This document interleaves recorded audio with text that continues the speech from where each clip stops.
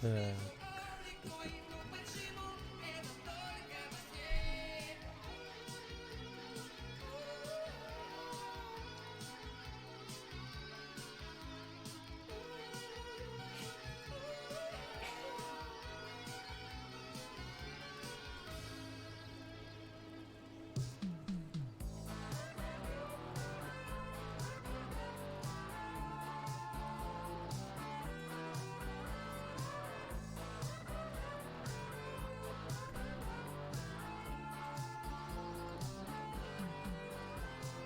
День отлета, день прилета, за день посчитаем. Нам приписан нашим веком скоростной режим. Мы как птицы, мы летаем. Так, сейчас. Потому что каждым часом дорожим.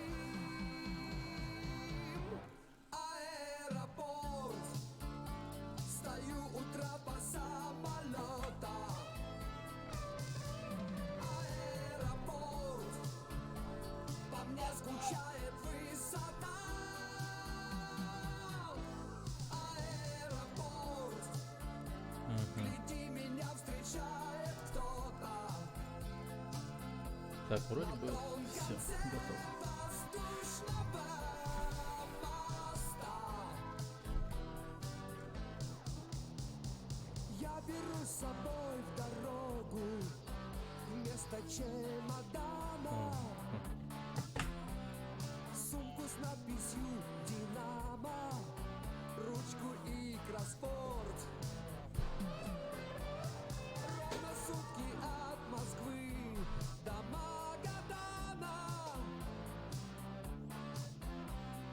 и обратно в свой родной аэропорт. Аригато!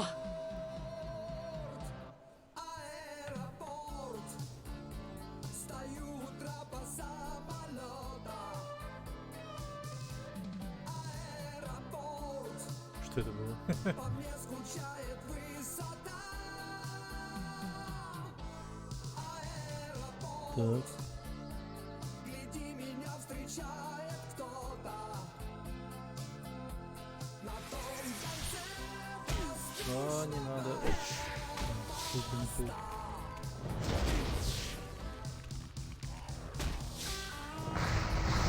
Я пока не могу прочитать это заклинание. Надо подождать.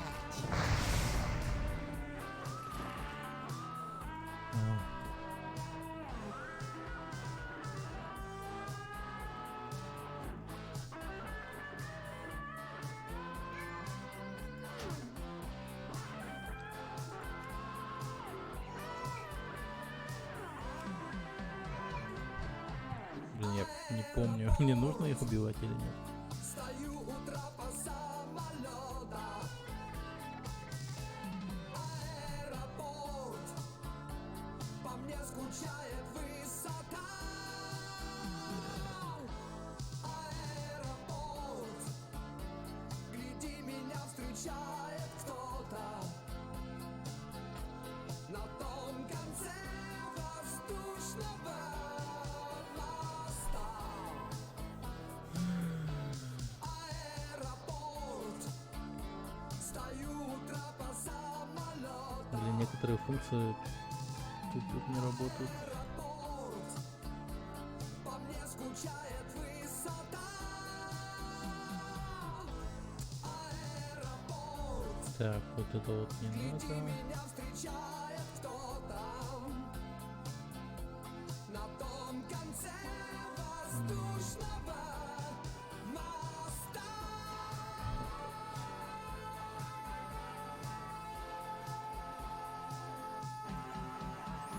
Нафталин ФМ. Вместо рекорда. Наши люди в булочную на такси не ездят.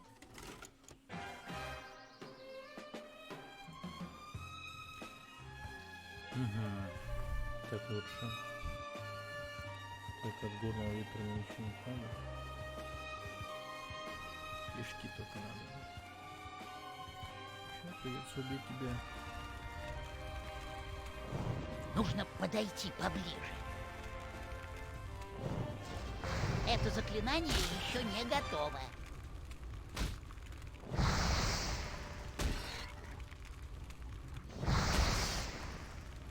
Фига там чувак заклинание читает. Произносит прям. Так.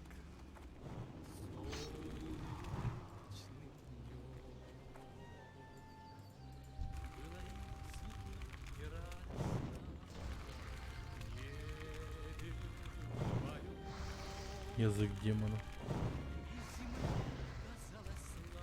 Рома Энкель Анцер.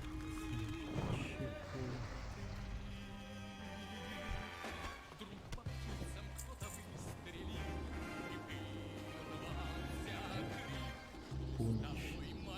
Чернокнижница.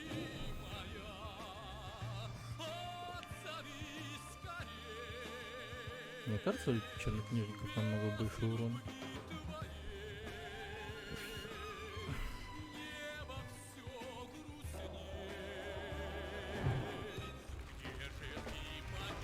Блядь.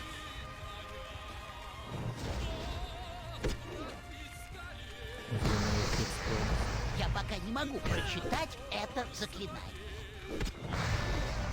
Убей его хотя побыстрее.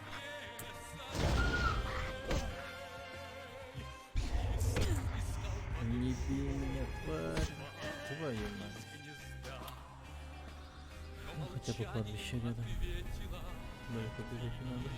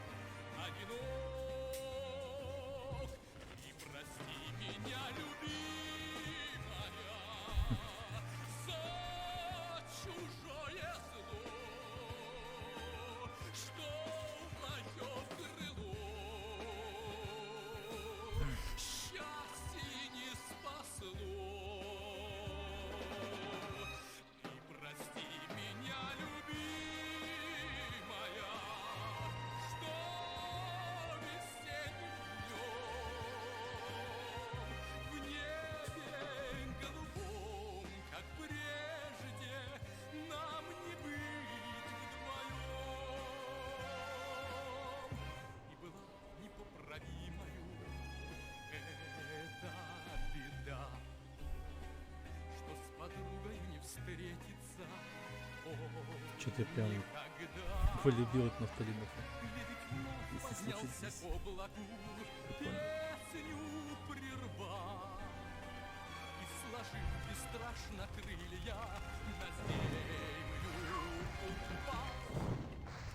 Надо подождать.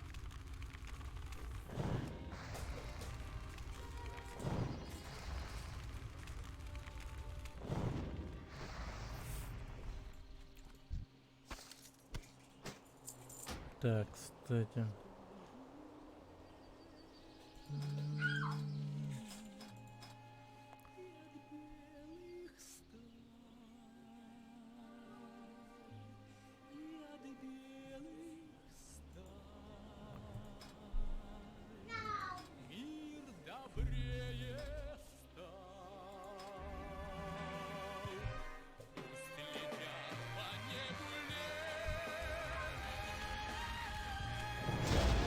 Это заклинание еще не готово.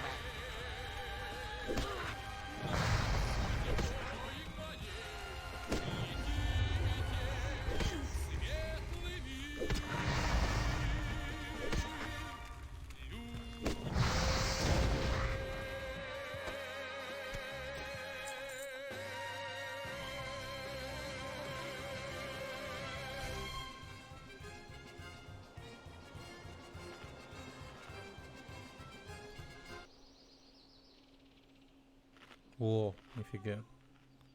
Ради рекорд чиллаут, ради атмосферы. Ну-ка, ну-ка.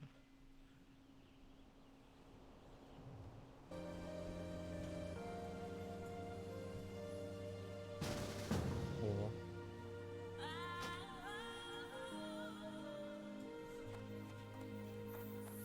Ладно, хуй с тобой, давай. Мне нужна цель.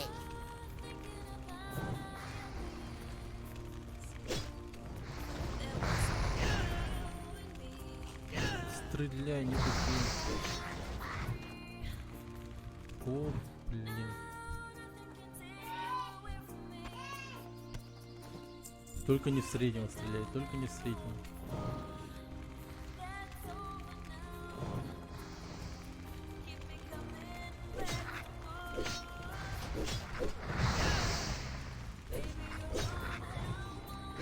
Я пока не могу прочитать это заклинание. Блядь. А, говно, ненавижу.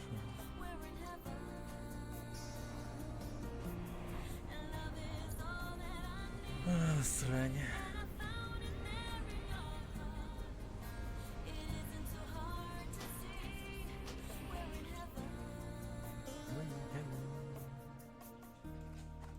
Слишком далеко.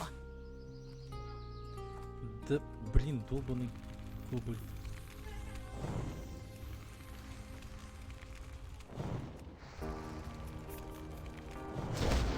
Надо подождать. Ну, умри уже.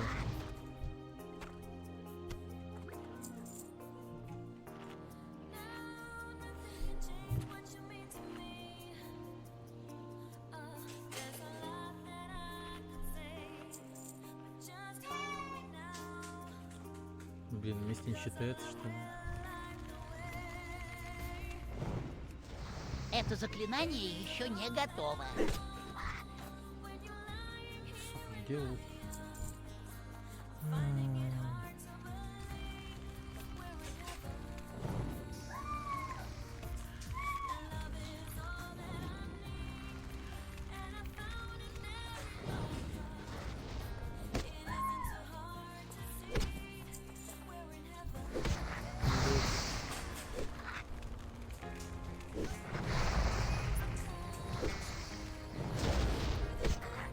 Сначала нужно выбрать цель.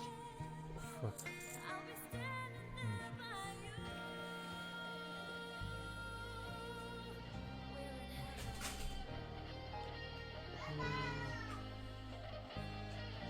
Еще 2 уха и можно идти дальше.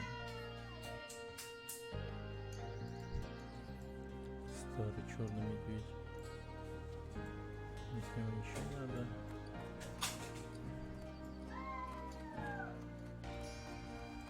О.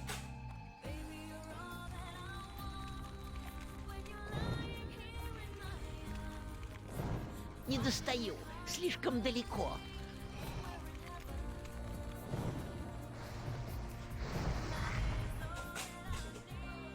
Ты говно. Да зашел, как говорится. Да зашел.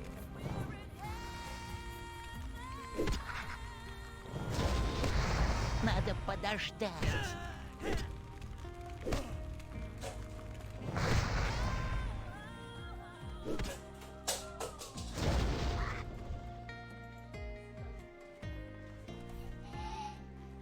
Ну че за прикол, а где?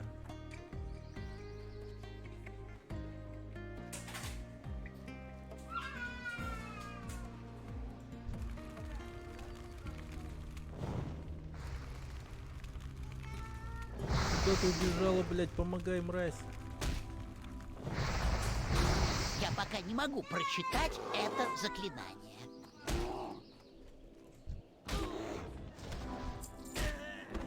Блядь, тормозная мразь. О. Нахуй если не убью, короче. Хотя мы убиваем намного больше, быстрее. Как бы качаемся. При этом я быстрее получается.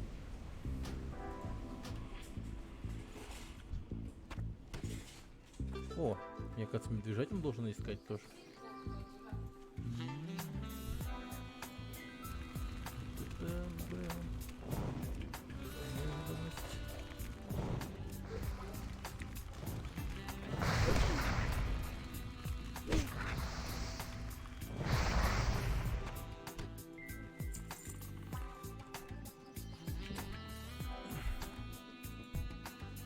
Так.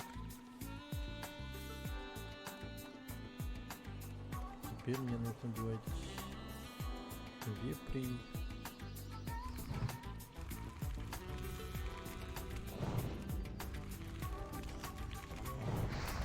Надо подождать. Это заклинание еще не готово. Только не критуй, пожалуйста. Я пока не могу прочитать это заклинание.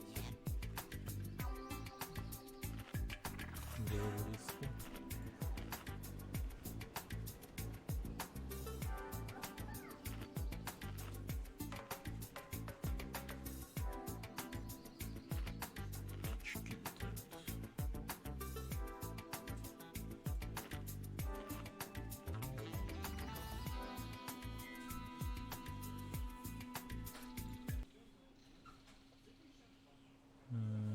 Радиус сумерки.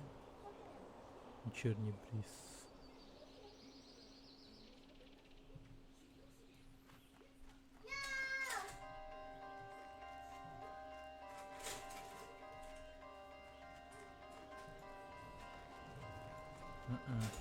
Хотя получили инфаркт от слова. Интересно.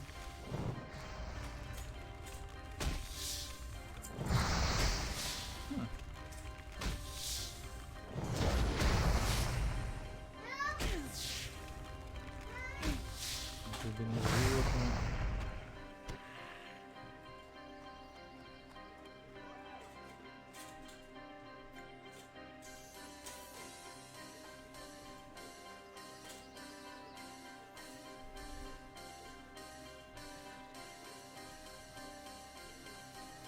Так, кто он там бил?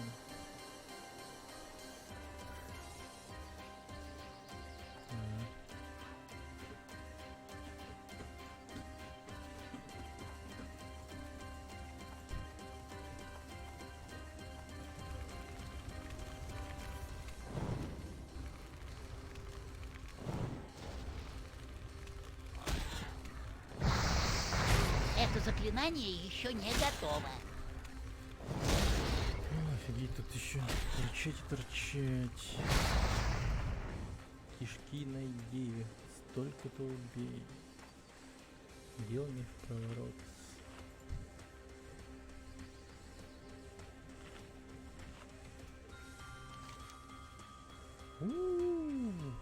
Щит. Кстати, тут шанс выпадения чуть... А, нет, это такой же, в принципе. Ладно, ходи сюда. А, я забыл. Баф. Я пока не могу прочитать это заклинание.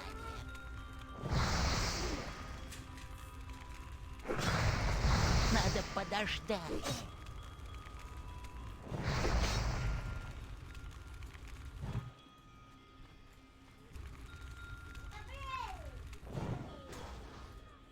Че это зачем? Осматься. 16-й. Блин.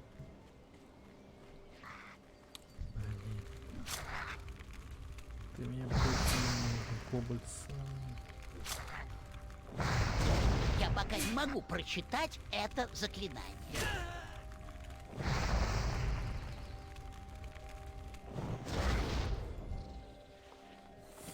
Так.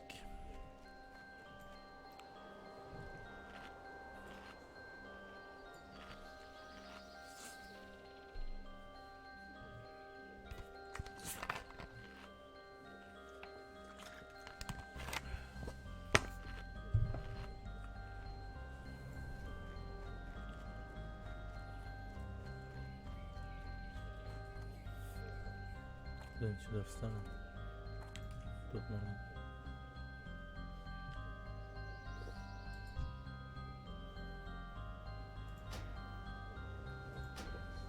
Так.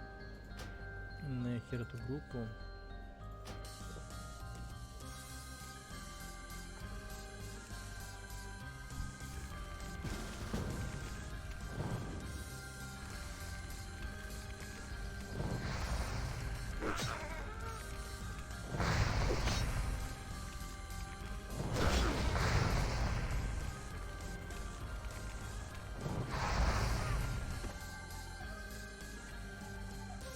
Найс. Хорошо, так быстрее намного.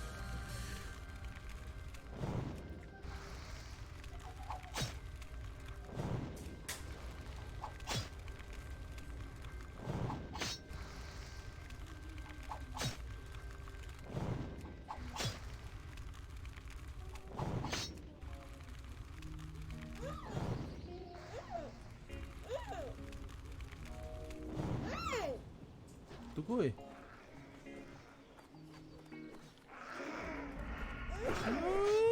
Открывай, открывай, открывай. Тут.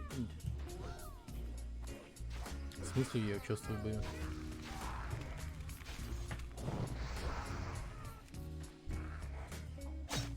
Да блять.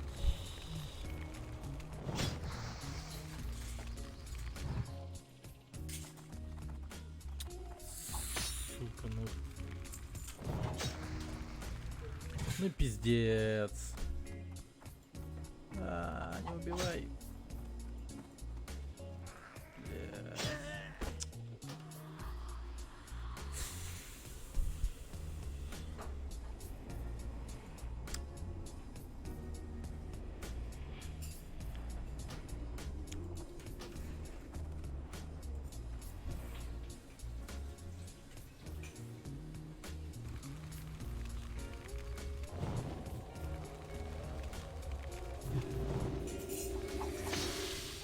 Да ёбаный ты паук-на. Слишком далеко. Надо подождать.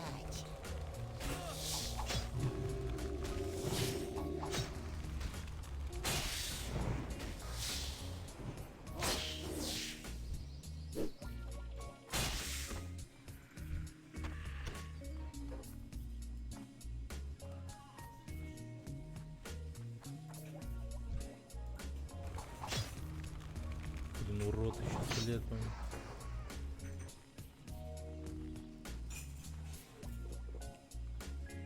Ай, говно. Дай поесть. Это нормально. Господи. Капец, тут часто воскрешают, нет? Кошмар.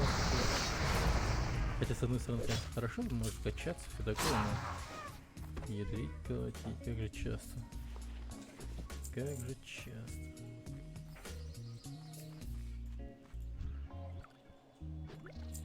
Слабо зелемана.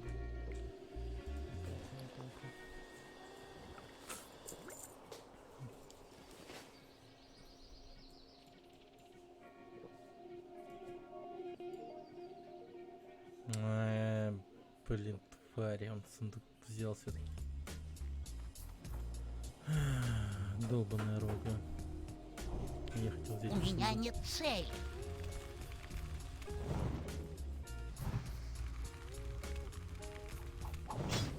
Ну, вперед.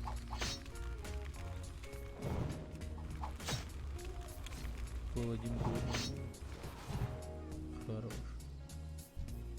Нужно подойти поближе.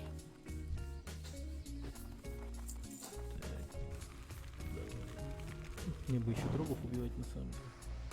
Че это разведчик?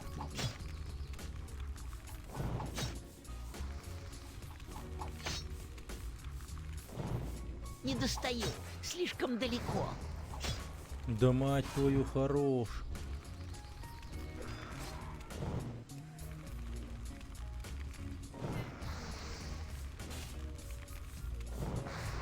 Мне нужна цель. Мана-мана. Пам-пам-парарам. Мана-мана. О, фак, чувак, выручай, выручай, выручай, спасибо. Ну бей его, лол. О, отлично, спасибо.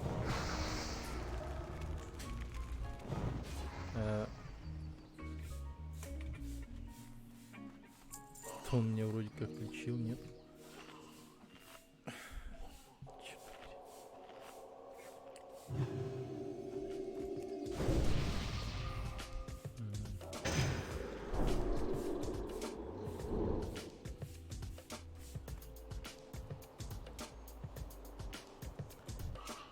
Нужно подойти поближе. Еще раз.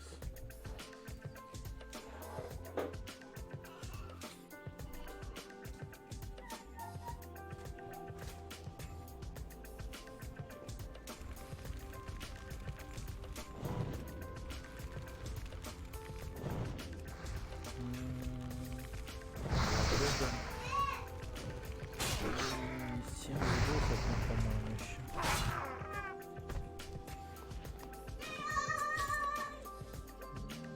Нет, опять зубов, 5 зубов. Да мать твою, разведчик говна. Фу. Это заклинание еще не готово.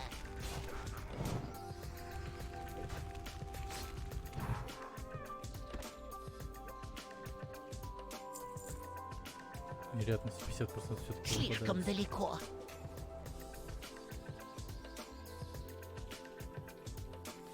Так, Не достаю. Слишком далеко.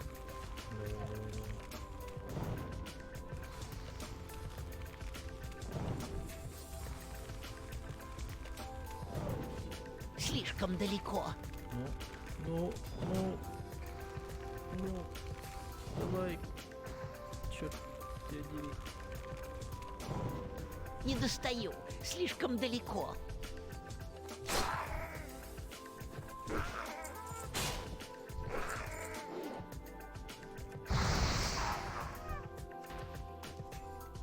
Так, срочно пеймана.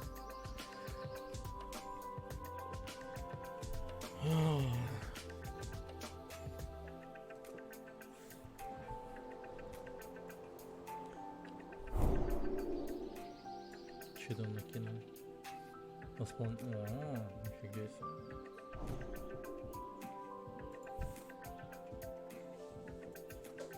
Блин, ну, круто.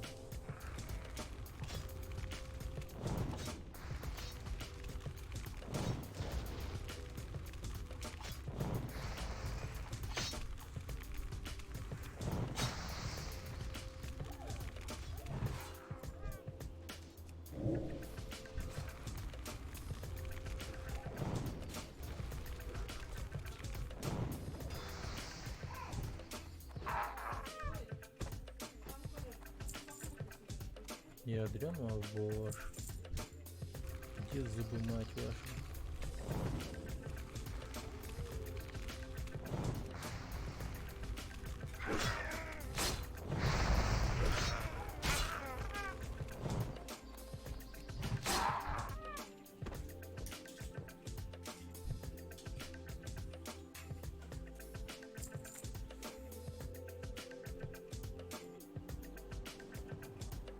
Нужно подойти поближе.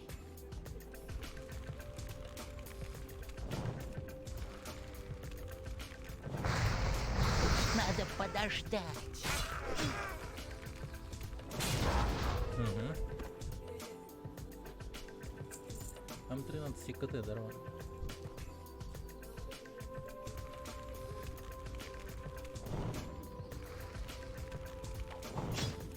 Не-не-не-не-не.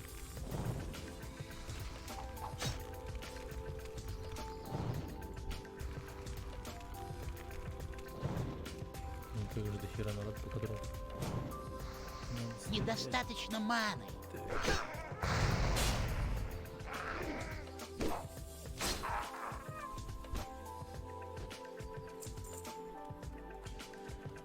О, черт. Черт.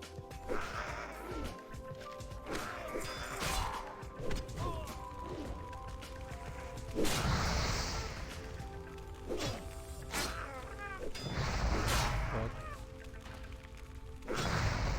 У меня мало маны. Спасай.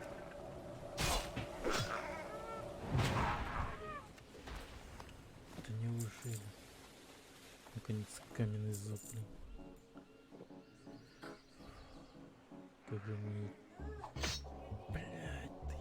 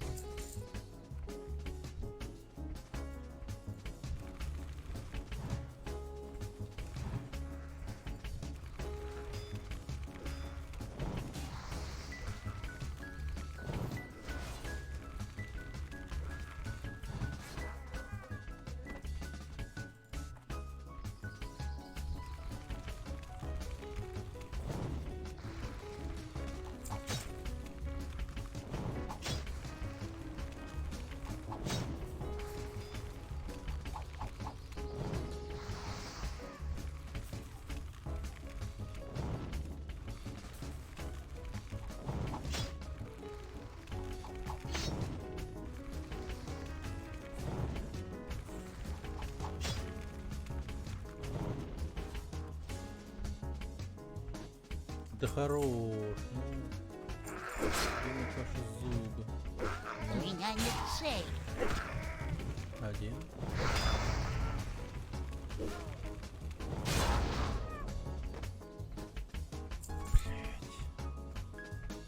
Блять. Что-то хреново выпадает зубы у них.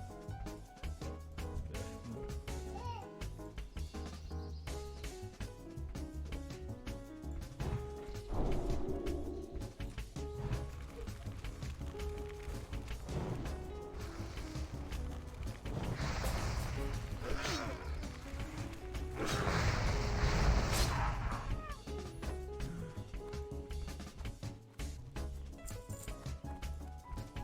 Слишком далеко.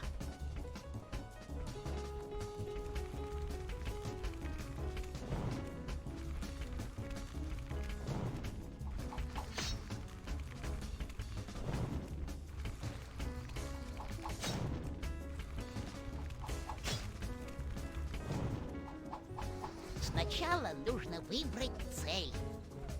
О, давай зуб, зуб, зуб, зуб.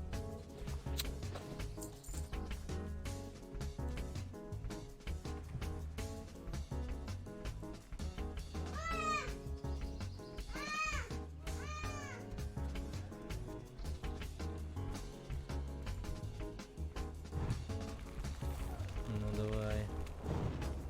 Дай мне зуб, ёб вашу мать. Так.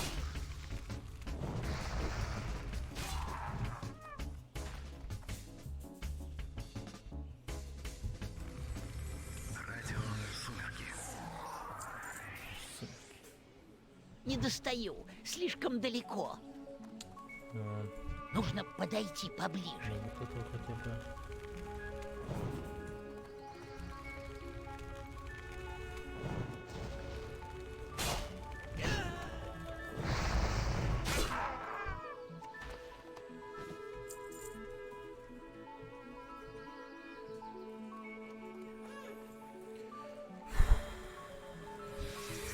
Так. Это заклинание еще не готово. У меня нет цели. Слишком далеко.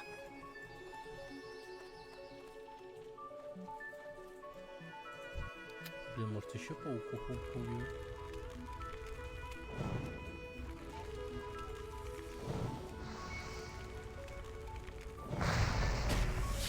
Лесной паук скрытый. Сначала нужно выбрать цель. Получу лимфа. Хотя бы так. Так.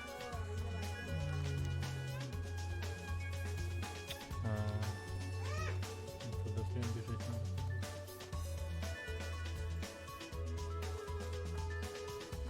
Горно-пехотинская драма. Здорово!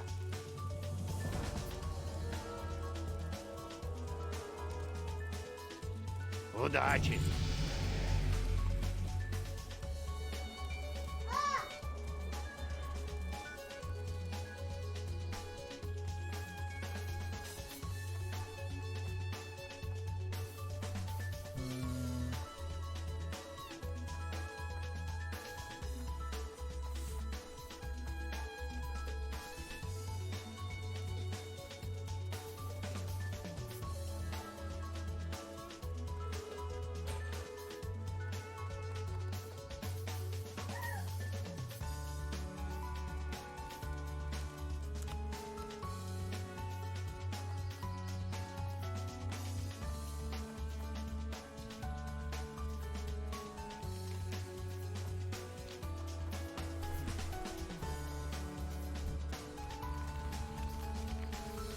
Нужно подойти поближе.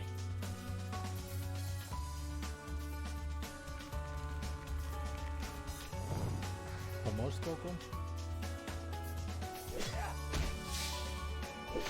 Как настроение? Опыта не дали. Блин.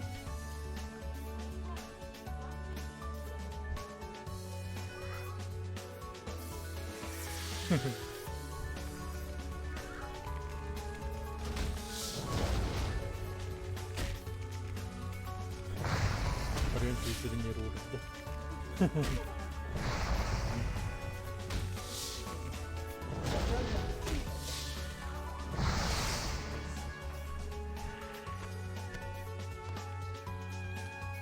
Кстати, вещи продам. Так, какие-то из рифонов,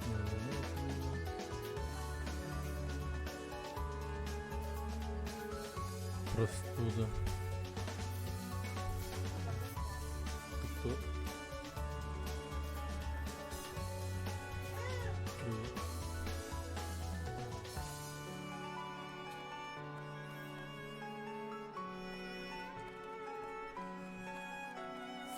Простуда, простуда.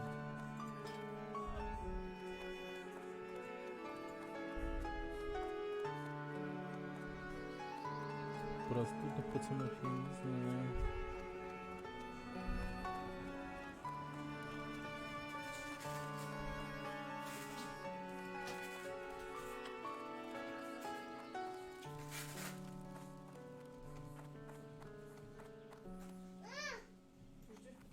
Так, Как жизнь? свободного дела. Держи шаг. Найс. Так, что тут еще? Удачи. Товар для горного дела. Ну, по-моему, мне не надо.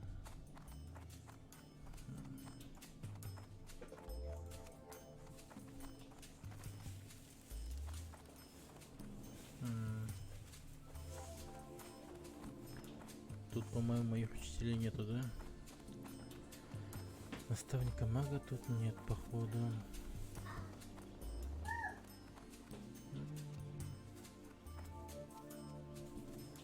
Металлург. Что я могу Так, тебе предложить? Давай-ка я тебе продам всякое. Доброго пути. Так, Здорово. здорово.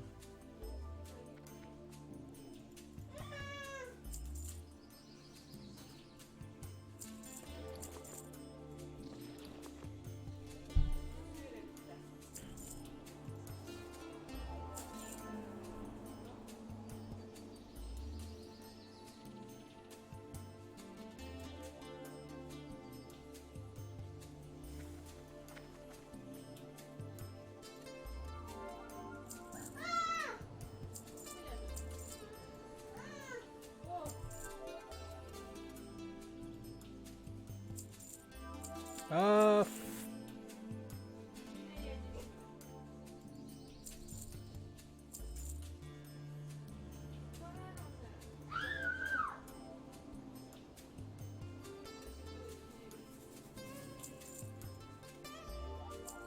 блин, я, короче, не До понял. скорой встречи. А, вот оно. Фу, ёп, кошмар. У меня лучшие товары в этих краях. Я подумал, я получу лимфу продал.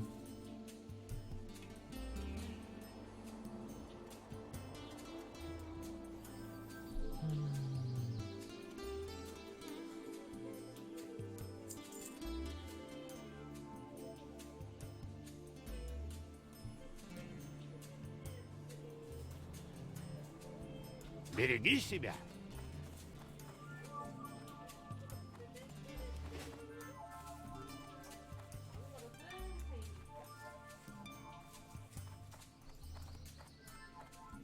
Пивка не хочешь?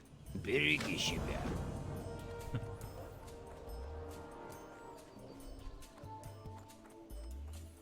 Так.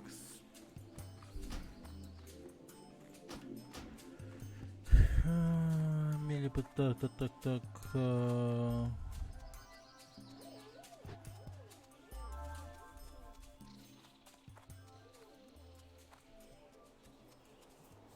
И вот этих людей я типа должен найти.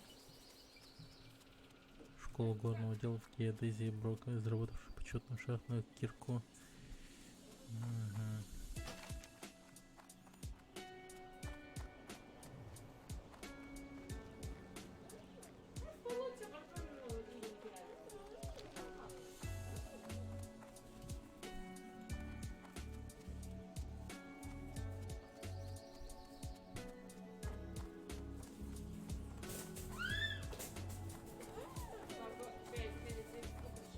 Я.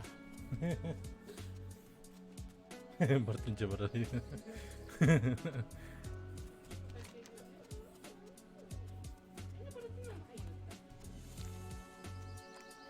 Так.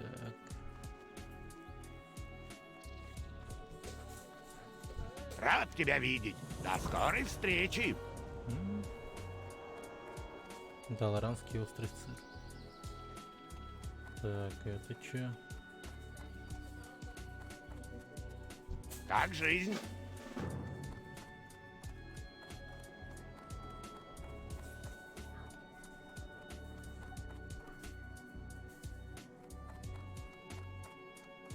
Ну, я слушаю. Чем могу помочь? Так, ну круто. Что там надо сделать? Головолом без... Понял. Головолома кого-то убить.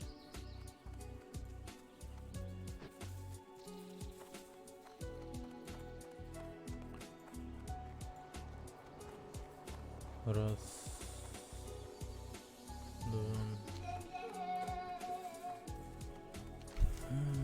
Делов там до хера, конечно. Так. Кишки вепря.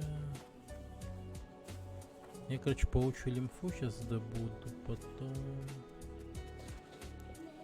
Вепря и медведя. Да, сейчас этим займусь лучше. Оловянная жила. О, неплохо.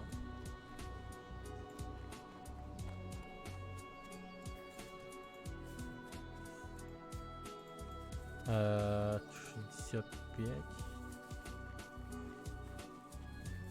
Блин, там медь.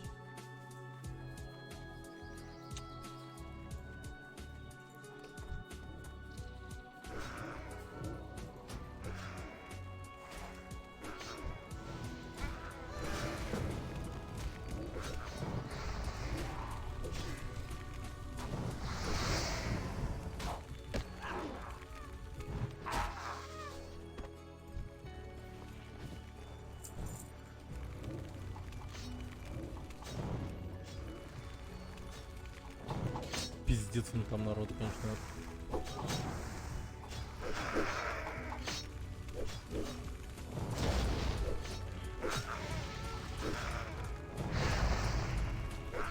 Хо-хо-хо.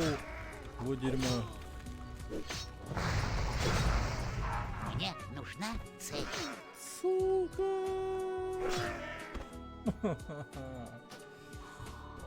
Как же.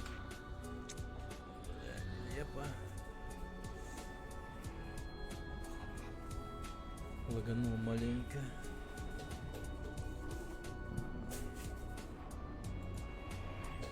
Бывает. Ну, а медведь.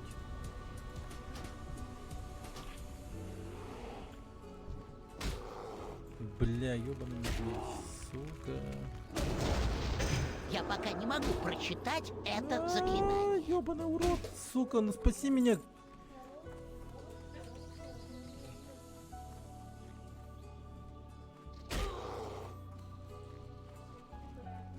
Ёб... Сука.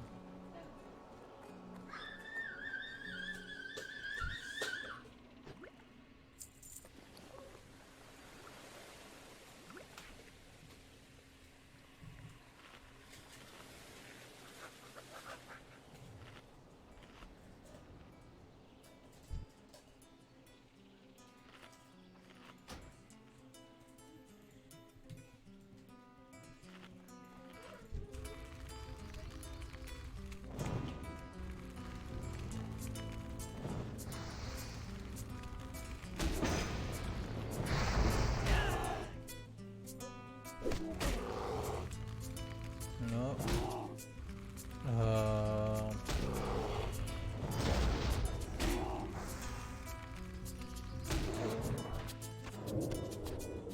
так, не бежать, ну хорошо. Так, мне...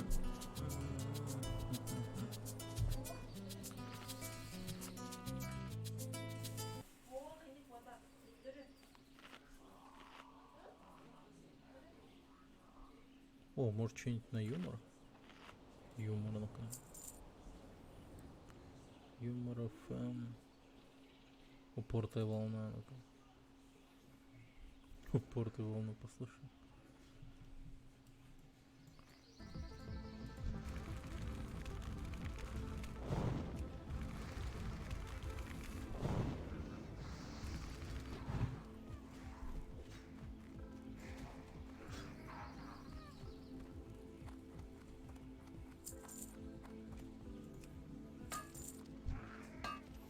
Ах ты гандон вонючий.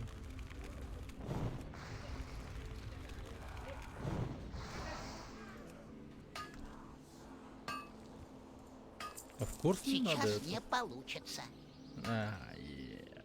По ножу медведя, yes.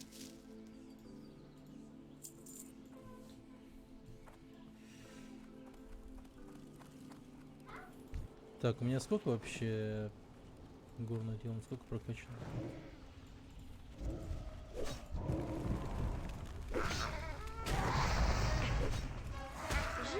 Как говорится, хорошо. А хорошо жить еще лучше. Точно.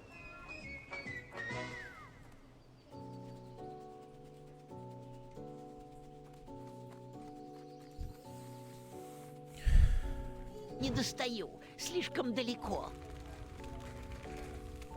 Нужно подойти поближе.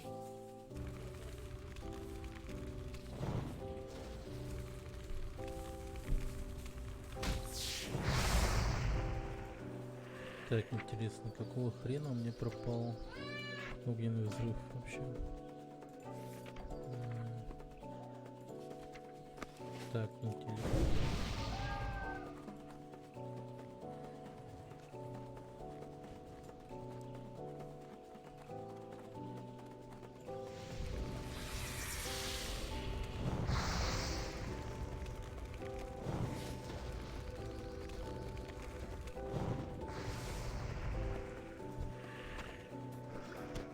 Так, лимфа, хорошо. Теперь мне детей надо убивать. Медведей.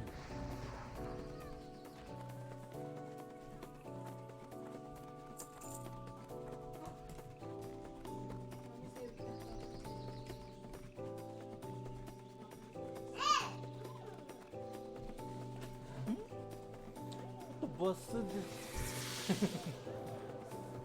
Аюна?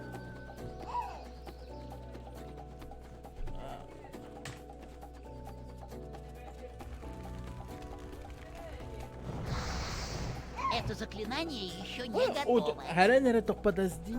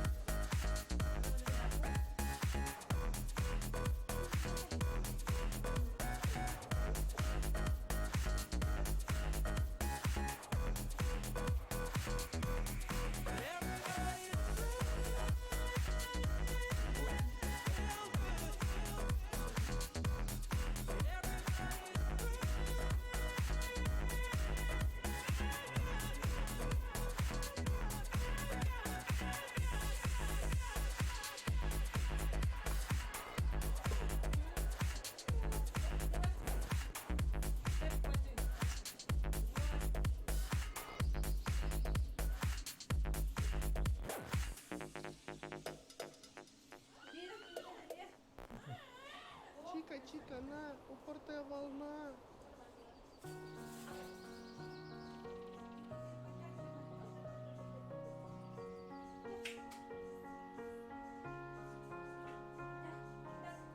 You were the shadow to my light. Did you feel us? Another star, you fade away. Afraid our aim is out of sight. Wanna see us alive. Where are you now? Where are you now? Это отдельно. Was it all in my fantasy? Where are you now? Eminim şarkıda saklandı. Eminim şu şarkıda saklandı gibi. Ha?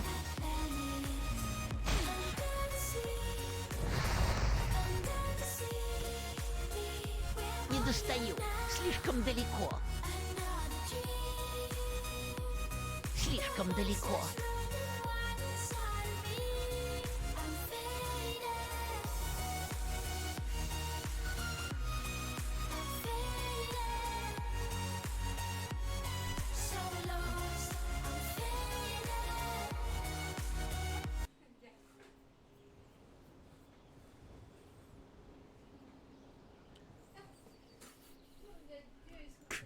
Радиоклассик. И все, что в пустыне далекой, в том крае, где солнце восход. Одна и грустна на утесе горючем прекрасная пальма растет. Еще не царствует река, но синий лед она уж топит. Еще Не достаю. Слишком далеко. Солнцем допит. Через притворенную дверь ты сердце шепчешь. Еще не любишь ты людей, не понимаешь, не можешь. Надо подождать.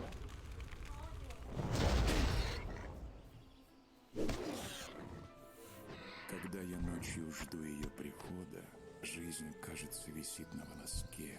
Что почести, что юность, Слишком что далеко. свобода пред милой гостьей с дудочкой в руке. И вот вошла, откинув покрывало, внимательно взглянула на меня и говорит: «Ты, Данте, диктатор страницы ада». Отвечаю: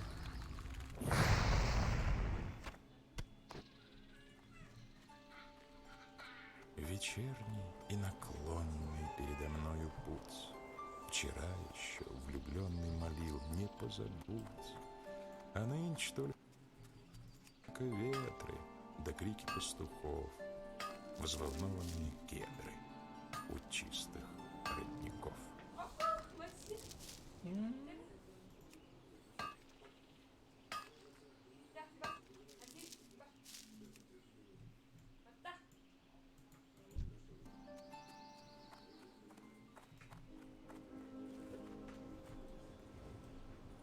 Задремали звезды золотые, гнулись сонные березки, растрепали шелковые косы, шелестят зеленые сережки и горят серебряные росы.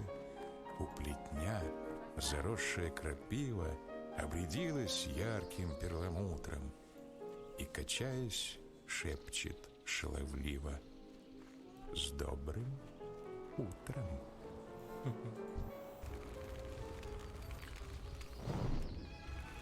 Чистый лоснится пол, стеклянные чаши блистают. Все уж увенчаны гости, и Я пока не могу прочитать это заклинание. Другой открывает амфору, запах веселой вина разливает речи, сосуды светлой студеной воды, золотистые хлеба, янтарный мед и сыр молодой. Все готово. Весь убран цветами, жертвенник, хоры поют. Но в начале трапезы, о други, должно творить возлияние, вещать благовещие речи, должно бессмертных молить, да сподобят нас чистой душою правду блюсти, ведь оно ж и легче. Теперь мы приступим. Каждый в меру свою напивайся. Беда невелика в ночь, возвращаясь домой, на раба опираться. Но слава гостю, который за чашей беседует мудро и тихо.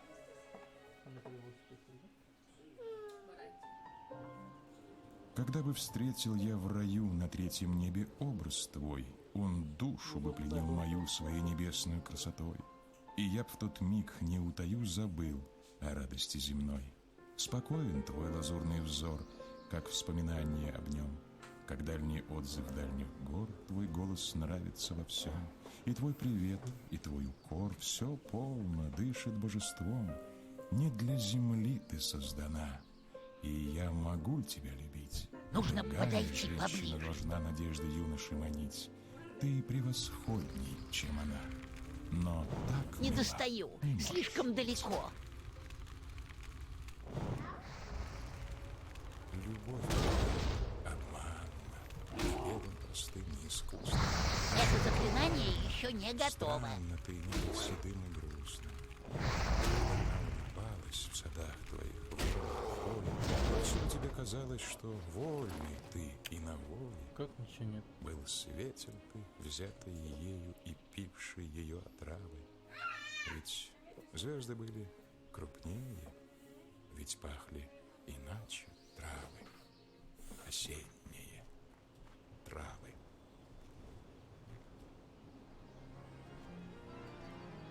Вся мысль моя — тоска по тайне звездной, вся жизнь моя — стояние над бездной.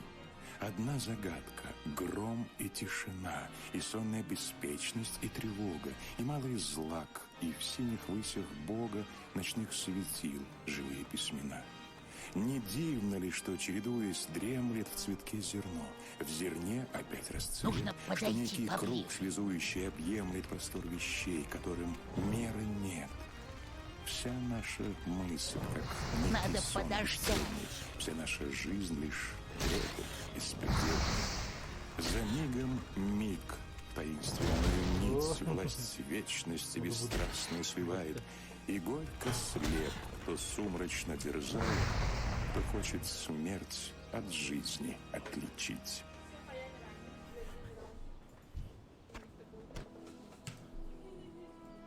Устало все кругом.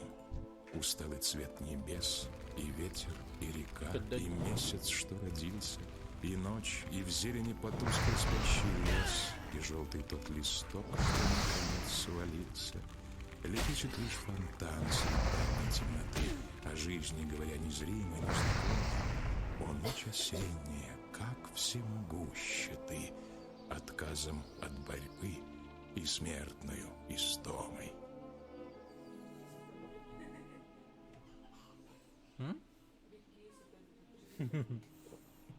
Он не Killer, да? Можно жить с закрытыми глазами, не желая в мире ничего, и навек проститься с небесами и понять, что все кругом мертво.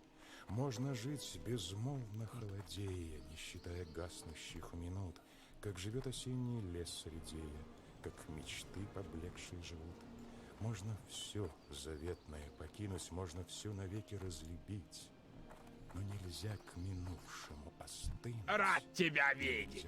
Добром пути. У меня лучшие товары в этих краях. Доброго пути. В ярость друг меня привел. Гнев излил я, гнев прошел. Добро Враг пожаловать. обиду мне нанес, я молчал. Но гнев мой рос. Я таил его в тиши, в глубине своей души. То слезами поливал, то улыбкой согревал. Рос он ночью, рос он днем. Зрел До я скорой на встречи. нем. Яда сладкого полно. Знал мой недруг, чье оно. Темной ночью в тишине он прокрался в сад ко мне и остался недвижим, ядом скованный моим.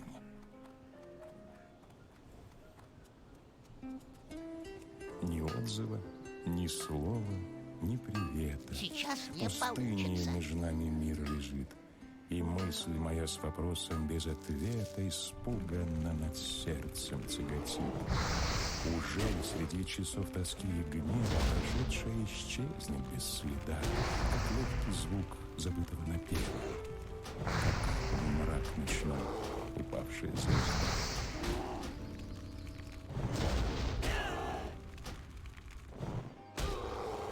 Я устал от этих снов, от восторгов этих цельных гармонических перов и напевов колыбельных. Я хочу порвать лазурь успокоенных мечтаний. Я хочу горящих зданий, я хочу кричащих бурь. Упоение покоя, усыпление ума. Пусть же вспыхнет море зноя, пусть же в сердце дрогнет тьма. Я хочу иных брецаний для моих иных перов. Я хочу кинжальных слов и предсмертных восклицаний. Слепые живут на ощупь, трогая мир руками, не зная света и тени, ощущая камни. Из камня делают стены. За ними живут мужчины, женщины, дети, деньги. Поэтому несокрушимые лучше обойти стены. А музыка в них упрется. Музыку поглотят камни, и музыка умрет в них, захватанная руками. Плохо умирать ночью, плохо умирать на ощупь. Так значит, слепым проще. Слепой идет через площадь. Тебя не знаю я. Болезненные крики на рубеже твоем рождала грудь моя, и были для меня мучительны и дикие условия первые земного бытия. Сквозь слез младенческих обманчивой улыбкой надежда озарить сумела мне чело. И вот всю жизнь с тех пор ошибка за ошибкой я все ищу добра и нахожу лишь зло. И дни сменяются утратой и заботой. Не все ли равно, один или много этих дней? Хочу тебя забыть над тяжкой работой, но миг, и ты в глазах с бездонностью своей. Что ж ты, зачем? Молчат и чувства, и познания, чей глаз хоть заглянул на роковое дно. Ты — это ведь я сам. Ты только отрицание всего, что чувствовать, что мне узнать дано. Что же я узнал? Пора узнать, что в мироздании, куда ни обратись, Слишком вопрос, далеко. а не ответ. А я дышу, живу и понял, что в незнании команду пыль надо. одно прискорбно, Команда пыль надо. но страшного в нем Да, вон нет. цилиндр.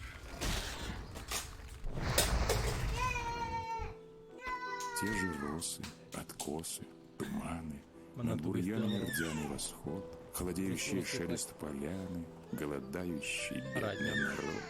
И в раздолье на воле неволя, и суровый свинцовый Не наш достаю, край слишком нам далеко. бросает с холодного поля, посылает нам крик «Умирай!» И все умирают. Не дышишь, смертоносных не слышишь угроз, безысходные возгласы слышишь и рыданий, и жалоб, и слез.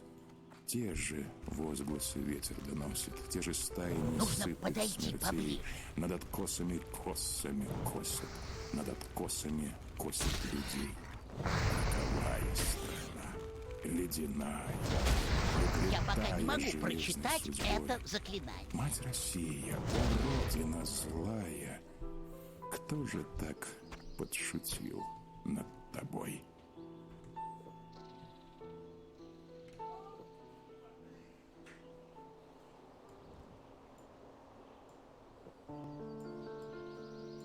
Юноша бледный, со взором горящим, ныне даю я Это тебе три значит, завета. Первый прими, не живи настоящим, только грядущая область поэта. Помни второй, никому не сочувствуй, сам же себя полюби беспредельно. Третий храни, поклоняйся искусству, только ему, безраздумно, бесцельно.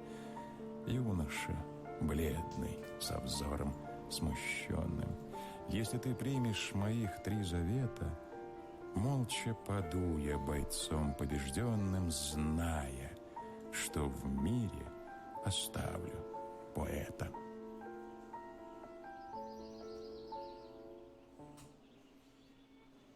Кое-как удалось разлучиться и постылый огонь тушить. Враг мой вечный, пора научиться вам кого-нибудь вправду любить. Я-то вольная, все мне забава. Ночью муза слетит утешать, а на утро притащится слава, погремушкой над духом трещать. Обо мне и молиться не стоит, и, уйдя, оглянуться назад. Черный ветер меня успокоит, веселит золотой листопад, как подарок. А мне вечером-то хорво. И забвенье, как благодать. Но скажи мне, на крестную муку ты другую посмеешь послать?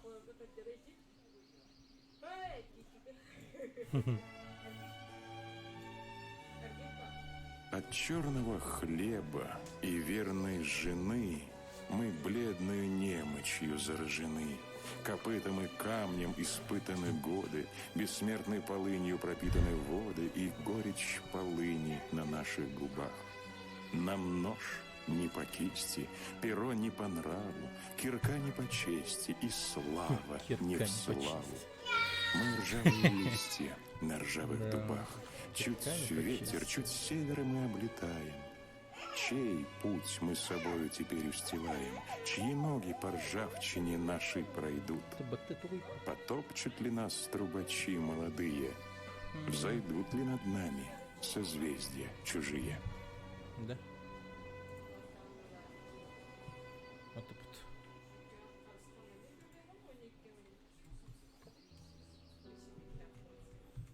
вот. Расстались мы, и встретимся ли снова? И где и как мы встретимся опять, то знает Бог, а я отвык уж знать, да и мечтать мне стало нездорово. Знать и не знать уже не все равно. Грядущее неумолимо, строго, как водится, расстались мы давно, и зная то, я знаю слишком много. Поверь я то, что знание беда, сбывается. Стареем мы прескоро в наш скорый век. Так в ночь от приговора сидит осужденный иногда. Мне ни к чему одические рати и прелести лирических затей. По мне в стихах все быть должно не кстати, не так, как у людей.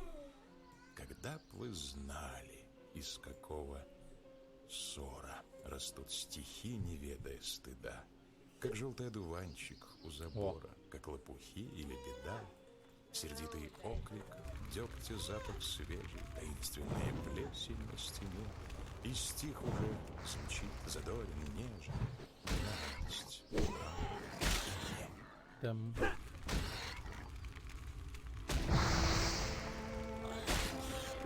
На это скажет мне с улыбкой неверной: смотрите, вы поэт уклонный, лицемерный, вы нас морочите, вам слава не нужна, смешной и суетной вам кажется она.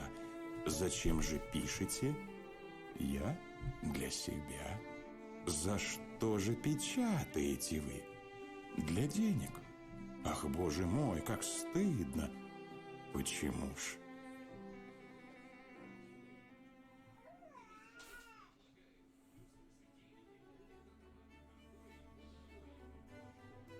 Как Какой тяжелый, темный Ня. бред. Сильно Как тихо. эти выси мутно-лунные, касаться скрипки столько лет и не узнать при свете И струны. тут когда на бар. Кому ж нас надо? Кто зажег два желтых лика, два унылых? И вдруг почувствовал смычок, что кто-то взял и кто-то слил их. О, А там как все по-другому давно. все. Сквозь эту Посмотришь, тьму поймешь. скажи одно: ты Тали, Тали. И струны ластились к нему, звеня, но ластясь трепетали. Не правда ли, больше никогда мы не расстанемся, довольно? И скрипка отвечала «да», но сердцу скрипки было больно. Смычок все понял, он затих, а в скрипке эхо все держалось. И было мукою для них, что людям музыкой казалось.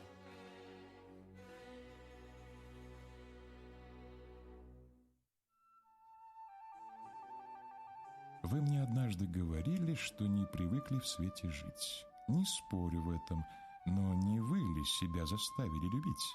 Все, что привычкою другие приобретают, вы и душой, и что у них слова пустые, то не обман у вас одной.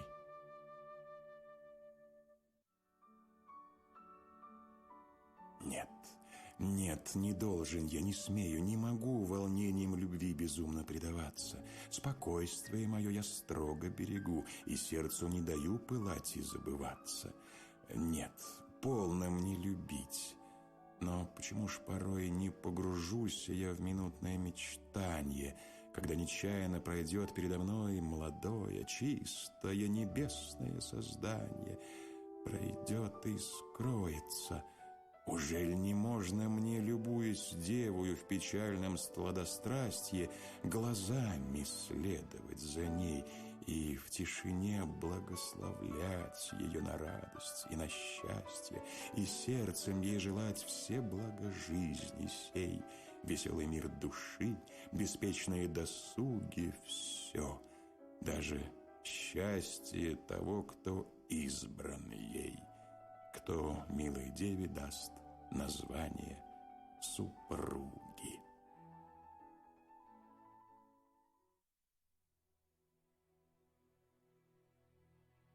Все расхищено, предано, продано.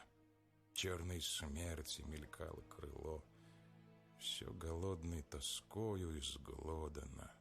Отчего же нам стало светло? Днем дыханиями веет вишневыми, небывалый под городом лес, ночью блещет созвездиями новыми глубь прозрачных июльских небес. И так близко подходит чудесное к развалившимся грязным домам никому, никому неизвестное, но от века желанное нам.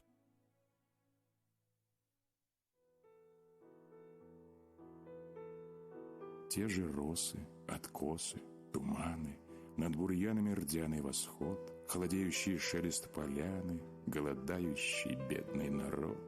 И в раздолье на воле неволя, и суровый свинцовый наш край нам бросает с холодного поля, посылает нам крик «Умирай!», как и все умирают. Не дышишь, смертоносных не слышишь угроз, безысходные возгласы слышишь и рыданий, и жалоб, и слез. Те же возгласы ветер доносит, те же стаи несытых смертей над откосами косами косят, над откосами косят людей. Роковая страна, ледяная, проклятая железной судьбой. Мать Россия, о Родина злая, кто же так подшутил над тобой?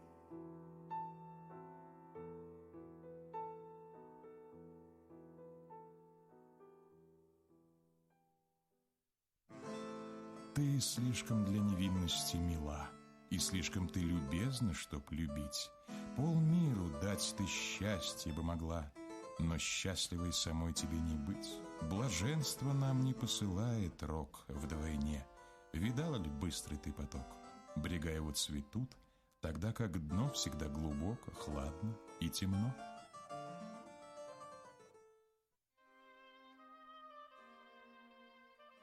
Цвести средь немолчного ада, то грузных, то гулких шагов, и стонущих блоков, и чада, и стука бильярдных шаров. Любиться, пока полосою кровавый не вспыхнул восток, часочек, покуда с косою не сладился белый платок. Скормить помыканием и злобом из сердца, и силы дотла, чтоб дочь за глазетовым гробом горбатая с зонтиком шла.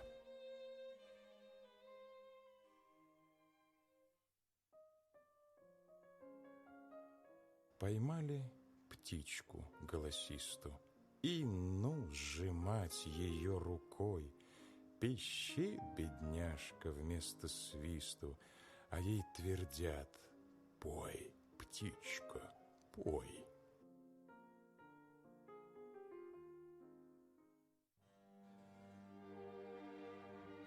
Мы снова встретились с тобой, но как мы оба изменились! Года унылой чередой от нас невидимо сокрылись. Ищу в глазах твоих огня, ищу в душе свои волнения. Ах, как тебя, так и меня убило жизни тяготенье.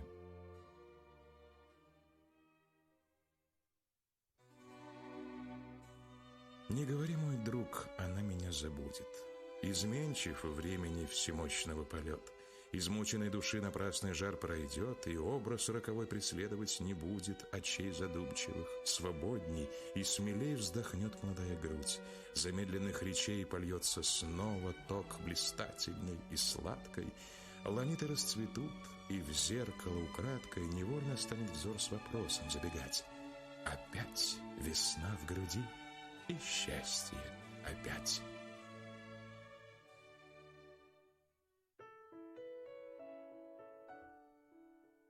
Сладок запах синих виноградин, дразнит опьяняющая даль. Голос твой глух и безотраден, никого мне, никого не жаль.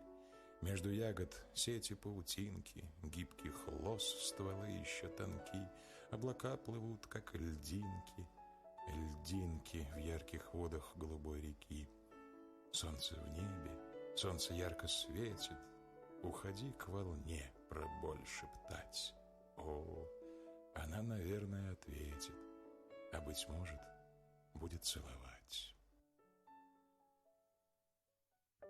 Предпоследний этаж раньше чувствует тьму, чем окрестный пейзаж.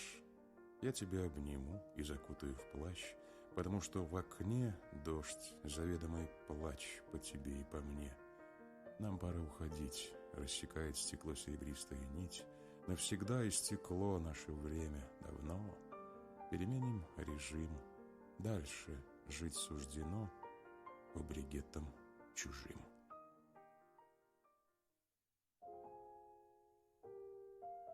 Снова пьют здесь, дерутся и плачут, под гармоники желтую грусть, проклинают свои неудачи, вспоминают московскую Русь. И я сам, опустясь головою, заливаю глаза вином, чтоб не видеть в лицо роковое, чтоб подумать хоть миг об ином. Что-то всеми навек.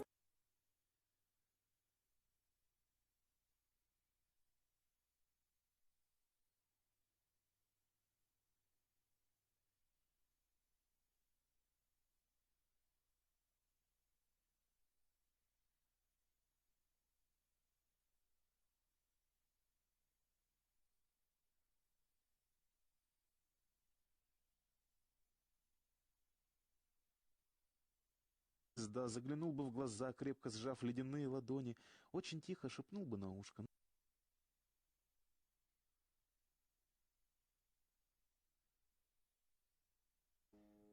Гармонист спиртом сифилис лечит, что в киргизских степях получил. Май мой синий, июнь. Таких не подмять, не рассеять, бесшабашность им гнилью дана. Ты, Россия моя, Россия, азиатская сторона.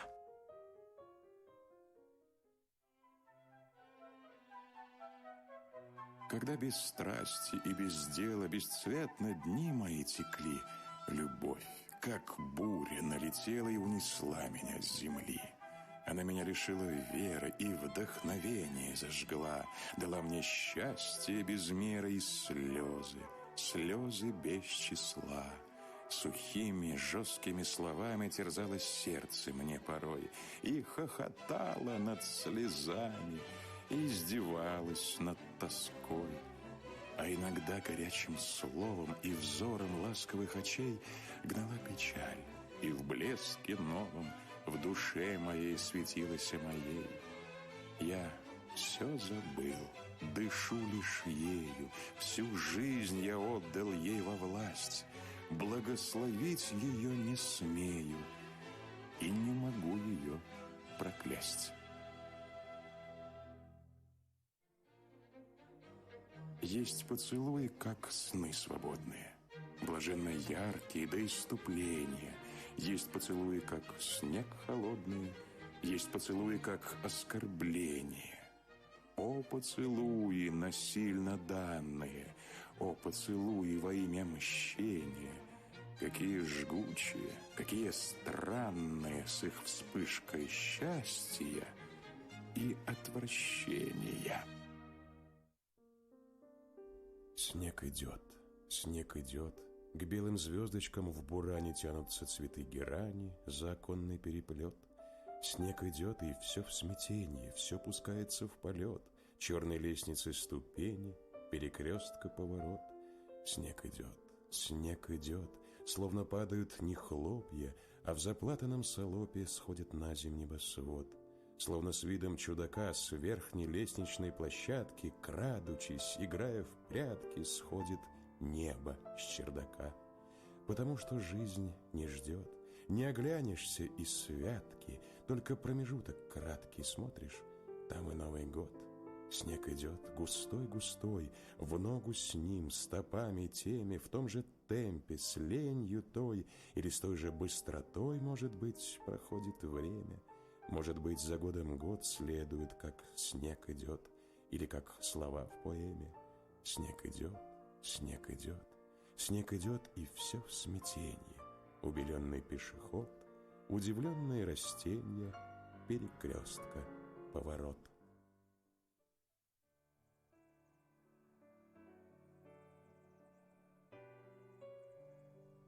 Многое еще, наверное, хочет быть воспетым голосом моим. То, что бессловесное грохочет, или во тьме подземный камень точит, или пробивается сквозь дым, у меня не выяснены счеты с пламенем и ветром и водой. Оттого-то мне мои дремоты вдруг такие распахнут ворота и ведут за утренней звездой.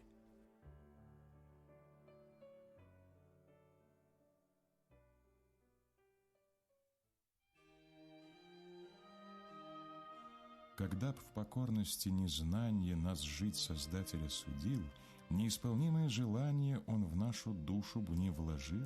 Он не позволил бы стремиться к тому, что не должно свершиться. Он не позволил бы искать в себе и в мире совершенства, когда б нам полного блаженства не должно вечно было знать. Далеко-далеко от меня кто-то весело песню поет, и хотела бы повторить ей я, да разбитая грудь не дает. Тщетно рвется душа до нее, ищет звуков, подобных в груди, потому что вся сила моя истощилась еще впереди. Слишком рано я начал летать за мечтой идеала земли, рано начал на счастье роптать, разбираясь в прожитой дали. Рано, пылкой душою своей, я искал себе мрачного дня, и теперь не могу вторить ей, потому что нет сил у меня.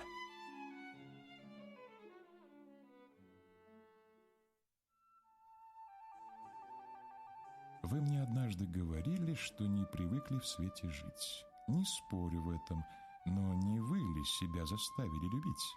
Все, что привычкою другие приобретают, вы душой, и что у них слова пустые, то не обман у вас одной.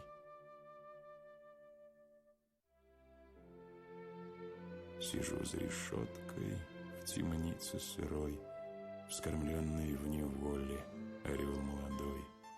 Мой грустный товарищ, махая крылом, кровавую пищу клюет за окном.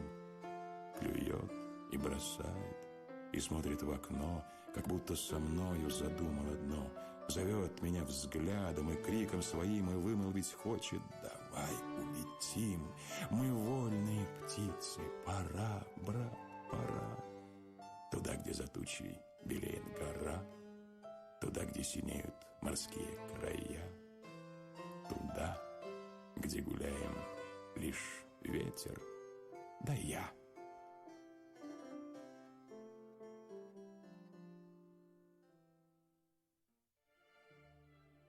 Показать бы тебе, насмешнице и любимице всех друзей, царскосельской веселой грешнице, что случится с жизнью твоей. Как 300-я с передачей под крестами будешь стоять и своею слезою горячую новогодний лед прожигать. Там тюремный тополь качается, и ни звука, а сколько там неповинных жизней кончается.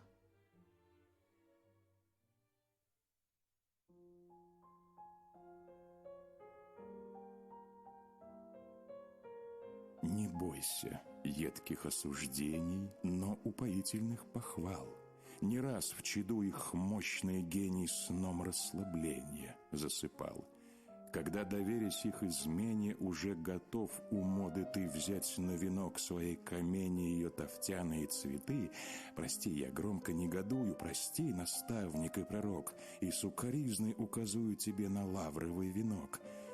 Когда по ребрам крепко стиснут пегас удалым седаком, не горе, ежели прихлыснут его критическим хлыстом.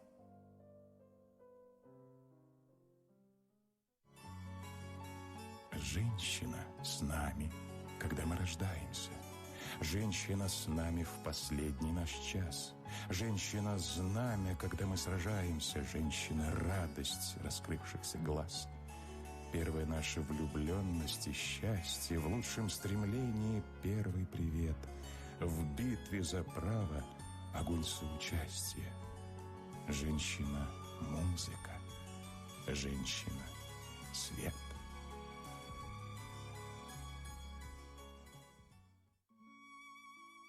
Нередко люди и бранили, и мучили меня за то, что часто им прощал я то, чего б они мне не простили.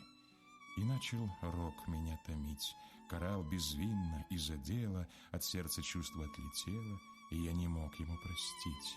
Я снова меж людей явился с холодным сумрачным челом, но взгляд, куда б ни обратился, встречался с радостным лицом.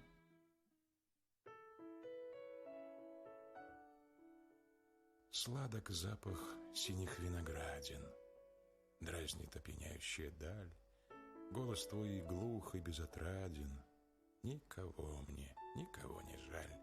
Между ягод сети паутинки, гибких лос стволы еще тонки, облака плывут, как льдинки, льдинки в ярких водах голубой реки.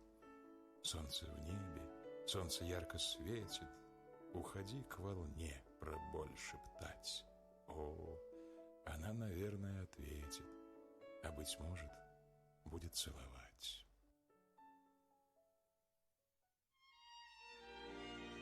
Я шел по выжженному краю каких-то сказочных дорог. Я что-то думал, что не знаю, но что не думать я не мог. И полумертвые руины полузабытых городов безмолвны были, как картины, как голос памятных годов.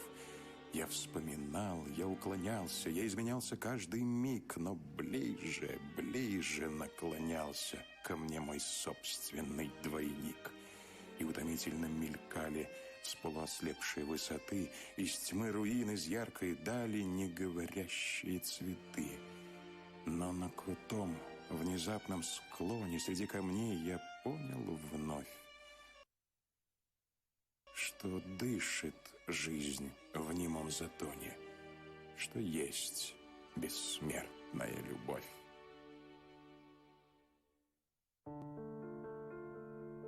Юноша бледный, со взором горящим, ныне даю я тебе 3 завета.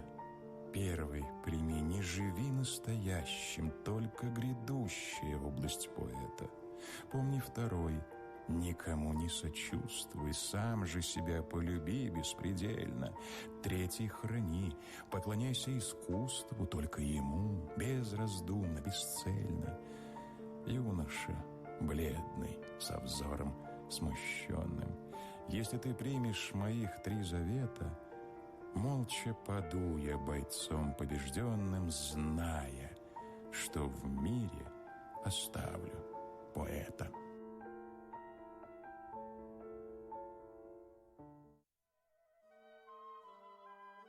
Мы пьем из чаши бытия с закрытыми очами, золотые омочив края своими же слезами. Когда же перед смертью с глаз завязка упадет, и все, что обольщало нас, с завязкой исчезает, тогда мы видим, что пуста была золотая чаша, что в ней напиток был мечта, и что она не наша.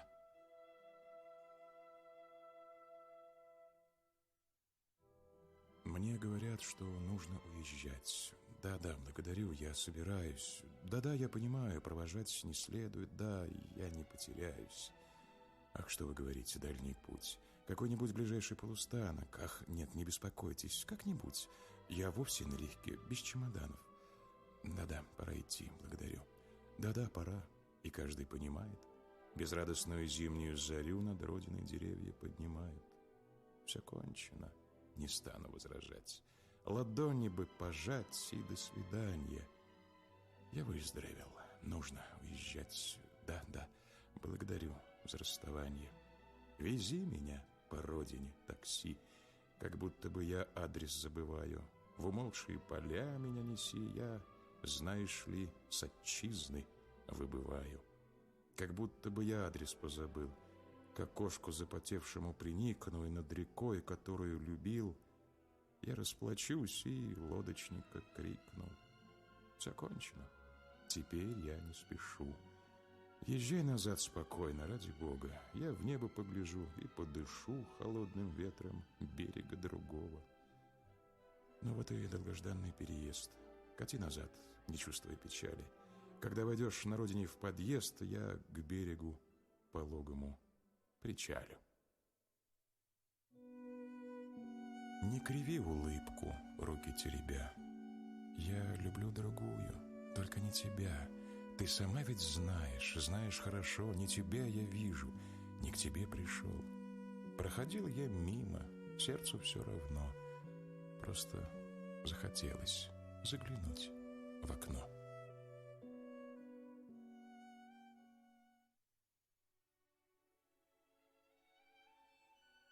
В каждых сутках есть такой смутный и тревожный час. Громко говорю с тоской, не раскрывши сонных глаз. И она стучит, как кровь, как дыхание тепла, как счастливая любовь, рассудительна и зла.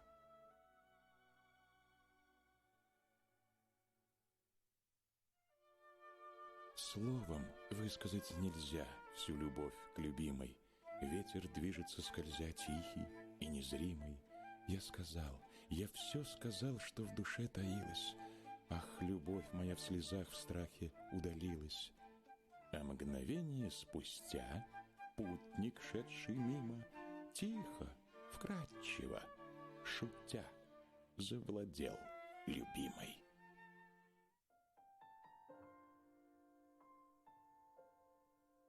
Один из голубых и мягких вечеров. Стебли колючие, нежный шелк тропинки, и свежесть ранняя на бархате ковров, и ночи первые на волосах росинки.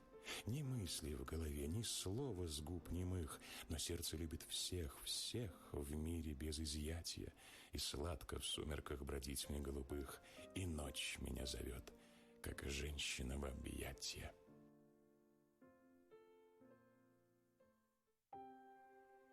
Есть города, в которые нет возврата.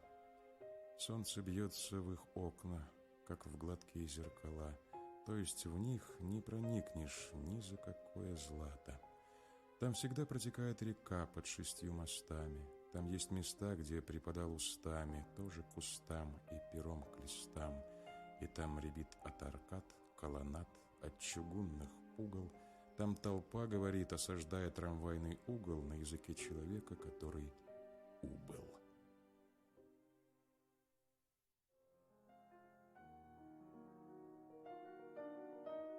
Мороз и солнце, день чудесный.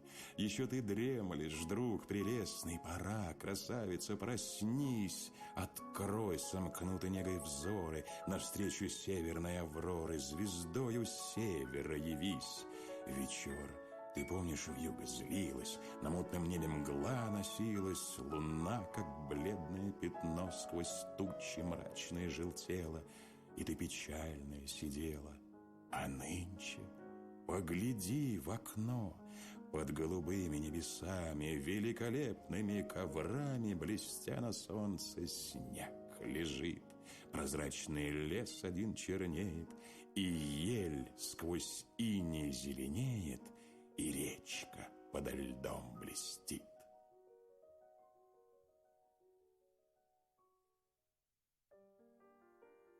О, жизнь без завтрашнего дня!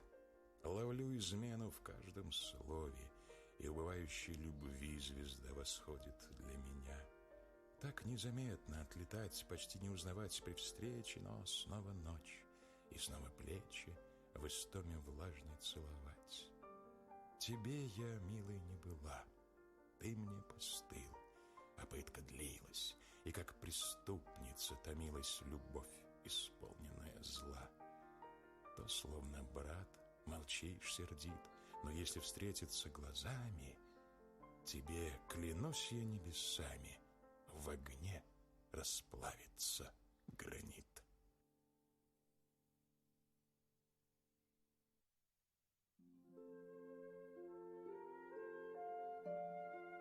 Добра чужого не желать ты, Боже, мне повелеваешь.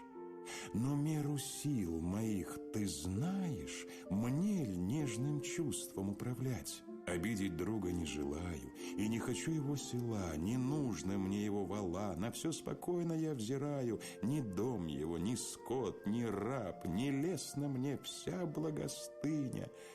Но ежели его рабыня прелестна, Господи, я слаб. И ежели его подруга мила, как ангел воплоти, о, Боже, праведный, прости мне зависть к блаженству друга. Кто сердцем мог повелевать? Кто раб усилий бесполезных? Как можно не любить любезных? Как райских благ не пожелать? Смотрю, томлюся и вздыхаю, но строгий долг умею чтить. Страшусь желанием сердца льстить, молчу, и втайне я страдаю.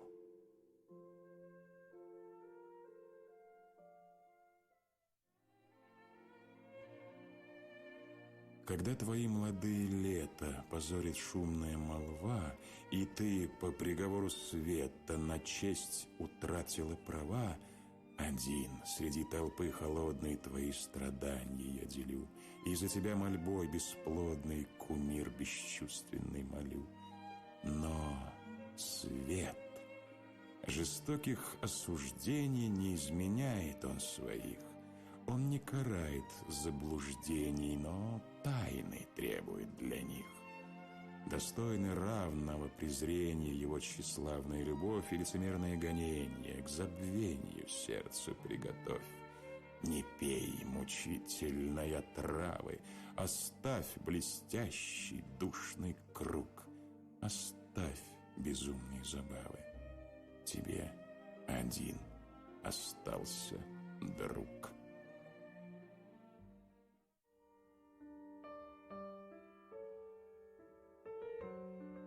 Те, кто любят, но в любви с ней же борются, как с болью, не подымут бунт в крови. Эти любят против воли. Ну а тот, кто признает только избранных красавиц или к одним уродам льнет, тот отъявленный мерзавец. Да и тех я не терплю, кто нам дарит уйму денег. Но зато и не хвалю тех, кто даром нас разденет. Неужели нет мужчин, с кем навек соединиться? Выход, видимо, один — в самое себя влюбиться.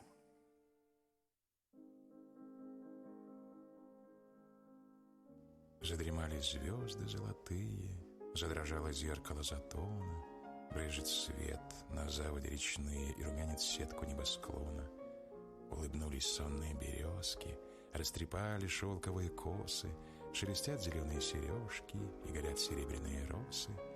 У плетня заросшая крапива обрядилась ярким перламутром и, качаясь, шепчет шаловливо: «С добрым утром!»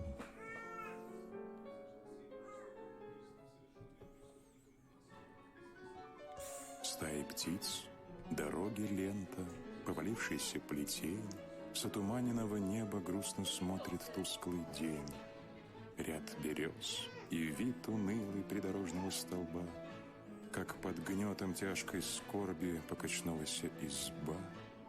Полусвет и полусумрак, и невольно рвешься вдаль, и невольно давит душу бесконечная печаль.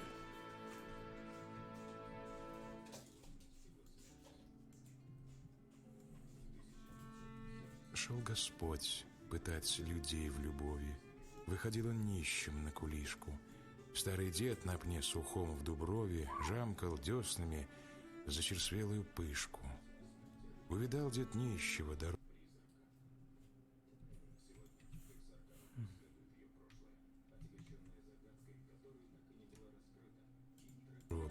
на тропинке с клюшкой железной и подумал: вишь, какой убогой, знать, от голода качается болезный. Пожуй, маленько крепче будешь.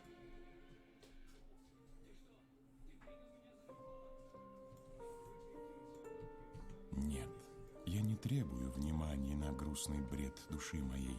Не открывать свои желания привыкнул я с давнишних дней. Пишу рукой небрежной, чтоб здесь, через много скучных лет, от жизни краткой, но мятежной, какой-нибудь остался след. Быть может, некогда случится, что все страницы пробежав, на эту взор ваш устремится, и вы промолвите: он прав. Быть может, долго стих унылый тот взгляд удержит над собой, как близ дороги столбовой пришельца памятник могилы.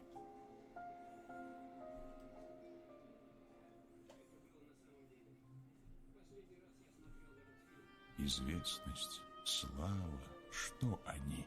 А есть у них над мною власть, и мне они велят себе на жертву все принести. Я влачу мучительные дни без цели, оклеветан, одинок, но верю им. Неведомый пророк мне обещал бессмертие, и живой я смерти отдал все, что дар земной.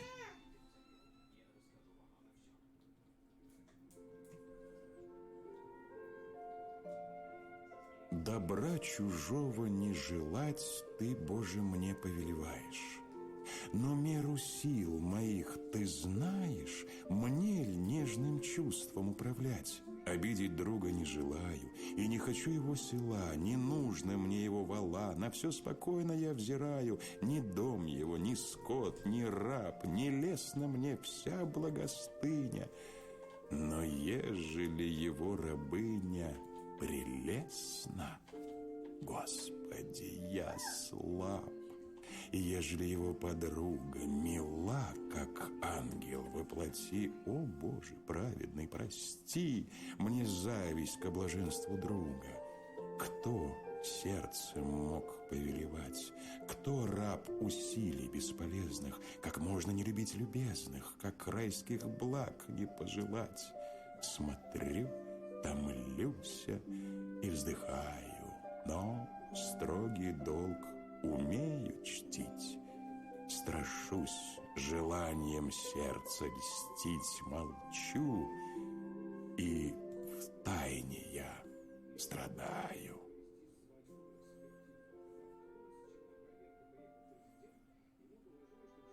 И был в ночи мне сон чудной. Была я девой молодой, со мною бился ангелок, ледышку соблазнить не мог.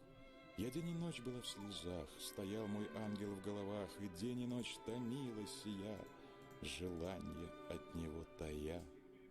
Тогда меня покинул он. Зарей зарделся небосклон, девичьим страхом поскорей дала я 1000 мечей. Вернулся ангел из ночи. Зачем при мне мои мечи? Молодое время пронеслось, пришла пора седых волос.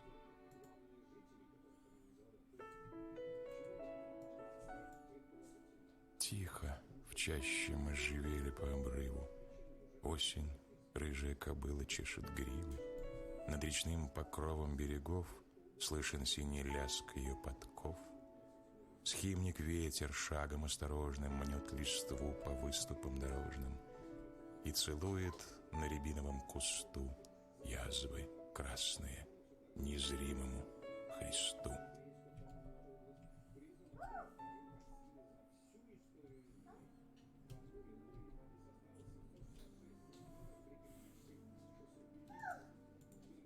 Мы знаем, что ныне лежит на весах и что совершается ныне.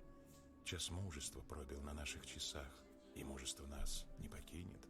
Не страшно под пулями мертвыми лечь, не горько остаться без крова, и мы сохраним тебя, русская речь, великое русское слово. Свободным и чистым тебя пронесем, и внукам дадим, и от плена спасем навеки. Царь небес, успокой дух болезненный мой, заблуждения земли мне забвение пошли, и на строгий твой рай силы сердцу подай.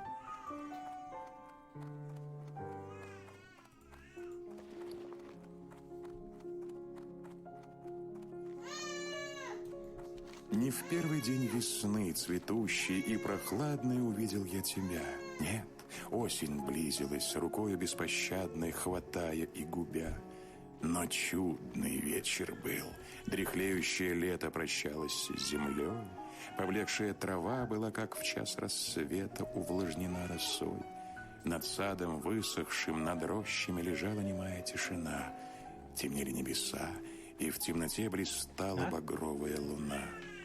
Не в первый сон любви, цветущий и мятежный, увидел я тебя. Нет, прежде пережил я много грусти нежной, страдая и любя. Но чудный вечер был, беспечными словами прощался я с тобой. Томилась грудь моя и новыми мечтами, и старою тоской. Я ждал, в лице твоем пройдет ли тень печали, не брызнет ли слеза. Но ты смеялась, и в темноте блистали светло твои глаза.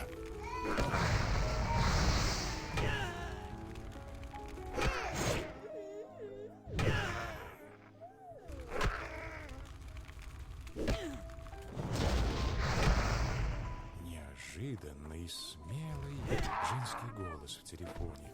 Сколько сладостных гармоний в этом голосе без тела. Счастье. Шаг твой благосклонный не всегда проходит мимо. Слаще лютни Серафима ты и в трубке. телефонный.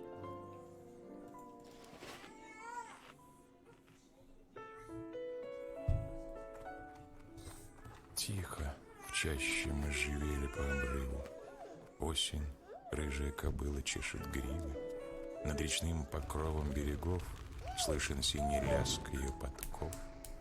Схимник ветер шагом осторожным мнет листву по выступам дорожным и целует на рябиновом кусту язвы красные, незримые Христу.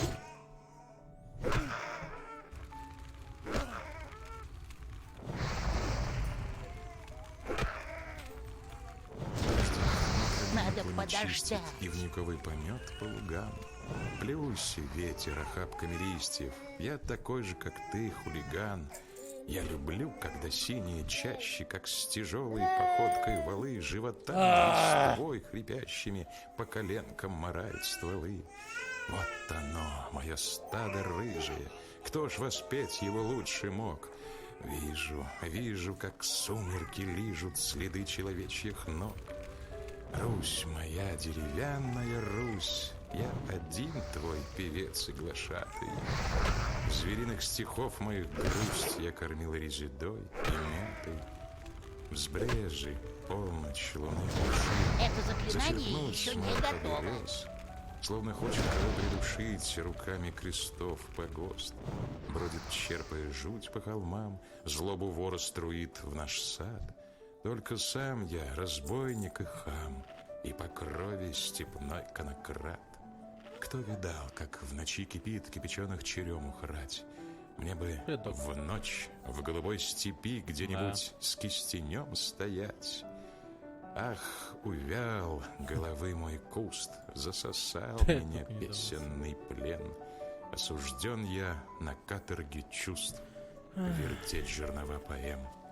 Но не бойся, безумный ветер, плюй спокойно листвой по лугам.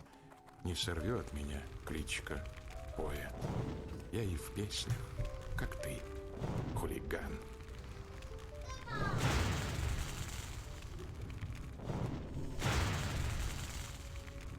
Любовь покоряет обман на первом поцелуе искусным.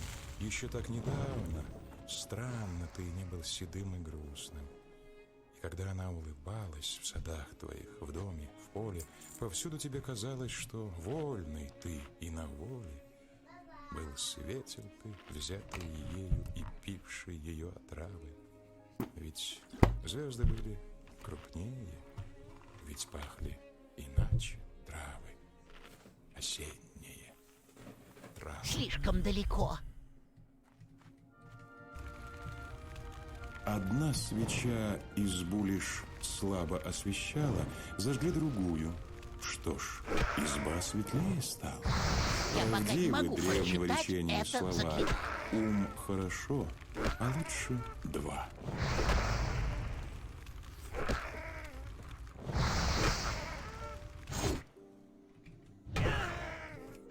Это заклинание еще не готово. Поздний вечер, холодно и нет огня в дому. Лампа догорела, больше нечем разогнать сгустившуюся тьму. Так, ладно.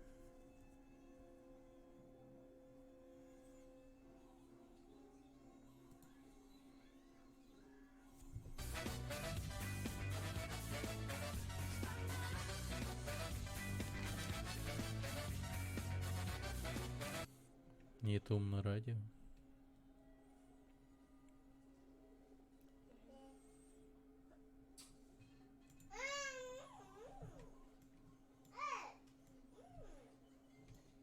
Часть пойдет на саженцы. Предполагается вот больше в этом году чего закупить. Есть ли тоже распределение саженцев по муниципалитетам? Скажем, вот в Красногорске нужно такие-то деревья посадить. У нас установка губернатора, и Андрей Юрьевич ее очень четко и ясно выразил, что сажать мы должны красивые декоративные растения, которые радуют глаз.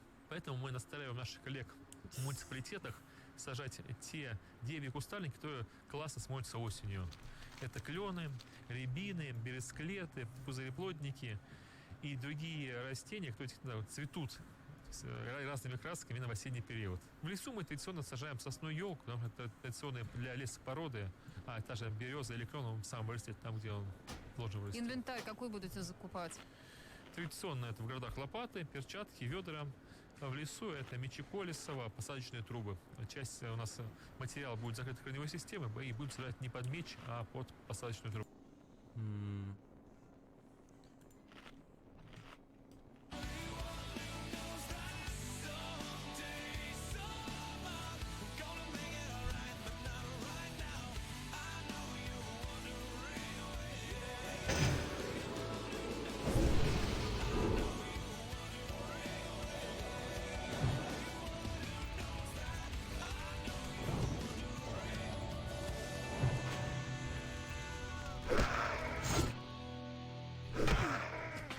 Надо подождать.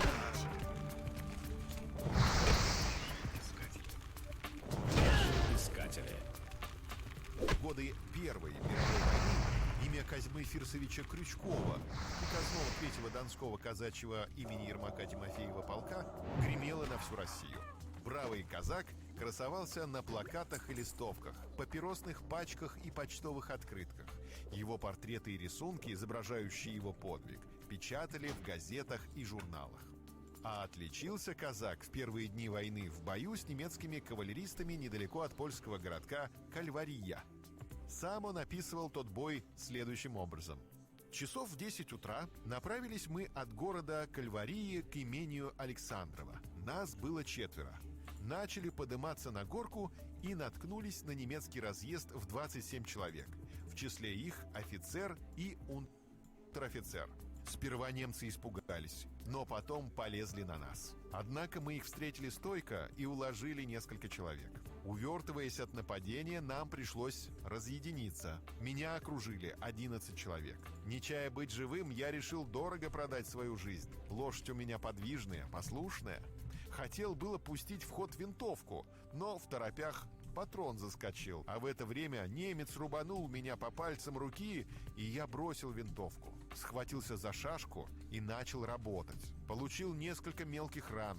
За каждую рану отвечаю смертельным ударом, от которого немец ложится пластом навеки. Уложив несколько человек, я почувствовал, что с шашкой трудно работать, а потому схватил их же пику и ею поодиночке уложил остальных. В это время мои товарищи справились с другими.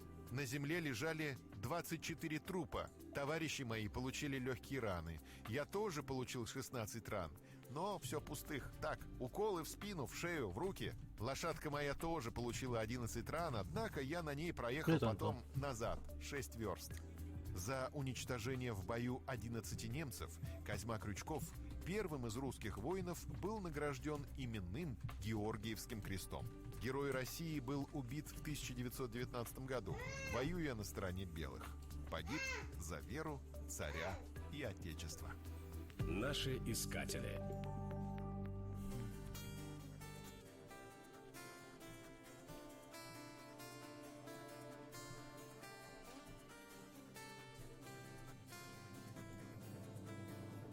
О, сундук.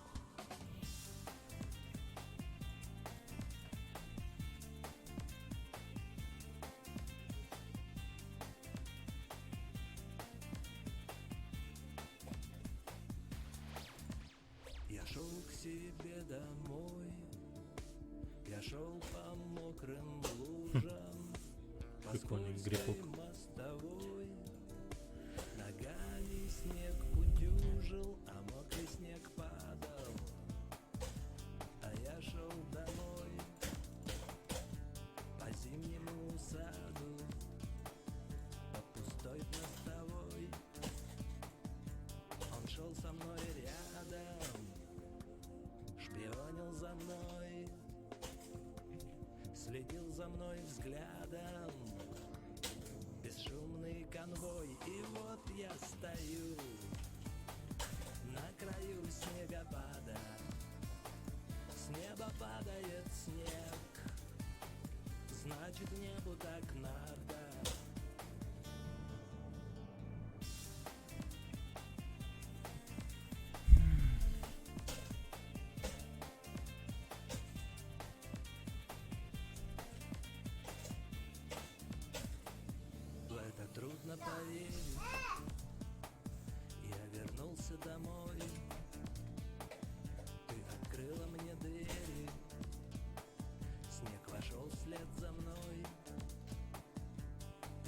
снег растаял, увидел тебя, на пороге остались только капли дождя, нас уносит река плавных весел волнами, словно кто-то открыл все небесные краны.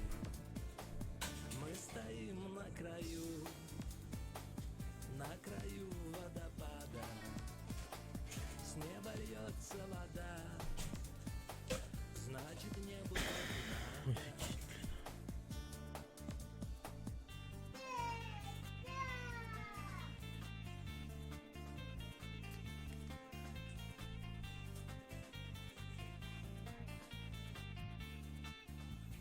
А, нету. Искатель. Радиоискатель. Радиоискатель. Поели.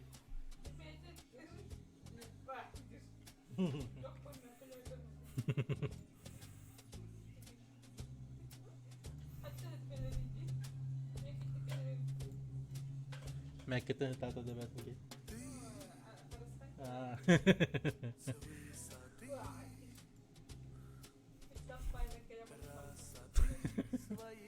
надо хоть лысый посадить.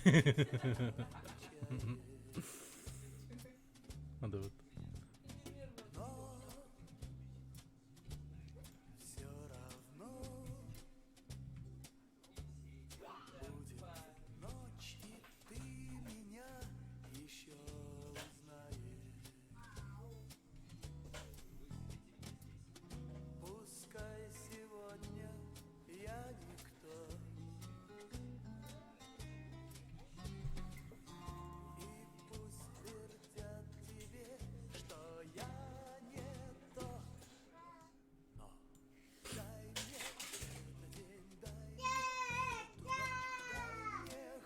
Один шанс, и ты поймешь. Прикольная музыка. Я то, что надо. Дай мне день, дай мне эту ночь, дай мне хоть один шанс, ты не уснешь. Пока я рядом,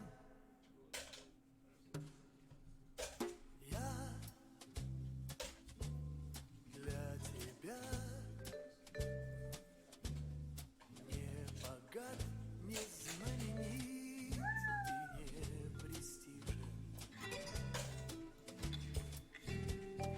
но все равно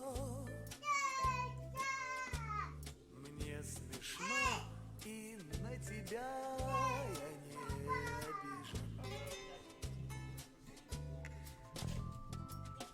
Пускай сегодня я никто,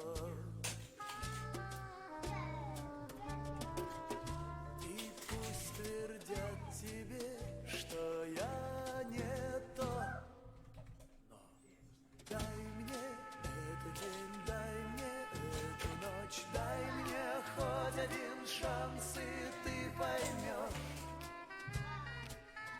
Я то, что надо. Дай мне этот день, дай мне эту ночь, дай мне хоть один шанс, ты не уснешь. Пока я рядом.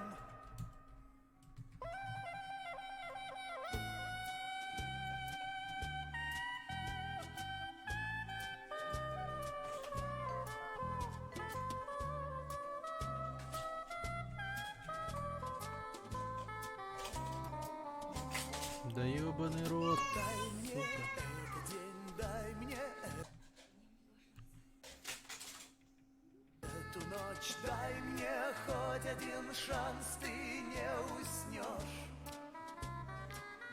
Пока я рядом. Радиоискатель. Блин, господи, бьет ведь.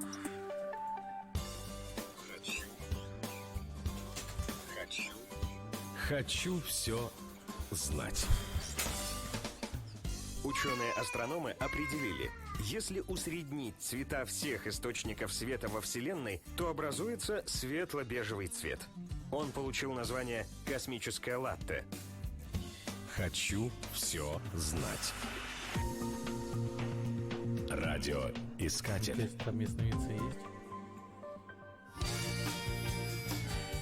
Что это ясновидцы?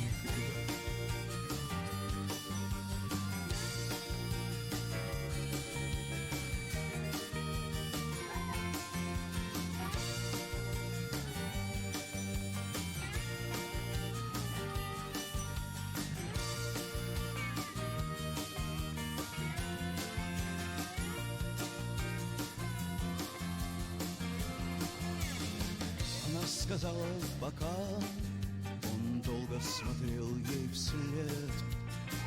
Для нее прошла ночь, для него 3000 лет.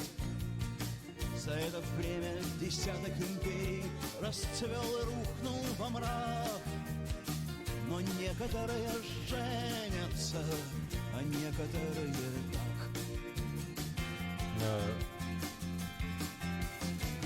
Раньше мы жили завтра, теперь не сегодня, вчера.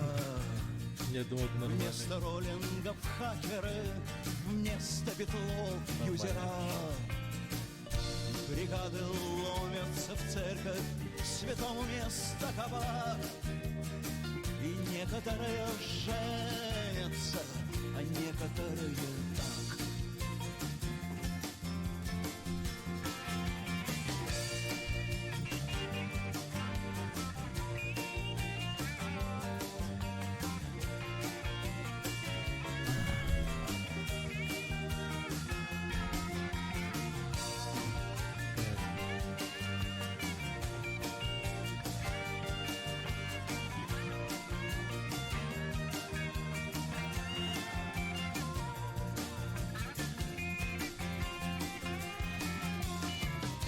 У некоторых сердце поет, у некоторых болит. Он нажимает на сейв, она нажимает делить. И нет смысла спрашивать, кто, нет смысла спрашивать, как. Ведь некоторые женятся, а некоторые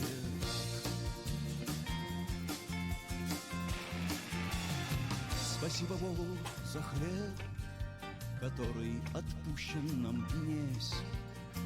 Но в мире есть что-то еще, я клянусь, она где-то здесь. И солнце остановится в небе, когда она даст ему знак. И некоторые женятся, а некоторые так.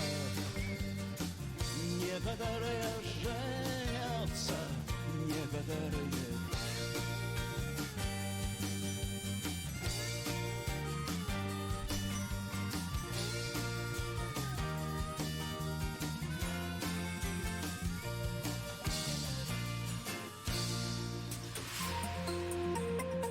Радиоискатель.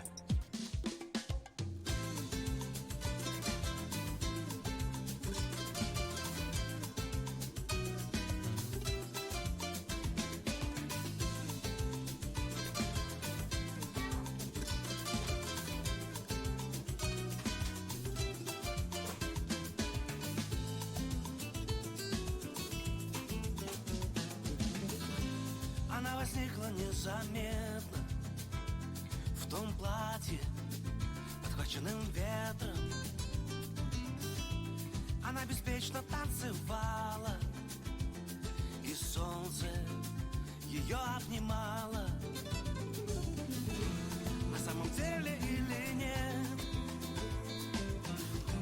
я видел ярко-белый свет, что догорит одной утренней звездой самой собой.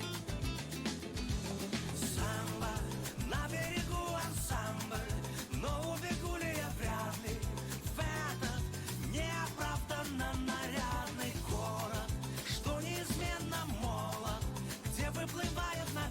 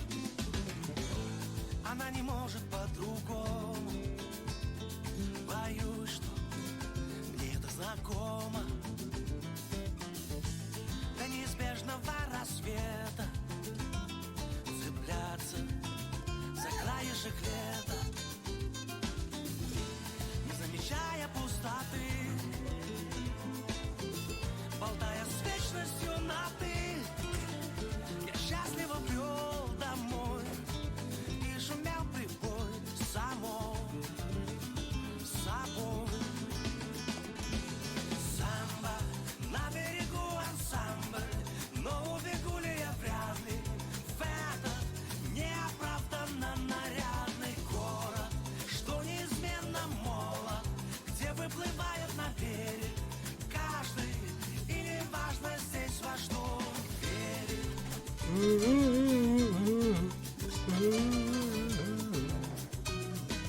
не важно здесь, во что он верит.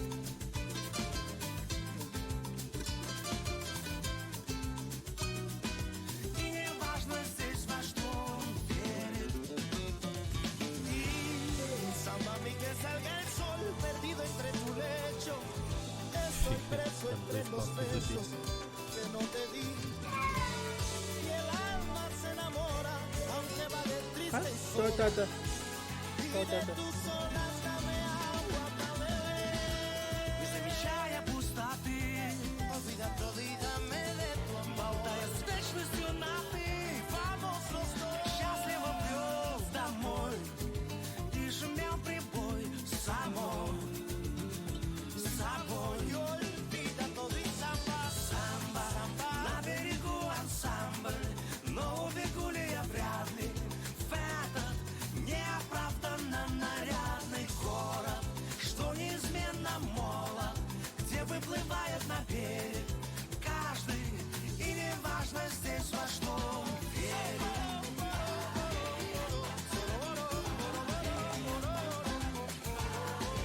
И не важно здесь, во что он верит. Que me embarga la pasión y me nace esta canción que para ti volé. И не важно здесь, во что он верит. Вы слушаете «Радиоискатель».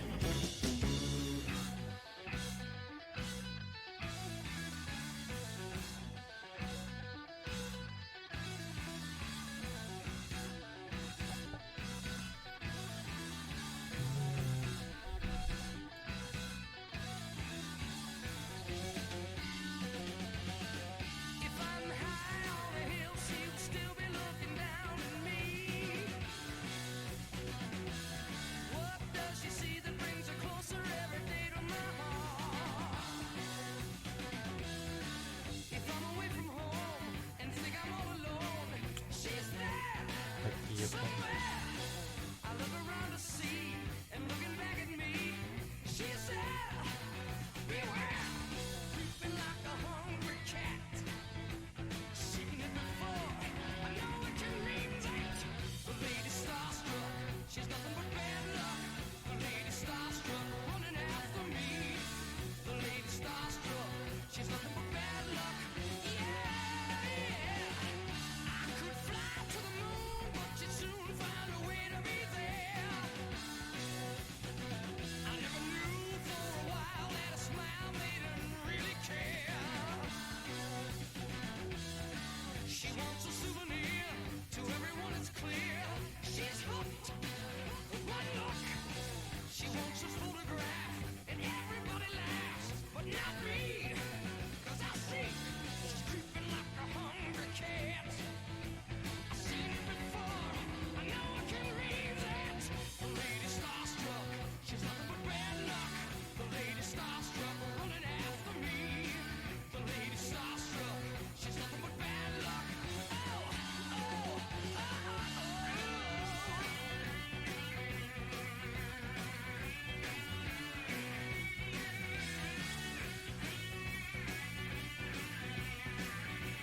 Бля, беги, ёбаный рот. О, собака вонючая.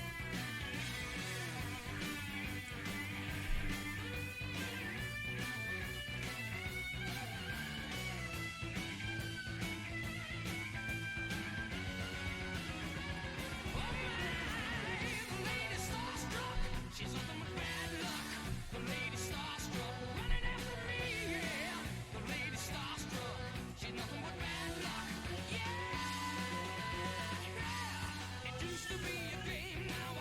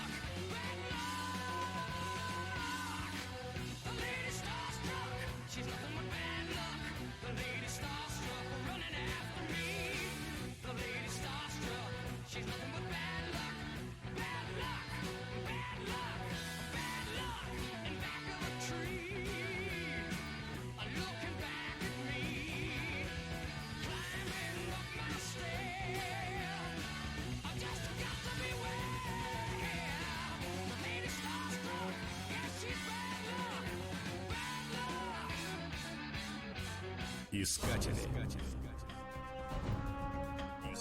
Планета. На земном шаре имеются уникальные линии и точки. Нет двух экваторов. Существует только один северный и один южный полюсы. А еще есть крайние точки континентов. Например, мыс Нордкап в Норвегии считается крайней северной точкой Европы. Дорога до мыса идет вдоль извилистых берегов фьордов. Только здесь можно понять, что Норвегия относится к числу самых красивых стран мира. Нордкап переводится как «северный мыс». Он находится на краю пустынного острова Магирё. Гольфстрим приносит к скандинавским берегам теплые воды, поэтому Норвежское море не замерзает даже в самые суровые зимы. С материком остров связывает подводный туннель длиной 7 километров, один из самых длинных подводных туннелей в мире. Верхняя часть Нордкапа плоская, как стол. Огромный каменный уступ высотой 300 метров обрывается в океан. Сбоку мыс похож на гигантский крейсер. На носу корабля красуется постамент «Глобус», официальный символ Нордкапа. С маленькой смотровой площадки, огороженной перилами, открывается потрясающий вид.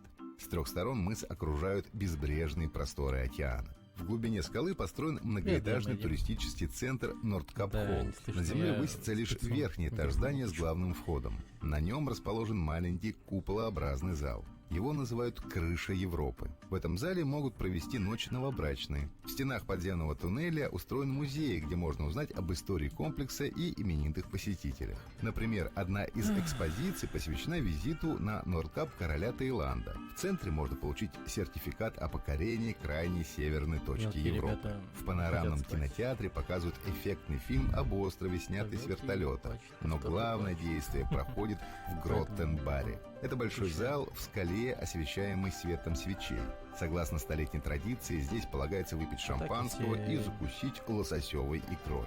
А ровно в полночь в стеклянной стене, обращенной к морю под музыку Грига, поднимаются жалюзи. В этот момент зал эффективно освещается лучами незаходящего полярного солнца. Встретить солнце можно и на краю 300-метрового обрыва. Стоя на вершине скалы, почему-то кажется, что именно здесь находится центр управления миром. Невидимый хранитель каждый день заводит некий механизм, благодаря которому вращается Земля, и над океаном восходит солнце, а ты ощущаешь свою сопричастность. Добраться до Нордкапа можно в составе организованной туристской группы или самостоятельно на автомобиле. Летом здесь очень многолюдно, на мысе можно встретить выходцев из самых разных стран. С середины мая и до конца июля солнце в этих краях не заходит. Именно в этот период на мысе царит настоящее столпотворение туристов со всего мира. Искатели.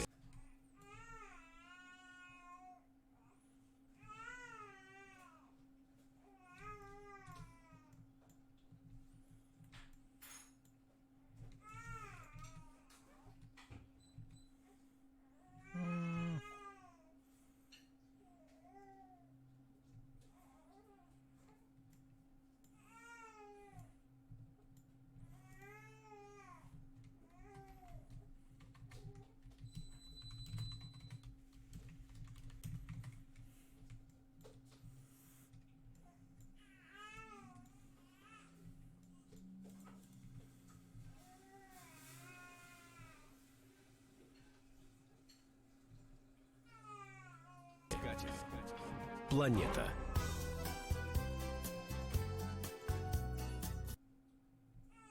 Москва, Владивосток,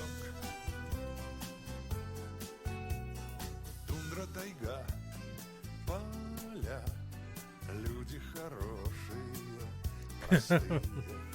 Это моя Вышел с группы земля, еще.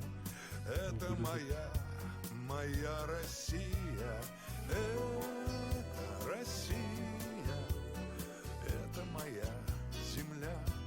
Москва, Владивосток и обратно, где запад, где восток. Непонятно, где север, а где юг. Да и ладно, здесь родина моя. Вокруг Москва, Владивосток, все знакомо и на душе восторг.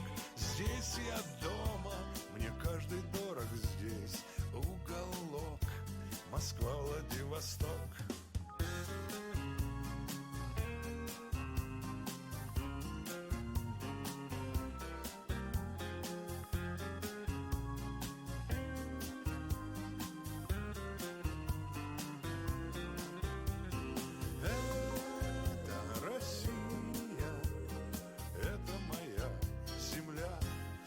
Москва, Владивосток и обратно, где запад, где восток. Непонятно, где север, а где юг. Да и ладно, здесь родина моя. Вокруг Москва, Владивосток, все знакомо и на душе восторг. Здесь я дома, мне каждый дорог здесь уголок. Москва, Владивосток, Москва, Владивосток, Москва, Владивосток, Москва, Владивосток. Вы слушаете «Радиоискатель».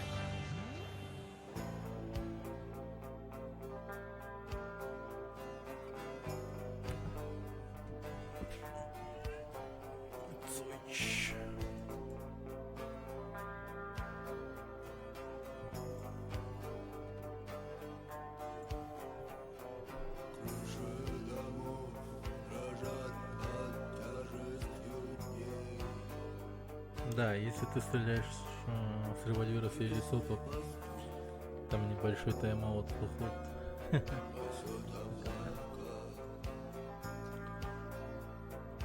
Город стреляет ночь дробью огней. Но ночь сильней, ее власть велика. Тем, кто ложится спать, спокойного сна.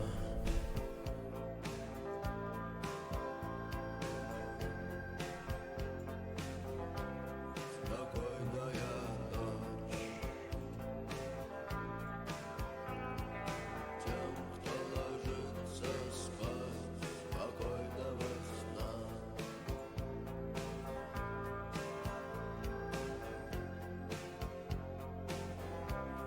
Спокойная ночь.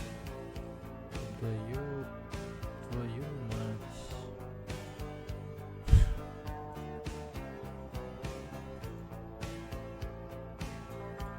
У меня РТК. Я ждал это время, и вот На РТК, походу, всякие аварийные моменты чаще происходят, чем ТДК.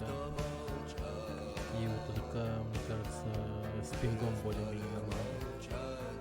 Точно. те, кому нечего ждать, садятся в седло. Пинг всегда ниже, мне кажется. Их не догнать, уже не догнать. Там что-то в нейринге, короче, авария какая-то случилась. Из-за этого интернет не работает. Такая хрень.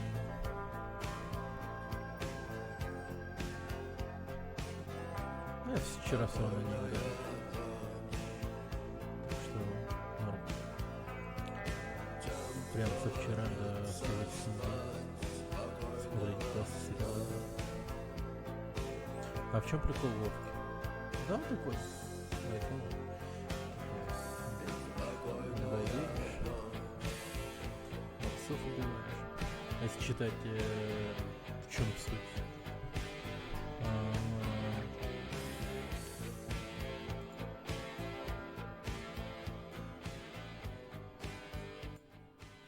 А если читать прям в чем суть каждого класса, все такое, то можно и вообще по атмосфере игры балдеть, по сюжету, все такое.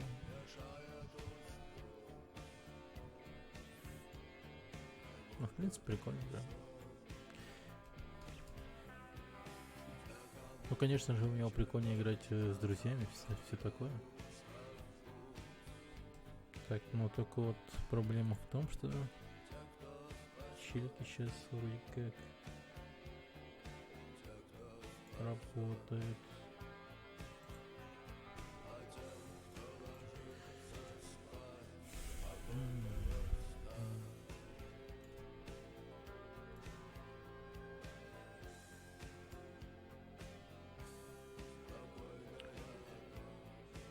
Так.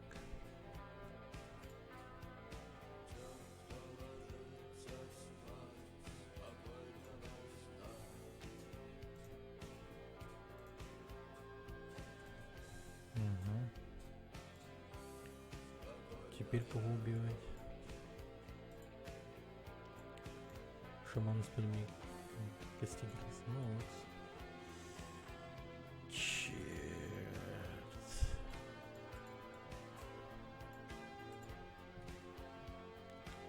А теперь надо людей спрашивать, кто хочет ко мне присоединиться в такое. Социальная часть игры начнется. Так.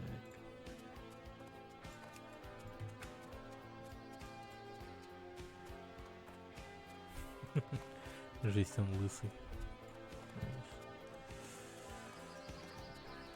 Максимально опасный вид.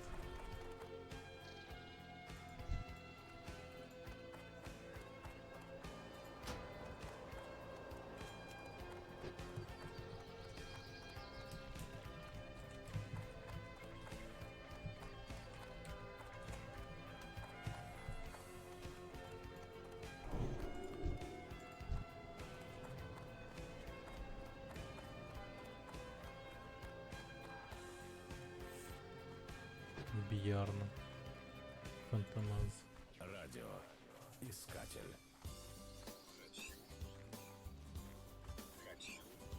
Хочу все знать. О. Известно, что японцы не боятся есть рыбу фугу. А вот привычная нам масляная рыба считается в Японии ядовитой. И уже 40 А почему лет перестал запрещена работать? к продаже. Кстати, Да. до контакта с русскими японцы почти не знали лосося и вообще не ели Вообще. красную икру. Даже само слово «икура» пришло в японский язык из русского. Ну, смотри, там просто долго рассказывать, почему ушел. Я вот в следствии работал. А там...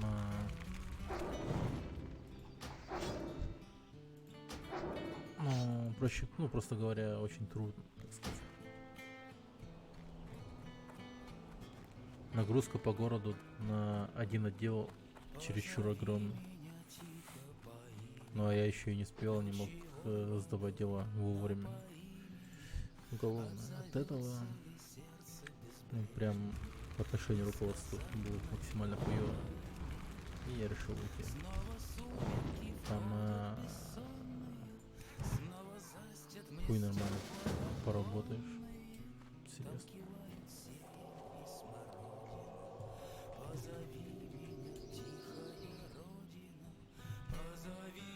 Нужно подойти поближе.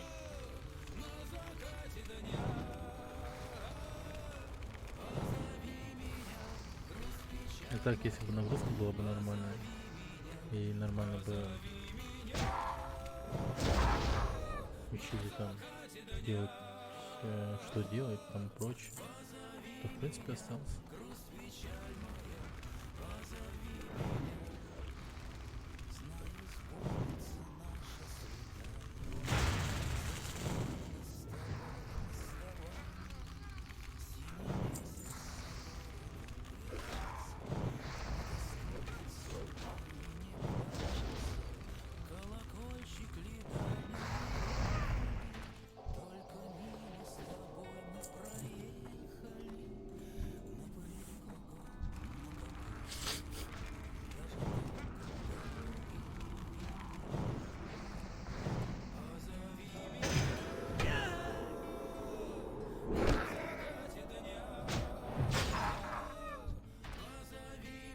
Да, он очень медленно идет.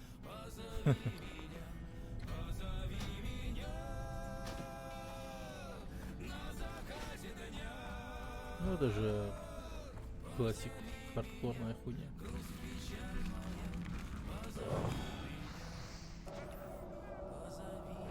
Мне что, чуть не заболело.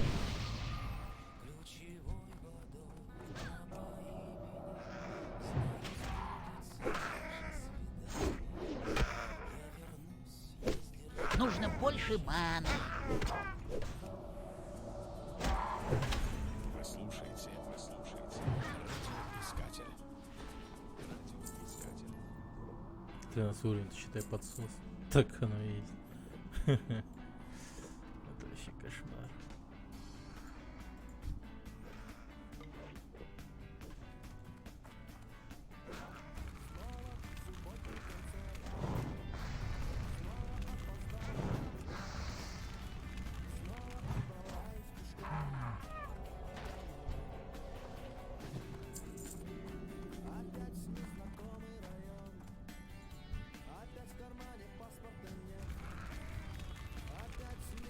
Слушай, говори.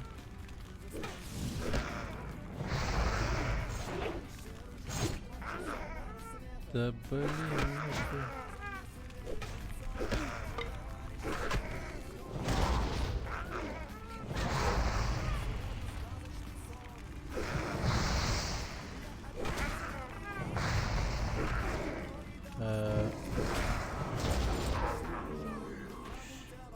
Давай.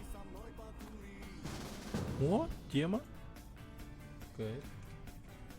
Идем ниже.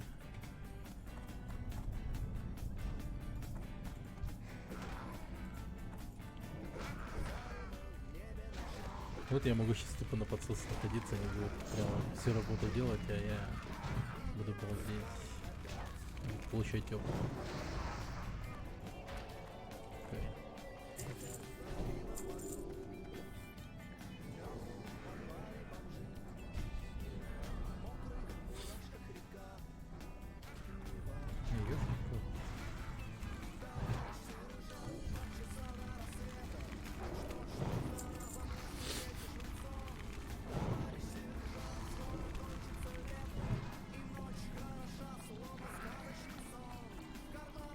Что за песня такая?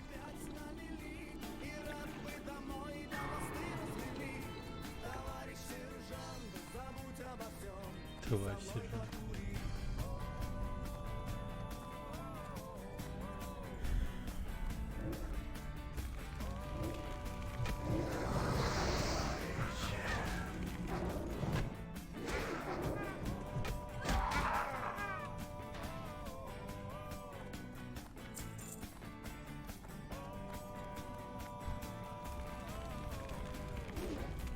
Блять, что это за... Янг кто-то такой. Опасно.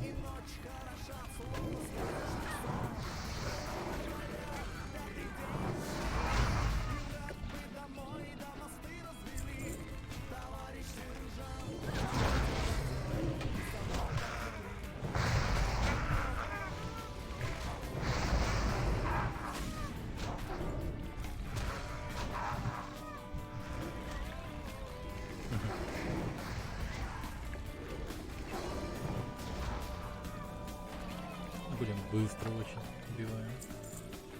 Так,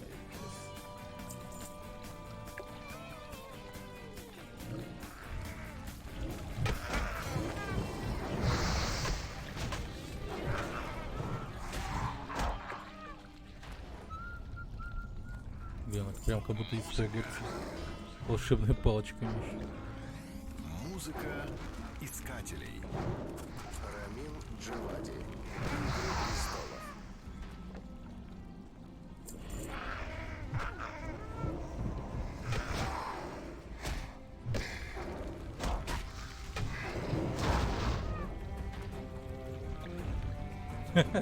Серьезно не включили Игру престолов? Ну ладно. Прикольно.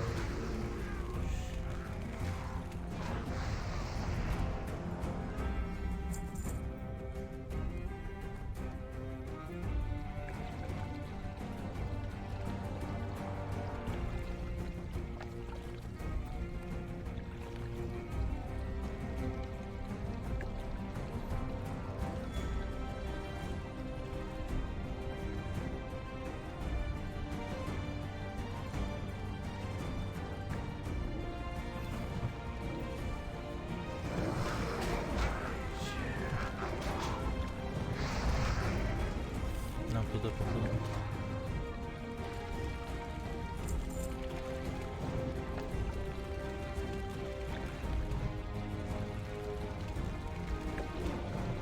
Да блять. Сопротивление. Да серьезно? Сколько подряд на Я сопротивление? пока не могу прочитать это заклинание.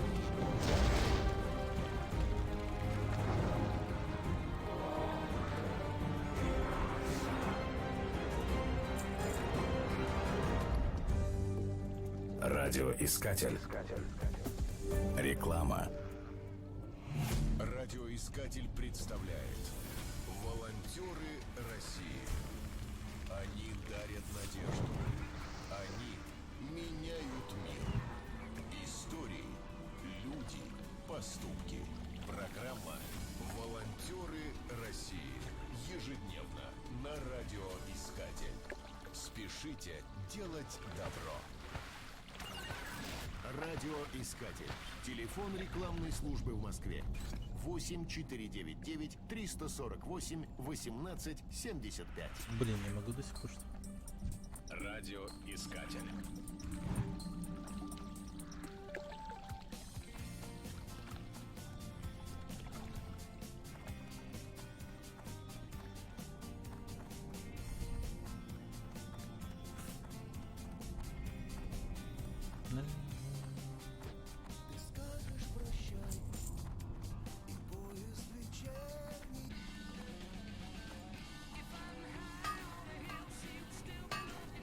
Сейчас не получится. Сейчас не получится. Черт.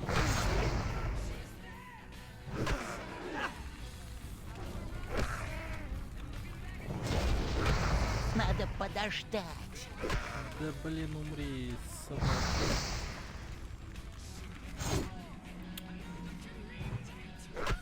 Надо убивать, типа.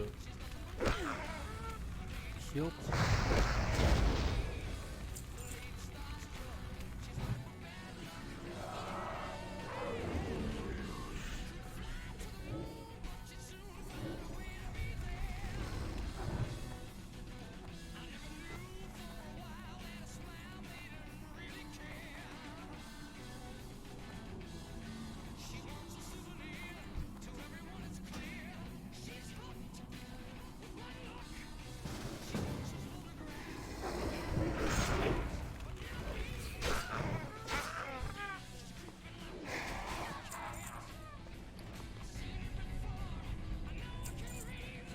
Конечно, мне надо.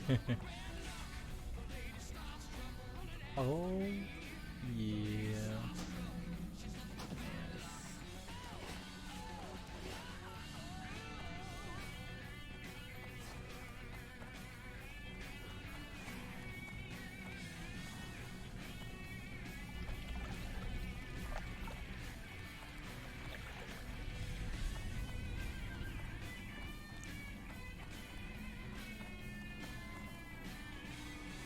Блять.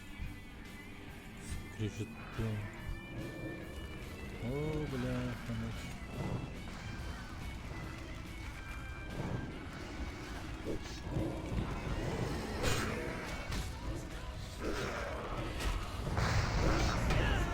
блин, ну это хуево вообще будет. Бля, мы умираем.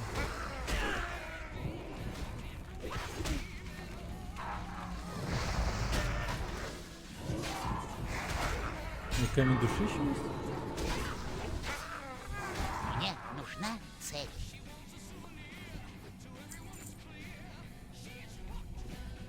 Yeah.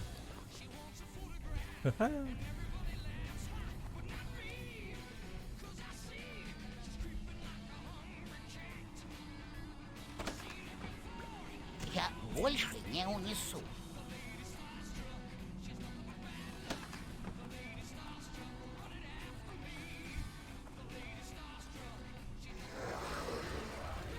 Боже. Сначала нужно выбрать цель.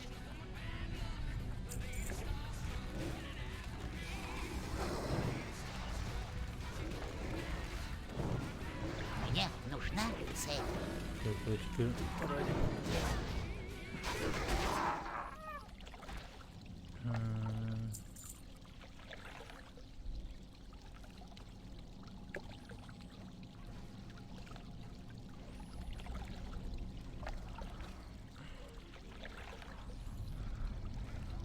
радиозвезда.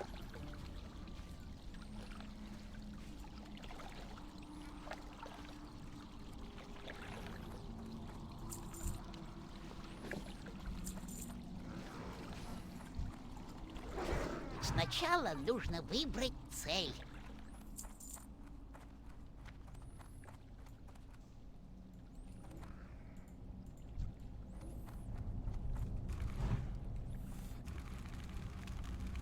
Что у тебя есть? Я, друзья, являюсь давним фанатом такого сериала, как «Острые козырьки». И вот 25 августа вышел 5-й сезон. Начал он идти уже, ну, как бы... Если вдруг вы не знаете, что такое «Острые козырьки», это вообще это история, основанная на реальных событиях, но имеет под собой реальную основу. Продолжает рассказывать о когда-то существовавшей банде «Острых козырьков». Шелби, да. Да, семья Шелби. Это ирландские цыгане. Они живут на севере Англии. И, ну, являются бандформированием. Понятное дело, что как бы, ну, какие-то исторические моменты сильно перекручены в творческом плане, но очень красивая картинка, потрясающий колорит вот этой Великобритании. И чтобы вы понимали, от сезона к сезону сериал набирает точных актеров, что вот в предыдущем сезоне, например, был Том Харди, был Эдриан Броуди, люди там, у которых Оскары есть, там, кто, ну, Том Харди, он президент на Оскаре, в шорт-листе уже там в финальном. Недостаточно мало. Может получиться. В общем, сериал прям must see. Очень рекомендую к просмотру. Касательно стиля, опять же, общего дизайна и музыкального сопровождения. Ребят, в этом это вот если вы не смотрели ни один сезон, Хиллер. вы недельку шикарно проведете. Отлично. На этом мы в неделю вас отпускаем, друзья. Услышимся в субботу в 15:00 по Москве. А сейчас мы будем прощаться. Пока! Пока, ребятки. Пока-пока. До скорого. Wonderful life.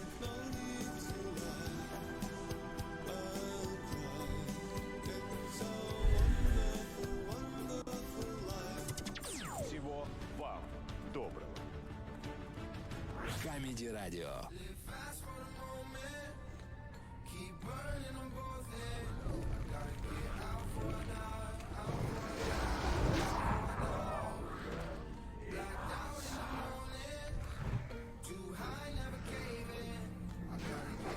Некуда класть.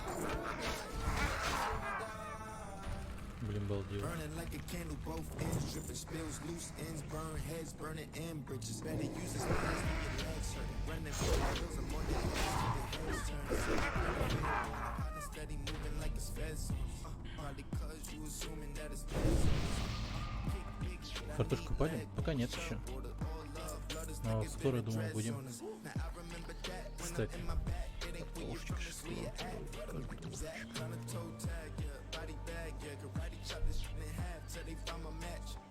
Till they find me laying dead on my back, this could be my last year. Putting up a fight until I collapse, yeah. 2013 I went wild for the night. 2019 I'm getting out for like Ну, в любом случае скажет, я думаю, там надо будет ехать. Ничего.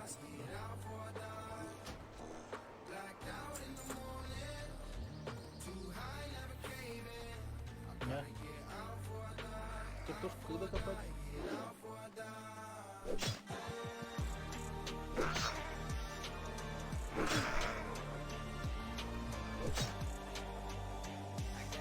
А, да?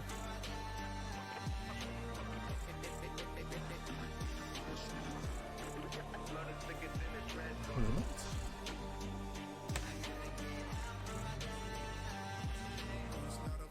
bottom, go top for it, yeah. Main like saliva, whole mouth full of, yeah. Chasing for the clock, go all out for it. Till they pull up with this toasters like a housewarming.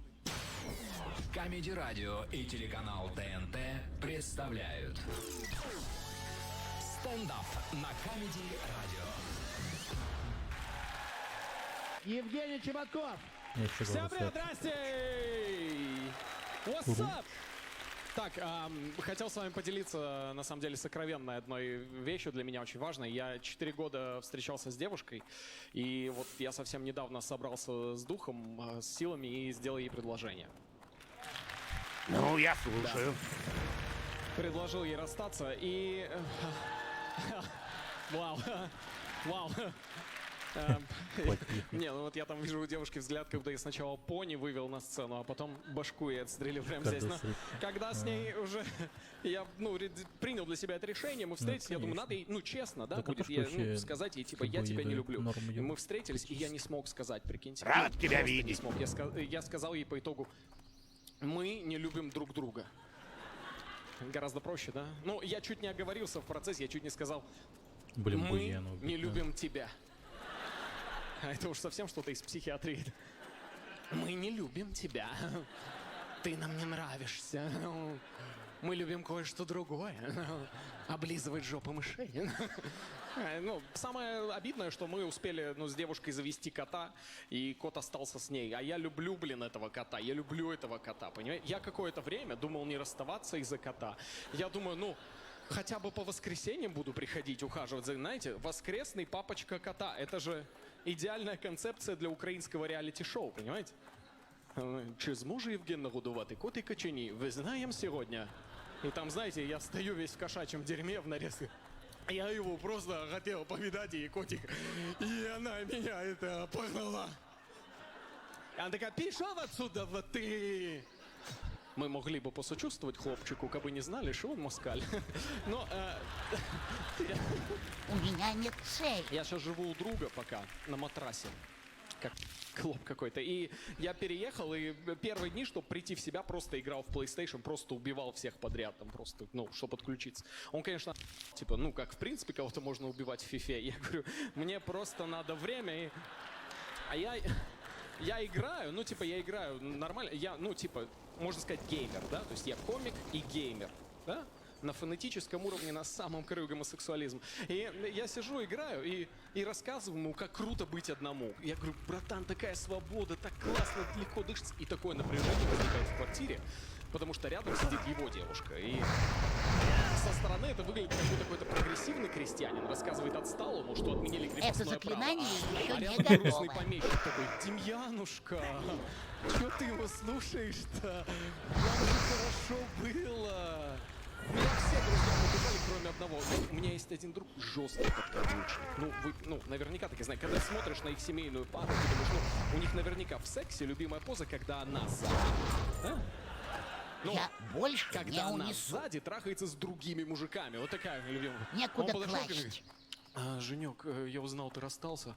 Смотри, типа, держись, и самое главное, это помнить, что любую разбитую чашу можно склеить нежностью.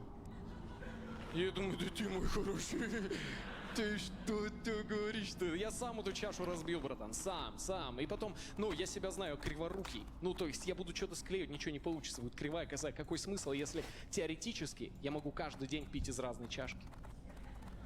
Я даже из ведра могу попить, но... Я имею в виду, мы можем с другом из одной чашки попить, в принципе. Я рассказал эту аналогию своему знакомому, он говорит, я тебя понял, Женек. Ты имеешь в виду бухануть хочешь? Я говорю, ну, нет, я просто не бухаю вообще. Я ненавижу пьяных людей, клянусь. Ненавижу. И когда мне кто-то говорит, типа, да ладно, чё ты, пьяный, как дети? Так я и детей не люблю, ну. Пьяные дети — это вообще мой самый страшный сон. И просто мне не нравится, в кого превращаются люди под действием алкоголя. Это же ужас какой-то, понимаете? У меня в Америке был друг Саня, русский пацан, вот такой. Но он только выпивал, становился просто дебилом. Он выпивал сразу, Женек! Жендос, я любого ушатаю, любого! Кто вот сейчас что-то плохое скажет про Тюмень? Здесь, в Нью-Джерси. Ну, как вы понимаете, он не дрался ни разу, потому что я не слышал такого рэпера в Джерси, знаете, который бы такой Yesterday I shot to man, fuck to man, fuck to man. You say to man, and I say fuck, but I love Стерлитамак. Да, ну это странная фигня. Просто... Мне кажется, что когда ты пьешь алкоголь, ты просто прячешься от своих проблем. А свои проблемы надо побеждать. Надо трезвым их побеждать. Я считаю так. И расскажу вам, как я, победил один раз абсолютно трезвым. И была реальная проблема. И там же в Америке я снимал дом, и ко мне один раз ночью в дом забрался енот. А я ни черта не знал о енотах вообще. То есть все, что я знал о енотах, я подчеркнул из мультика «Покахонтас». Поэтому я знал, да, что еноты, да, поют. Все, больше никакой информации. И я выглядываю, и стоит этот енот у полки с едой, и он вот так, берет какие-то продукты, пробует и бросает. Пробует и бросает. Так в Казахстане полиция наркотики ищет. Это я точно знаю. Когда вот это вот и наркотическое, и наркотическое, и наркотическое. Да, лейтенант, вы из одного пакета берете. Он хавает это. Я думаю, сейчас я тебя прогоню. Я сейчас включу свет, топну, и он убежит. Включаю свет, топаю. Я себя большим дебилом никогда в жизни не ощущал, потому что, енот на это сделал, типа... Он на меня смотрел такой взгляд, Сейчас как будто, знаете, не как будто в получится. финале Покер Старс кто-то такой, я извиняюсь, а что козырь? Примерно так. И он...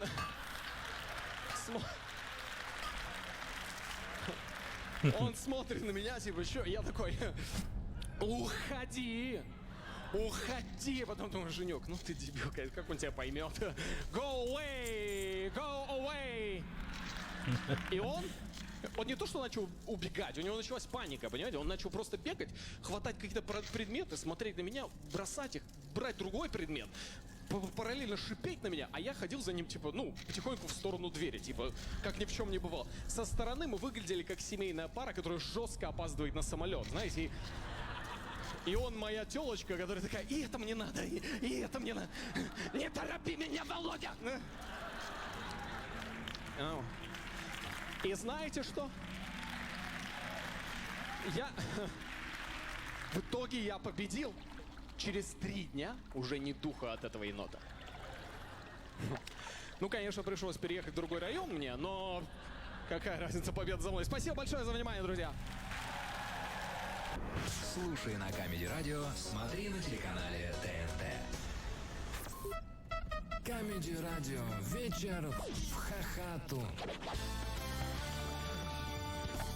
Do you ever feel like a misfit? Everything inside you is dark and twisted. Oh, but it's okay to be different. 'Cause baby, so am I. So am I, so am I, so am I. Can you hear the whispers all across the room? You feel their eyes all over you like cheap perfume. You're beautiful, misunderstood. So why you trying to be just like Перный.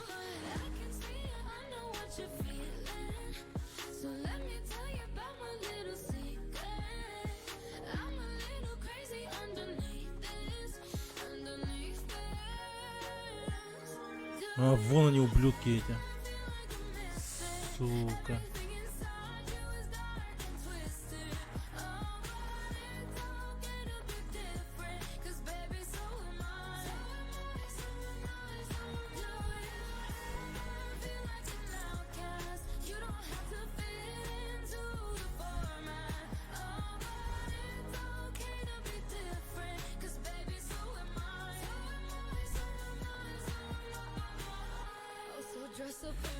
Так.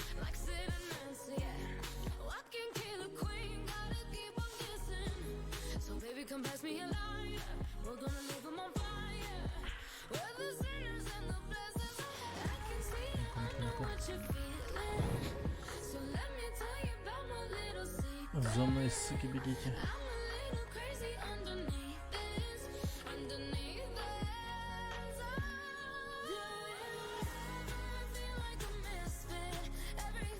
Ой, блядь.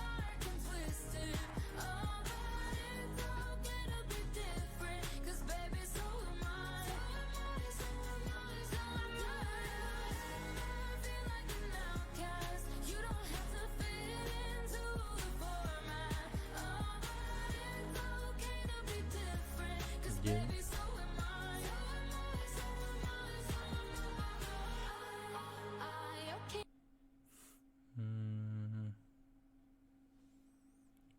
Протосы. Ради протоса.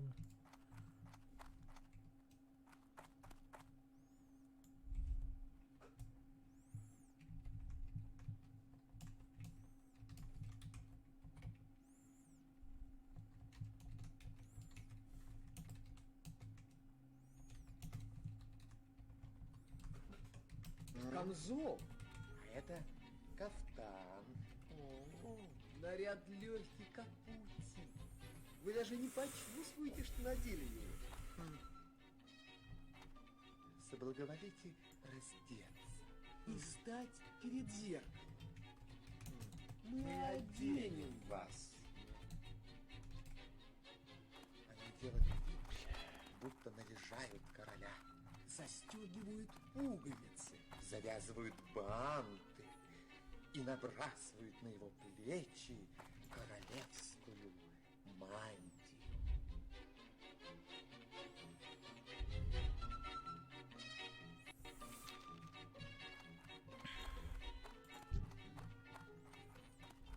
Я готов. Сидит на мне это платье. Началась церемония. Камергеры шли за королем и притворялись, будто несут шлейф его новой мантии. Не достаю, слишком далеко. Король шествовал под роскошным балдахином, а народ говорил: «Ах, какой наряд!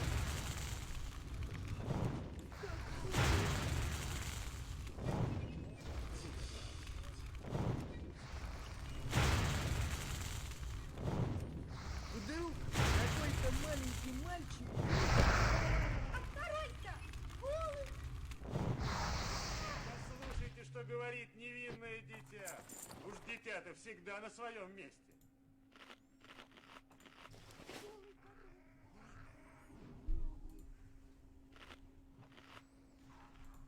Аншлагов. А я бы хотел, чтобы в этой лодке появилась Мадонна в розовом открытом купальнике. Села бы со мной, посмотрела мне в глаза и сказала: давай я погребу. Ты, наверное, устал уже. Аншлаг ФМ! Внимание, внимание! Утренний стул от Данон. Теперь с кусочками фруктов. Примите ко вниманию диетические продукты. Для немцев безалкогольное пиво. Для русских безалкогольная водка. Для украинцев обезжиренное сало. Я купил шотландскую овчарку. И она так сильно соседей пугает, Блядь. что громко лает. Она вообще не лает. Но вот эта клетчатая юбка и волынка... Девушка, откуда вы идете? Из салона красоты. А чем питается ваша собака? Да вчера укусила за коленку. Вон того мужика. Зачем? Ведь теперь есть новый Чаппи со вкусом коленки вон того мужика. Че за нахуй? Что такое толпа?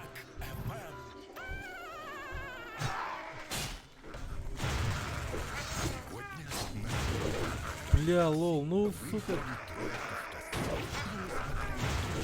Мне нужна цель.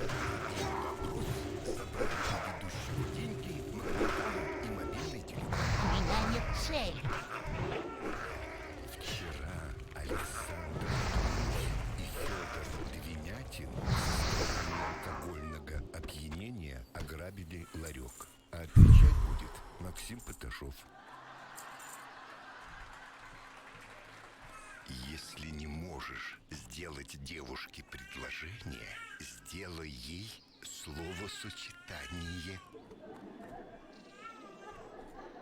Да, узнал недавно, что если на тебя работает 51% инвалидов, налоги не платишь. Сотрудников ждет сюрприз.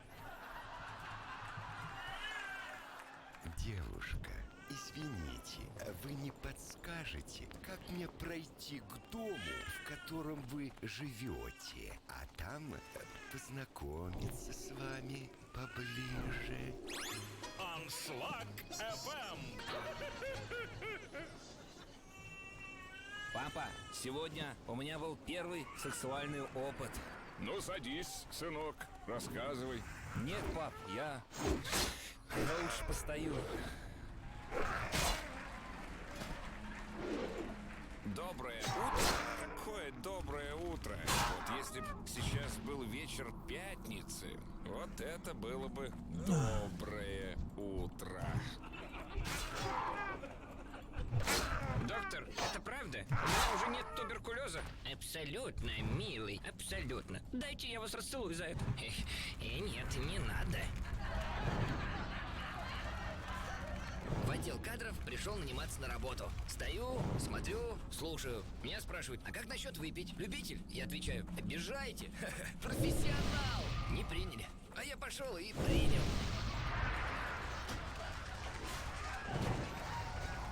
Едут на машине. Сначала нужно выбрать цель. Мимо них со скоростью Я 300 так километров благодарна. в час проносится автомобиль. Папа, это что? О, это позор нашей нации.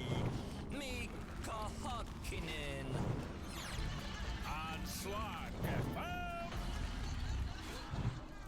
Мало кто знает, что Александр Друзь подрабатывает на новогодних утренниках в детских садах. Выиграть у него конфетку практически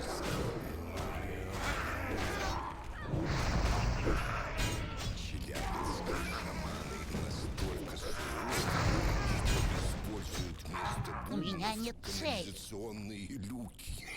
Ой. Вчера американские астронавты трижды выходили в открытый космос. Причем дважды из-за неполадок в санузле. В результате воздушной атаки американской авиации пострадала Кабульская электростанция. Электротурбина полностью разрушена. Оба ослика, крутившие ее, погибли. По версии журнала Forbes, Нью-Йорк назван лучшим городом для холостяков. А по версии самих холостяков, лучший город тот, в котором самые дешевые пельмени и доширак. Аншлаг ФМ! Как же плохо. Хватит болтать. Настоящий эстонец в жизни должен с тем.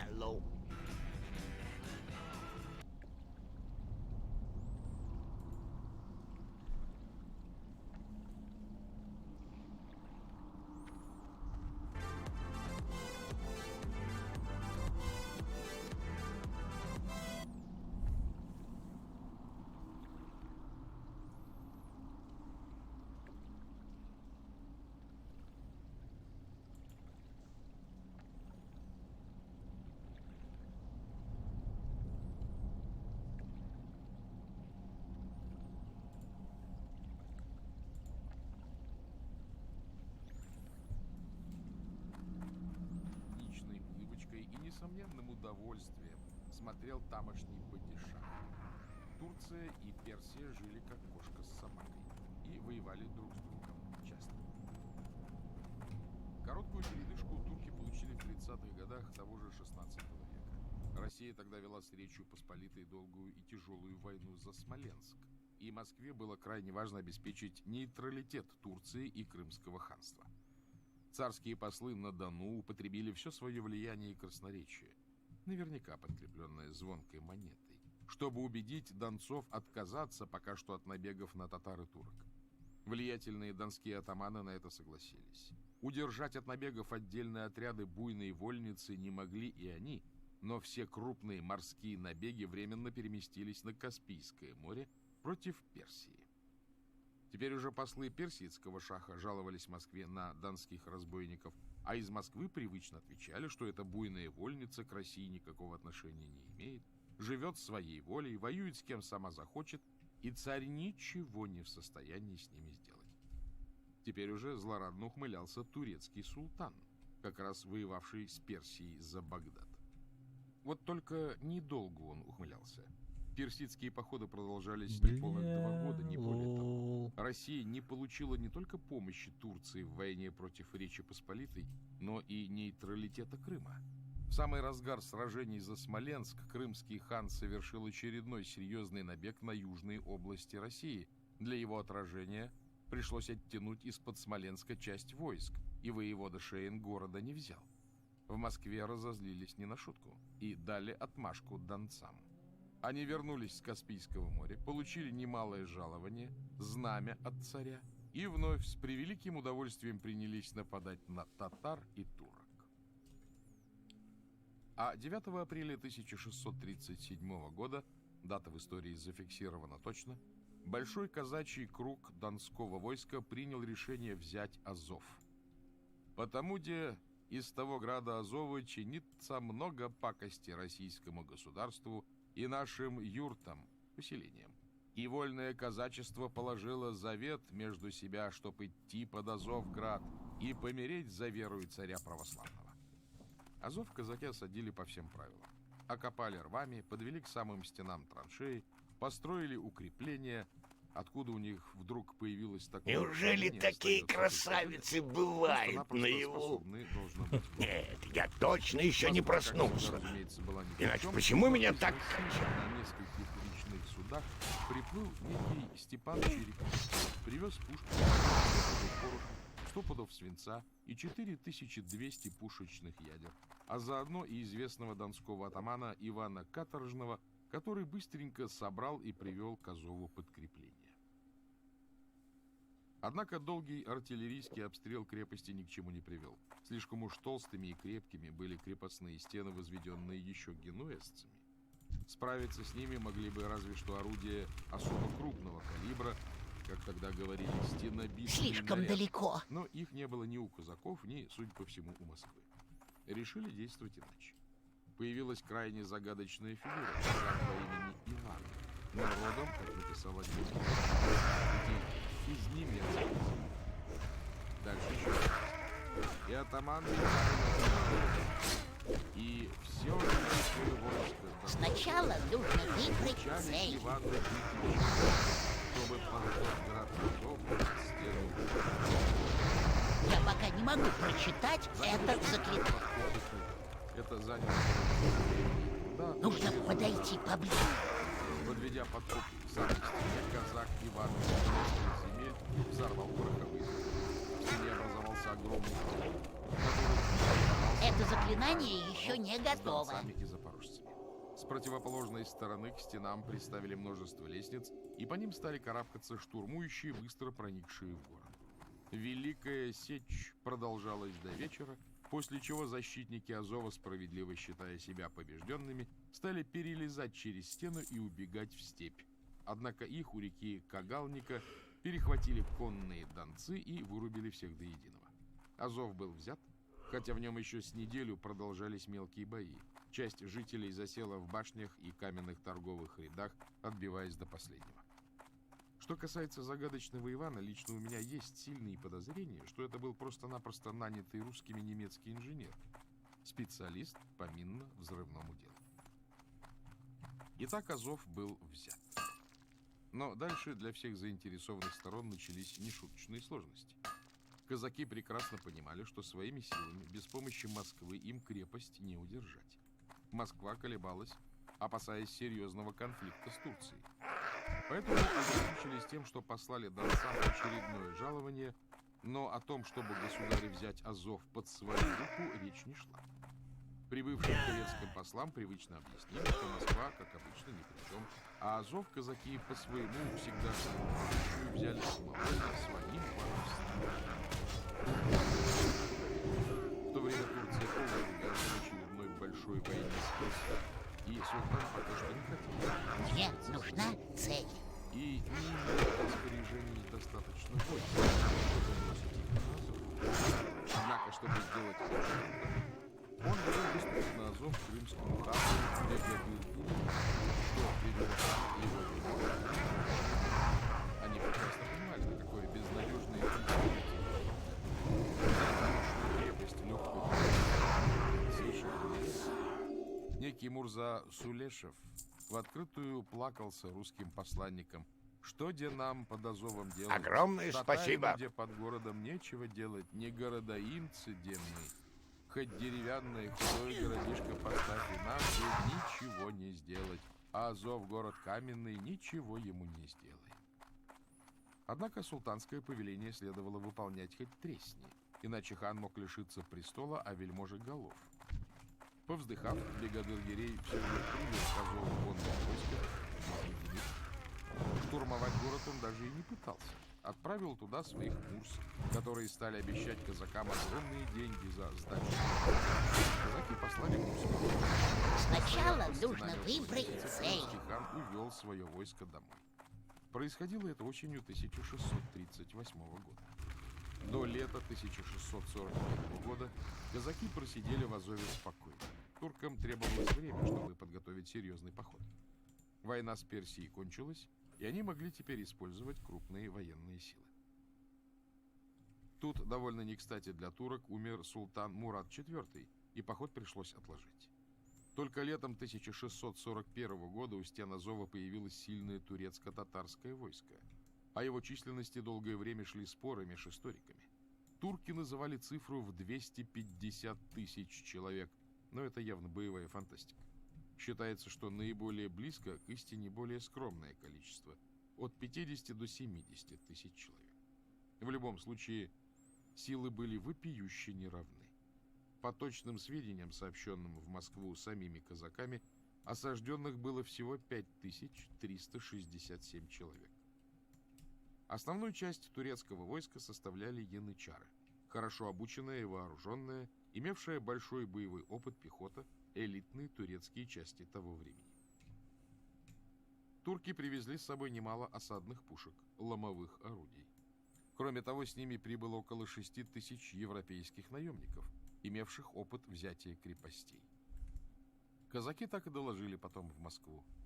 Да были же с пашами для всяких преступных и подкопных промыслов немецкие люди-городоимцы, мудрые вымышленники многих государств, которые умеют всякие преступные вымышлять дела и подкопные поземельные вести мудрите и ядра огненные зажигательные.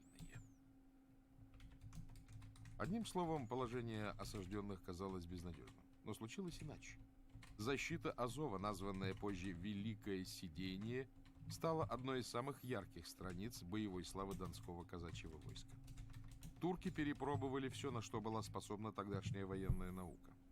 После ожесточенного артиллерийского обстрела пошли на приступ, но были отбиты, понеся огромные потери. Причем осажденные сделали вылазку и покрошили немало отступавших. Тогда турки, простояв в бездействии после неудачного штурма 2 дня, решили применить европейский опыт. Насыпать огромный земляной вал вровень с городской стеной, поставить на нем пушки, а потом, подсыпая песочек, подвести вал вплотную к стенам и уже по нему ворваться в город. Работали 3 дня. На 4-й казаки устроили неожиданную вылазку. Турецких солдат поблизости от места работ не было, а невооруженные строители попросту разбежались. Захватив 28 бочек пороха, казаки им подорвали ту гору высокую, правда не сразу.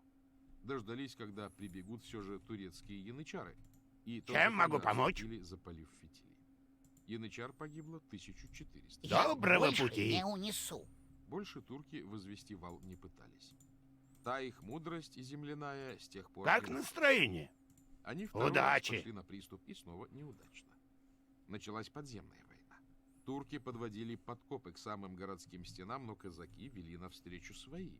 И либо схватывались с противником под землей, либо подрывали установленные турками пороховые заряды, либо закладывали свои.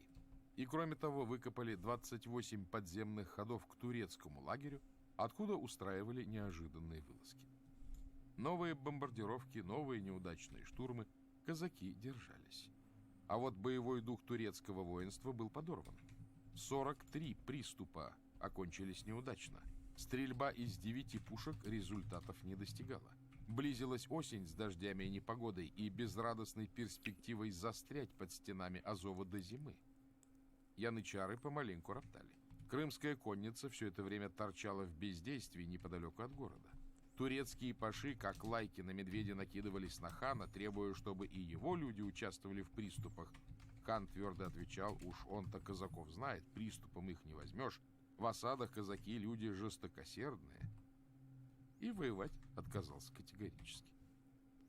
В Стамбул поспешила быстроходная суденышка с паническим прям-таки донесением турецкого главнокомандующего Гусейна Паши. Черные новости были из разряда тех, за которые порой вестнику отрубали голову, и не только в Турции. Паша, впрочем, нисколько не преувеличивал, а излагал чистую правду. Все попытки штурма сорвались, потери огромны, крымцы воевать не хотят. В продовольствии и боеприпасах недостаток. Без сильных подкреплений Азов, пожалуй, что не взять. Что хуже всего, среди янычаров все громче слышится ропот недовольства тем, что их втравили в столь безнадежное и кровавое предприятие. А это уже совсем скверно. Янычары к тому времени, кроме нешуточного боевого мастерства, накопили и большой опыт в устройстве мятежей, всякий раз успешных. Мало того, что янычары свергали министров и визиров, нечто вроде премьер-министра, они без всяких церемоний, приди такое желание, добирались и до султанов. Как настроение? В 1617-1623 годах в результате янычарских бунтов на троне сменилось 4 султана. Причем, если свергнутый султан всего-навсего оказывался в темнице с выколотыми глазами, он без шуток мог считать, что ему крупно повезло. Порой и убивали без колебаний. Профессиональные вояки были и профессиональными мятежниками. Вздумай они и на сей раз взбунтоваться, Гусейну Паше попросту некого было бы им противопоставить. Против немалого количества янычар не выстояли бы и 2 полка европейских наемников, несмотря на весь свой военный опыт. А о крымских татарах говорить смешно, попросту разбежались бы. Паша писал: «Воевать нечем, а прочь идти бесчестно. Подобного срама османское оружие не видело. Мы воевали целые царства и торжествовали победы, а теперь несем стыд от горсти незначащих воинов». И в заключение высказывал вовсе уж унылую мысль: не отложить ли осаду до весны следующего года, когда погода будет благоприятствовать? Она ведь вот-вот испортится. Головы посланцам Паши рубить не стали, но под замок упрятали моментально, чтобы, храни Аллах, не сболтнули кому-нибудь лишнего. Прожженный царедворец, великий визир, даже не решился прочесть султану послание Паши целиком, опустив самые неприглядные места, опасался вспышки гнева, после которой головы полетят, как осенние листья. Но и того, что султан Ибрагим I услышал, ему хватило, чтобы прийти в дикую ярость.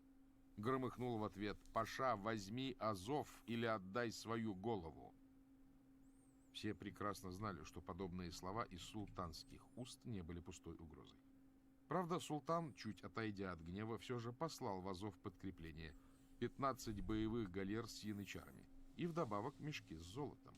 Теперь за голову каждого убитого казака янычар должен был получать неплохие деньги — 100 золотых пиастров.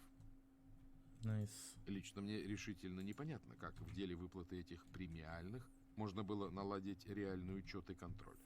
Кроме слов янычара нужны убедительные доказательства. Принести отрубленную голову убитого врага. Но пока в горячке боя будешь эту голову рубить, рискуешь лишиться своей собственной. А после боя вполне может оказаться, что кто-то оборотистый уже оттяпал голову у убитых тобой казаков и быстренько помчался за вознаграждением. И снова яростные бомбардировки, приступы, казачьи вылазки, но Азов держится. Каргалов, подробно описавший эту историю, приводит свидетельство очевидца, турка Эвлия Челиби. Я не могу это Очевидец использовать. подробно излагает. Собравшиеся на большой военный совет военачальники и офицеры говорили, что взять крепость невозможно, что всерьез следует ждать бунта янычаров, что с наступлением зимы Азовское море замерзнет, и морское сообщение с Турцией станет невозможным, что кто-то, подозревали казаков, пустил слух, будто на подмогу Азову движется московский царь с 20-тысячным войском, и хотя слух, несомненно, ложный, замешательство в лагере нешуточное. Зимовать, в случае чего, придется под открытым небом, со скудевшим запасом провизии. И все же очередной приступ. Янычарам удается прорваться Как в жизнь? крепости, водрузить там султанское знамя и продержаться 7,5 часов. Но казаки сопротивлялись так, что с наступлением темноты янычарские командиры увели своих людей из крепости. Еще бомбардировки, еще приступы — бесполезно. В конце концов состоялся очередной совет, на котором 300 визирей и офицеров различного чина подписали мнение, в котором говорили, что овладеть крепостью в том году было делом невозможным. Челеби. Правда, чтобы сохранить лицо, в Азов отправили 2 пленных казаков, велев им передать своим: если бы турки захотели, то за месяц взяли бы этот паршивый Азов, в раз разделавшись с жалкими казачишками. Но поскольку их настоящей целью было опустошить русские земли и захватить богатую добычу, и цель эта достигнута, турки уходят. Шайтан с вами, живите уж, пока мы великодушны. 26 сентября 1641 года осаждающие ушли восвояси. Турки погрузились на корабли и уплыли в Фатерланд. Крымские татары с превеликим облегчением галопом припустили в родные степи. Участвовавшие в осаде кабардинские черкесы и нагаи тоже поспешили по домам. Великое сидение продолжалось 93 дня и 93. Береги себя! Казацкая победа была славной. Турецкие потери подсчитали и казаки, и посланные царем из Астрахани стрельцы, и уже позже, при Петре I, адмирал Корнелий Крюйс, примерно 21 тысяча человек, не считая всевозможных обозников и землекопов, раненых и больных. Что до казаков, к ним даже во время осады Азова не раз прорывались подкрепления, так что через Великое Сидение прошло 8-9 тысяч человек. В живых осталось не более 3000 поголовно раненых. Гусейн-паша умер на обратном пути, что его спасло от... Что я могу тебе предложить? Рассвирепевший султан приказал казнить немалое число военачальников, потерпевших Ну, поражение пока. армии. У меня есть подозрение, что в их числе оказались все 300 подписантов решения о снятии осады. В гневе турецкие султаны в таких делах не мелочились. Своя головная боль появилась и у московского царя. Донское посольство предложило ему взять Азов под свою высокую руку. Крайне заманчивое было предложение, но следовало слишком многое взвесить и рассудить, руководствуясь не эмоциями, а суровой реальностью. Земскому собору царь предложил помыслить накрепко и, выражаясь современным языком, обсчитать последствия и денежные расходы.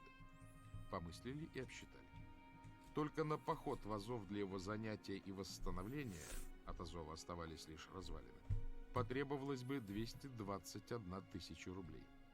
Для тех времен сумма фантастическая.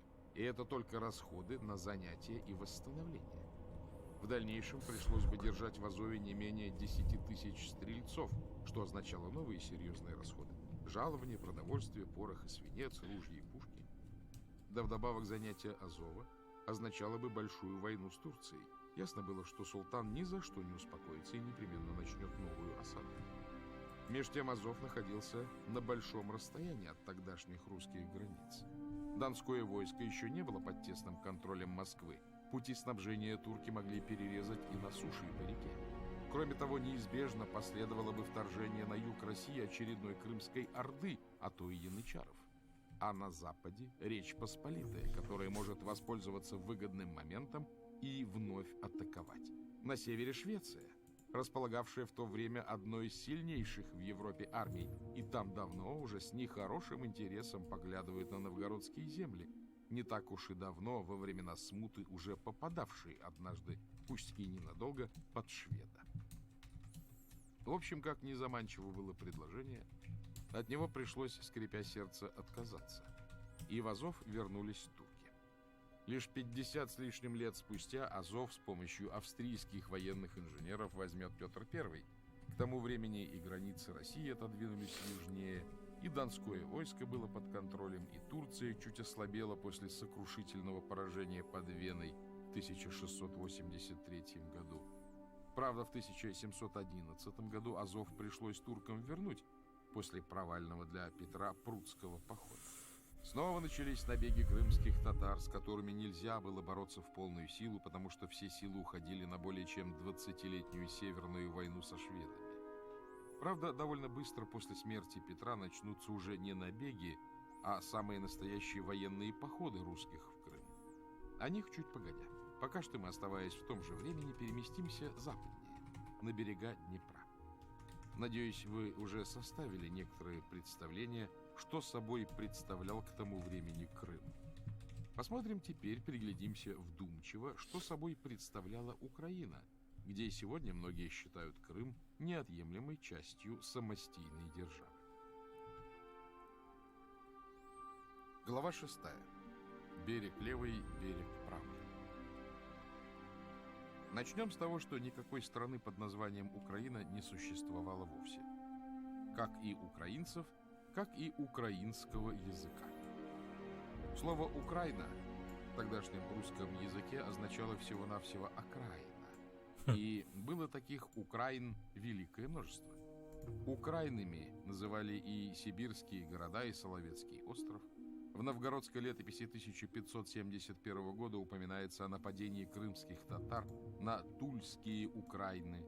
А в 1625 году воеводы пишут царю в Москву, что опасаются приходу татар на наши Украины.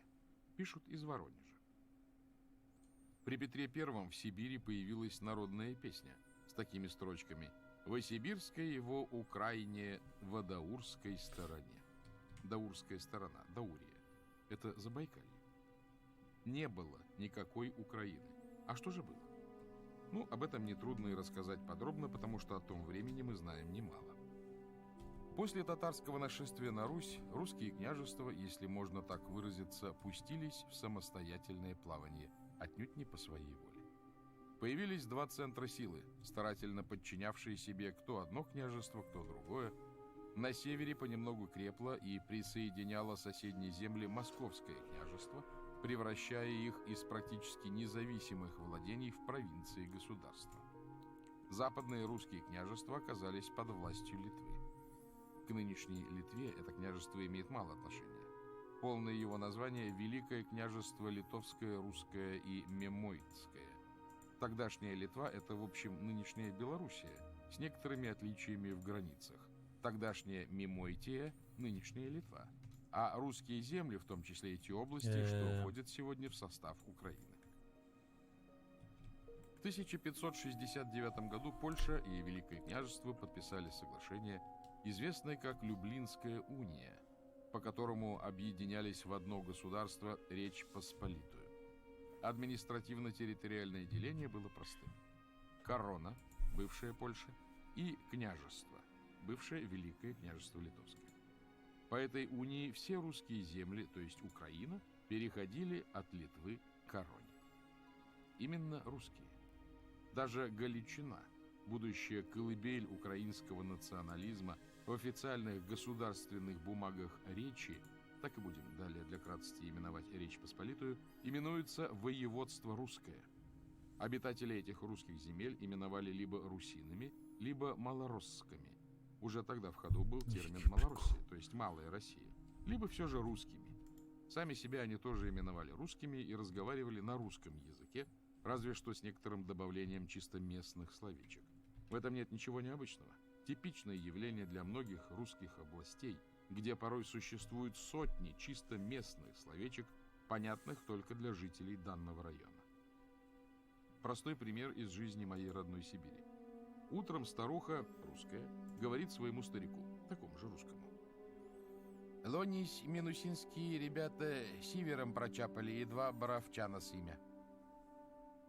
Ну и много вы поняли, если вы, скажем, коренной питерец или ростовчанин, в общем, житель европейской России.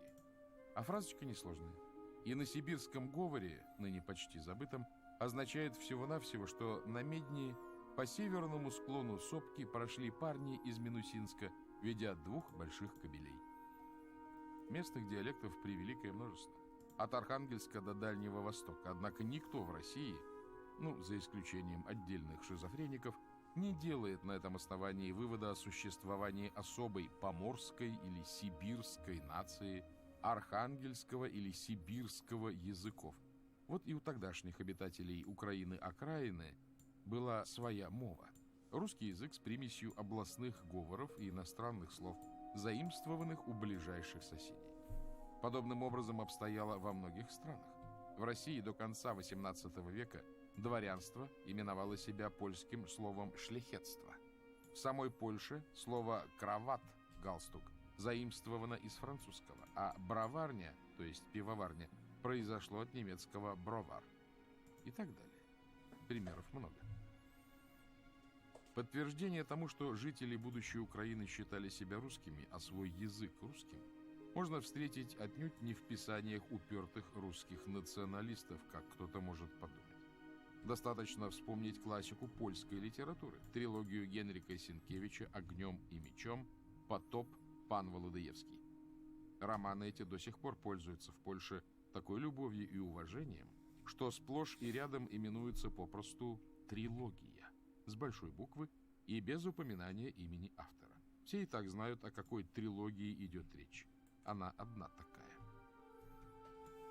События там происходят во второй половине 17 столетия. Живописно и увлекательно повествуются о славных шляхтичах, отважно сражавшихся со шведами, турками, крымскими татарами и украинскими казаками. Так вот, главный герой одноименного романа, прославленный витязь, знаменитый полковник пан Володыевский, и его друзья-сподвижники то и дело именуют себя русской шляхтой. По религии они католики, потомки принявших эту веру православных русских дворян. И они верой и правдой служат польской короне в войнах с ее многочисленными врагами. Но в то же время постоянно подчеркивают, что они не просто шляхта, а шляхта русская, поскольку родились на русских землях, входящих в состав Речи Посполитой. Имеет место быть четкое деление. Есть шляхта польская, есть литвинская, то есть белорусская, есть русская. Ни пану Володыевскому, ни его землякам называть себя украинцами, а свой язык украинским не придет в голову и в кошмаре. Они попросту и не подозревают о существовании таких курьезов. Они родились на русской земле и порой с польского переходят на русский. Свидетельство Сенкевича тем более ценно, что означенный пан-литератор был заядлым польским националистом и никакой симпатии ни к Российской империи, ни к русским, что уж там, не питал. Однако в своих романах придерживался исторической точности и никаких украинцев не выдумывал, поскольку этого понятия в XVII веке просто не существовало. Маленькое отступление на тему национализма, чуть ехидное. Ярый польский националист пан Сенкевич не имел в жилах ни капли, собственно, польской крови. Мать у него литвинка, отец – потомок когда-то осевших в Польше татар. С националистами в самых разных странах так частенько случается. Вернемся в середину 17 века на берега Днепра. Правобережную, то есть западную Украину, Речь Посполитая удерживала за собой прочно. После Люблинской унии началась форменная колонизация ее поляками. Задачу полякам облегчало то, что русская православная знать, как ее собратья во многих странах, думала в первую очередь о собственном благе и ради сохранения своих порою огромных земельных владений и нешуточных дворянских привилегий в большинстве своем перешла в католичество.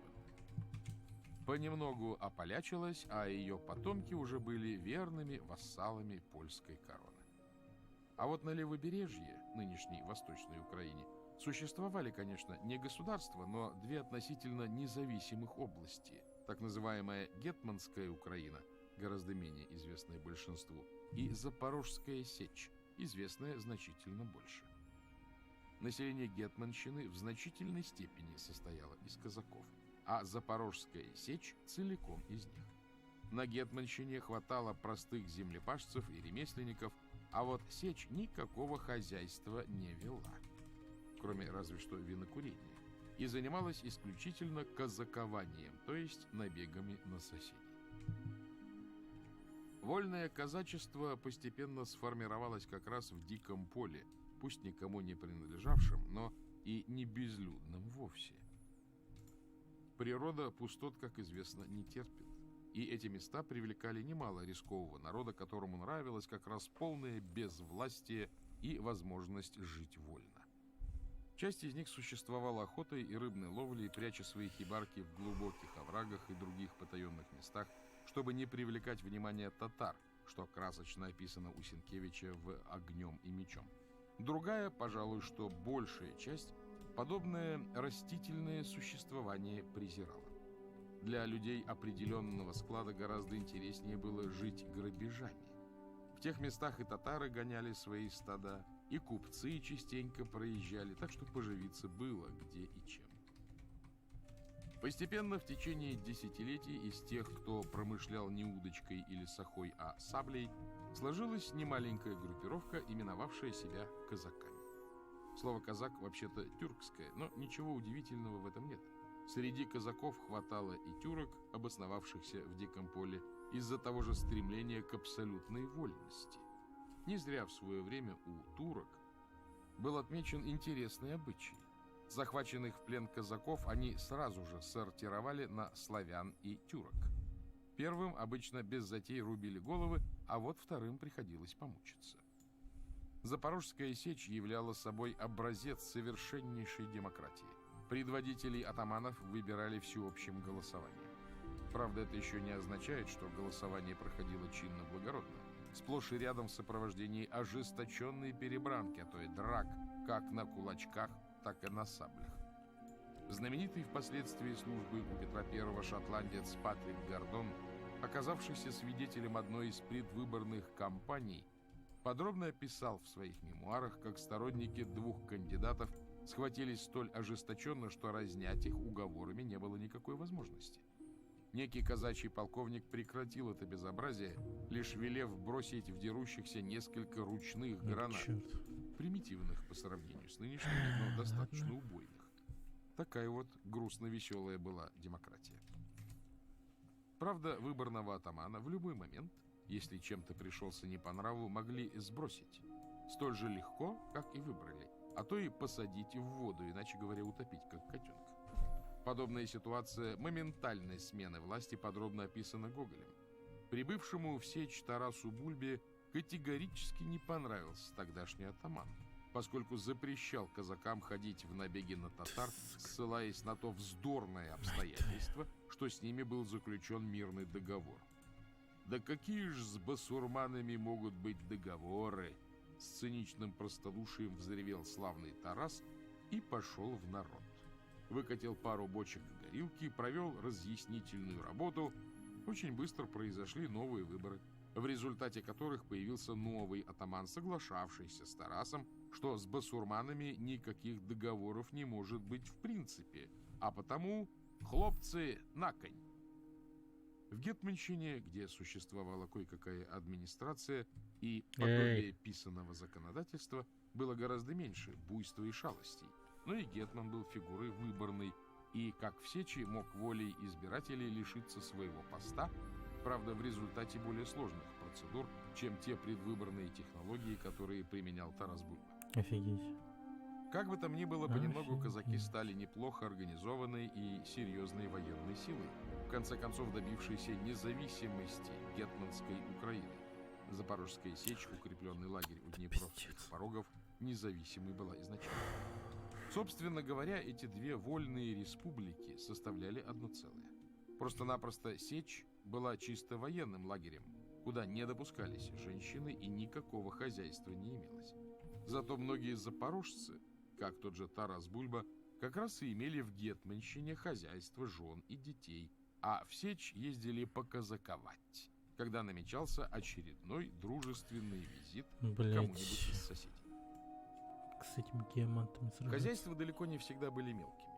К середине 17 века в Гетманщине выделилась своеобразная аристократия, казачья старшина, овладевшая хуторами, имениями, целыми селами, носившая чины полковников, сотников и саулов, поставившая со временем рядовых в подчиненное, пусть и не крепостное пока, положение. Под внешней вывеской демократии, то есть выборности гетмана, скрывались два противоборствующих стремления. Простые казаки и крестьяне, низовые галота, хотели больше свободы, а старшина, наоборот, втихомолку жаждала обрести те же права, которыми пользовались польские паны, на которых старшина взирала с затаенной завистью.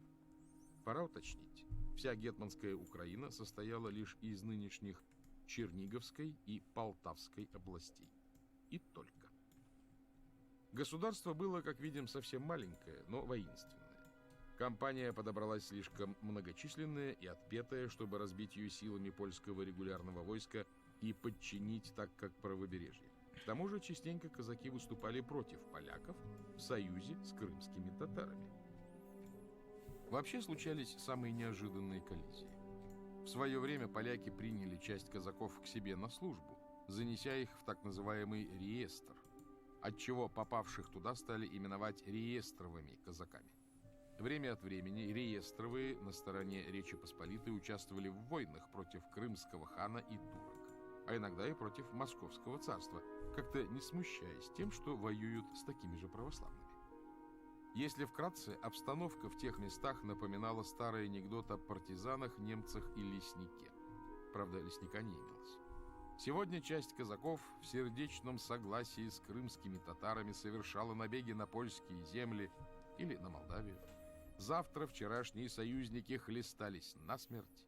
Послезавтра налетали поляки в компании реестровых казаков и рубали тех и этих. Иногда войны вспыхивали по самым диковинным поводам, просто не имевшим аналогов в европейской практике. Например, казаки дважды нападали на Речь Посполитую не с целью пограбить или постоять за веру православную, а исключительно ради того, чтобы попасть к полякам на службу. Именно так, никакой ошибки. Дело в том, что количество реестровых было ограничено своеобразным лимитом. Но слишком многим было гораздо интереснее вольготно разъезжать на коне с саблей на поясе, чем в качестве человека второго сорта гнуть спину на полковничьей пашне. Да и привилегии у реестровых были едва ли не шляхетские. Казаки потребовали реестр увеличить. Поляки резонно ответили, что реестр не резиновый. Вот тогда-то казаки и вторгались дважды на польские земли, провозглашая во всеуслышание: «Будем рубать, грабить и жечь, пока на службу не возьмете». Это было. Полной, абсолютной, стопроцентной независимости гетманская Украина не имела. Не поленитесь взглянуть на карту, чтобы должным образом оценить ее размеры. Соседи были неизмеримо сильнее. Подобная ситуация вырабатывала в гетманах немалые, скажем так, дипломатические таланты.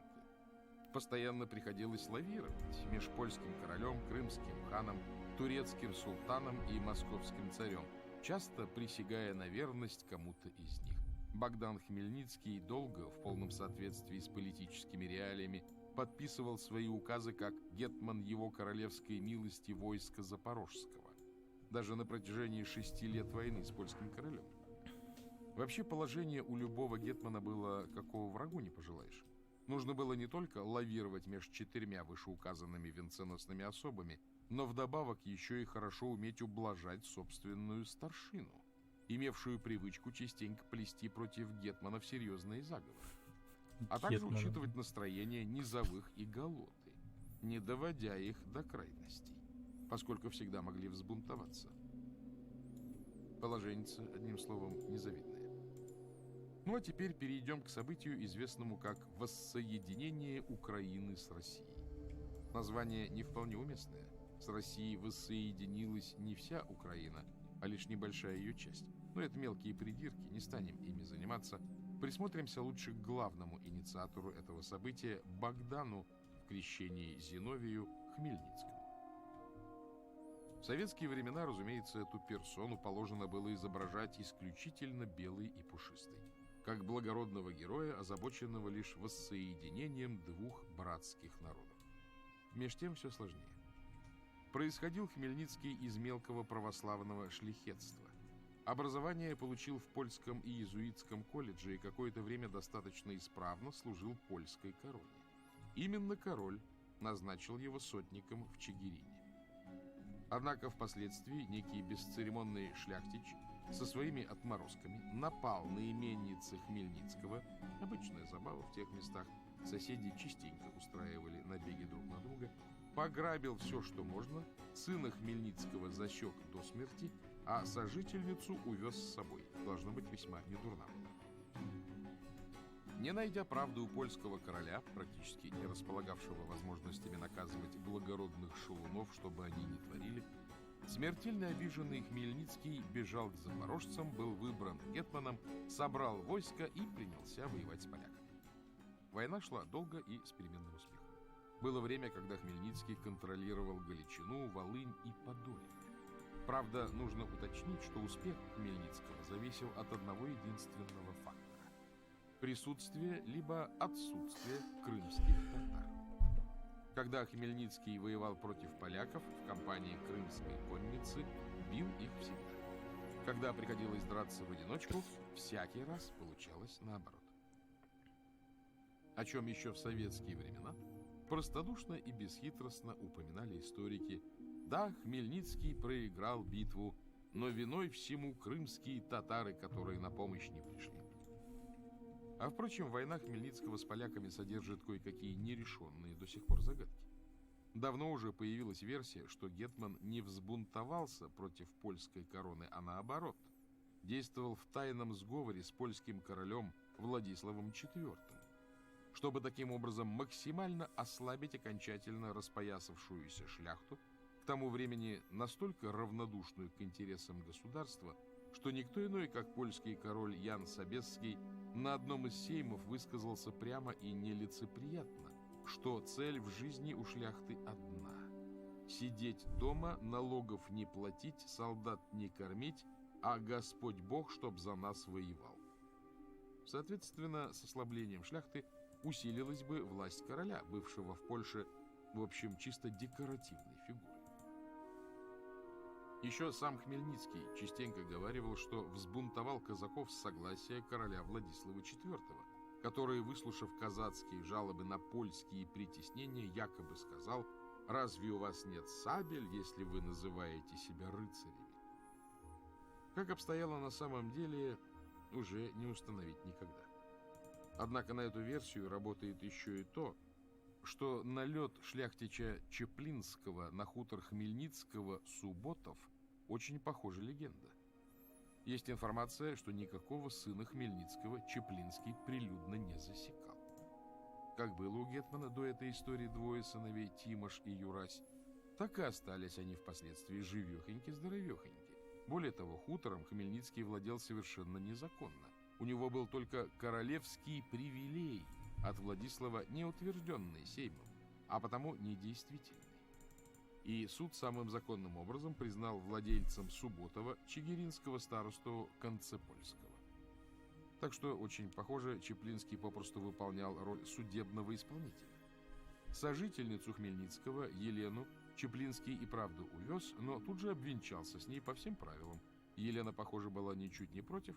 Вполне вероятно, что ей надоело слушать обещания Хмельницкого непременно на ней жениться, но только, понятно, после смерти законной супруги. А она болела-болела, но умирать не торопилась. Одним словом, у Хмельницкого, получается, не могло быть столь уж страшной обиды на поляков.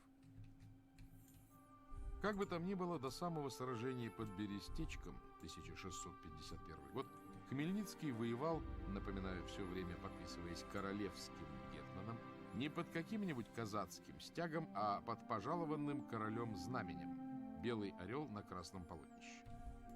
Работает на эту версию и хорошо известное со всех других точек зрения вопиюще нелогичное, непонятное поведение гетмана во время Варшавского стояния.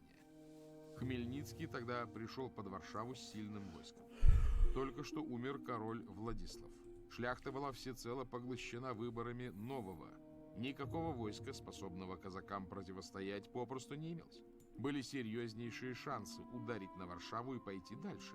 Однако гетман долго протоптался на месте, ровным счетом ничего не предприняв. Нельзя исключить, что после смерти Владислава, своей единственной агентурной связи, Хмельницкий попросту не знал, что ему в новых условиях делать. Вместо удара по Варшаве он отправил послов на Сейм, требуя сделать королем брата покойного Владислава Яна Казимира. Так и произошло. В скобках замечу, решение было крайне недальновидное. Именно Ян Казимир чуть позже нанесет Хмельницкому страшное поражение. Версия тайного королевского агента не столь уж неправдоподобна. Чуть позже подобное предприятие устроил столь же бесправный шведский король Густав Адольф. С помощью своей агентуры разжег крестьянские мятежи якобы для их усмирения попросил у парламента, которому и принадлежала вся власть, серьезное войско, но на мятежников не пошел, а военной силой осадил парламент, укоротил и его, и дворянство, вольничавшее прям-таки на польский манер, стал настоящим властвующим монархом. Как бы там ни было, после смерти Владислава последние 3 года перед Переяславской Радой в 1654 году, утвердившие присоединение гетманщины к России, Хмельницкого преследовала череда катастрофических неудач. В 1651 году войска Яна Казимира нанесли гетману страшное поражение, стоившее казакам 30 тысяч убитыми. Крымских татар на сей раз с гетманом не было. По итогам битвы Хмельницкий заключил невыгоднейший для себя Белоцерковский договор, согласно которому гетманщина ужималась до размеров невеликого Киевского воеводства, а казачий реестр одним махом сокращался вдвое.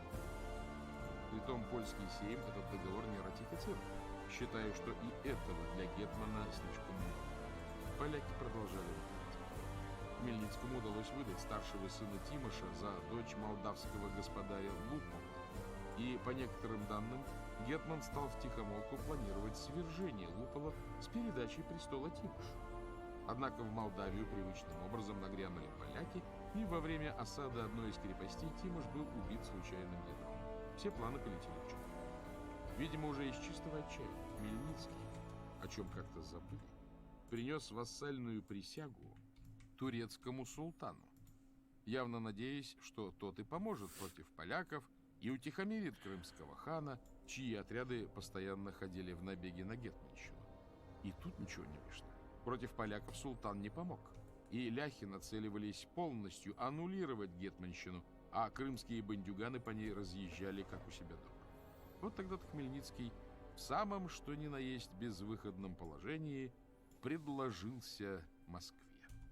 Он уже пытался проделать то же самое еще в 1648 году, но тогда царю, поглощенному более серьезными заботами, было не до гетмана. Теперь руки дошли. Земский собор, ознакомившись с челобитными Хмельницкого, обсудив все вдумчиво, постановил: о гетмане, о Богдане Хмельницком и о всем войске запорожском бояре и думные люди приговорили, чтоб великий государь и великий князь Алексей Михайлович всея Руси изволил того гетмана Богдана Хмельницкого и все войско запорожское с городами их и с землями принять под свою государскую высокую. Обратите внимание на формулировку.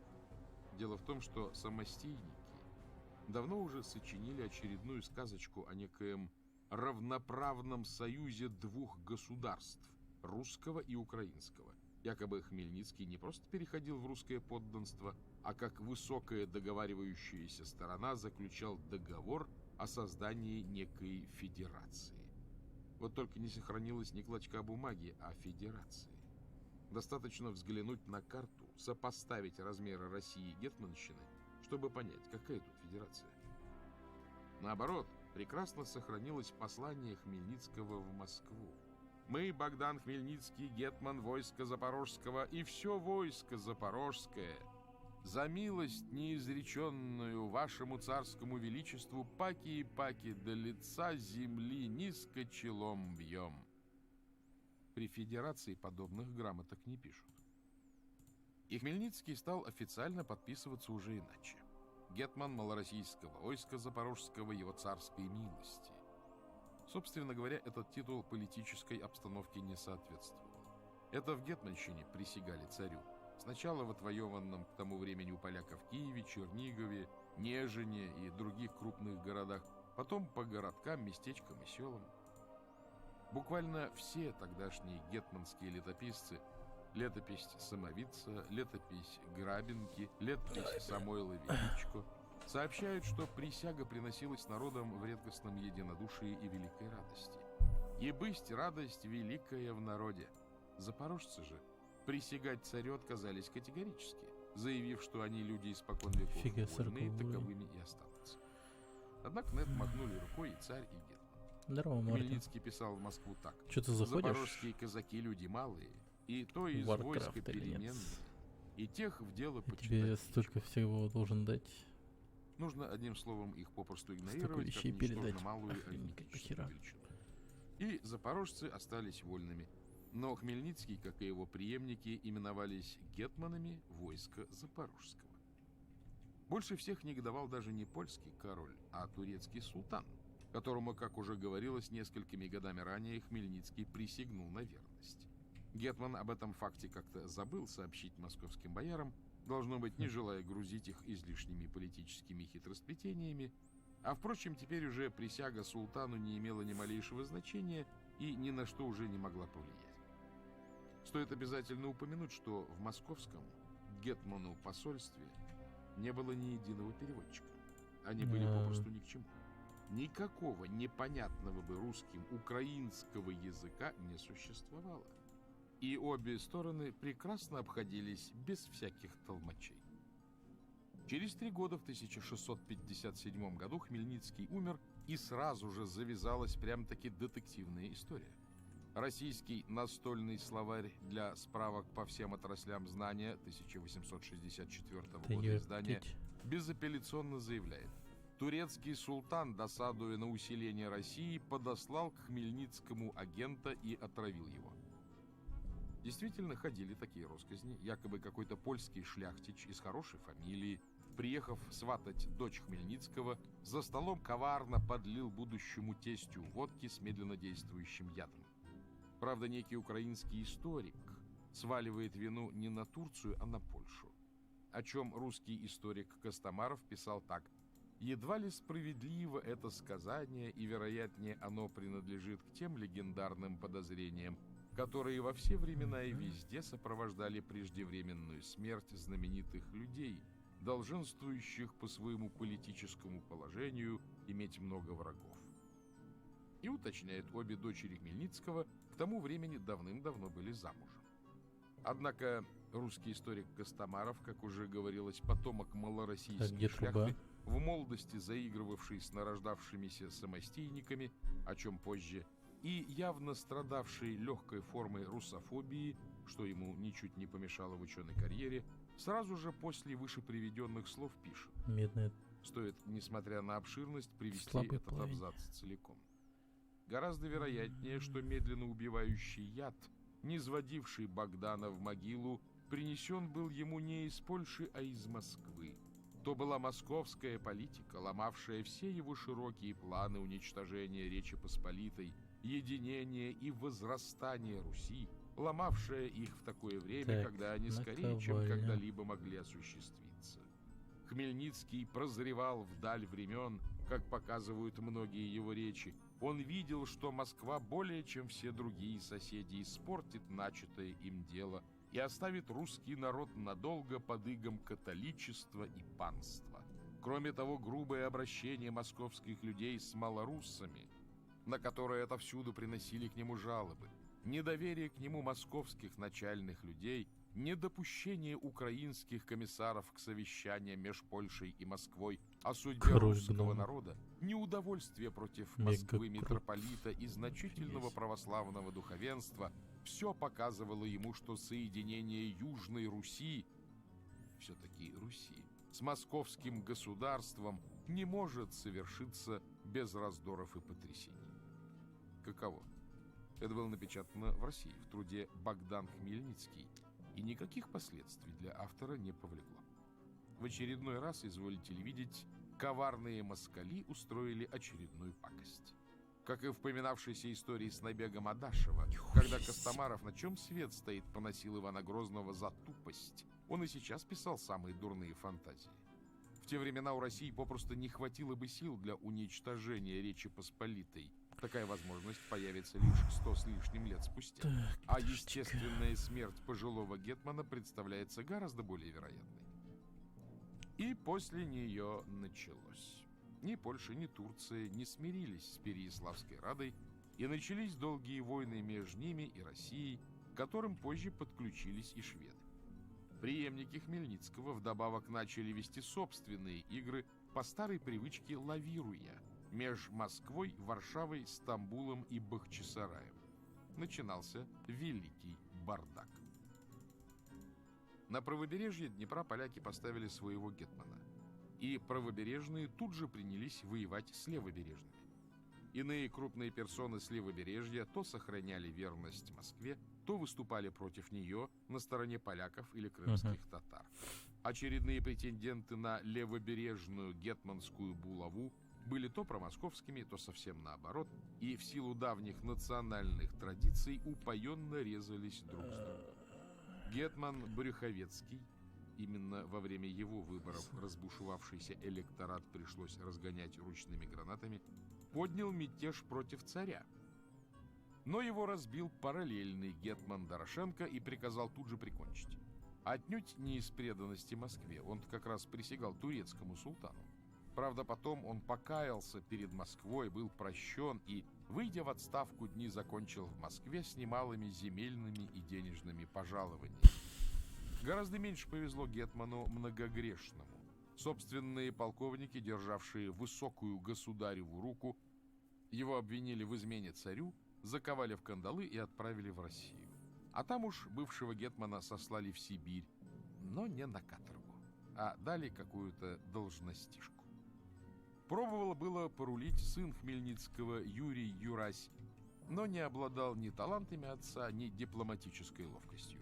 Какое-то время он бездарно и неуклюже метался между четырьмя заинтересованными державами, надоел всем, казачью поддержку потерял, и в конце концов турки его, как личность жалкую и никчемную, которая только путается под ногами серьезных людей, бесцеремонно удавили где-то на берегу Дуная, предлога ради обвинив в убийстве какой-то еврейки. Хотя, в общем, османам были как-то несвойственны, как борьба с антисемитизмом, так и антисемитизм. Но кто бы разбирался. Удавили и удавили, дело в принципе житейское.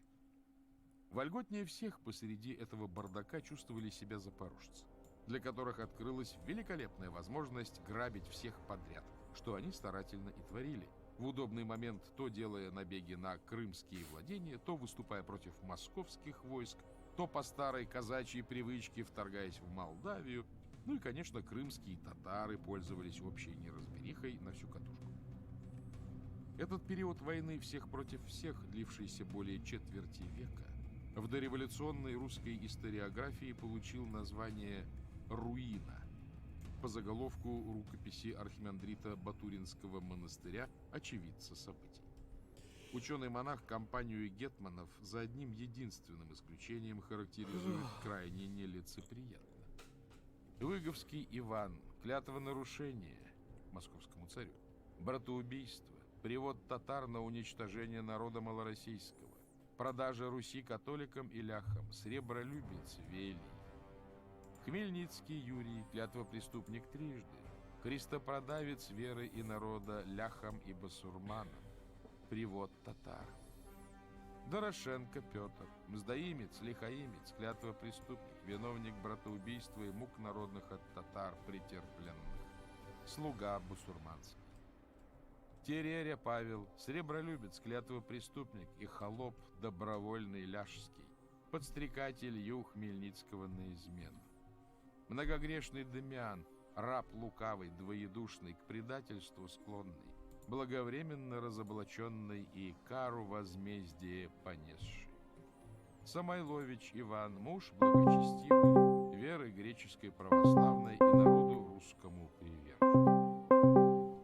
Тот еще гадюшник. Тем более, что данные архимандритом неприглядные характеристики подтверждаются массой исторических фактов и записками других свидетелей событий.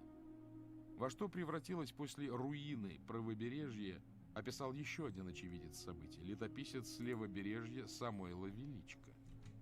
«Видел я многие города и замки, безлюдные, опустелые, валы высокие, как горы, насыпанные трудами рук человеческих. Видел развалины стен, приплюснутые к земле, покрытые плесенью, обросшие бурьяном, где гнездились гады и черви, змеи. Видел покинутые в пусте привольные украинско-малороссийские поля, раскидистые долины, прекрасные рощи и дубравы, обширные сады, реки, пруды, озера, заросшие мхом, тростником и сорною травою. Видел на разных местах и множество костей человеческих, которым было покровом одно небо». На левобережье обстояло немногим лучше.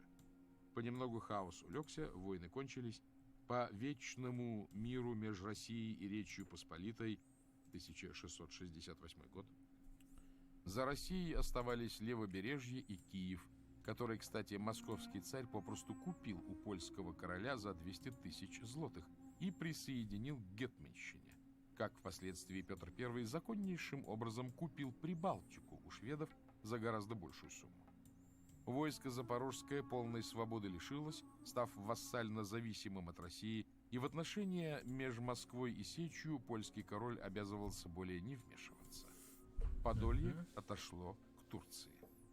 В общем, наступил пусть худой, но мир. Правда, он, как сплошь и рядом случалось по всей Европе, вечным не стал. Вечность уместилась в 15 лет, после чего вспыхнула русско-турецкая война, сейчас совершенно забытая, а зря. Она принесла серьезные победы русскому оружию. Все эти 15 лет гетманом оставался поминавшийся в руине Иван Самойлович. Надо сказать, что архимандрит-летописец по каким-то своим чисто человеческим причинам ему изрядно польстил. Верность присяге московскому царю Самойлович все эти годы, надо отдать ему должное, хранил старательно. Его приверженность православию тоже под сомнение не ставится, однако с благочестием обстоит гораздо хуже.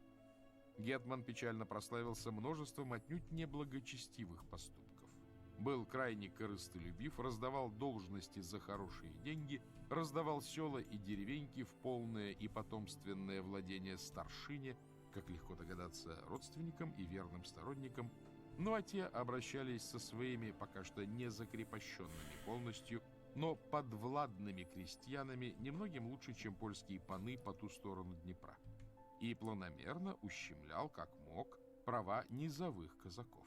Даже фанатичный теорик самостийности профессор Грушевский, о котором мы подробнее поговорим позже, вынужден был признать, несмотря на привычку изображать помянутых в руине гетманов чуть ли не ангелами божиими, зная всеобщее недовольство и недоверие к себе, Самойлович для охраны собственной персоны завел особые полки на манер личной охраны, именовавшиеся сердюками или компанейцами, и состоявшие в основном из иностранных наемников.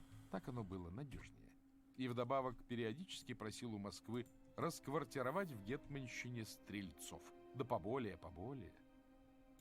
Как сплошь и рядом в таких случаях бывает, понемногу среди старшин образовалось немалое число недовольных, то есть обделенных материальными благами, которые втихомолку только и ждали оказии, чтобы подложить пану гетману изрядную свинью, а помянутые материальные ценности разделить более справедливо, то есть чтобы и им немало досталось. Оказия, в конце концов, представилась. Самойлович получил удар с самой неожиданной стороны. Но чтобы рассказать об этом, нам придется отвлечься от украинских дел, благо там еще долго не будет происходить ничего интересного, и вернуться к предыдущей главе. Речь пойдет уже не о русских набегах на Крым, а о самой настоящей войне. Глава 5. Окончание. Ответный удар 2. В конце 17 века, в последние его десятилетия, грозная некогда турецкая армия ощутимо ослабла. Причины прекрасно известны. Разложение янычаров, янычарского аджака, то есть корпуса. Первые столетия существования корпуса янычары, сплошь обращенные в ислам христианские мальчики, отменно выученные военному делу, были фанатичными и жестокими профессионалами. Профессионализм был доведен до всех мыслимых пределов. Все свободное время отдавалось военным тренировкам. Жить янычарам разрешалось исключительно в казармах. Запрещалось как жениться, так и заниматься каким-либо ремеслом. При этом, стоит подчеркнуть, относились к ним не как к каким-то людям второго сорта, а именно как к военной элите. Некоторые военные историки считают этот спецназ лучшими солдатами тогдашнего мира. В чем может быть право? Ничего подобного янычарам тогда не знал ни христианский мир, ни единоверцы-соперники Турции. Аналогов этой бешеной рати просто не существует. Их число росло и росло, достигая едва ли не половины турецкой армии. Султан Сулейман Великолепный за 46 лет своего правления, 1520-1566 годы, провел 13 успешных военных кампаний, из них 10 в Европе. И всеми победами был обязан янычарам. Однако понемногу прежняя система набора и подготовки янычар ушла в прошлое. Не стало знаменитой системы Девширме, когда в подвластных султану христианских областях набирали регулярно определенное количество христианских мальчиков, тщательно изучали их характер и способности, и тех, кто оказывался более всего пригодным именно к военному делу, определяли в янычары. Теперь в янычарский аджак стали в массовом порядке принимать коренных турок, выходцев из деревни, мелких торговцев, ремесленников. Но в первую очередь детей самих янычар. Вот именно детей. Со временем янычары получили право и жениться, и жить не в казарме, а в собственном доме. В любой момент могли уйти в отставку без всякого труда и заняться любым ремеслом. Первыми двумя привилегиями янычары пользовались массово и охотно. А вот желающих выходить в отставку практически не было. Поскольку исчезла прежняя система каждодневной многочасовой учебы, военной подготовке уделялось очень мало внимания и времени, а жалование было весьма приличное. Естественно, никто не стремился покидать столь легкую, безопасную и доходную службу. Ух ты, нифига. Наоборот, стремились пристроить на нее в первую очередь собственных сыновей. Прежние железные бойцы теперь старались при всяком удобном случае увильнуть от участия в военных действиях или ввести систему, по которой пойти-то они на войну пойдут, но в боях или при осадах имеют право находиться на передке не более 40 дней, что имело место и во время осады Азова. Одним словом, уже в начале 17 века вместо прежних элитных войск незаметно сформировалась каста, многочисленная, ленивая, горластая, готовая перегрызть глотку любому, кто попытается посягнуть на ее немаленькие привилегии. Как уже говорилось, пышным цветом расцвели янычарские мятежи, когда свергали и султанов. Естественно, это никогда не было самодеятельностью аджака. Из-за кулис янычарами управляли противоборствующие группировки турецкой знати. Но янычары были не в обиде. Наоборот, им такое положение вещей страшно нравилось. Потому что очередной мятеж всякий раз щедро проплачивался заинтересованными лицами. Оставалось лишь, подобно разборчивой невесте, высматривать тех, кто заплатит подороже. Одним словом, боеспособность турецкого войска стала падать. Турция была уже не та. Что было наглядно доказано в 1683 году, когда турки предприняли последнюю, как оказалось, попытку продвинуться далее в Европу и осадили Вену. Страшное поражение им нанес польский король Ян Собеский с армией, состоявшей в основном из славян, жителей Речи Посполитой, казаков, чехов, разве что имелось еще некоторое количество немцев. Турция была уже не та. И в 1683 году поляки начинают с ней войну, отбив несколько своих городов. А там подключается и Россия, где по малолетству царей Ивана и Петра правительницей стала царевна Софья. Готовится крупная военная экспедиция в Крым с целью уже не набега, а полного покорения. Во-первых, смелости русским придают итоги успешно закончившейся русско-турецкой войны 1676-1681 годов. Протурецкий гетман Дорошенко с правобережья переправился через Днепр и захватил гетманскую столицу Чигирин, надеясь с помощью турок захватить и все левобережье. Русское войско воеводы князя Рамадановского и казачьи отряды гетмана Самойловича выступили в поход, осадили Чигирин и в конце концов взяли. Потом в ходе так называемых чигиринских походов схватились уже непосредственно с турками и разгромили войска великого визиря Кара-Мустафы. В завершение в 1681 году успешно отразили крупный набег крымских татар. Это была победа. Турки вынуждены были подписать мирный Бахчисарайский договор, по которому окончательно признавали воссоединение левобережья с Россией, поручались больше против левобережья не воевать, а также удерживать крымского хана от новых набегов на русские земли. Во-вторых, в договоре о вечном мире между Россией и Речью Посполитой имелась еще и секретная статья, по которой русские были обязаны воевать против турок, пока поляки не вернут себе Каменец. Нельзя сказать, чтобы русских она особенно удручала. Наоборот, предоставляла удобный случай разделаться с Крымом. Поскольку общей границы у России с Турцией не было, и ближайшие турки имелись как раз в Крыму. Повод для войны искать долго не пришлось. Он подвернулся сам благодаря бесшабашности крымских татар, сплошь и рядом не обращавших внимания на какие-то там договоры, подписанные султанами с соседями. В 1686 году они устроили очередной набег на южные границы Гетманщины, что с юридической точки зрения было прямым нарушением Бахчисарайского договора. В Москве известие о набеге было встречено с радостью, решено было собрать войско не менее чем в 100 тысяч человек. Речь, повторяю, шла не о набеге, а о полном покорении Крыма. В составе войска было конное дворянское ополчение, 40 тысяч стрельцов и 20 тысяч солдат иноземного строя, то есть полков, вооруженных и организованных на европейский манер и выученных европейскими офицерами еще при царе Алексее Михайловиче, к которым должны были присоединиться 50 тысяч казаков под командованием гетмана Самойловича. Во главе войска был поставлен князь Василий Васильевич Голицын, первый министр, фаворит и любовник царевны Софьи. Личность во многих отношениях незаурядная. Один из образованнейших людей России того времени, книжник, знаток иностранных языков, к тому же всерьез составлявший проект освобождения крестьян из крепостной зависимости.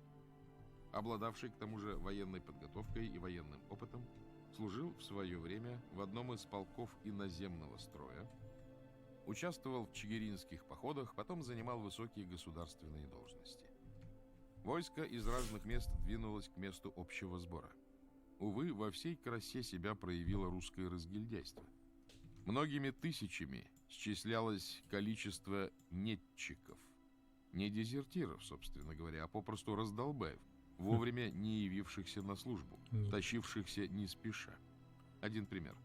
На смотру в Москве в солдатском полку генерала Патрика Гордона насчитали 894 человека. А к реке Ахтырки пришло только 789. Еще одной печальной чертой стало отсутствие дисциплины в отдельных частях, особенно разболтался большой полк, то самое дворянское ополчение числом в 3500 человек. Даже всемогущий и отнюдь не мягкий Голицын с превеликим трудом с ними справился.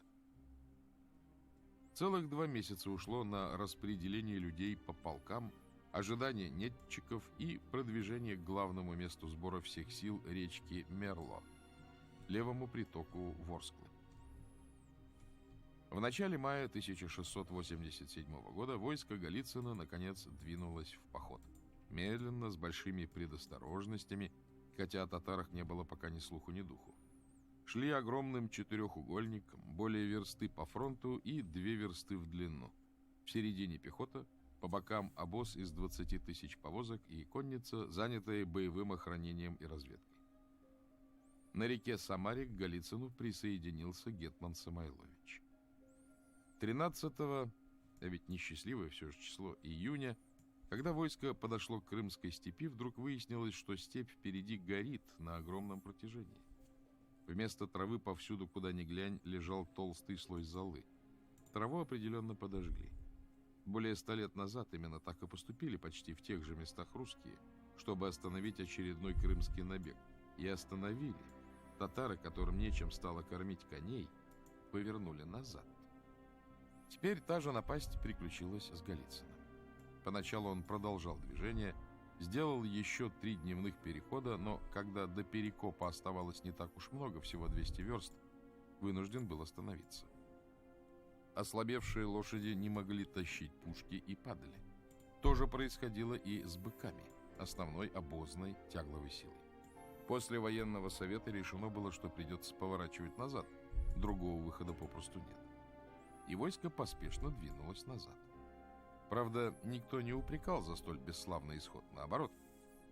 Как случалось не только в те годы и не только в России, поступили совсем наоборот. Правительница Софья торжественно объявила народу, что князь Голицын и его отважная рать совершила много славных подвигов, храбро сражаясь с бусурманами.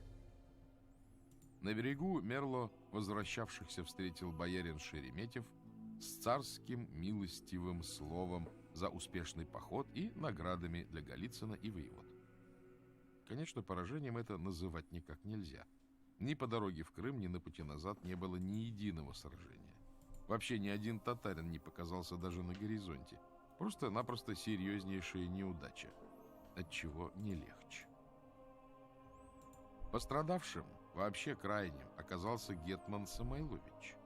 К тому времени против него составился серьезный заговор, во главе которого стояли люди немаленькие. Генеральный писарь Кочубей, второе после гетмана лицо в тогдашней иерархии, и генеральный Есаул Мазепа, тот самый, командовавший тогда наемными полками личной охраны гетмана. Они с кучкой чинов пониже уже составили обширный донос на гетмана, а теперь, услышав о неудачном походе и причине его срыва, радостно добавили еще одно обвинение. Степь, где подожгли не татары, а казаки гетмана, по тайному соглашению с крымским ханом. Донос отправился в Москву, отнюдь не анонимный, подписанный честь по чести. Первой стояла подпись Кочубея. Мазепе, по его положению, вполне можно было подписаться вторым, но его автограф скромненько притулился где-то посередине. Кое-кто из военачальников доносу этому верил всерьез, полагая, что казакам невыгодно покорение Крыма, еще более усилившее бы влияние на них Москвы. Однако далеко не все. Патрик Гордон в своих дневниках Самойловича не обвинял, говоря об измене лишь как о слухе. А Франц Лефорт вообще не верил в виновность гетмана. Вполне возможно, не особенно верили этому обвинению царевна Софья, Голицын и тогдашняя верхушка. Однако вера верой, но есть еще и высшие государственные интересы. Как не раз случалось в других странах и в другие времена, гораздо выгоднее было считать, будто дело сорвалось из-за неожиданной измены в рядах. Благо и конкретный изменник имелся под рукой, и люди против него высказались солидные. Одним словом, Самойловича сместили и со всем семейством отправили в Сибирь. Помигор. Его место в результате стараний употребивший все свое влияние Москвы занял Иван Мазепа, с которым потом России еще пришлось наплакаться. Тогда же поползли слухи, что все получилось от того, что Мазепа поклонился Голицыну бочонком с 10 000 червонцев. Доказательств нет никаких. Вообще-то подобное ничуть не противоречило вольным нравам века. Это когда подобные подарочки были в большом ходу. Достоверно известно, что впоследствии Мазепа, о чем речь впереди, не раз делал русским вельможам, а то и самому царю, немалые подарки. С другой, в мздоимстве Голицын вроде бы не замечен. Как бы там ни было, истину установить уже невозможно. Почти 2 года спустя, ранней весной 1689-го, Голицын выступил во второй крымский поход в составе опять-таки нешуточной армии из 80 000 рейтеров, всадников и солдат полков иноземного строя, 32 000 стрельцов, гетманских казаков. При нем было 350 пушек. Шли тем же порядком, что и в прошлый раз. В отличие от прошлого похода, навстречу Голицыну с немалыми силами выступил ханский сын Нуриддин Калга. Первая атака ограничилась перестрелкой с небольшими потерями у обеих сторон. Но на завтра татары вернулись, и началось 3-дневное сражение, закончившееся жестоким поражением татар. 2 конным гетманским полкам татары нанесли большой урон, но всякий раз нападение отбивала русская артиллерия. В конце концов татары отступили. Голицын потерял 1220 человек убитыми, крымчаки гораздо больше. Ободренный Голицын пошел вперед, но у самого перекопа натолкнулся на 50-тысячное татарское войско под командованием самого хана, к которому присоединился и Нуриддин. Русских атаковали со всех сторон, но все атаки Голицын отбил артиллерийским огнем, подошел к перекопу на пушечный выстрел и остановился, не решившись сходу идти на штурм. Громобой хочу сделать. Нерешительность оказалась роковой. Войско 2 суток оставалось без воды, при недостатке хлеба. Еще несколько дней, и обоз с пушками пришлось бы бросить, потому что лошади стали дохнуть. Военачальники Голицына единодушно заявили: служить и кровь свою пролить готовы, только от безводья и бесхлебья изнужились, промышлять под перекопом нельзя, и отступить бы прочь. Решив сделать хорошую мину при плохой игре, Голицын начал с ханом переговоры о мире, надеясь, что хан побоится русского вторжения в Крым. Князь надеялся добиться от хана, чтобы тот прекратил набеги на Польшу и южно-русские рубежи, не брал дани и освободил всех русских пленников. Хан, прекрасно понимавший, в каком положении находится русская армия, переговоры затягивал, ожидая, пока геурам станет еще хуже. На требования Голицына категорически не соглашался, зато сам требовал 200 тысяч рублей недоплаченной Россией дани. Пришлось отступить.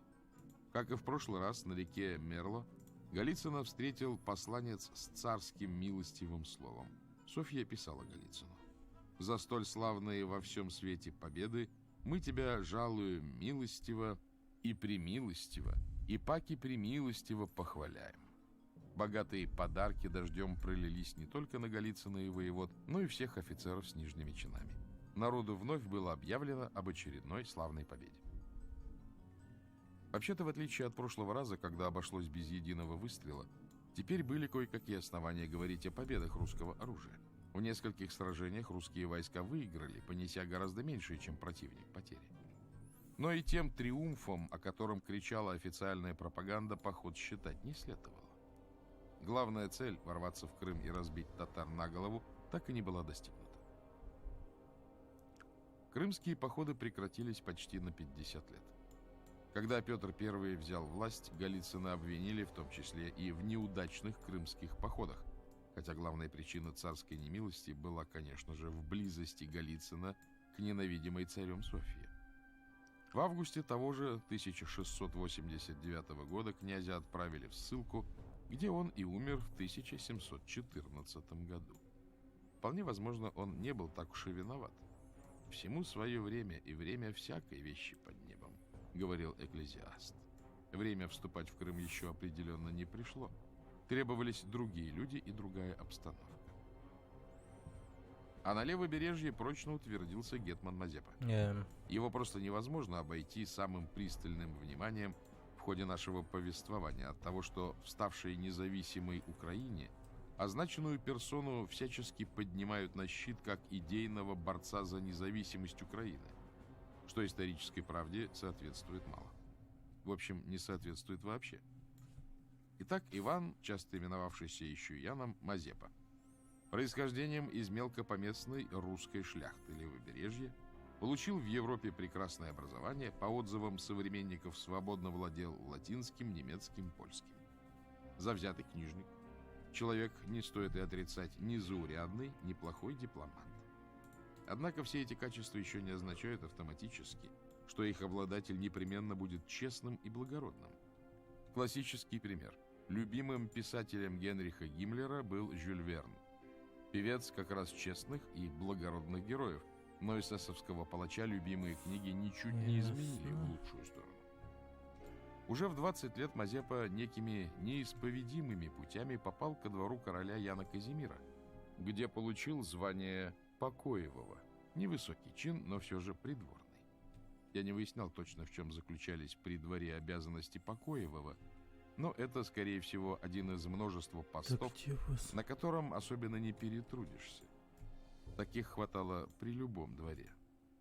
Однако на протяжении последующих нескольких лет пан Ян Мазепа занимался гораздо более серьезными делами, требовавшими не просто трудов, а немалого ума, притворства и хитрости. Вел щекотливые тайные переговоры, какие обычно дипломатам сплошь и рядом не доверяют. Меж королевским двором, гетманами левобережья и крымским ханом, а возможно и с турками, потому что где хан, там и турки, вроде бы выстраивалась неплохая придворная карьера.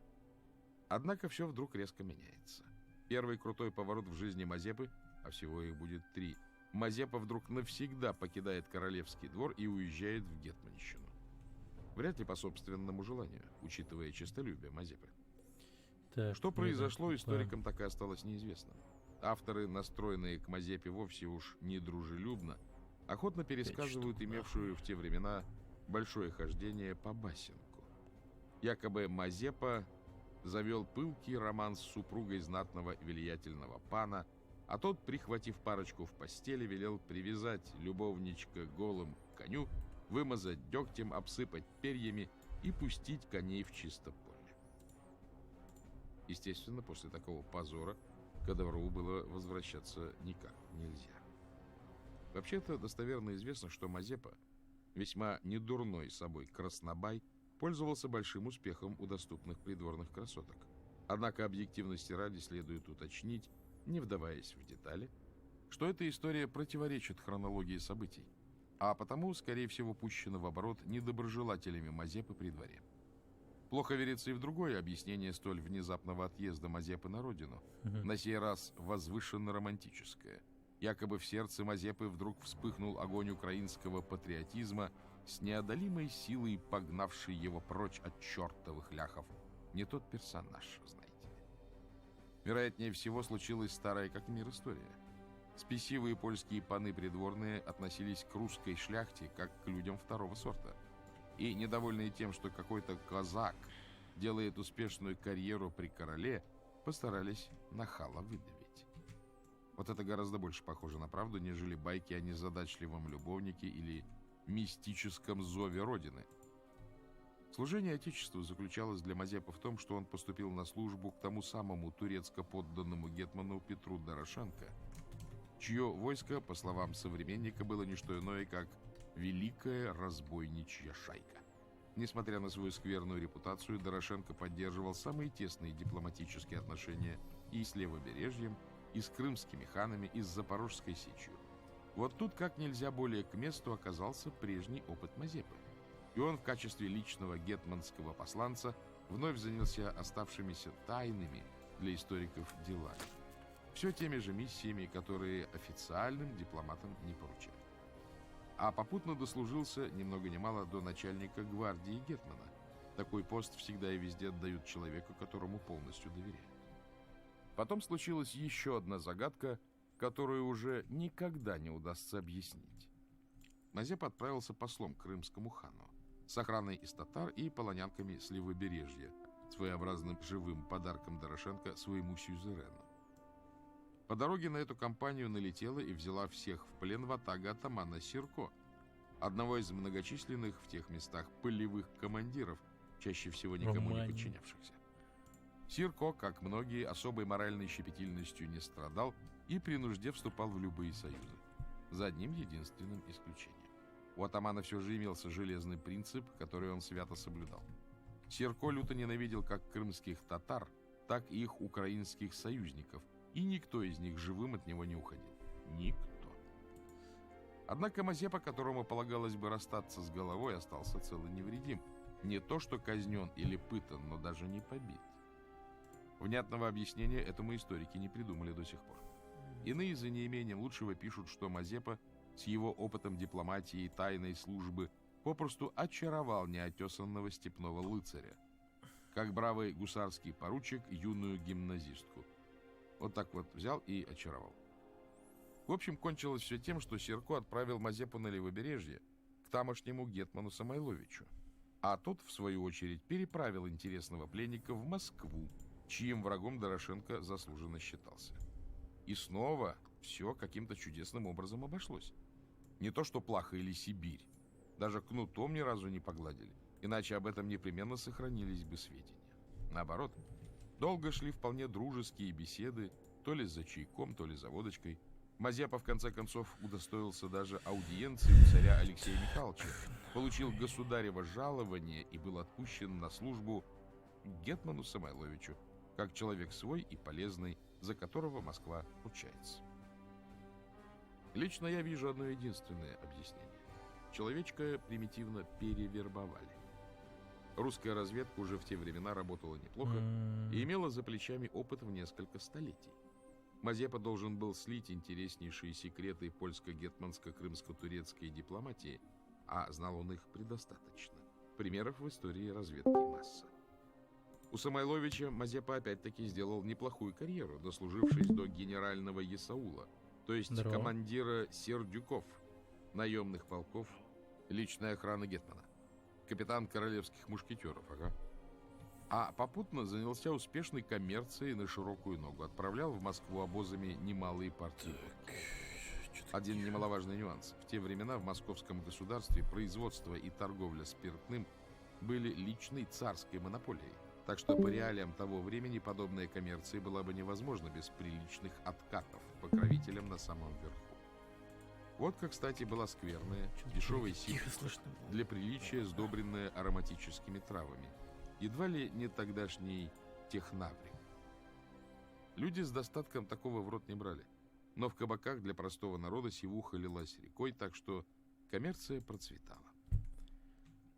О доносе на Самойловича уже писалось. Став гетманом, Мазепа продолжал старательно заносить серьезные подарочки не только высшим московским сановникам, но и самому царю Петру. Даже точные цифры в архивах сохранились. Петру 200 дукатов. Дукат — солидная золотая монета того времени. Вездесущему Меншикову, без которого не обходилась ни одна подобная негоция, 1000 и 6 больших серебряных бутылей. Головкину 1000 дукатов, Шереметьеву 500 и серебряные сервизы. Шафирову 500, Долгорукому 500, секретарю посольского приказа Степанову 100. Всем было хорошо. Настолько, что Мазепа с подачи московских покровителей самым официальным образом стал князем Священной Римской империи. А сколько это гетману обошлось, в точности неизвестно, но даром такие вещи никогда не делались. За 21 год правления, 1687-1708, гетман не приобрел народной любви, скорее наоборот. Как и его предшественники, щедро раздавал своим сторонникам потомственное, замечу, владение, земли, села и деревеньки, вместе не с крепостными пока, но приписанными к ним крестьянами. Мало того, универсалом 1701 года ввел обязательную еженедельную двухдневную барщину и для тех крестьян, что жили на собственной земле, юридически вольные, никому из старшины не приписанные. Как, по-вашему, будет все это способствовать народной любви? Даже почитатель Мазепы профессор Грушевский, один из теоретиков самостийности, меланхолически признавал: разумеется, эта новая барщина страшно возбуждала крестьянство, у которого еще были свежи в памяти времена беспомещичьи, когда оно хозяйничало на вольной земле. Горькая обида поднималась в нем на старшину, которая так ловко и быстро сумела взять его в свое подчинение. Особым гневом дышали люди на гетмана Мазепу, подозревая, что он шляхтич и поляк, как его называли, старался завести на Украине польские и панские порядки. С большим подозрением относился народ ко всем начинаниям его и старшины. Такой вот парадокс. В Польше Мазепа считался казаком, а на родине — ляхом. И подозрения народные, кстати, были вовсе не беспочвенны. Пройдет всего несколько десятилетий, и все подозрения сбудутся. Грушевский, большой мастер фокусничать с реальной историей, все же пытался оправдать своего кумира тем, что Мазепа якобы был человек подневольный. Эдакая марионетка, исправно выполнявшая тайные приказы москалей, по своему злодейскому обыкновению стремившихся уничтожить украинские вольности и всех закабалить. Одна незадача. В архивах коллегии малороссийских дел сохранился указ Петра прямо противоположного содержания. Гетману предписывалось надзирать за малороссийскими помещиками, удерживать их от жестокости, поборов, работ излишних. Дело не в гуманности. Попросту Москва еще не полностью контролировала гетманщину и опасалась бунтов черного народа. Давно известно, что простую крестьянскую косу опытный кузнец в 2 счета переделает в оружие. Повернуть лезвие вертикально к древку, и вот вам натуральная алебарда. По меркам того времени оружие серьезное, против которого штык как-то не пляшет. Указ этот до широких масс не дошел, вообще не появился на свет. Гетман его спрятал подальше, никому не показывая, и выпустил несколько универсалов, которыми предписывал самым жестким образом прессовать тех крестьян, что противятся закабалению, а то и бегут в Россию, сажать по тюрьмам, бить кнутами нещадно, а то и вешать. 20 лет Мазепа и в мыслях не держал отстаивать украинские вольности. Служил России верой и правдой. Ему и на московской службе жилось лучше некуда. Вместе с русскими полками гетманские казаки участвовали в южных походах, за что Мазепа вторым после фельдмаршала Шереметьева получил орден Андрея Первозванного, сам Петр IV. Опять-таки в составе русской армии Мазепа воевал в Лифляндии, в Польше, подавлял восстание донского казачьего атамана Кондратия Булавина, И, разумеется, продолжал успешно торговать водкой. Одно другому не мешает. За верную службу Петр осыпал гетмана подарками и пожалованиями. Деньги, соболя, бархат, парча, драгоценности, семга и стерлядь из царской поварни, помянутый княжеский титул, наконец, данное в потомственное владение целая волость в России. Одним словом, безупречный послужной список и твердое положение. Но это в России. На родине, в гетманщине, все обстояло не так безоблачно. Пожалуй, что и не безоблачно вовсе. Понемногу закрепощаемый черный народ ни малейшей приязни к гетману не питал, а потому Мазепа, по примеру Самойловича, завел для охраны своей персоны наемных сердюков и компанейцев, сплошь и рядом из немцев, мадьяр, а то и поляков. Местных, казачьи полки, старался как можно чаще отослать воевать куда-нибудь подальше. Казаки, хотя и люди свободные, тоже гетмана недолюбливали. С верхами тоже обстояло не лучшим образом. Как поется в известной песне, и пряников сладких всегда не хватает на всех. Часть обделенной старшины стала всерьез плести заговор против гетмана. Возглавлял его генеральный писарь, нечто вроде министра иностранных дел, Кочубей, у которого, как порой случается, общеизвестное перепуталось с личным. 65-летний Мазепа загорелся самой пылкой страстью к дочери Кочубея, своей крестнице, юной красавице Монтре Марии. Страсть была взаимной. Мотря даже сбежала из родительского дома и 4 дня прожила у Мазепы, явно не за тем, чтобы слушать стихи, которых Мазепа ей написал немало. Когда она вернулась, Мазепа по всем правилам попросил у Кочубея ее руки.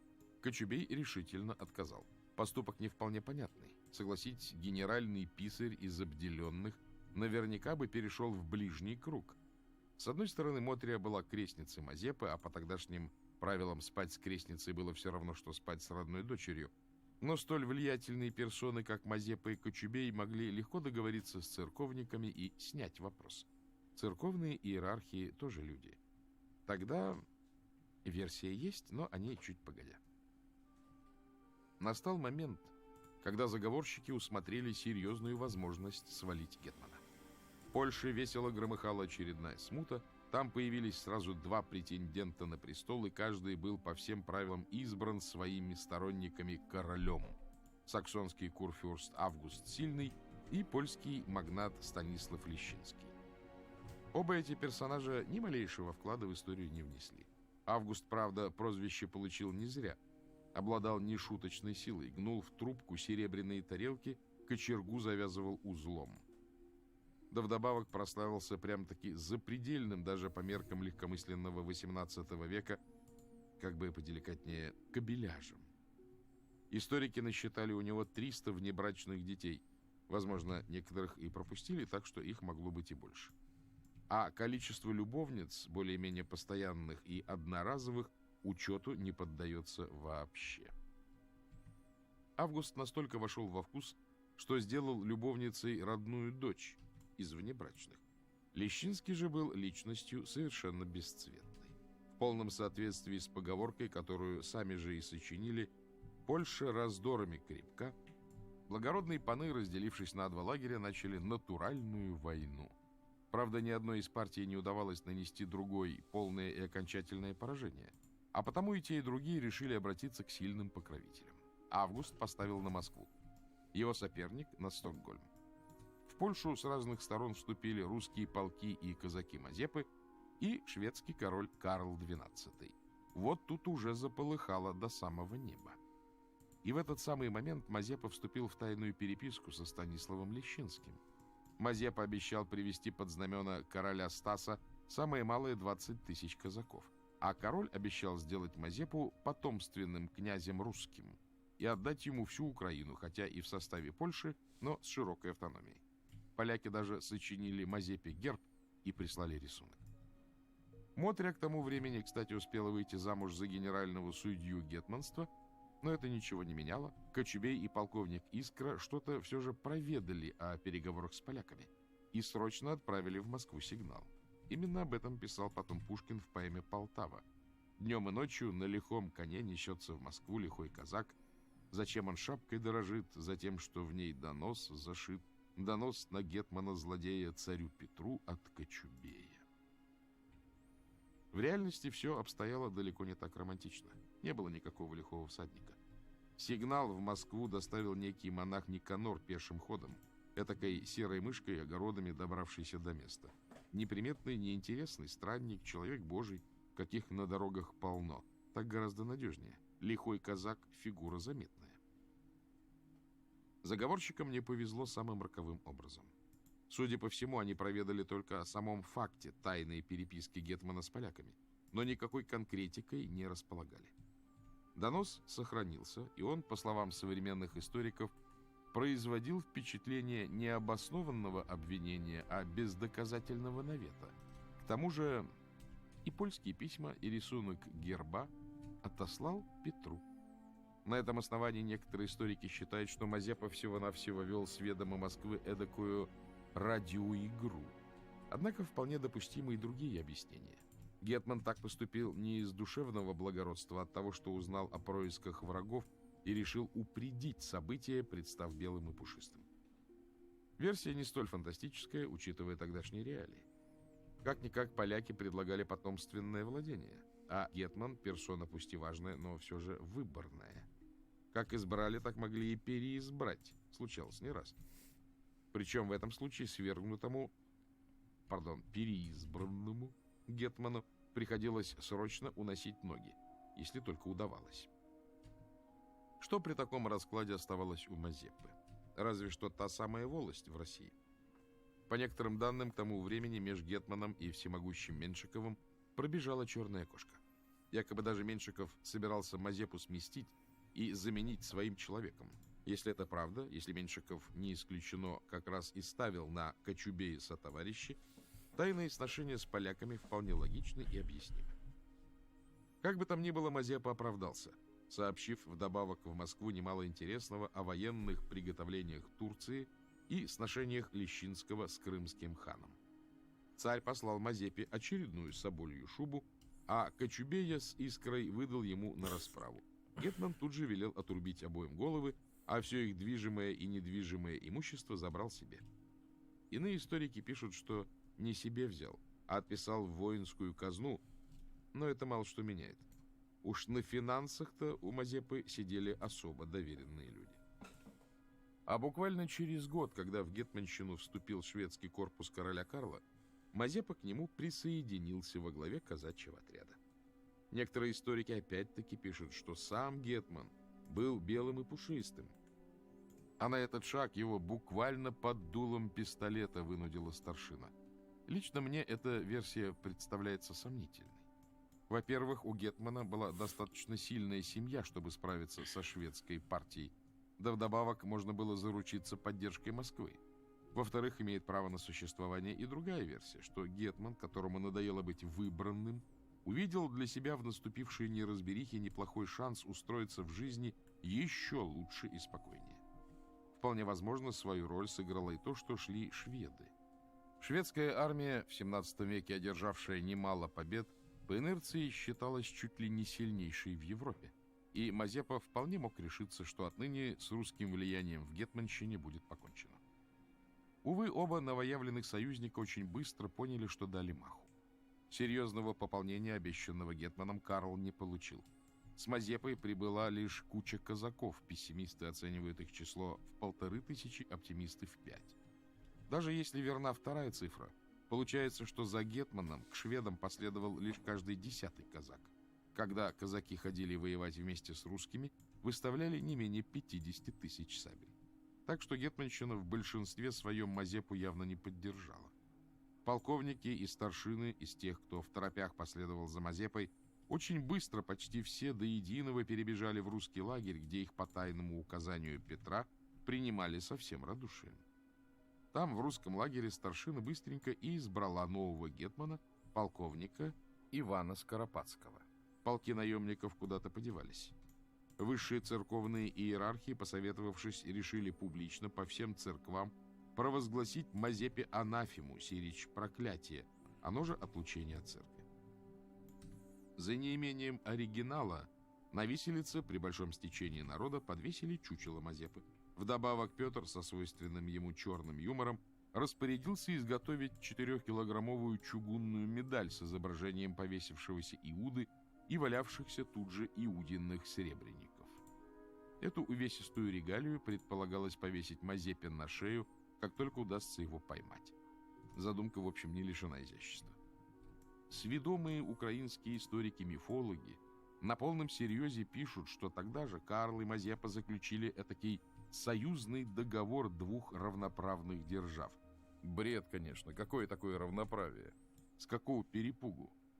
Карл, пусть и потерпевший вскоре поражение под Полтавой, оставался законным королем не самой слабой в Европе страны. А вот Мазепа теперь был никто и звать его никак. Гетманщина за ним не пошла, к тому же там уже сидел новый гетман, утвержденный Москвой. Почти вся старшина перебежала к Петру. У Мазепы оставалось лишь пара тысяч казаков и 3 бочонка денег. Тот еще равноправный союзничек. Вот тогда-то, кстати, и появился на свет исконно украинский желто-голубой флаг. Это была чисто шведская затея. Просто-напросто нужно было как-то отличить своих власовцев от казаков, воевавших на стороне русских. Никакой единой военной формы у казаков не было. Вот Карл и велел мазепинцам привязать на колья прапорцы, то есть вымпелы цветов шведского флага. Желтый крест на голубом полотнище. Дальше дела пошли совсем печально. Русский корпус во главе с Меншиковым взял штурмом гетманскую столицу Батурин. С тех пор среди сведомых гуляет очередная черная легенда. Якобы русские безжалостно вырезали все поголовное население Батурина от стариков до малых детушек. Очередной вздор. Пожгли и пограбили, конечно, немало, но в те времена так поступали все. Несколько лет назад крупно опозорился тогдашний президент Украины Ющенко.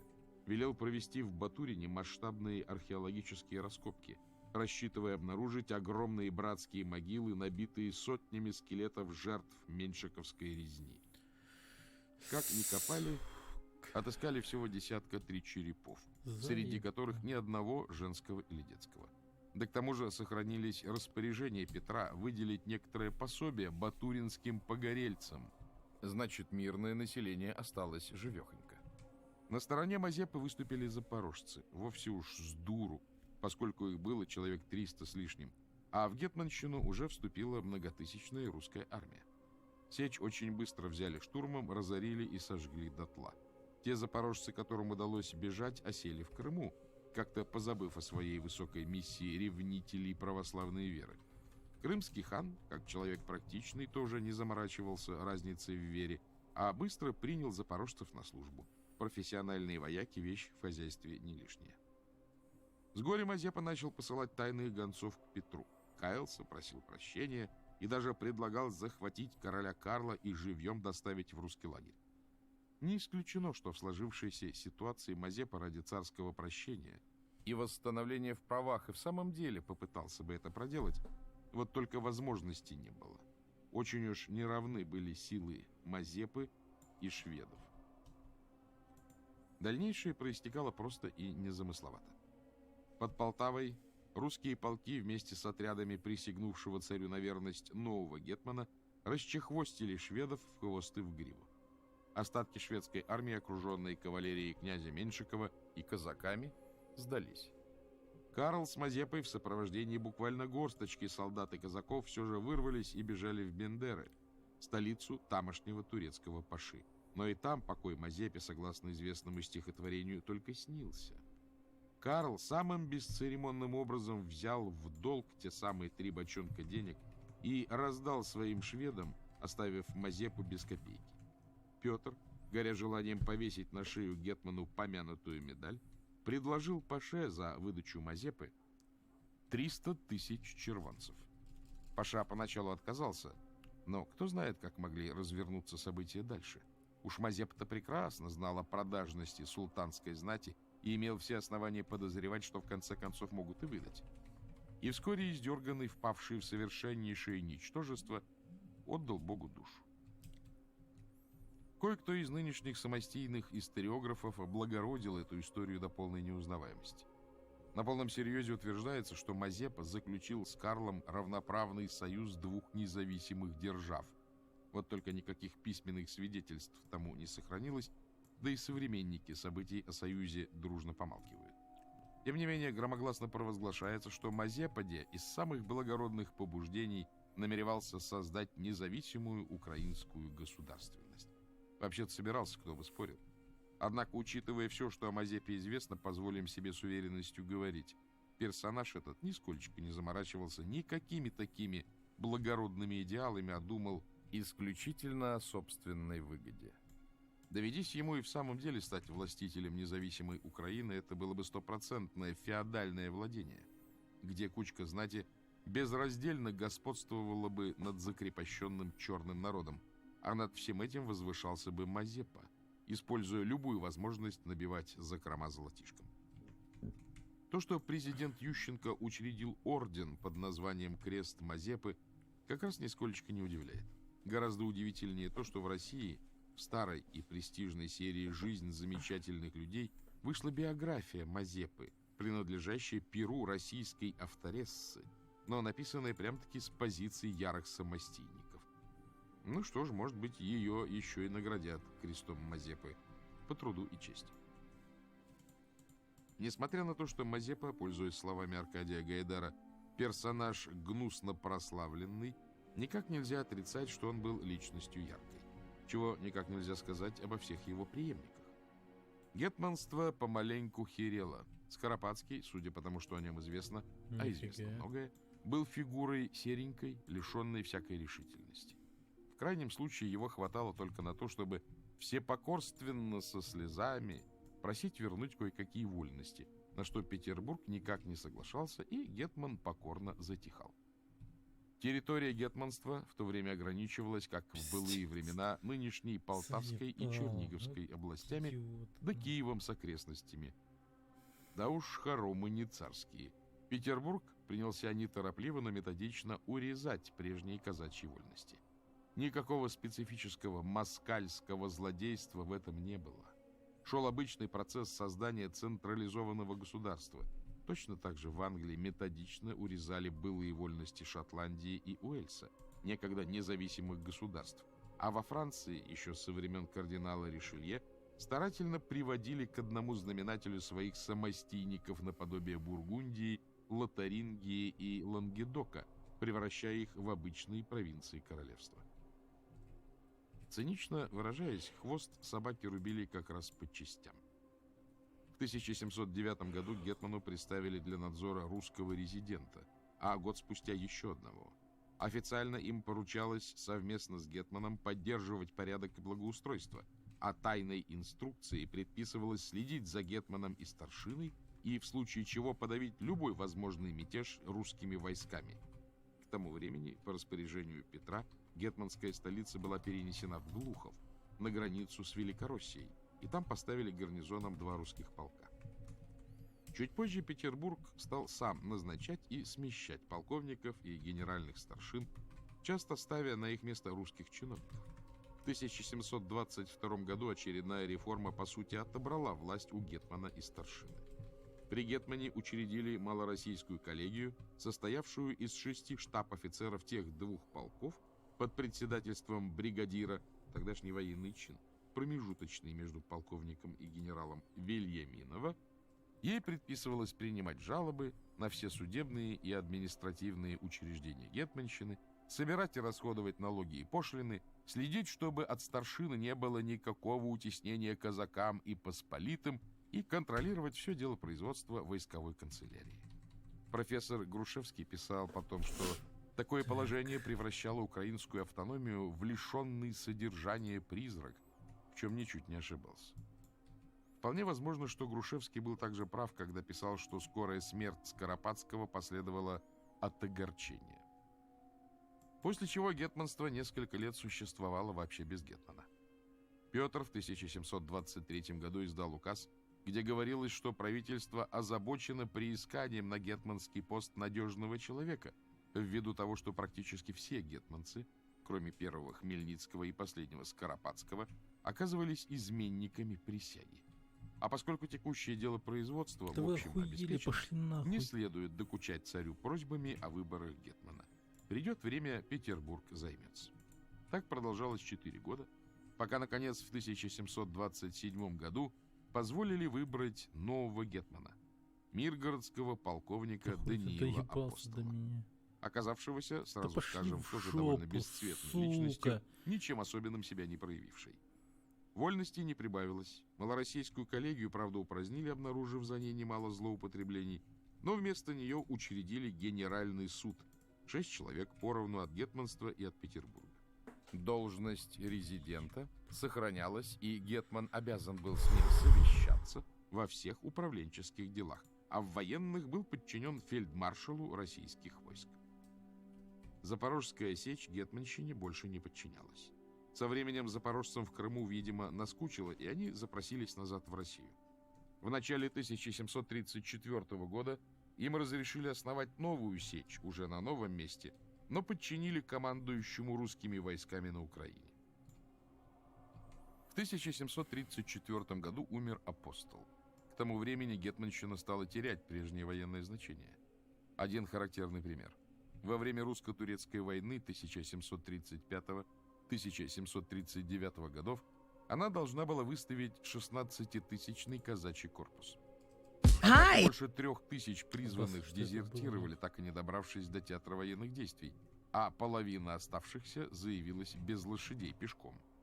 По поводу чего глава русских войск, знаменитый фельдмаршал Миних, в сердцах выразился: «Как мыши, только даром хлеб едят». После смерти Апостола гетманщиной в течение 26 лет управлял уже непосредственно Петербург. Посредством главы восстановленной малороссийской коллегии, всегда великороссом, обладавшим широчайшими полномочиями. Гетманство восстановила лишь императрица Елизавета в 1750 году. Однако дело не пустили на самотек.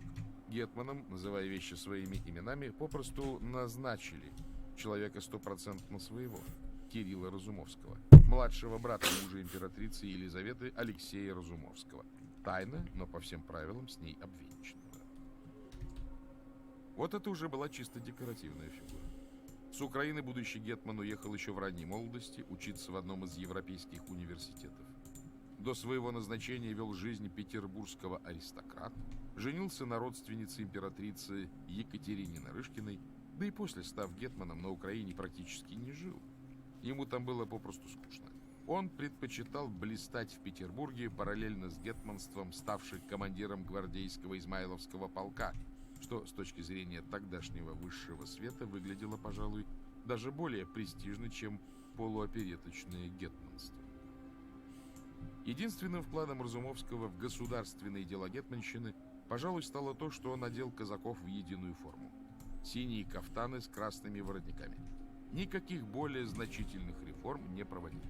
Гетманством, ничуть не печалясь отсутствием гетмана, управляла старшина, под чуточку ослабевшим из-за влияния Разумовского при дворе контроля Петербурга.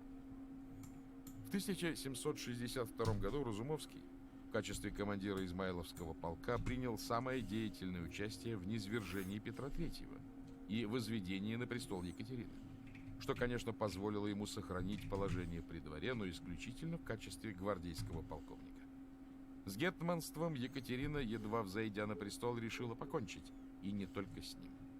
Излагая свою программу государственного строительства в письме к обер-прокурору, она выразила непреклонное желание привести к обрусению Украину, Лифляндию и Финляндию. Речь, правда, шла не о русификации, а исключительно о том, чтобы ликвидировать имевшиеся во всех 3 областях местные законы и установления, не соответствовавшие общеимперским. Творческое наследие кардинала Ришелье и не более того. О гетманщине она высказалась совершенно недвусмысленно. Чтоб век и имя гетманов исчезло, но токмо бы персона, какая была произведена вонное достоинство. Екатерина многим была обязана Разумовскому, как одному из активных участников ее воцарения, но государственные интересы оказались выше. Все произошло очень культурно. К Разумовскому пришел в гости знаменитый Григорий Орлов, в то время, 1764 год, еще всемогущий фаворит и любовник Екатерины, отец ее сына, ставшего впоследствии графом Бобринским. В отличие от брата Алексея, часто проявлявшего себя умным и тонким дипломатом, Гришка так и остался, скажем так, не особенно обремененным интеллектом, что признавали все, включая императрицу. А потому без особой дипломатии объяснил незатейливый, просто, мол, тут такое дело, Кирюша, матушка решила гетманство навсегда аннулировать, а потому подавай-ка, мил друг, в отставку по-хорошему, а то, чего доброго, смещен будешь силком и по обвинению в противогосударственных замыслах угодишь в опалу. Так что думай, соколик, быстренько. Несмотря на всю свою недалекость, Григорий Орлов был персоной крайне серьезной и влиятельной. Да и речь шла о прямом повелении Екатерины. Разумовский, в первую очередь придворный, долго не раздумывал и моментально подал прошение об увольнении со столь тяжкой и опасной должности. Столь же моментально прошение было Екатериной удовлетворено. За сговорчивость Разумовский получил ежегодную пожизненную пенсию в 60 тысяч рублей и огромные земельные владения на Украине, включая целую волость. И, разумеется, остался при дворе. На месте гетманщины образовали обычные губернии – Черниговскую и Полтавскую. С Запорожской сечью Екатерина разделалась еще бесцеремоннее. 5 июня 1775 года генерал Текели крупными воинскими силами окружил сечь и объявил запорожцам, что их казачество упраздняется. Часть запорожцев, капитулировавших безоговорочно перед лицом многократно превосходящих сил, ушла в Турцию, часть, согласившаяся продолжать службу уже непосредственно в составе русской армии, была переселена на Кубань, где составила Черноморское, впоследствии Кубанское казачье войско. Со временем туда вернулись и многие ушедшие за рубеж запорожцы, помыкавшись по Турции и Австрии. В общем, и гетманщина, и Запорожская сечь сдались практически без сопротивления.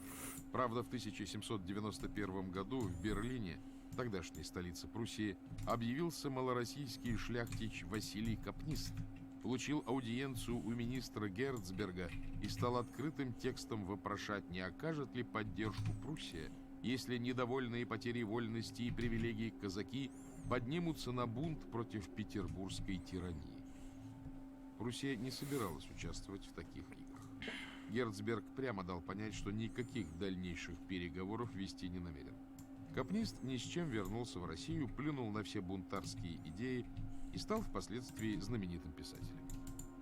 Все так и не состоявшиеся мятежи были заранее обречены на провал как раз от того, что знать гетманщины думала не о бунтах, а о том, чтобы стать полноправным дворянством империи. Отцы-основатели и теоретики самостийщины любили писать, что якобы до Екатерины на Украине пышным цветом расцветали вольность и свобода для всех. А вот Екатерина, нет, проклятая, всех вольных закрепостила. Исторической правде это нисколько не соответствует. Крепостное право на Украине долгими десятилетиями формировалось усилиями самой старшины. Она помаленьку прибрала к рукам прежде вольные земли, а, как выразился герой известного романа Стругацких, на что сподвижникам земли без крепостных. Еще Хмельницкий своими универсалами объявлял, что посполитые, то есть лично свободные крестьяне и городские мещане, обязаны выполнять послушенство, то есть повинности по отношению как к верхушке старшины, так и церкви. Как и в России, высшее малороссийское духовенство владело обширными землями. Старшина, глядя на своих русских и польских братьев по классу, хотела стать такими же полновластными хозяевами над холопами. Сразу после Переяславской рады она начала выпрашивать у русских царей жалованные грамоты на имения, позволявшие бы превратить нажитое в потомственные владения. Самым изворотливым оказался гетман Выговский, ухитрившийся выпросить на одни и те же имения грамоты и у короля польского, и у царя московского. Кто бы ни победил, а гетман выигрыш. Сохранилась масса документов, свидетельствующих и об истинном положении дел, и о том, как Москва, а впоследствии Петербург, пыталась одергивать нарождавшихся помещиков. Донесение в Москву от находившегося при гетмане царского чиновника Протасьева. В Малороссии самые последние чиновники добывают себе богатство от налогов, грабежа и винной торговли. Если какого определит гетман сотником, хотя из самых беднейших слуг своих, Через 1 или 2 года явится у него двор, шинки, мельницы и всякие стада и домовые пожитки. Нетрудно догадаться, что для содержания всей этой благодати и земель и скота требовалось немалое число работников. И крайне желательно не вольных, которые слишком много о себе понимают, а самых, что ни на есть, бесправных, лучше всего крепостных. Смешно и думать, что гетманская аристократия, а помаленьку сложилось именно, что аристократия, видела в земляке крестьянине брата украинца. Ни в одной стране мира подобных благоглупостей за аристократией не замечено. Наоборот, повсюду дворяне, как бы они ни именовались, с превеликой охотой и большим рвением стремились превратить в бесправный рабочий скот своих родственных по крови единоверцев. Сохранились инструкции Петра его представителям при Гетмане: строго смотреть за полковниками, чтобы они не обременяли народ взятками и разными налогами. Препятствовать с Гетманского совета генеральной старшине и полковникам изнурять работою казаков и посполитых людей. Однако, как частенько случается, приказы эти оставались неисполненными. До Бога высоко, до царя далеко. В свое время Мазепа, немало сделавший для закабаления простого народа, ввел почетное звание «Бунчуковый товарищ», а впоследствии и «Значковый товарищ». Обладатели этакого титула не получили ни постов, ни жалования, но фокус в том, что это звание в массовом порядке получали старшины и их потомки, владельцы имений, тем самым превращаясь в некое сословие наподобие дворянства. Одновременно старшина пыталась всеми способами воспрепятствовать переходу посполитых в казаки. Мало того, массами переводила казаков в посполитые, которые уже не имели никаких прав, кроме обязанностей. Разумеется, не поляков, а малороссов, получивших шляхетство самым законным образом от польских королей. Процесс шел на протяжении 200 с лишним лет до Екатерины. Так что Екатерина просто-напросто указом юридически узаконила исторически сложившееся положение дел. В 1781 году жалованной грамотой она превратила старшину, ее потомков, а также Бунчуковых и Значковых товарищей в потомственных дворян Российской империи. Они были уравнены в правах с прочими российскими дворянами, а их роды записаны в родословные книги Черниговской и Полтавской губернии. Соответственно, посполитые были обращены в их крепостных крестьян. Если кто-то решит, что свежеиспеченное дворянство протестовало против таких нововведений и с негодованием отнеслось к закрепощению вольного украинского народа, жестоко ошибется. Наоборот, среди благородного панства царило всеобщее ликование. Их права наконец-то были узаконены самым бесспорным образом. Теперь они могли владеть крепостными совершенно законно. То, что происходило дальше, несет явный отпечаток комедии. Именно так. Процесс становления нового дворянства сопровождался массой афер с подделкой документов. Благородное происхождение, как и повсюду в Европе, следовало подтверждать документами, а с этим обстояло скверно, потому что ставшая владельцами имений и крестьян старшина, происхождение было самого темного и туманного.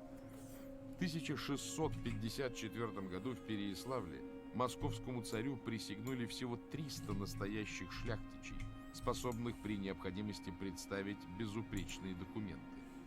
Однако, когда после жалованной грамоты в Малороссии была создана комиссия о разборе дворянских прав, в нее набежало 100 тысяч дворян. Причем каждый из них располагал кучей древних на вид грамот, рисунками гербов, развесистыми генеалогическими древами, из которых следовало, что иные претенденты происходят чуть ли не от Адама с Евой. Опять-таки это нельзя считать чисто российской спецификой. Наоборот, в данном случае Россия как раз отставала от Европы, где подобные забавы были в ходу с давних времен.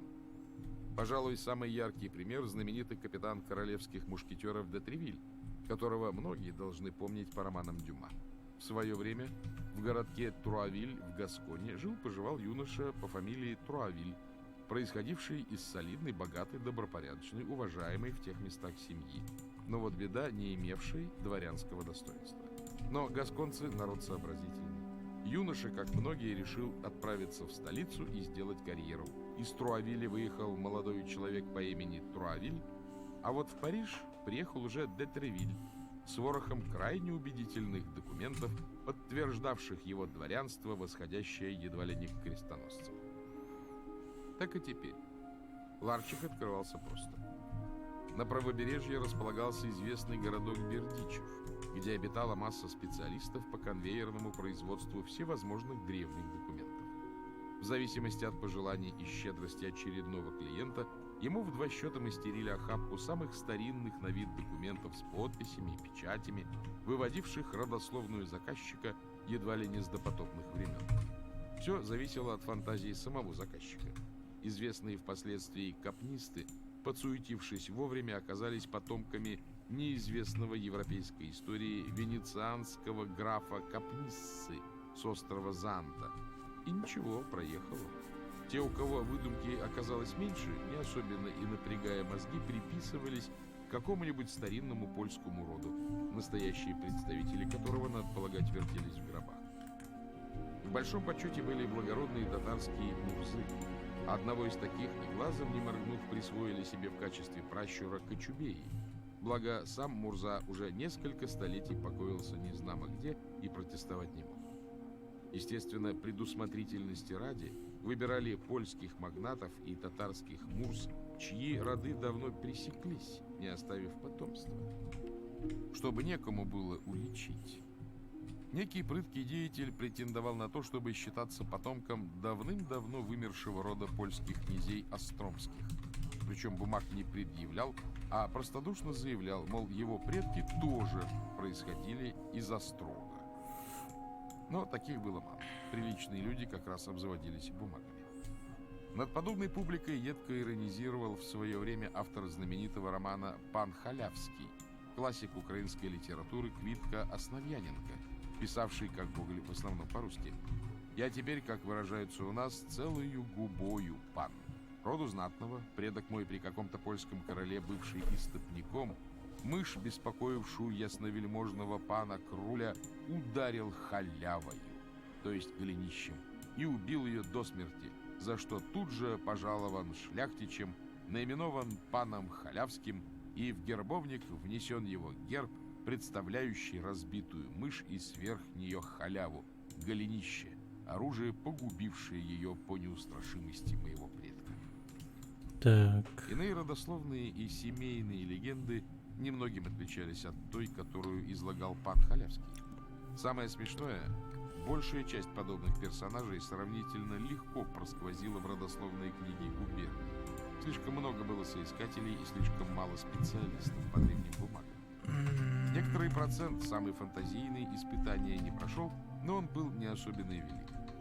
Власти, правда, кое о чем были наслышаны, а потому, устав возиться с ордами соискателей дворянства и рыться в ворохах древних пергаментов, попросту установили конкретный срок, после истечения коего никакие претензии на дворянство, какими бы убедительными бумагами ни были подкреплены, уже не принимались.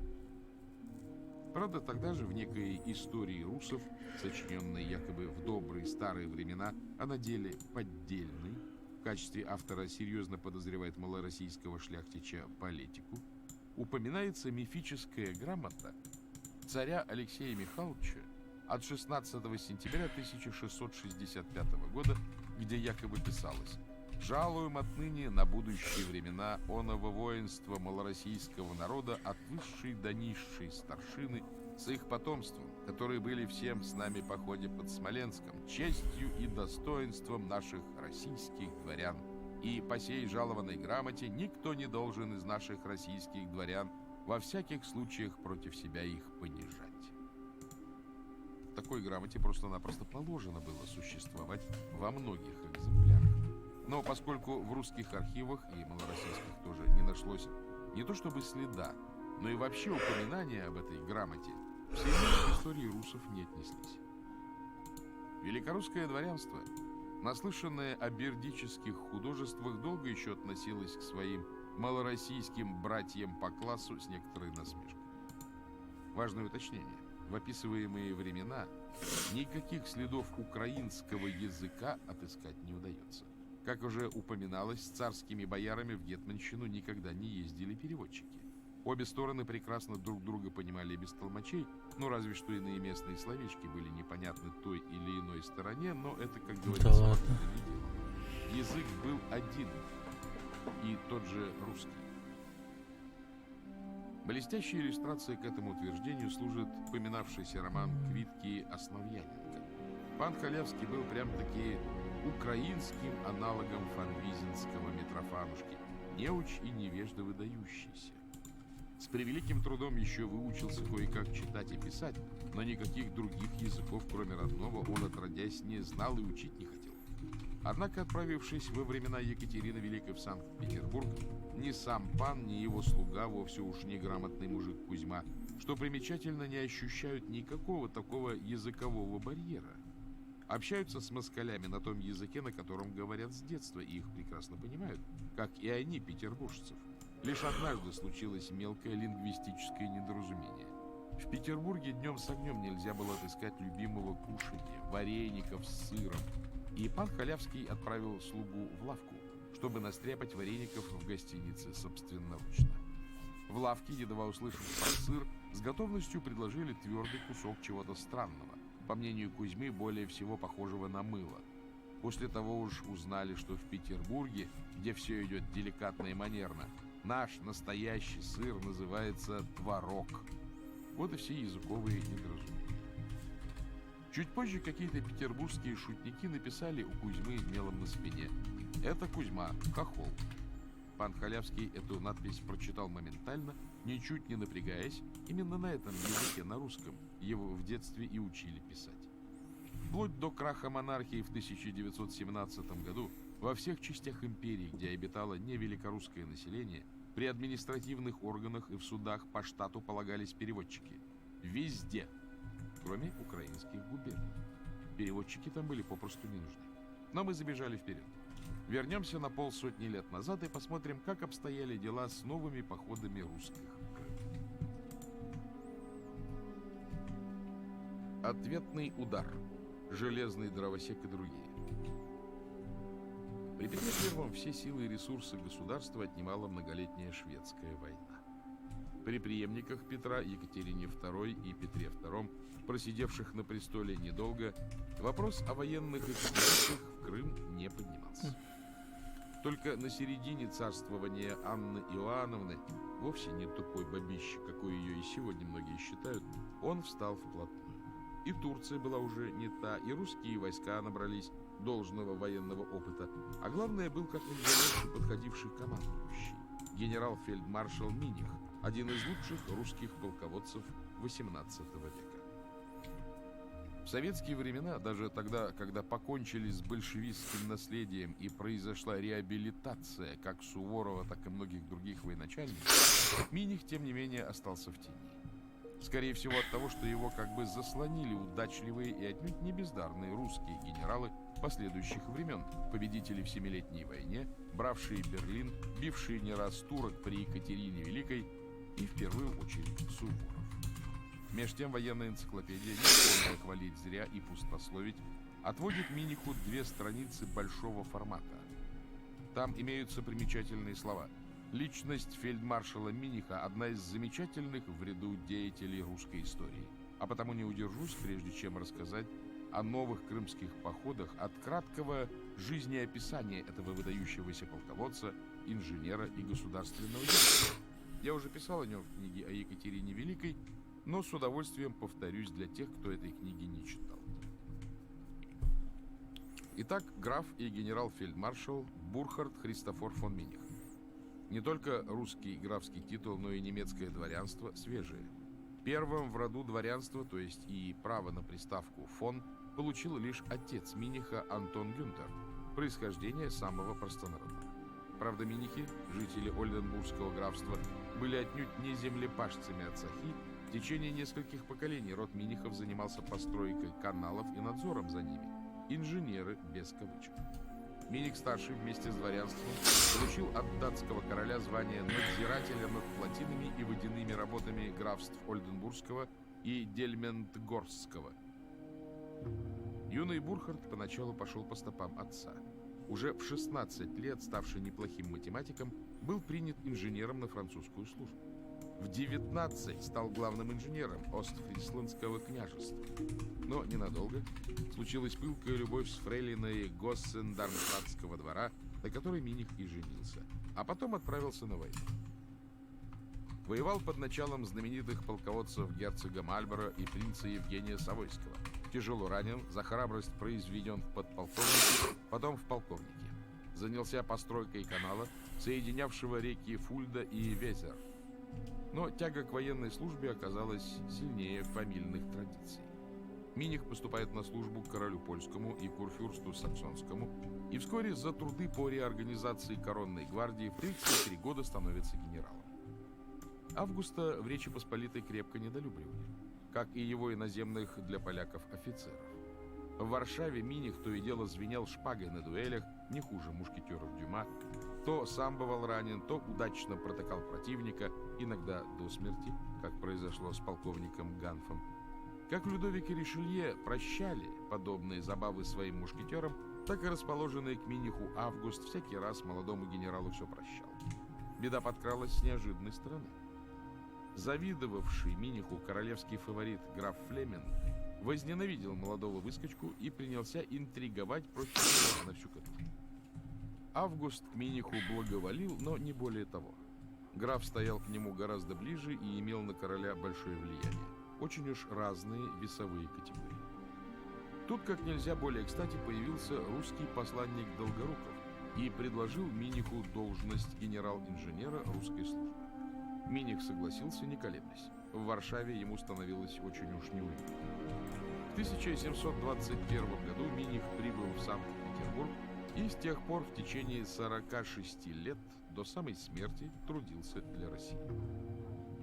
Портретов Миниха сохранилось много, но все они, учитывая личность и биографию Миниха, скорее похожи на парадные парсуны, облагораживающие облик. Тогдашние живописцы и их клиенты это любили. Этакий добренький дедушка из диккенсовских романов. Но не мог он быть таким. После долгих поисков я отыскал в истории Екатерины Великой Бриккера еще один портрет Миниха, правда, без указания имени художника. Вот это настоящий Миних, никаких сомнений. Словно грубо вытесанная тупым секачом из твердого полена рожа этого боевого робота 18-го столетия. По приказу Петра Миних устроил шлюз на реке Тосне, провел обводной канал, проложил дорогу вдоль Нивы от Шлиссельбурга до Петербурга, составил планы будущей Рогервикской гавани. Потом получил более сложное задание — закончить Ладожский канал, с которым ни шатка, ни валка возились с 1710 года. Блестяще выполнил и это. Петр говаривал: в службе у меня не было еще такого иностранца, который бы так умел приводить в исполнение великие планы, как Миних. После смерти Петра Миниху пришлось нелегко. Его крепко не любил ставший следующим Меньшиков. Миних в опале пробыл немного. При вступлении на престол Петра II Миних совершает изрядный карьерный взлет, управляет Ингерманландией, Карелией и Финляндией, командует расположенными там войсками, управляет и командует, надо сказать, неплохо, получает графское достоинство и чин генерал-аншефа. А чуть позже становится главой военной коллегии, то есть военным министром империи. По чину он младше всех остальных руководителей, но те и не стремятся особенно утруждать себя серьезной работой. Как-то само собой получается, что Миних руководит практически единолично, без советов со старыми бездельниками. Проводит нешуточные реформы, впервые в русской армии учреждает тяжелую кавалерию, кирасирские полки, устраивает при обычных полках гарнизонные школы, где солдат учат грамоте, учреждает провиантские склады и госпитали для военных инвалидов. К имеющейся 31 крепости добавляет еще 51, укрепляет южные границы и для их охраны создает 20 полков украинской милиции. Основывает кадетский корпус, первое в России высшее военное учебное заведение. И главное, исправляет вопиющую несправедливость, тянувшуюся несколько десятилетий. При Петре I было установлено, что иностранные офицеры на русской службе получают вдвое большее жалование, чем русские. Миних увеличил русским жалование вдвое. И, кроме того, приказал отныне принимать на русскую службу только тех иноземных офицеров, что в знатных европейских армиях служили, чем моментально отсекает всевозможную, назовем вещи своими именами, шантропу, не нюхавших всерьез пороху искателей удачи, получивших свои чины в каком-нибудь из кукольных германских государств, где вся армия порой не больше роты. Потом подкралась беда. Буквально один в один повторилась варшавская история. Всесильный фаворит императрицы Анны, Берон, вульгарно возревновал к возвышению и успехам Миниха и решил избавиться от чересчур популярного в армии и стране соперника. Берон отправил на плаху и в ссылку немало народу, но с Минихом поступил, надо признать, не без изящества. Выпихнул командовать русскими войсками, действовавшими в Польше. Нет, изящно все же было проделано. Не подкопаешься и не обвинишь лишний раз Берона в тиранстве. Миних, опытный военный, служил в Польше и хорошо ориентируется в тамошних делах. В Польше в то время гремела очередная заварушка с двумя королями, оспаривавшими друг у друга корону. Москва вновь поддерживала Августа III, но уже третьего, сына Сильного, того самого, у которого когда-то служил Миних. А вот второй претендент был прежним, изрядно постаревший, но неугомонный Станислав Лещинский. Только на сей раз его поддерживали не шведы, а французы. Их флот захватил Данциг-Гданьск и хорошо его укрепил. Миних и там не ударил в грязь лицом. После осады взял Данциг, вышвырнул французов из Польши и заставил Сейм провозгласить королем Августа. История богата на парадоксы. Вот и теперь ситуация оказалась чуточку комичной. Берон, желая примитивно напакостить сопернику, сам того не планируя, дал России выдающегося полководца, взломавшего Крым, не раз сбившего турок, собиравшегося даже идти на Стамбул. Однако марш пришлось прервать, был подписан мир, и Миних вернулся в Санкт-Петербург.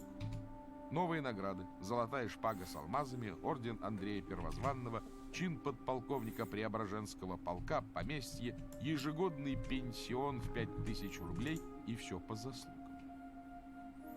С Бероном он рассчитался после смерти императрицы Анны Иоанновны. Взял пару десятков солдат и ночью арестовал без всяких церемоний.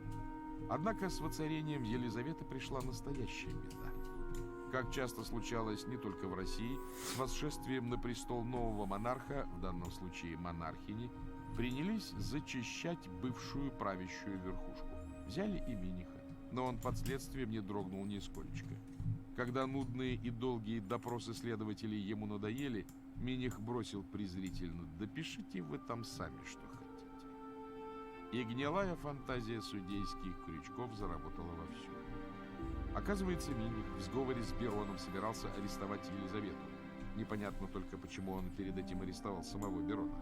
Со взятием Данцига он медлил, изволите ли видеть, потому что хотел взятку от французов. Шили еще жестокие приговоры военным, раздачу чинов немцам в ущерб русским, да вдобавок казнократство. Грустная пикантность в том и заключалась, что в лихаимстве Миниха Здорово. светлейший князь Никита Че, в очереди стоишь? Да я, блин, зашел, зайдет, не зайдет, блин, я после работы вообще прибежал, то есть упался, не знаю, может спать пойду, просто сижу пока. Борец с коррупцией долго и настырно. Насчет Марса не знаю, какой он уровень, я вообще, то есть я целый день работал, даже вообще не знаю, стримился не что тебя, вора, не повесил Мартин, тогда так. в крымском походе.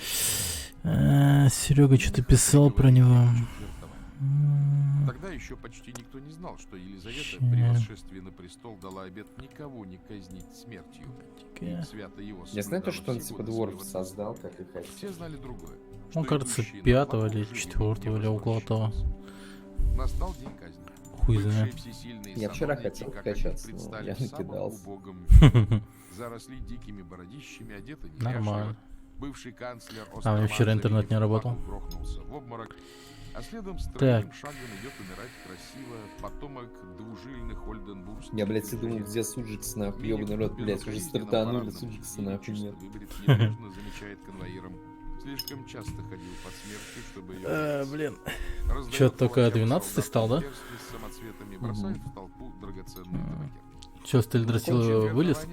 Конченое задание, конченое задание. Заменили вечность ссылкой. Тогдашние монархи, не обязательно русские, любили эту формулировку. Я в пещере бегал, «вечные там один времена», чувак как пишет, бы блядь, забывая о том, что сами такой же квест, как на актуале. Я говорю, блядь, чувак, на актуале нахуй мне синяя, блядь, область показано, что это, блядь, а тут нахуй этот квесте, блядь, вся параша, он там ставит отметку, он просто вот ставит отметку на этом области, а где хочешь там ищи, блядь. Слабая ссылка И не способна ебет, убить то не есть. хуже каторги. Бездельем Я, блядь, происходит мог там без найти этот, блядь, ремень там Какой-то или год с коготь небольшим какой-то, то есть все заснеженным предметы собрал, а Березовец коготь не мог сгорел найти, всемогущий некогда меньше. Ну, поэтому я Classic Должно Codex быть, тоже знаешь, включаю. что на престоле сидит совсем Он тоже другой нормально император показывает. Александр Данилович, Ну, то есть он считал, нормально что показывает. провести ему в этих снегах Чувак, долгий нормально месяц. показывает только на актуале, блядь. И сломался. Это да. Тоже А знал, это, что совсем как скоро это сказать, юный просто император умрет, а то издевательство какое-то. ссыльные, в том числе семья Меньшикова, будут возвращены. Миних, как и следовало от него ожидать, не сломался и рук не А ты опустил. 14 смотрел. Всей вечности Да. ему выпало 20 лет. И все эти годы он Аудиокнигу себя сижу, в прекрасной слушаю форме, неустанной Я не работой. знаю, хотел с Развел каким-то огород, чуваком сегодня косил играть, сено, бля. разводил кур, рыбачил, Я не знаю, может завел он для Зарду местных будет играть. детишек школу, где учил математике, Чего? геометрии, Может и не Зарду, инженерному хуй знает делу, там, короче, с одним древней типом из... истории и даже латыни. Чё за Написал город, несколько бля? серьезных Что трудов за Ну, предательство? может, о да. устройстве России, Да хуй его о знает. русской армии, о ладожском. Ну, наверняка Может, Дварфом, за нет? Альянсом тоже, может нет, Когда то есть Петр я хуй III знает. среди Ну, мне многочисленных кажется, хуй друг ссыльных пойдет, вернул типа, скажет, именинника, за Альянс. тому там. уже стукнуло 80. М, Но Я встречавшие его не знаю, видели не конечно. дряхлую развалину, Очереди а заебали, бодрого, нахуй, крепкого пиздец мужика как. еще То есть. долго А потом переноситься, учившего блядь, одни какой сервер, сейчас сервер все платонические забиты, романы с блядь. придворными Вообще, то есть красотками. вариантов никаких нет. Сохранилось его обширное Да не, любопытство блядь, письма, нахуя иные играется на послания серии, по где вообще, то утверждениям есть, историков не и все играют, соображения грубо говоря. приличий и сейчас Пламень лучше Горн есть, подержать Пламень в Горн. запасе. Да. Когда Екатерина Хоть II говно, решила блядь, свергнуть скажешь. мужа с престола, именно Миних оказался Сколько тем же прошло человеком, со кто старта, без блядь? Недели две преувеличений есть уже? мог изменить ход русской истории. 28 августа. Именно он предлагал Петру вполне реальные Щас планы, какое? сулившие победу. Скакать в Так, Прибалтику, щас у нас где вообще квартировала что, блядь? 80-тысячная армия Румянцева. Так, 8-е. Армейцы, обстрелянные на полях Семилетней войны, ненавидевшие гвардию, Так. военному делу, собственно, не ученую О, вовсе. ну, Либо отправляться 11 в дней Кронштадт с прошло уже. сильным флотом, способным войти в Неву и пушечным огнем в 2 счета доказать А очереди гвардейцам, пиздец, что мне они тут ожидание неправы. 79 минут, Петр блядь, не решился 3000 ни там на то, ни на какой-то, другое. нахуй. А ведь шансы на победу были огромные. Жестко. «Вы хотите против меня сражаться?» — спросит чуть позже Екатерина. Пиздец. И железный дровосек бесстрашно ответит: точно так. Я хотел жизнью своей пожертвовать. Блин, за вчера целый государя, день. возвратившего мне свободу. И сегодня, получается. Екатерина, женщина умнейшая, поставила Сериал смотрел дерзость прикольный. без малейших последствий. На всякий случай, Блин, от такого как всего называется? можно ждать, Что-то военные призраки... службы так и не допустила. Блин, чувак, Но Hill при House. Миних могут еще быть 5 лет прикольны. заведовал Ладожским каналом, Да, он реально Ливерским, охуенный. Нарвским и Кронштадтскими портами, строил Рогарвикскую гавань. Так за работой и умер. Актер Потом пицца двух охуенно играет. германских мужиков, русский генерал, инженер, Чёткое государственный кинцо. деятель, реформатор, Не вояка, знаю, не люблю. смельчак. Суть Сериалы эпохи отражает никаким. еще и оружие. Один был хороший Характеру сериал Миниха «Кухня», блядь, наиболее просто. полно соответствует офицерская шпага Аннинского времени. Я держал такую в руках. Широкая и Мне тяжелая, молодежный больше юмор не похожая нравится, на который палаш, американский, с то литым есть я его не понимаю. Американский юмор я вообще не понимаю. Вот русский наш, да. Да, нет там какого-то такого молодежного юмора. Вот это вот, типа, хайп шел сверхъестественный. Бля, посмотрел, такая чушня, бля, вообще, то есть, пиздец, я не знаю, не завидую люди, вообще смотрели. Там, где Винчестер, что ли, братья. Да. Мгм. А там под конец мне начало Шерлок, не бля, нравится. прилистнул. Такое же говно, пиздец. Это не моя тема. Вот по мне, знаешь, вот реально, если меня заставят, вот ты что сказал, и какие-нибудь там Мухтара посмотреть, я уж Мухтара посмотрю, это мне более ближе. Бля. Мухтар. А фэнтезийное что-то, я не знаю, мне не нравится. Мне более такое что-то наше нравится. Там, стрельба, боевики какие-то, менты.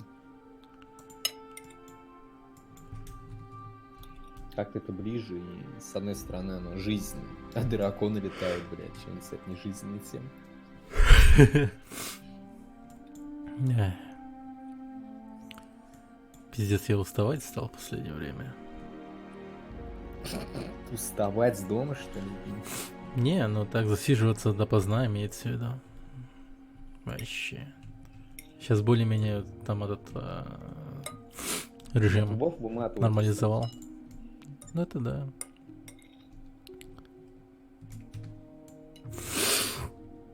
Ты что, просто что ли? Да, что-то есть такое немного. Не знаю даже. Вроде как не простыло, сопли есть.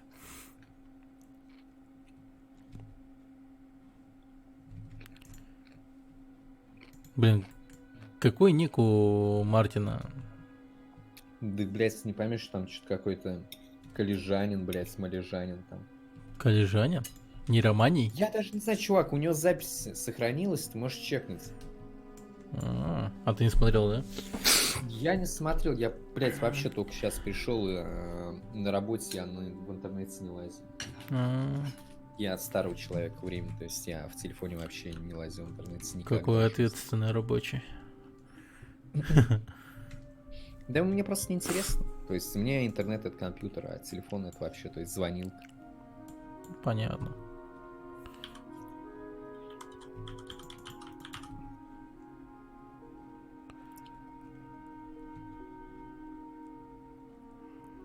А, блядь, надо смотреть на это.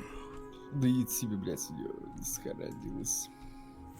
А, я на ютубе смотрел, кстати, нету его там записи. Хуй знает. Где он запись хранит? Хабиб выиграл, вот это сила, бля. Вчера бой смотрел, бля, орал аж. Хуй пьяный был. Романий ник у него называется. Романий. Ага, все правильно тогда. Добавил правильно, значит. Друзья, человек. Я ему наконец-то сумки отправил. И даже ствол сделал ему. Инженерный мой. Я въебался, блядь, а ветку качать начал на ПВЕ. Хотел на ПВП ветку качать, начал ПВЕ качать. Блядь, мне придется потом за одну голду, блядь, обнулять талант. Нахуй. Shadow приступы, походу, вообще какие-то ни рыба, ни мясо, да? Как понять? Ну, типа, урон маленький, как бы, хил там, типа. Ебанулся, что ли, блядь, они нам бы один в ПВП, блядь. Серьезно? Конечно. Ни рыба, ни мясо, это, знаешь, это, блядь, воины, нахуй. И паладины, блядь. Да вот что-то... Это шуточное видео же было, и скидывал, видел? Там мана-мана. Shadow Priest. Посмотрел Брювану,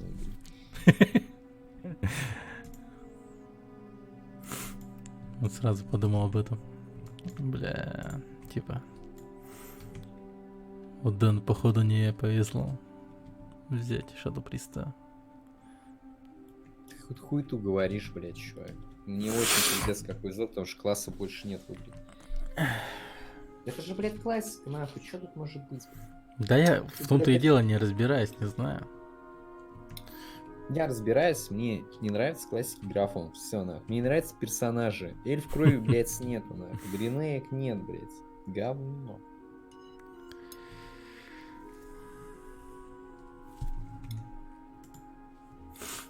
Ох, нихуя.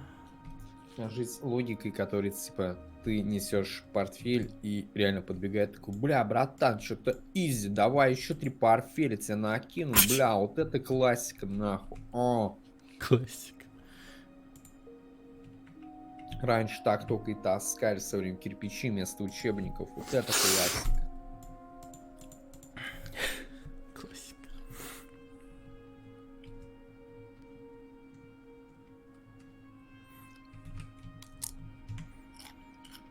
Ты, кстати, жезл надыбал? Не, посох. А так жезлами же пользуешься, да? Не знаю. Нет, наверное. Да, жезлы это маги, бля, брат. Хуй его знает, брат. Что ты мне, блядь, спрашиваешь? Я вообще об этой игре нахуй не знаю, блядь. У меня памяти вообще нету, блядь. Я не помню, что вчера было. Вот таким забежит. Ты представляешь? Я вообще не помню ничего. Даже как меня зовут порой, я, блядь. Даже мне, знаешь, вот спрашивают, сколько лет, я даже порой думаю, реально, ты сколько мне лет, я не помню. Так, бля, 25-24. Блять, в старости ты будешь существовать, наверное, ебать. Не доживу прям с миллиард процентов.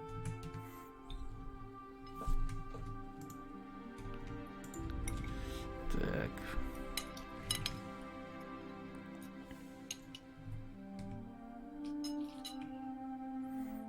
Старость и звучит страшно. Старость. Не хочу быть старым.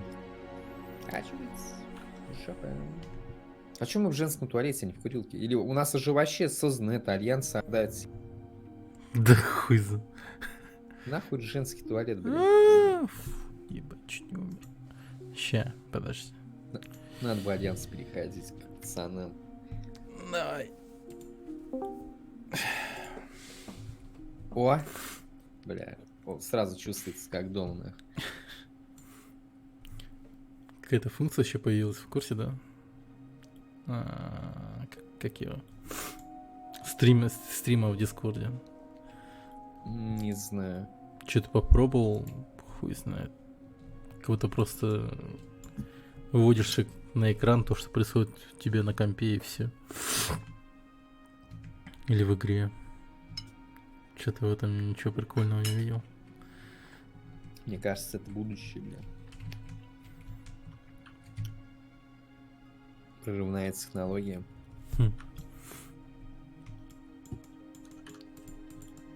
Как сериал, блин. Физрука смотрел, кстати? Так, обрывками, когда канал Ой, бля, переключаю. вот эту хуету посмотрел. Физрук, бля, великий, сука, сериал нахуй в жизни лучше нет. А какой-то там, не знаю, бля, пиндосскую, блин, шляпу. Вообще, надо, знаешь, вот я реально хочу, блядь, стать, бля, кем-то, чтобы запретить все пиндосское, нахуй, на наше смотрение. Потому что, когда я смотрю фильм, блядь, с пиндоси, я промываюсь. Промываешься? Они настраивают нас против своей родины. А я люблю родину.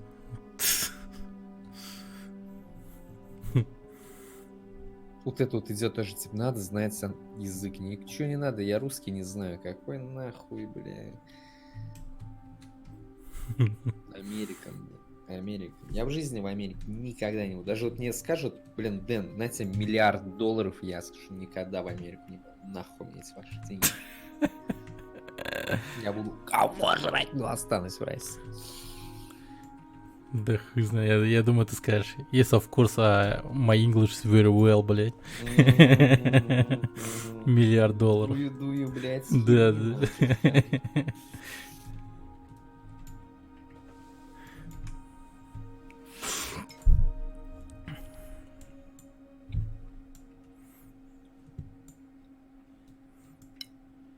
Ворота, бля, пустите меня нахуй, заебался стучаться. Блин, заставка такая кошмарная. Какой дурачок эти вообще ворота пойдет, бля? Никто нахуй. А что за портал этот ебаный, кстати? Да хрен его знает. Темный портал. Мне кажется, это ворота в будущее. Че, 71 минута до сих пор? 66 минут. Да пошли они нахуй. Слишком дохуя. Че, отменил? Нет. Че вот это за троллинг? 12 минут, потом 66 минут, блядь. Сблизы, сука. Я, бля, 500 с чем-то тратил за вот это вот, бля. Да. Я лучше бы, как сейчас все нормальные пацаны, в River City Girls бы играл. Охуенный битэмап, блядь. Анимешный, нахуй. А не вот этот парашу бы сейчас сидел, блядь, в очередь ждал.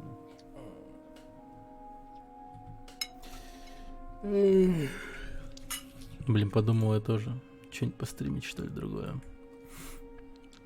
Сделать. Ну, есть раздел инди, там, смотри. Где самогон варить, где там. Инди, блядь. Твой любимый этот, блядь, как говорится. Стиль. Сыркста. Так. От Мэдисона игру жди, бля. Он говорит, охуенно какая-то будет прям вообще топ из 100, из миллиарда. Топовый хейт? Я не понял. При Чернобыле что-то будет.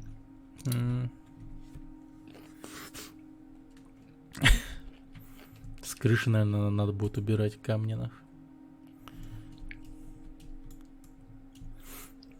И все. Так нахуя он так делает? Говно делает, нахуя?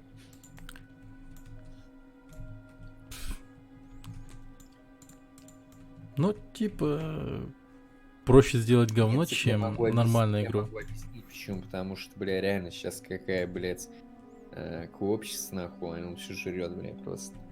Тебе стоит немного прославиться, реально будут все жрать.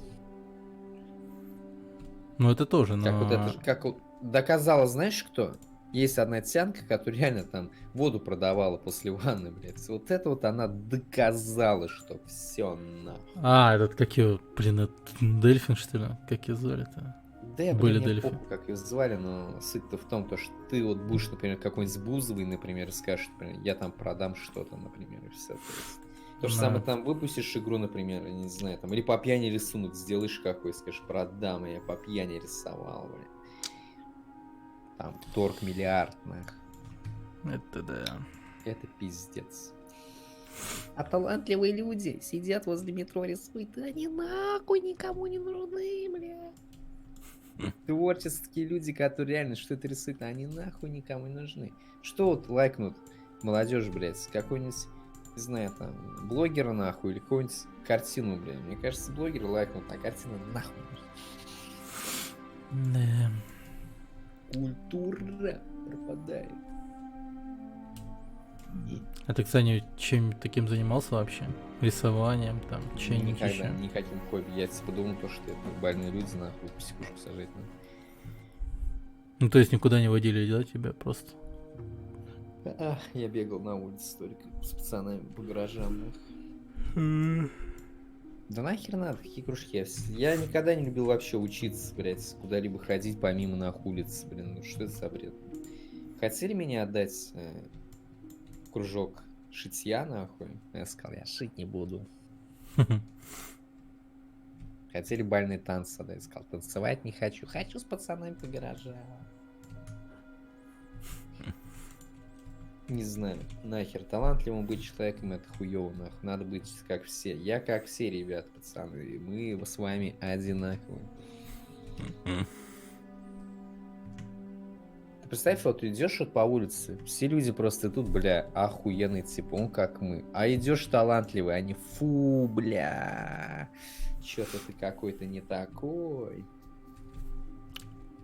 Может, ты какой-то больной. А это ты как все, как масса, блин. И тебя уважают. Самое главное, что у нас в России уважение. Понятно. Вот мне есть на работе, он там про армию рассказывает. Я его слушаю, бля. Охуенно. Прям сижу, говорю, армия это, блядь, вообще вышка, нахуй. Как ты там, блядь, траву красил, нахуй. Это просто лучшее, что может быть, блядь. Жизненно. Хули не жалей, блядь, слушай. А ты откосил, купил военник, бля, говорю, да. Че стоило, кстати? Да бесплатно. Не, знакомый. Он там, грубо говоря, помог. По справке, типа. Ну да, да. Не, кстати, насчет справки, это все у меня до этого. Я к психологу ходил, наверное, с 5 лет, то есть. Там, или психиатру, как в детстве. Там, не знаю, психиатр, скорее всего. Я на учете, считай, с 5 лет стою, да. Ну, когда призывное время началось, то есть все мои бумажки спрятали, нахуй. Почему? А я сидел, орал, убью, нахуй, только в армию возьмите, суки, убью, бля. Заебал.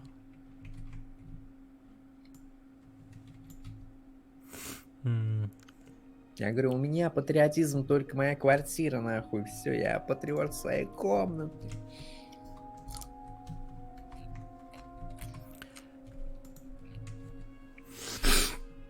Как я могу быть патриотом такой большой страны, если я маленький всего лишь, даже свою комнату защитить не могу, бля. У меня, короче, на учет Чикс. И все. М. Я бы в жизни бы в армию не пошел, потому что там, блядь, контингент людей вообще отбитый, нахуй. Если были бы в армии адекватные люди, которые, блядь, за слова бы, нахуй, ебало бы не били, блядь, я бы пошел в армию. А таких там, блядь, 0%. Да, даже если и были, то они все равно отдаются. Как бы большинство поддаются и начинают себя так же вести, и все.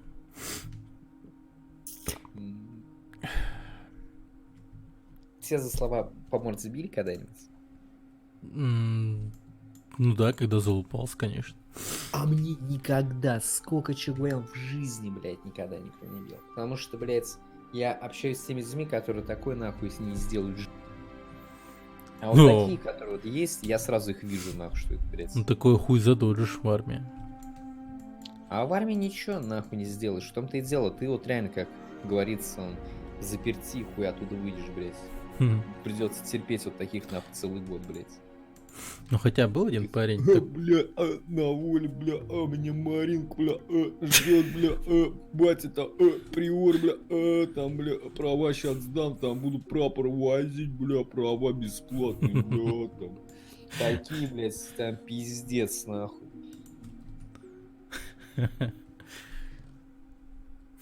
Вот и все интересы, блядь, я не знаю, нахуй, там, блядь, там, у меня там в семье все служили, я пойду, я же, блядь, там, традиции чту.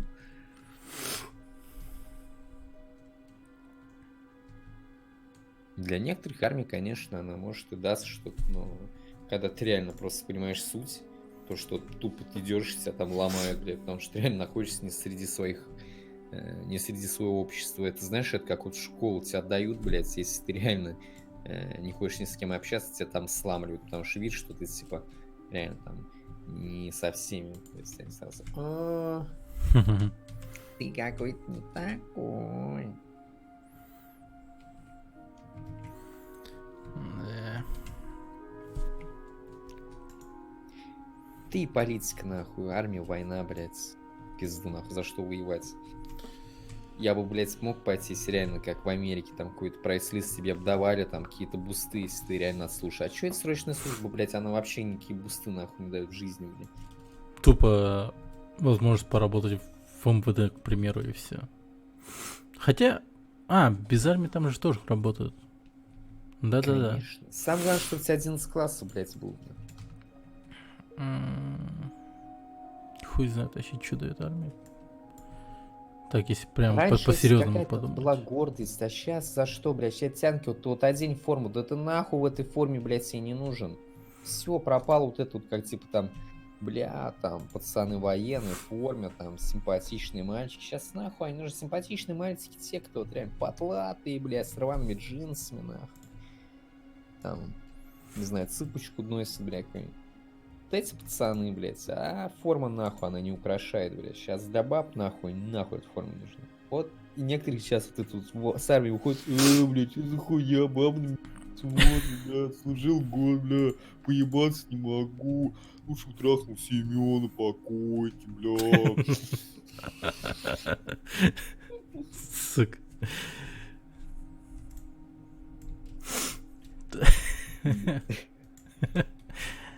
Семёна, блядь. Бедный Семён. Бедный Семён просто пиздец. Как говорится, в армии нужно спать и за чего свое держаться, потому что хуй знает, что будет.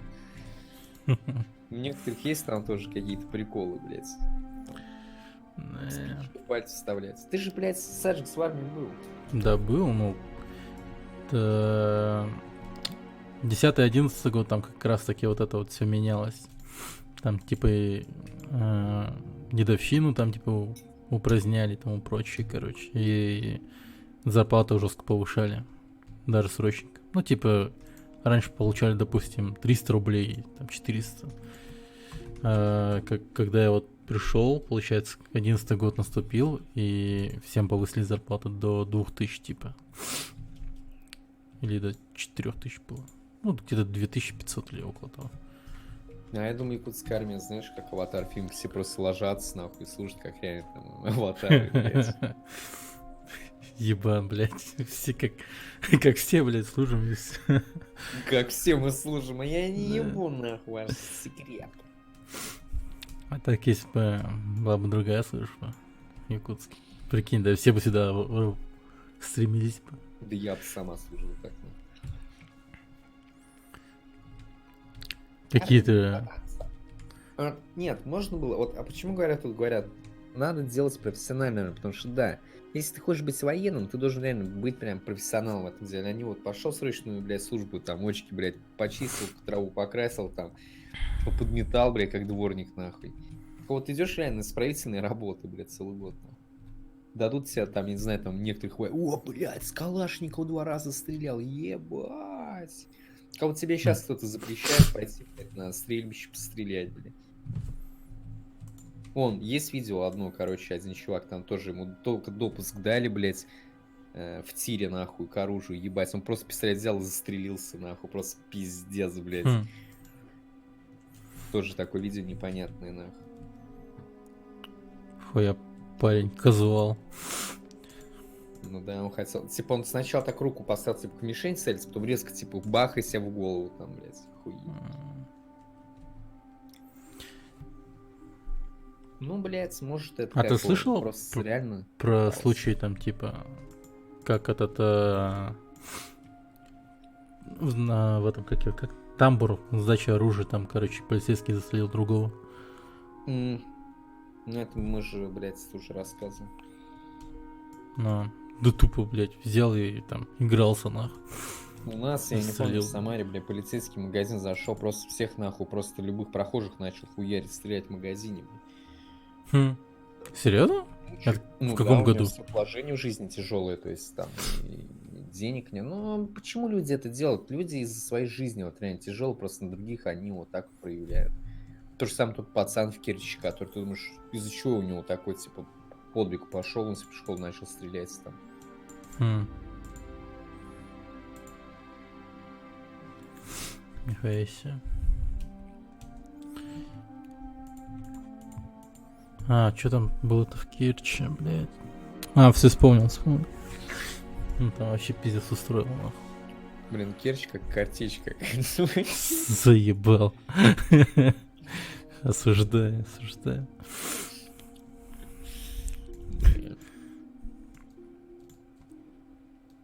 Да. Это же все в этом году уже было, да? В том. Да. В том, разве? Или в этом, блядь. А хуй его знает, я уже не помню. Да, вот это, по-моему, все в этом было, что ли. Когда Мгм, торговый может, центр горел. И Керчь, вот Нет, это торговый всё. центр это... Ну, Постой, нет, это в том году. Точно? Мгм.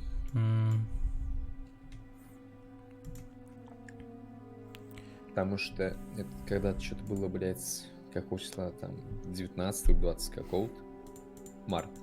Угу.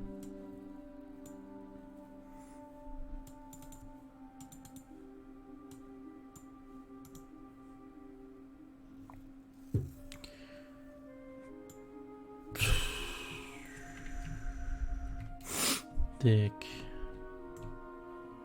Ты знаешь, сколько вот с этим парнем разбирали, то что, типа, это реально там терроризм какой-то был, бля, потому что столько расстрелять, это реально там как группировка какая-то расстреливала, а не он, бля. То есть там не верили, что пацан столько мог нахуй убить, бля. Ну это игры виноваты. Иглы. Я хочу, чтобы Малах меня пригласил, и я, блядь, говорил, иглы, блядь, ваши, ну, вот это вот, играют крузисы, блядь, варкрафты, нахуй. А потом стреляют. Да. Тебя там такого полюбят прям. Ты сейчас зато честно, зато знаешь, прям реально. А так оно и есть, кстати. Если так углубиться, вот в армии же сейчас тоже как аналоги игр там тренируют. А игры изначально тренировали как реально как бойцов, нахуй. Прошу к нашему шалашу, скажет тебе. Как зайдешь в студию. Ой, блядь, при там, не знаю.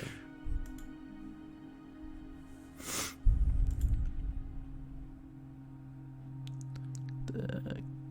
Блин, сколько ж дерьма у меня. Так.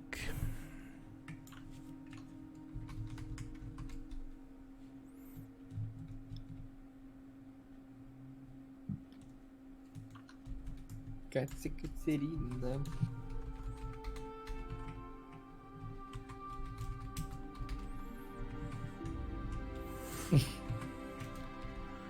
Так.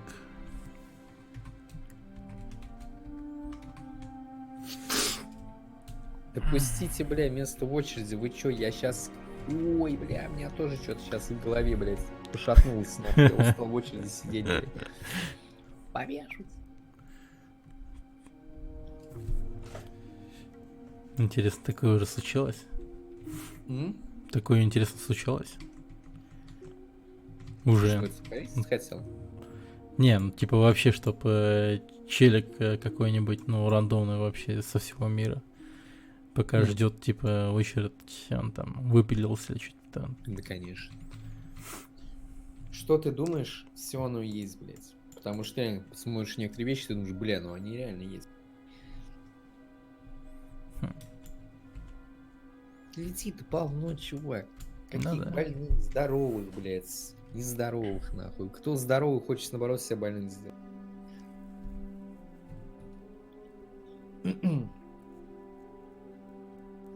Нам много всего дали. Нужно отнять, нахуй, все. Интернеты, нахуй, и все, бля. Раньше, как вот там газеты читали, правду, нахуй. Вот только газета правда должна быть. Известие, блядь. А то контент не регулируется, смотрим все говно, блядь. Ауч.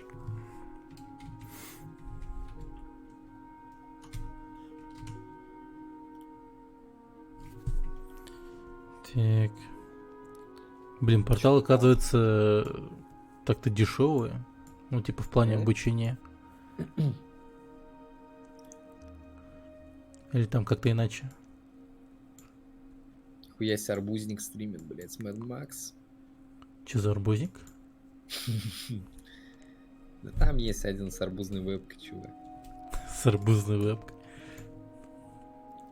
Звучит это, прикольно. блядь, все из-за вот, Кики, Манурина, блядь, сука, они Вовку играют, а меня не пускают. Что за хуйня? Сидят целый день, блядь, не работают, нахуй, суть вот, бля. А человек-работяга с работы пришел поиграть не может, тут за них, бля. Стрёмер, блядь, сука. Сюрстрёмер.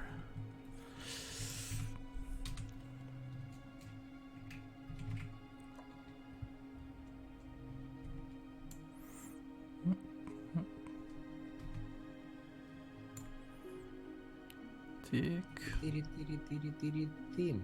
Чемпионат по лолу. Нихуя себе. Че, сколько народу смотрит? 280к. Нормально, бля.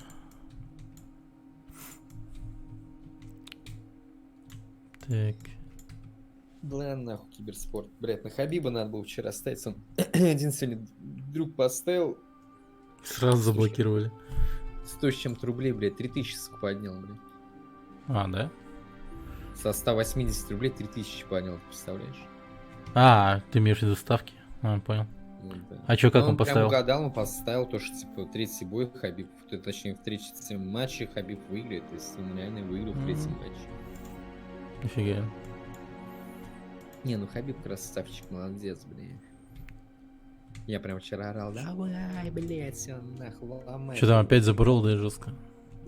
Заборол вообще нахуй, просто тот не смог. Тот хотел что-то взломать, тот прям вырвался на него, прям джик-джик, блядь, все. Тот даже заплакал потом. Пиздец, мужик заплакал, блядь, на всю... Не знаю, на весь мир, блядь. На всю галактику захныкал паренек.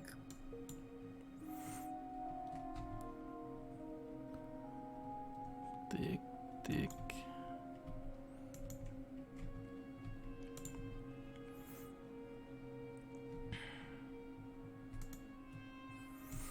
Чик-чик. Так, так. Чик-чик, жира нет. Борода спит нахуй, завтра опять, наверное, он думает, что очередь, он будет просыпаться утром, блядь. Ему что везет, у него реально расписание такое, то что, блядь, У него, блядь, утро нахуй начинается, блядь, когда у нас ночь, блядь, лютая.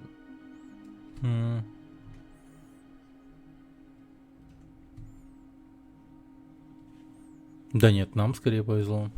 А хотя погоди. А, ну да, мне тоже повезло. У тебя вообще. Где же по московскому времени, да? Якут, это вот аватары служили, блядь, сложились вот в эти...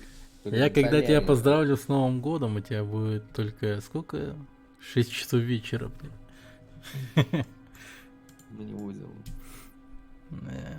Я на Новый год компьютер включается не буду, нахуй. Новый год. Я вчера угорал, там чувак, бля, под новогоднюю музыку флексил, нахуй, просто на машине, блядь. Я думаю, вот он рановато, нахуй, начал, блядь. Офигеть. Не, до сих пор угораю с того чувака, у которого, блядь, глаза в разные стороны от снюса разошлись, нахуй. Мне прям до сих пор это просто... Ты где его видел, что за видео? Вообще это вообще... Да какое видео? На работе один чувак видео, блядь. Серьезно? Он закинул, блядь, 2 снюса себе, он, блядь, под верхнюю губу, нахуй, у него прям глаза прям в разные стороны. Я тебя нахуй, пиздец. Офигеть. Нет, так-то он смотрит нормально, но у него какой-то, блядь, я не знаю, вот это вот, то, что, может, так вот у него кайф, типа, или, там, или доза какая-то, у него прям глаза такой, в разные стороны. Сука, у меня правый прям такой, блядь. Жесть. Ну и жесть, конечно. Сильно, конечно.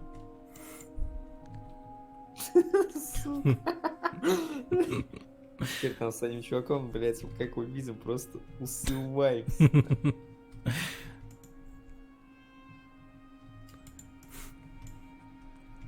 Блять, а вдруг он чуть не ослеп, нахуй.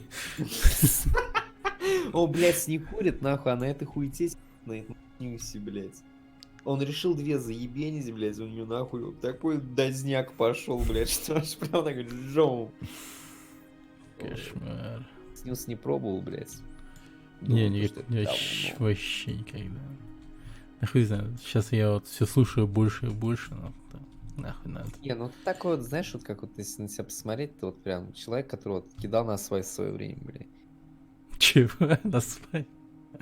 Да, такая внешность насвайная, блядь. То есть, пошел блядь, нахуй. Кидал на свай. Насвайная внешность.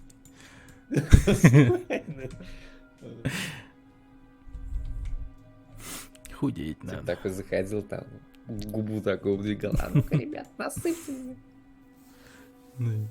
Знаешь, вот в ларьке продают, и так вот прям голову в ларек просовываешь, губу так вот, хоп, сделал, тебе туда насыпали. Ты такой чик, оттуда, блядь, вышел. Насвайная внешность, насвайная. А у вас Uber на оленях там, типа, там, набит? Да. А хостел на юртах, блядь. В юртах. А вот эти вот, ты в Сибирь играл игру? Да. А там, помнишь, какие тут эти тоже были маленькие якутянки или как они там, блядь? Ну там типа чукчи. Ну чукчи и якуты это разные вещи. Да? Да. А кто такие вообще чукчи тогда, значит, блядь? Ой, блин, ну это прям... Ну эскимосы, Где чукчи. они вообще чукчи-то, блядь? Да они там ближе к этому, ну реально, к полюсу этому, к Антарктиде. Не, нихуя. Я сначала тоже думал, а вот это есть хуйня. У нас прям оленеводы, вот это да.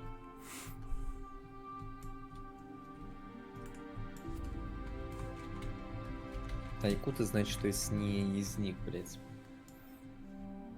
Пиздец, а что такое хуя узкоглазых, блядь? Якуты, казахи, блядь, корейцы, китайцы, японцы, блядь, что-то нахуй азиатские, блядь, с этой нахуй кошмар, блядь. Режет, куда ни смотри, режет, блядь. Узкий глаз режет, как самурайский меч.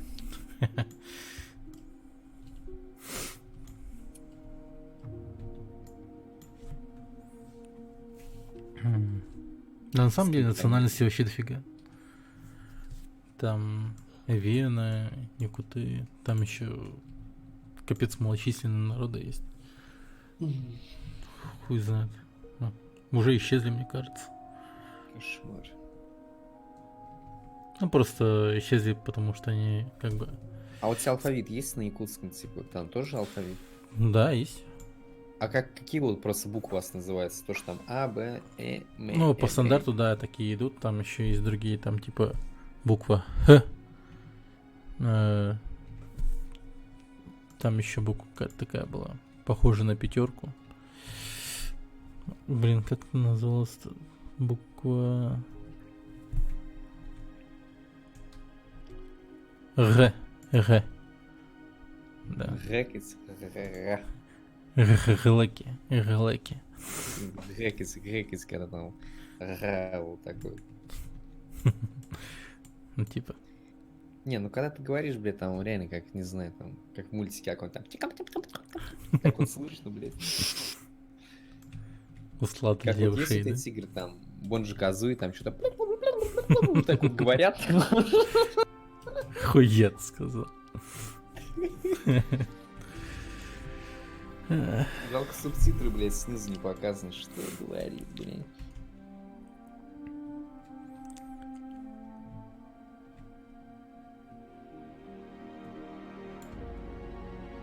Надо попробовать хотя бы один стрим. Чисто экспериментально. Я еще Overwatch, наверное, тогда скачаю, запущу. Там говорить на якутском языке, чисто на якутском. Ну или какую-нибудь другую игру, не знаю.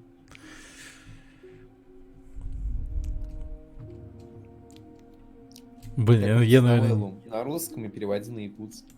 Я, наверное, вообще не смогу так делать, нахуй. Хуй знает. Как-то странно. Почему? Почему? Да не знаю, когда вот так вот просто сидишь, например, играешь, стримишь, на якутском языке говорить как-то... Ну, обращаясь к зрителю, к примеру, вообще как-то странно. Ну, прям... На работе на русском или на якутском общался? На русском. А на якутском с кем ты общаешься тогда? Ну, с этими. Ну, вот если на работе, то там с некоторыми, кто не может говорить по-русски, там, типа, вот, с якутами там, которые предпочитают. Все равно в основном русский используют. А в основном, вот по-якутски говорю дома, к примеру, с родными. С ними... А почему ты, кстати, женился на якутке, а не на русском? Ну, предпочтительнее мне как-то. Ты что, азиатки нравятся, что ли? Ну да. Швар. Так вот.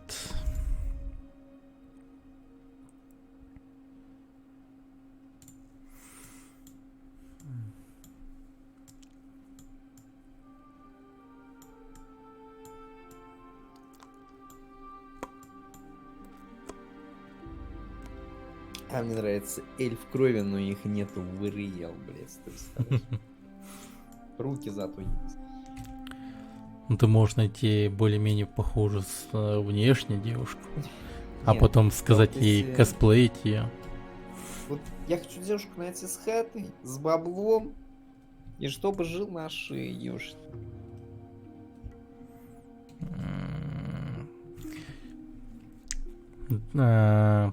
Не хочу работать, хочу сидеть на шее.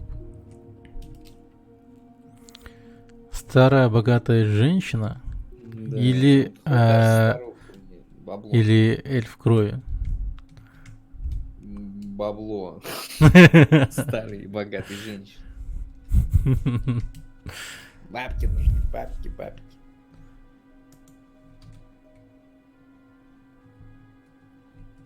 Бесит, когда баба что-то от мужика хочет, нахуй. Они должны нам, нахуй, я думаю. Да хуя, чего?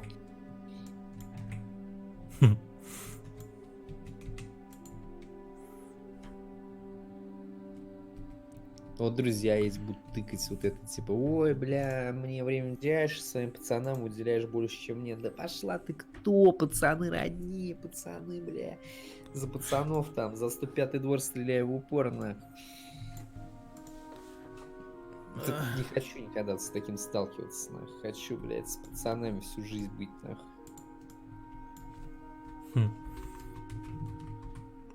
С самый верный друг — это пацаны, нахуй. А бабы они только кидают, блин, на бабло. Хотят от тебя что? Бабло. А бабла нету, блядь. Вообще охеревают. Кидаются без причины, говорят: бабки, бабки, на бабки нужны.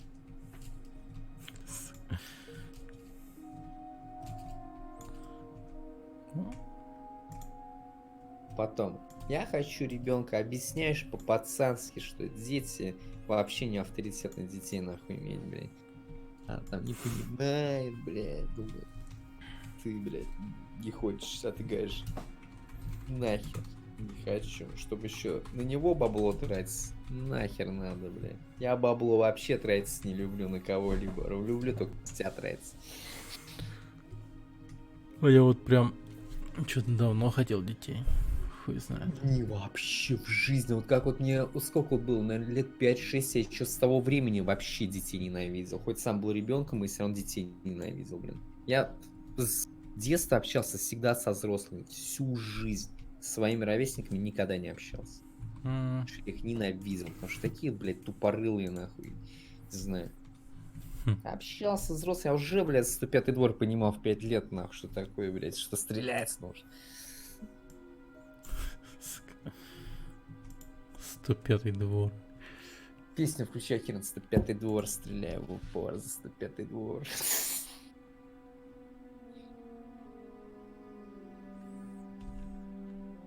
Как раз Вов тема, блядь, Original Ost. Один орк скинул с плеера трек. Охуенный. Мне нравится, как Сильван орет, типа, за Орду и тот.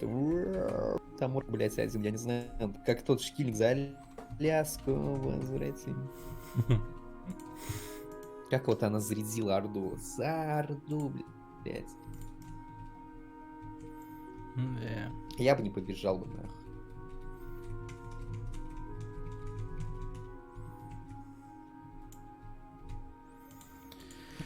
Я был бы тем, как в синематике, там, один вообще жил где. В лагере каком-нибудь. Потому что конфликт не должен быть вечен. Конфликт должен быть вообще. То есть никакого конфликта. Не конфликтуешь, нет проблем. Любое действие — это уже проблема. То есть ты себе проблемы сам достаешь. Не лезешь, и нет проблем. Не. И не нужно будет там за 105 рублей. Бля, надо послушать песню, что пиздец мне уже захотелось. 105-й двор. 105-й двор.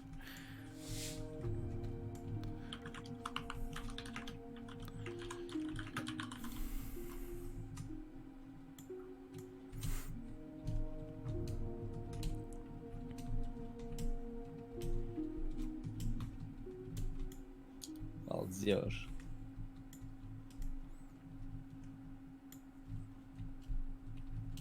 Как она звучит? Просто.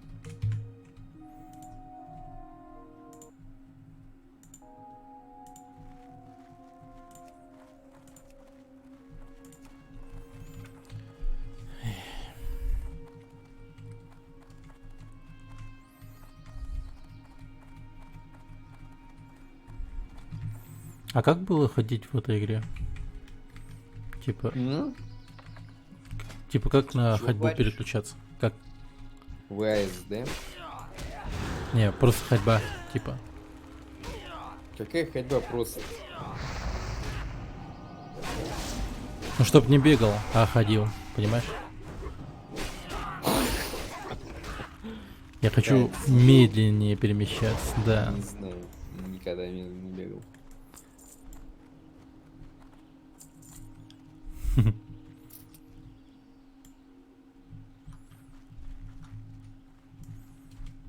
Так.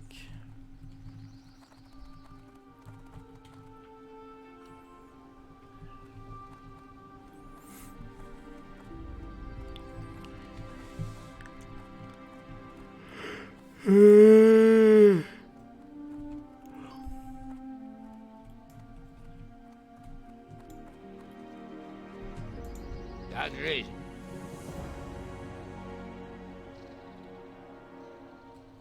Нихуя.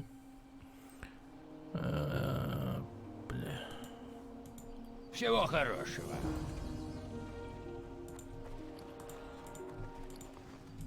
Не, балдежный трек, блядь, до сих пор охуевый. Рад тебя видеть.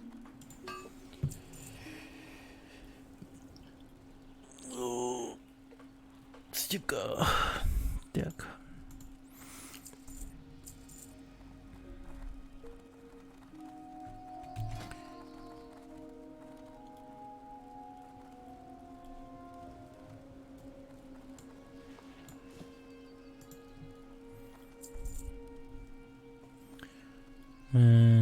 А ты дробящее носишь?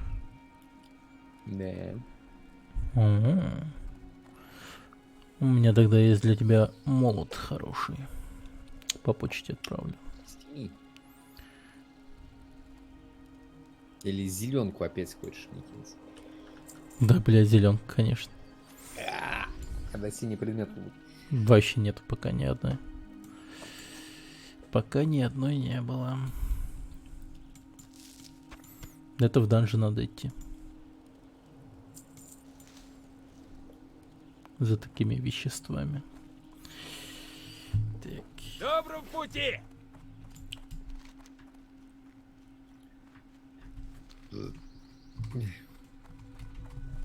Нихуя ты 15 уровень, блядь. Да, бля. Старшак теперь чё?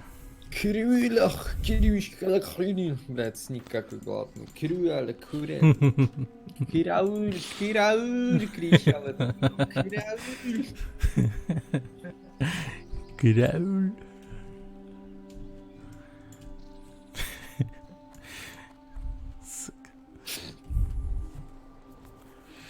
Блин, вот РПшить можно этим героем только так. Кирауль, Кирауль, Кирауль.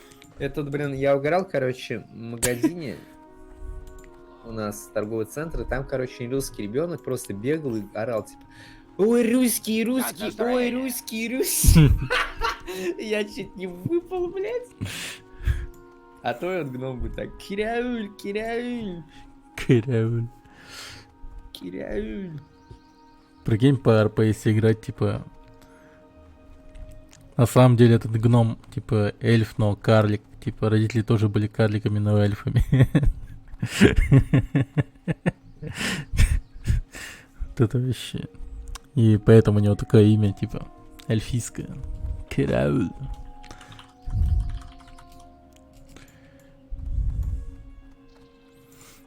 Балдеж.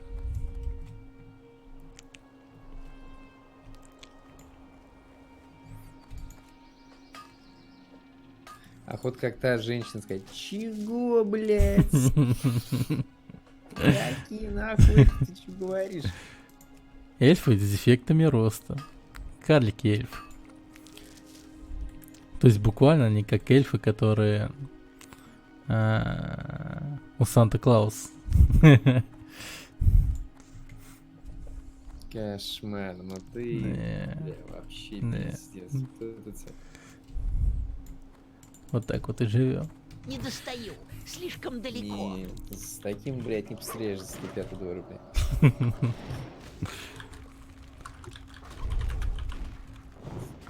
Так. Мишка, Мишка, Мишка, а вовсе не медведь. Так, так, так.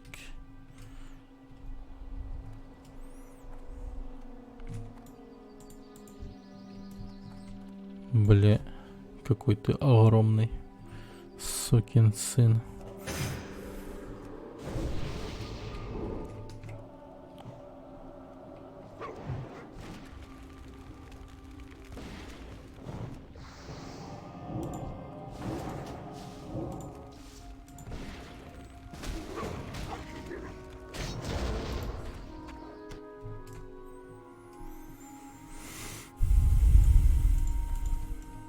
Ебать. Какой же ты, сука, черный. Надо было тебя папаху одеть на твою лысину, блядь. Заходи в болеть. Танк тут папайки нет, блядь. А нахуя ты лысую себя создал? Пизда ты. Дизель, блядь, нахуй, гномий, блядь. Кирауль. Кирауль, бля, волосы, нахуй, мигрируй, блядь. Родился лысым. Ебать, ну у тебя просто ребенок еще, наверное, волос не было, блядь. Так еще веселее даже.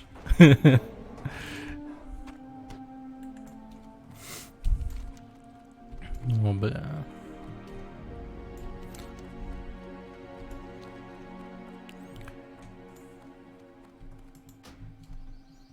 Нихуя, чувак. Ник полковник, нахуй. Настоящий полковник, вот такой вот мужчина. И седой.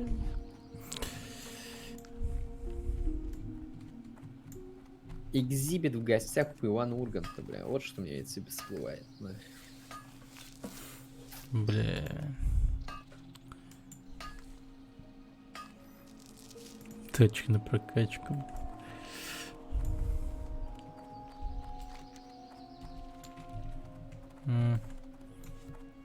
Самый веселый класс WoW.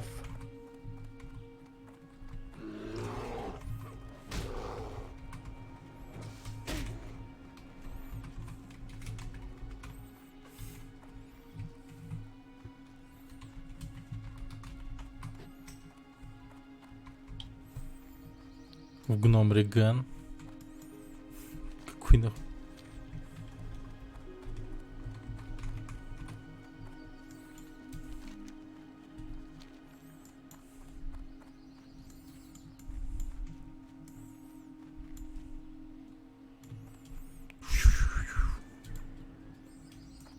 Так.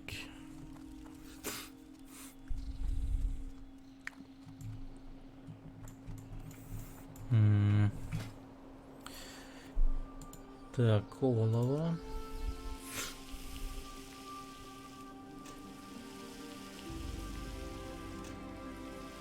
Нихуя, я из олова могу делать бронзу, что ли? Прикинь, теперь Пиздец. бронзу могу Я делать. зашел, а там человек работает. Да. Я лучше б так, блядь, из олова там плавил, нахуй. В заводы. Ты сидишь на шее, живу, блядь. Сука. Ты меня, Марцин, знаешь, как раньше троллил, когда я не работал? О, да нет. Вот и дома сидишь, как конь.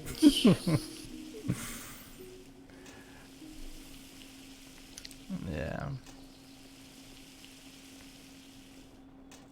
Так. Одну бронзу создам, пожалуй. Так. Вот. Так, манекен-мишень. Хуй знает он зачем нужен.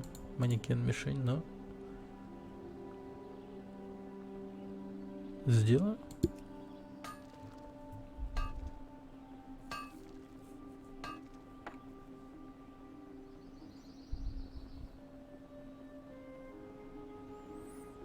А, нихуя прикольная хуйня.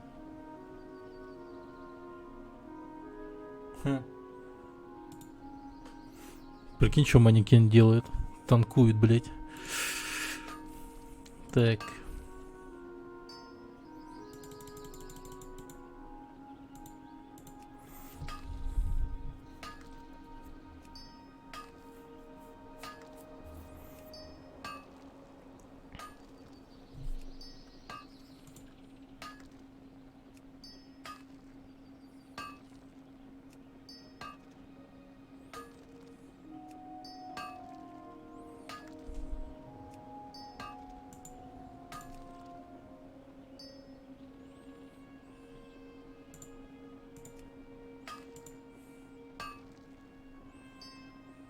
Так.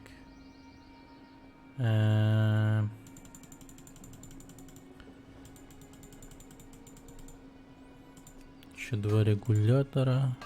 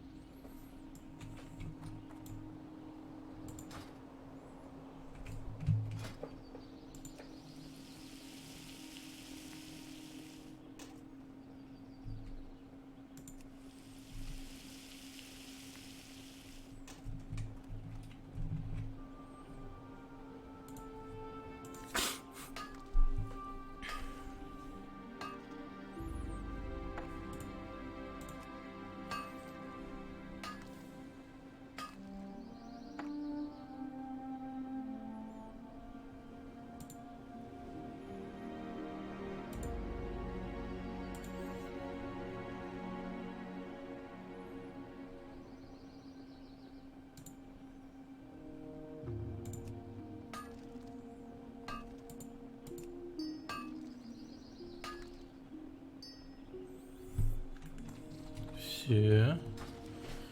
Нихуя. Так.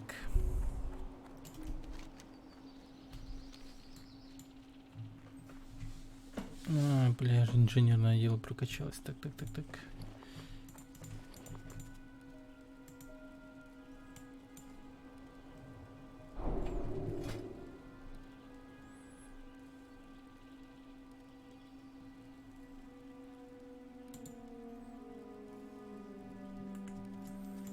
Освежающая ключевая вода, тонкая кожа.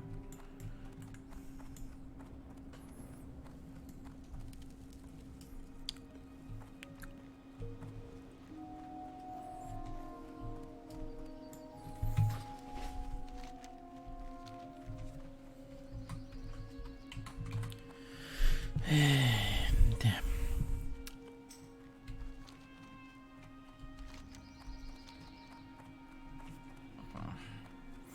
Что там у тебя?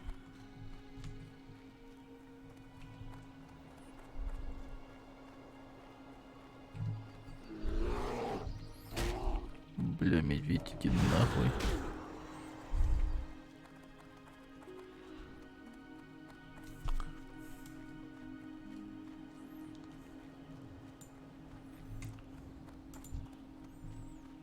Блин. Прикинь, я прочитал ник грузинчик. Это гульянчик.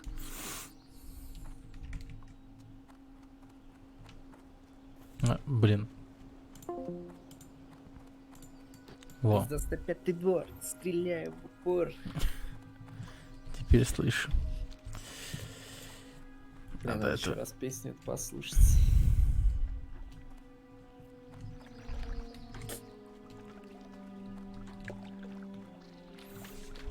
За шпанный двор, стреляю в упор.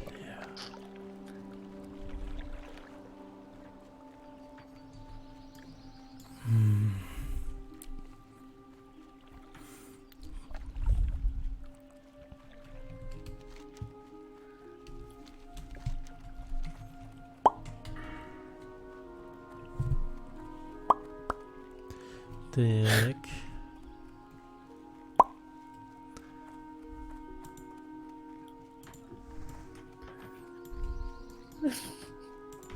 Че ты усвоишься?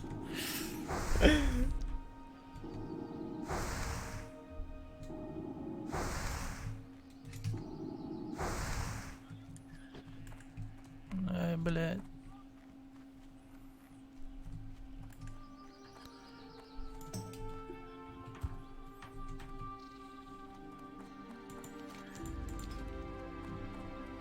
Нихуя.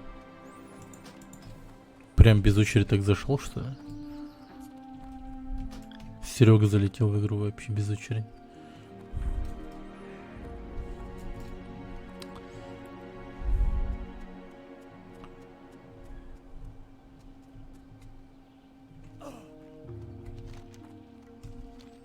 Негодяй. Негодяй.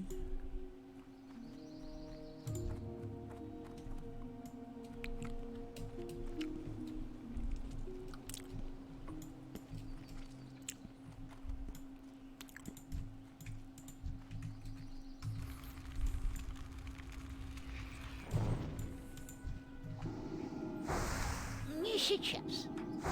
105-й двор. Какая песня хорошая.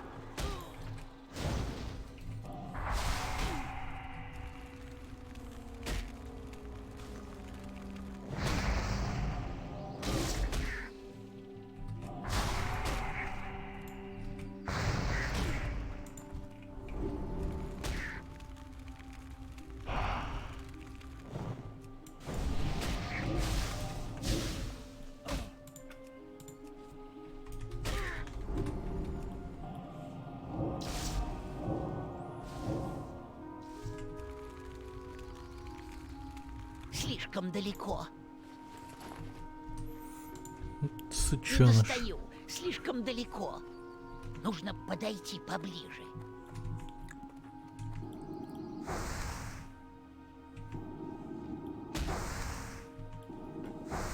Еще еще не время.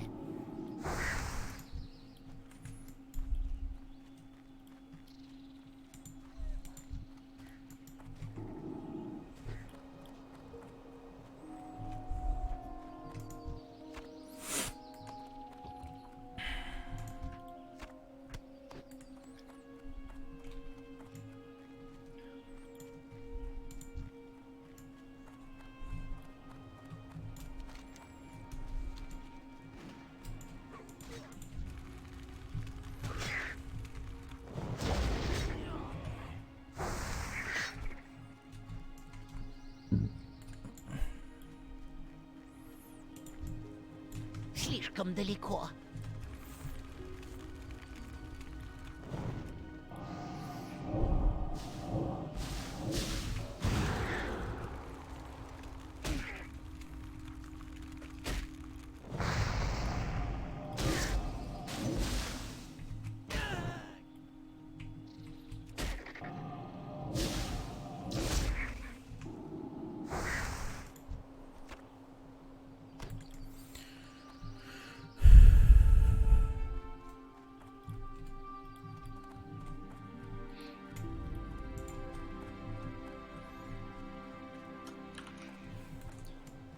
Бла.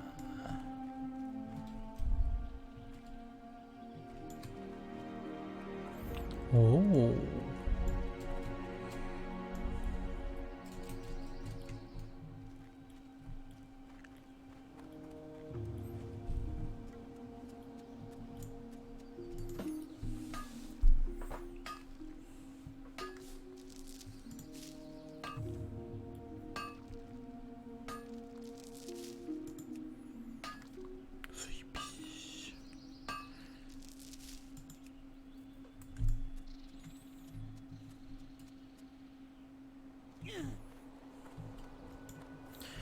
Заебись, пись.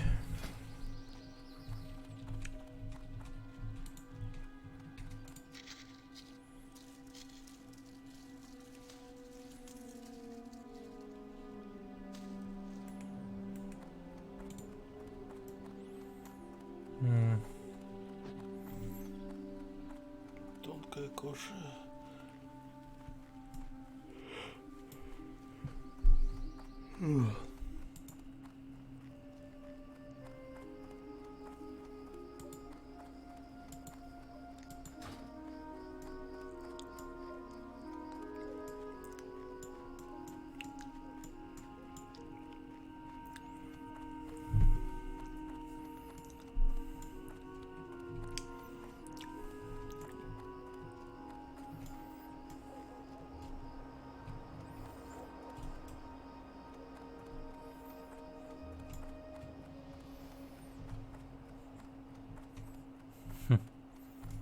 Привет.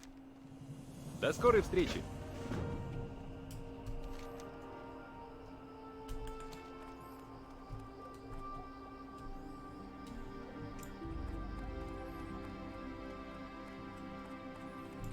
Приветствую. Нихуя.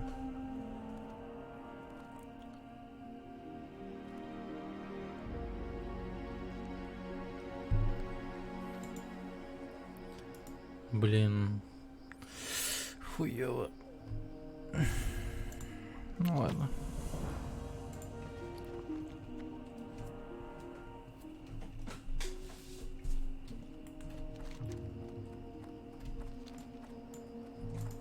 Ну, я слушаю.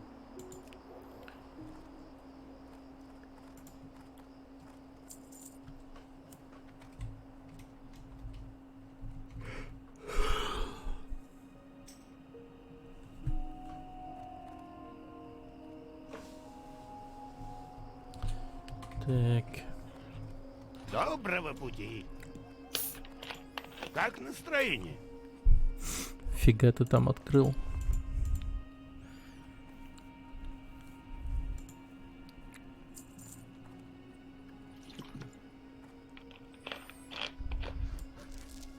Чё ты там открыл? Аляску.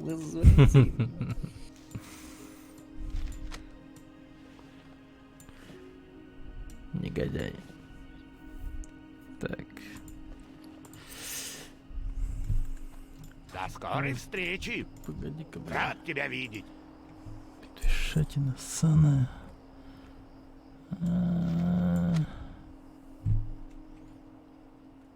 Береги себя. Хуй с ним, побежали, короче. Так. Так.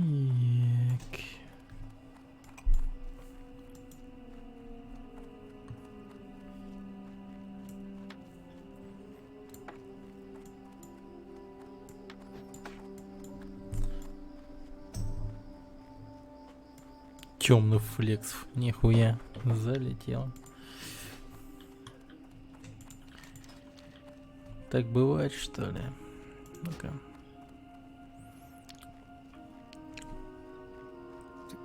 Стреляю в упор, за 105-й двор, стреляю в упор.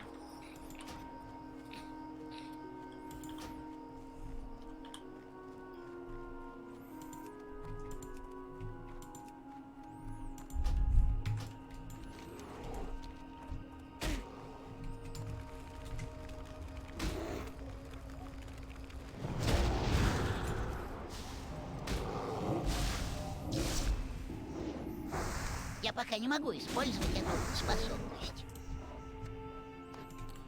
Так.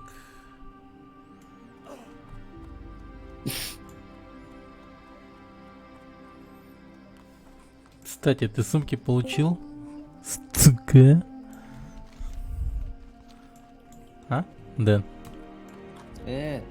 Сумки-то получил, нет? Конечно, да.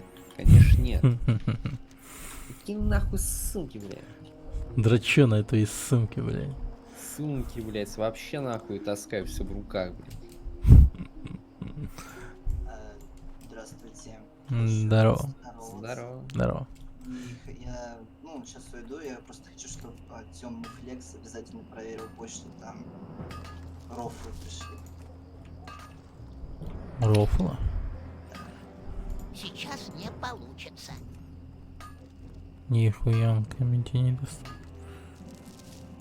Сумки опять же. Нет, там всякие мантии, их можно либо продать, либо, может, подойдут тебе. Да, кстати, Серега, спасибо за почту тоже. Да, я вам просто сбагриваю, то есть там игру можно продать за 2 серебряных. Может, просто нормально все там вообще. Слушай, ты за сколько бабла? У меня 2 голда. Нихуя ты, блядь, золотой, нахуй. У меня тоже 2 голды. Golden boy. О, бой. Golden boy. Чё говоришь? Ебать. Подождать.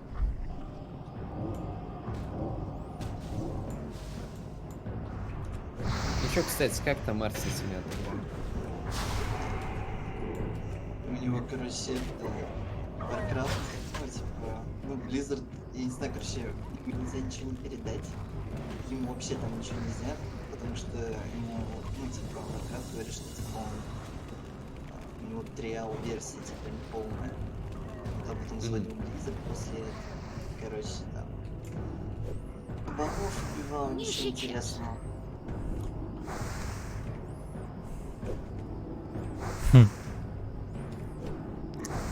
Еще не время.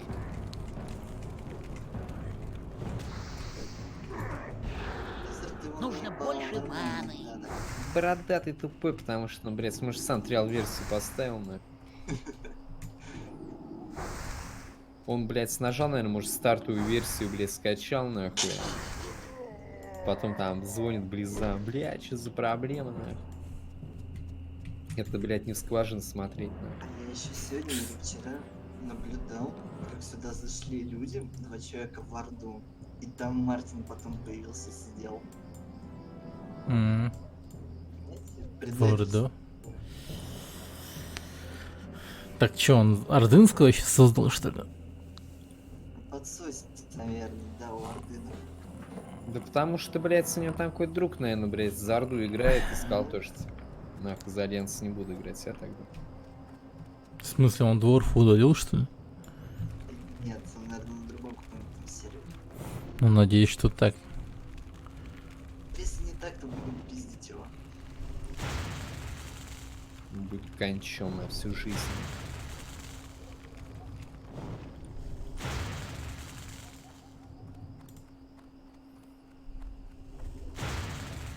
Ебать.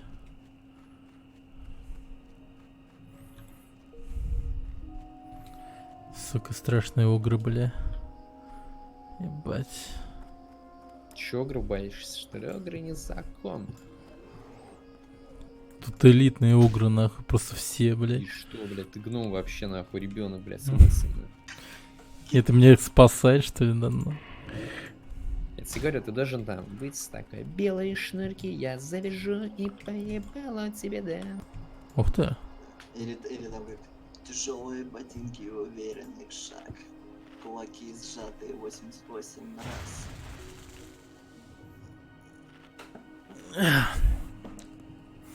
Да.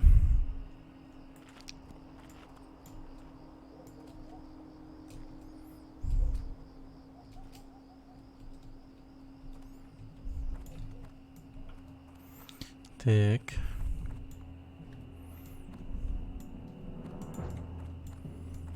Ибо рэпчик играет на фоне, блядь, что может быть лучше?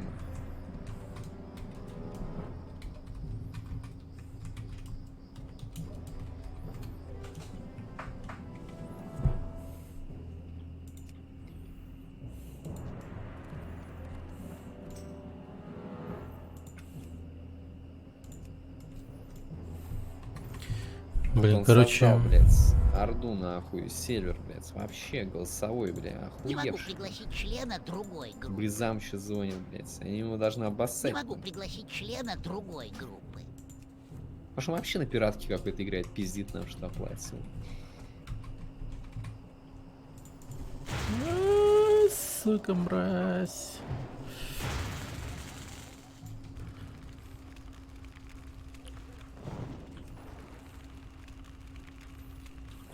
Не достаю. Слишком далеко.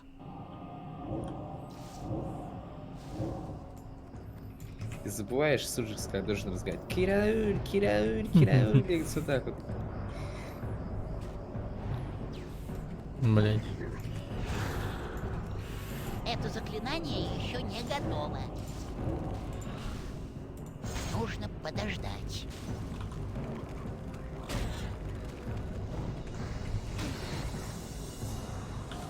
А, блять, тварь ёбаная.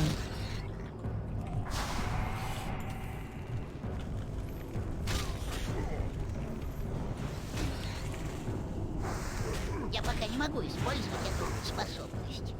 Я пока не могу прочитать это заклинание. Нихуя.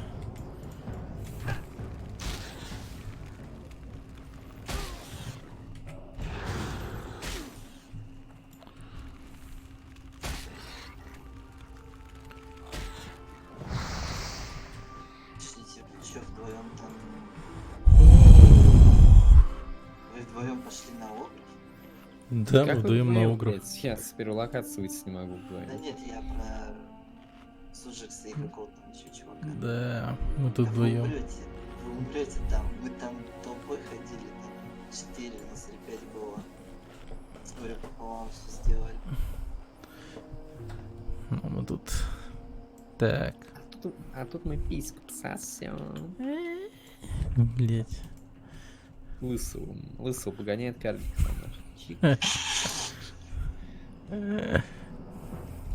Ты вот реально, слушаешь, кого-то по жизни гном, блять. Вот реально не знаю, ну как.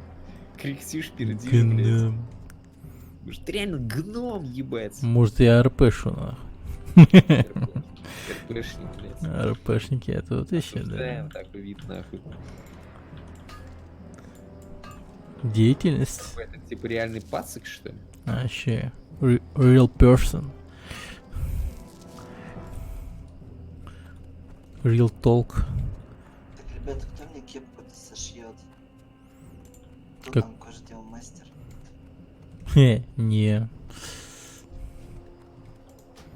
Кепки можете заказать на сайте Russian Geek. Переходите по ссылке. Ссылка где? В описании. Russian Geek Shop.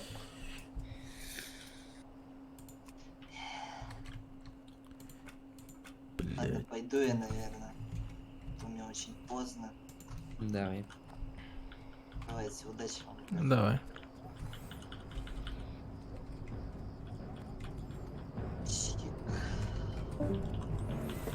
Чик.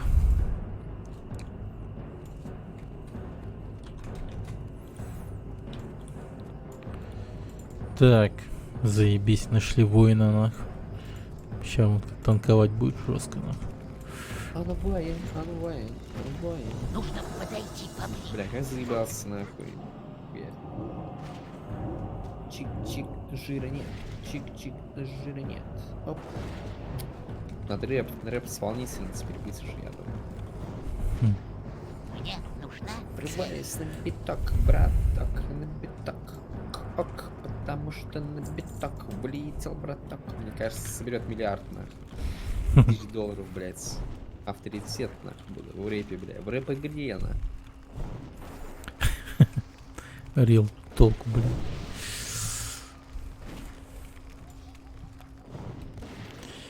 Да, чувак.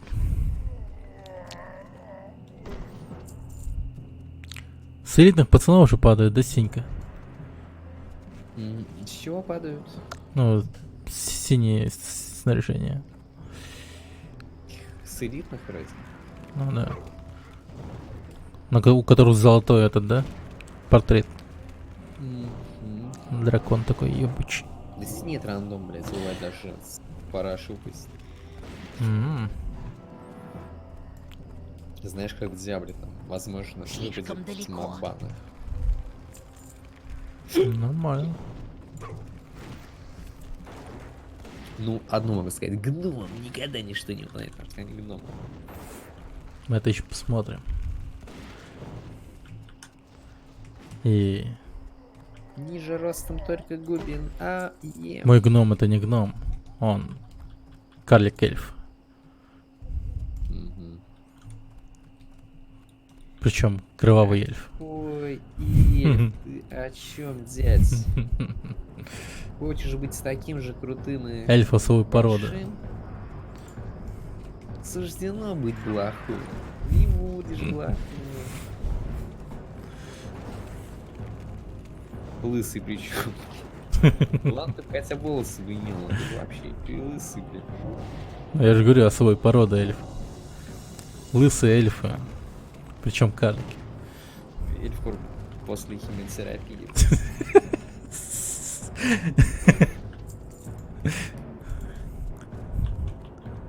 Эльф онкологическая раса, блядь.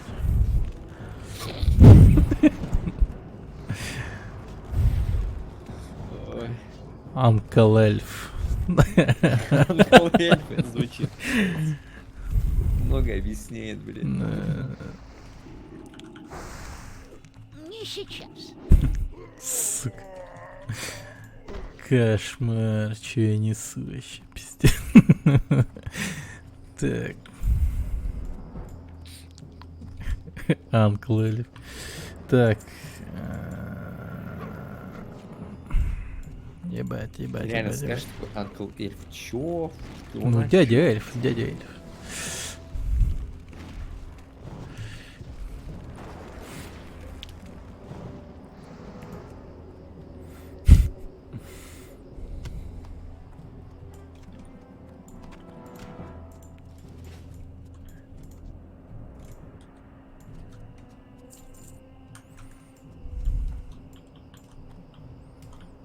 Так.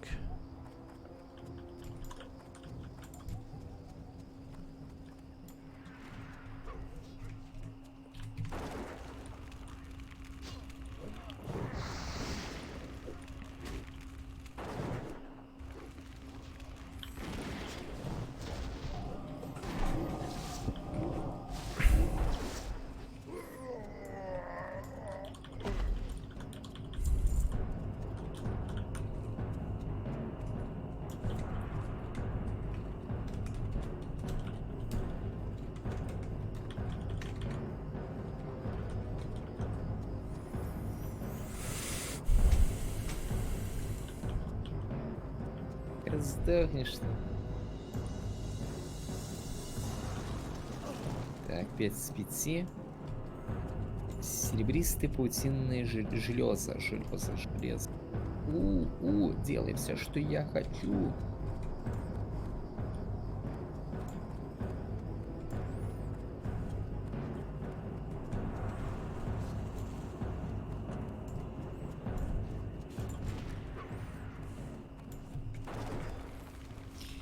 Губки бантиком, попка домиком, похож на маленького сонного домика. Да, это песня. Кто пел-то, я уже забыл. Я даже не помню.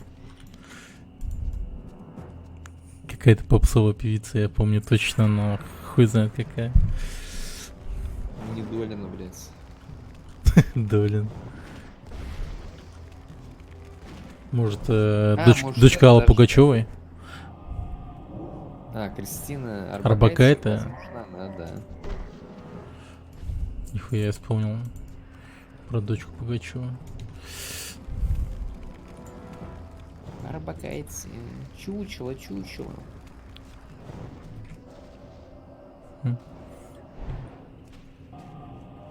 О, Фейс играет. Обожаю. Вах. Прихожу меня в нет клуб, цели. забираю суп. Ебать, пояс провидц. Моё.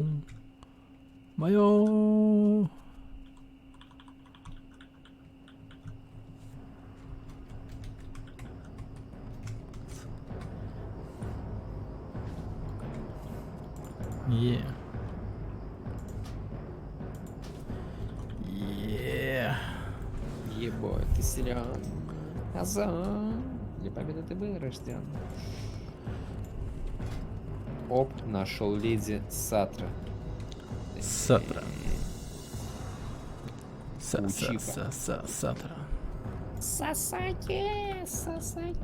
Чик.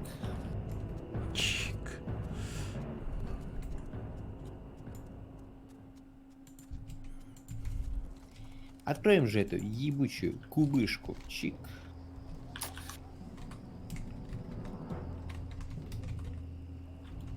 Пиздец, мана кончилась. Мана. Тутуру-туту. Мана. Тутуру-ту. Пиздец, мани. Мани.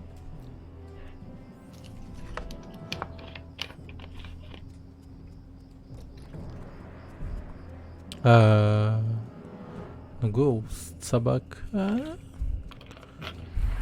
Я люблю собак, всегда готов выгулять еще мелких блященков.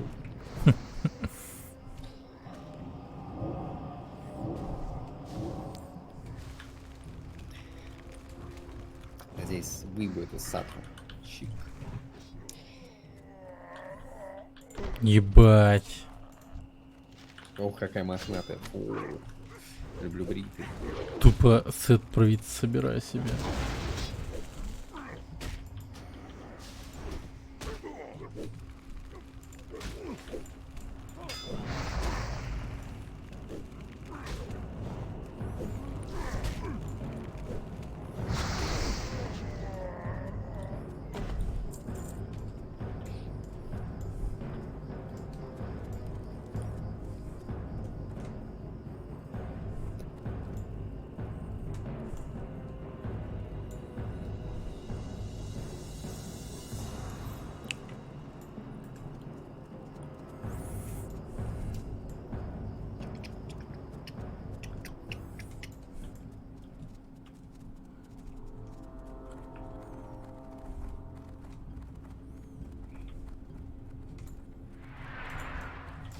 Ебать.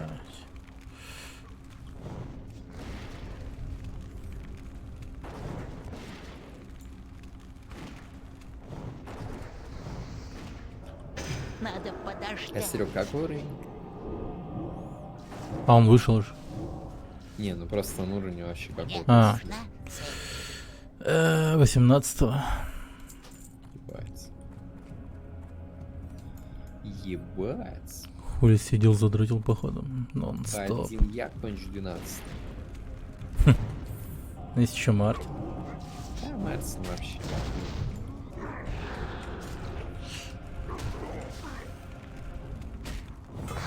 Нам надо бабки копить и вместе скинуться потом. Мне деньги отправить, и я создаю гильдию.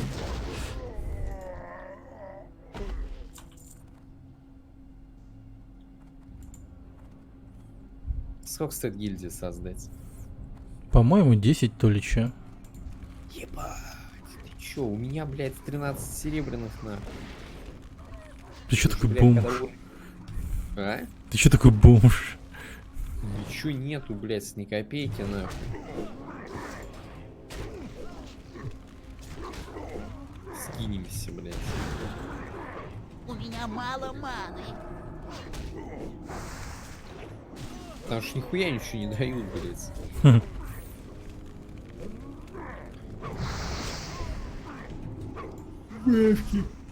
Дали бы хотя бы.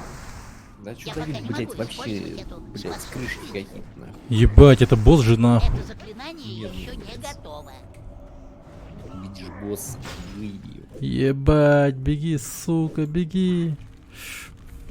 Блин, куйся нахуй. Помогись, блин, блядь. А башни хуя. Скачок. Сука. Пиздец. Вспышку, скачок, блядь. Нас выебут сейчас, блять, в этой пещере. Ёбаный рот. Ёбаный рот этого казино. Вообще жопа. Потому что я в кино. Тыри-тыри.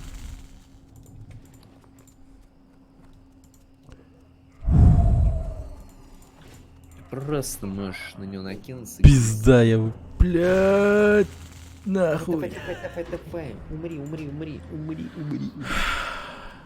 Подох? Да. Ебать ты лох. Я бы его, блядь, расшатал нахуй, даже не заходя в данж, блядь. Of course. А ты магом не умеешь играть, надо. Моя бить, твоя умирать. Вспышку, блядь. А ты Мунда умирать, нахуй.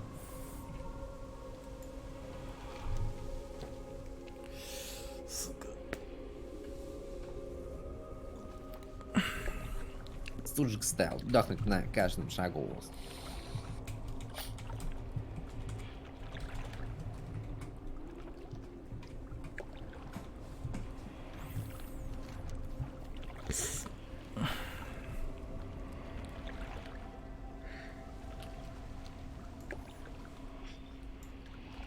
Нихуя в Дарнесе дерево, какой флексит.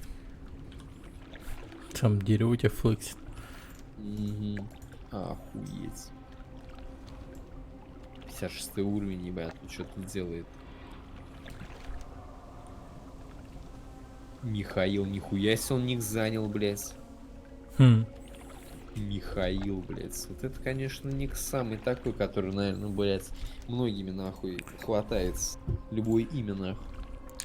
А чё не Андрей? Ой, ну ты тупой, бля. Андрей. Архангел Андрей. А почему не слышно какой-то, блядь?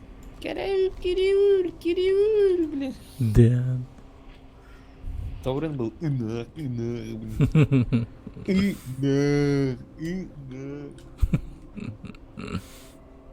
Ну так, коровье имя. Нормально. Рона из коровы. Топчик.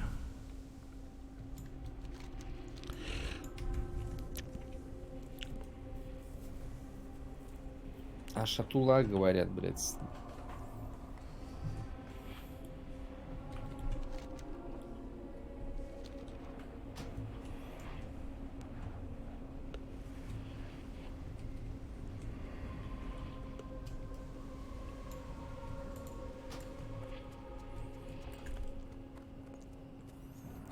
Шатула, ула. А ты Кирилл бегает такой, а ты такой говорит, ты чё ты, блядь, такой. Блять, мне пиздец, сука, ебал в рот. У тебя голос должен быть наконец-то. Ой, мне пиздец. Ой-ой-ой-ой, ой-ой-ой. Ты ж как гном должен писать, блин. Ой, ой-ой-ой, пятачок, ой-ой-ой.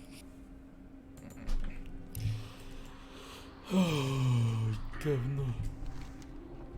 Чё-то тебя Вовка выматывает, братан, блядь, потому что ты Кирилл, нахуй.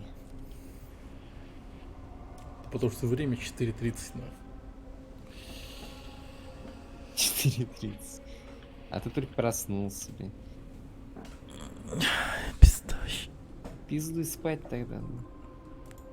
Я сейчас 13 апаю, нахуй, сам спать пиздую. Так.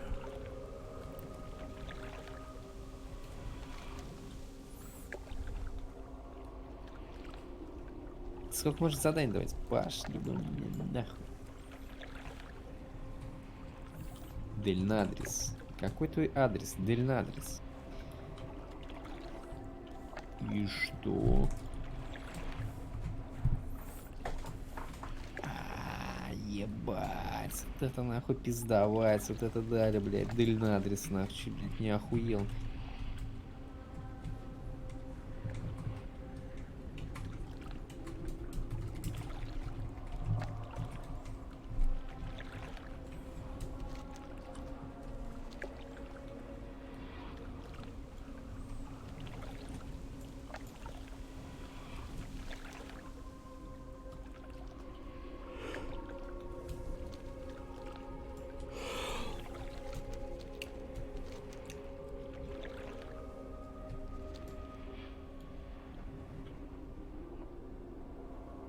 Зона лох модан. Лох модан. Но ты и лох модан. Кирауль, говорю, он 15 уровня, нихуя себе. Кирауль 15 уровня. Тебе-то покой не дает, да? Я просто думал, 15 уровня, а уже в профессиях, нахуй. Вообще кайф. Тупо инженер. А у меня до сих пор профессии нет, еба, вообще балдеешь. Тупо конч. Отправите, пока как говно, говно просто отправите на говно. Я в игре играть хочу, а не пахать.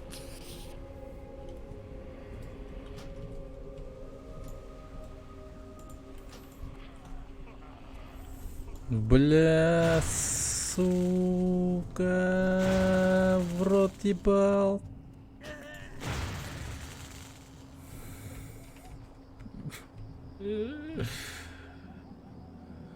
Кирауль опять, да? Вот правильно ты ник себе назвал, у тебя каждый раз там Кирауль, блядь.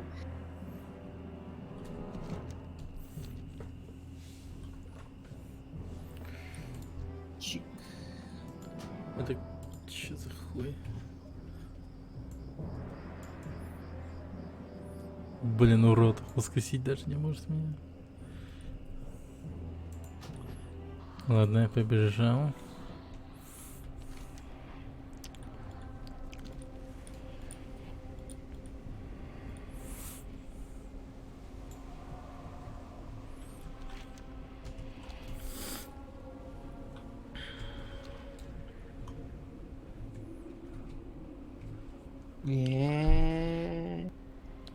Сука.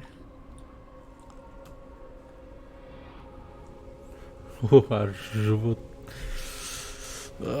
закрутило от прыжка с высоты. Закрутила, завертела меня.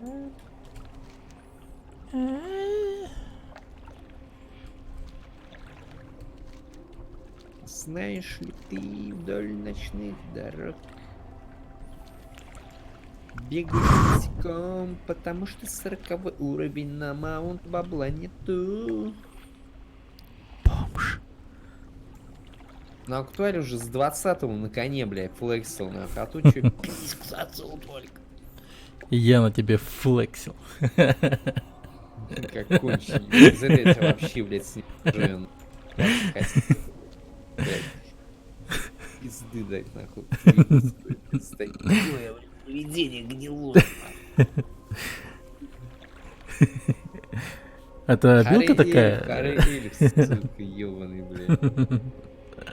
Реально, харе, блядь, нахуй. Это обилка у тебя такая была, в оленя превращаться? По жизни, блядь, с обилкой такая. В оленя, нахуй. Ты такой гордый. Я гордость Альянса. Реально гордость, блядь. Не то, что ты говоришь, сука. Да. А чё прикольная тема? Катал бы меня. Вообще пошел. Если у тебя там твой пес, бля, пусть он себя и возит. Мне было бы не впадло тебя катать. Да.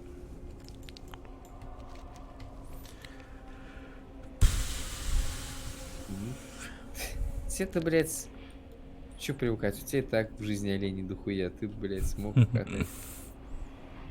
Убер Якутск. Убер Якутск. Бля, ты заебал, ёбаный.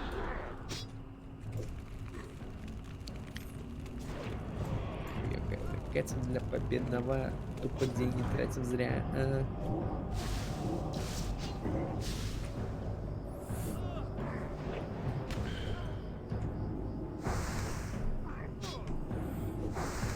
Надо подождать.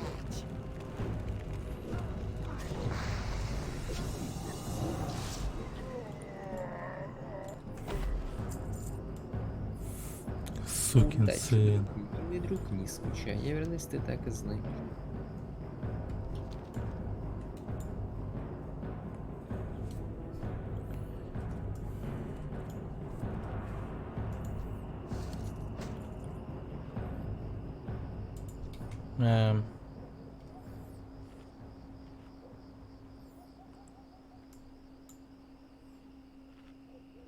Ой, смотришь торговый город. Хилл 43, Пати.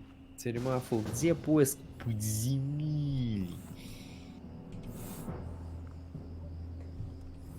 Ебучий казуал.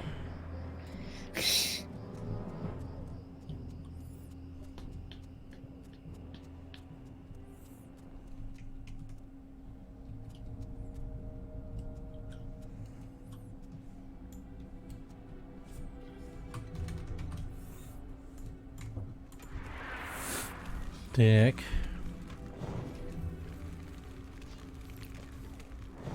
Мне хотели в гильдию пригласить. Follow me. Да, у меня со мной рядом такой же чел бегает с Follow Me.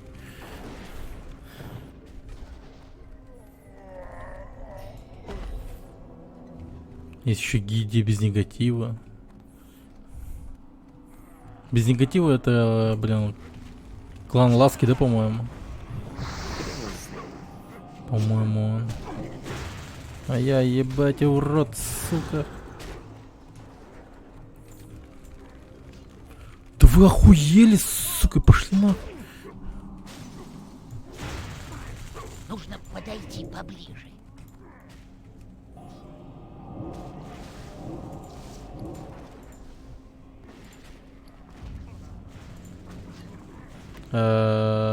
Что?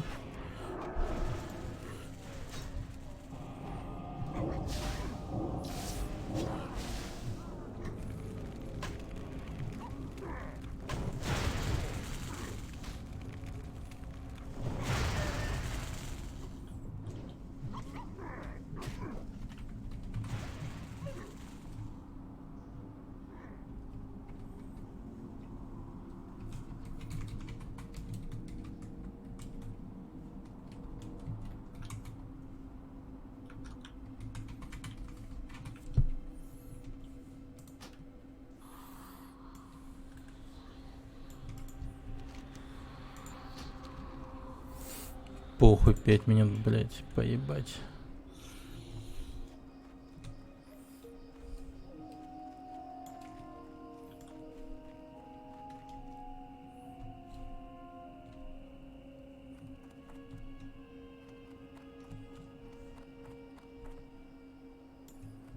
Как настроение?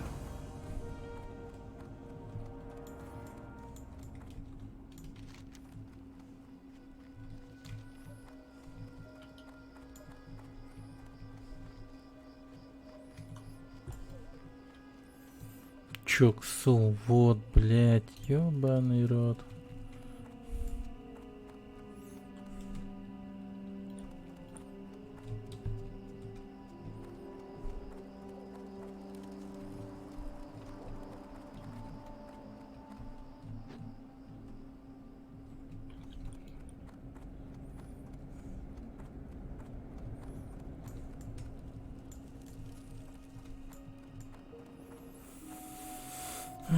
Теперь надо прокачаться.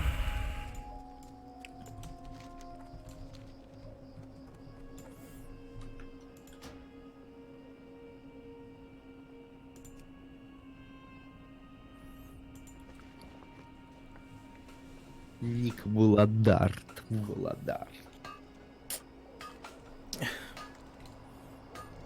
Чё спать, Суджикс, не идешь? Да погоди. Мучаешь себя. Я вот сейчас прямо вот дойду и все. Уже рубит, блядь. Мне еще в 5 утра вставать.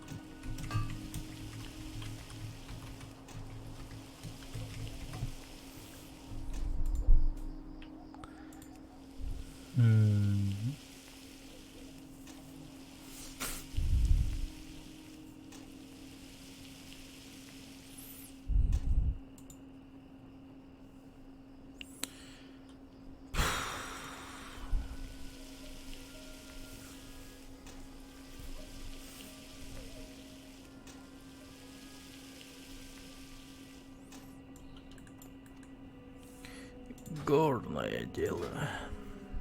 Ой, все, ну как ты достал профессию, да не нужен. А я ничего не говорил. Горное дело, блядь. Горное дело. 2 профессии максимально только можно. Да. Слишком далеко. Ох, нихуя. Нихуя.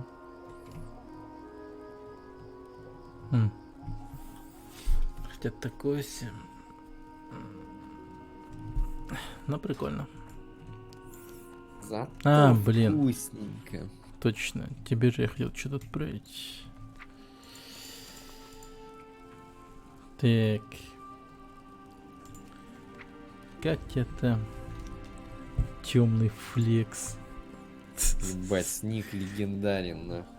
Бля, просто какой-то супергерой, блядь. Темный флекс, блядь. Кровавый угар. Да-да-да.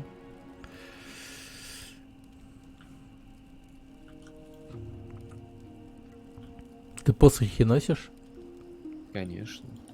У тебя сейчас урон какой? Сейчас я в чат скину. Бля. Ну, короче, у меня есть посох 12-19 урон.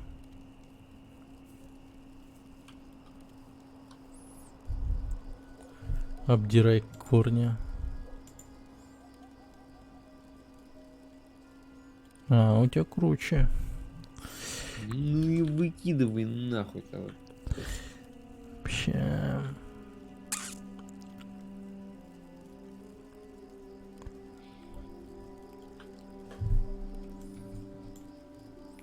Короче, отправляйте одну хуйню.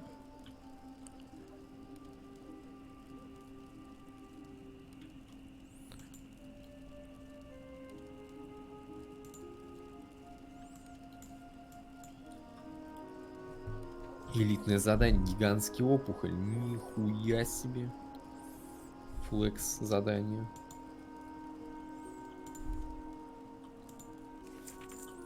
Все, отправил тебе.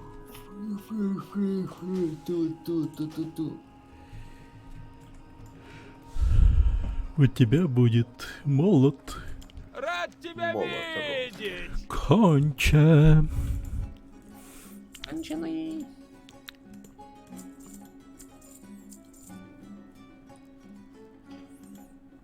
Прикинь, звучит как титул Молот конче. Типа гордо. Мой, значит. Молот кончит. Мой. Что на слово конченый, все мое.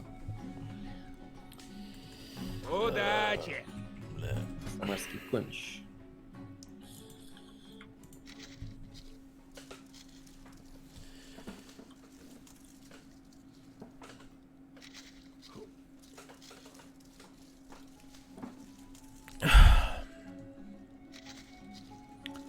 Чуксу. Мать его.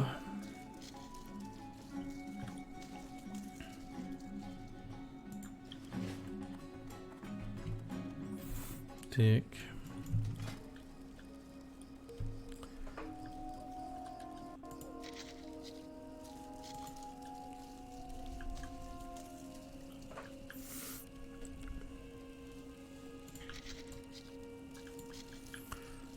Тупо продавать.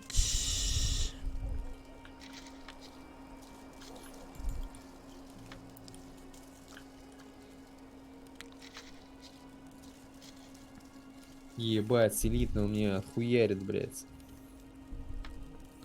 Элитно хуярит.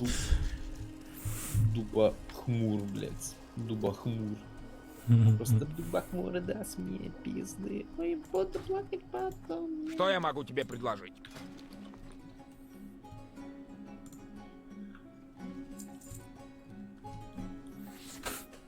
Ебать. Деньги на динамитах делаем, прикинь. Посмотри, сколько я вообще ношу, блядь. Очень мало, блядь.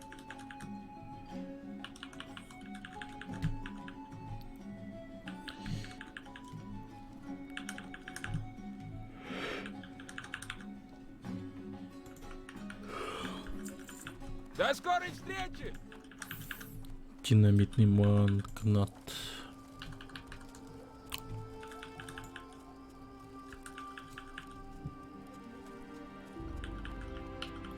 Мало маны, мало. Ай-яй-яй. Ец, маны нету, нахуй.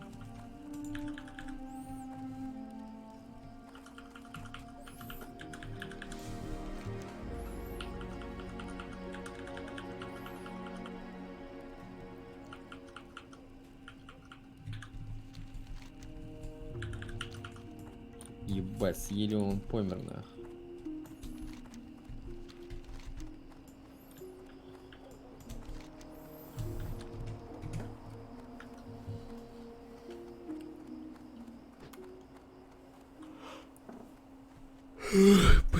Давай задание, я и спать нахуй пошел.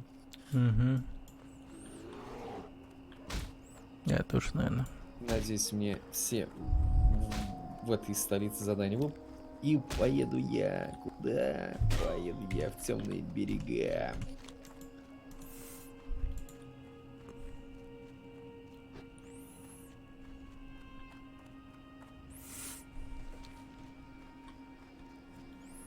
У тебя, по сути, та же ветка заданий, что и на актуале, да? Ебать ты Ну, будешь не вся, долго. конечно, но... А? Ебать ты долго будешь, говорю.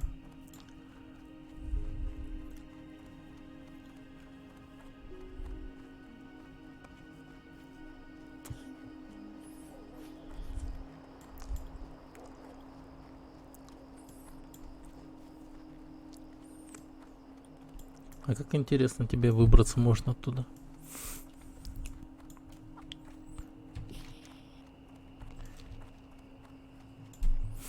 Типа на таксоу или как? Убер. Корабль. Космический корабль, yeah?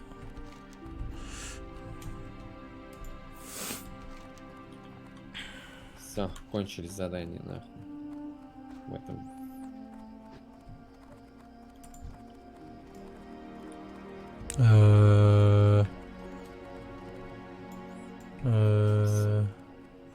Сука. Все, ладно, я пошел спать. Все, приятно было поиграть. Давай. На работу. Давай. Пока-пока. Давай.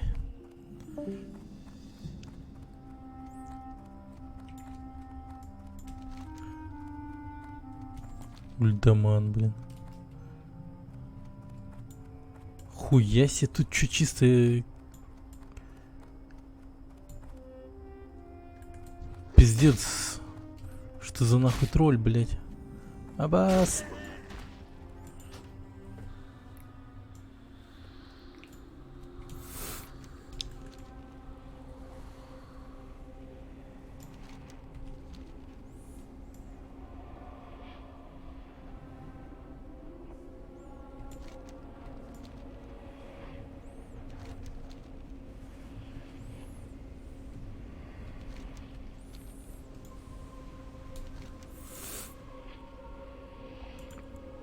Лук мудан. Нафига себя.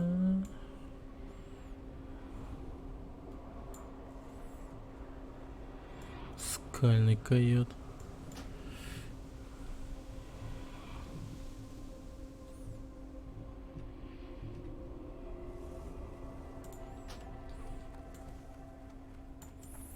Да ёбаный рот.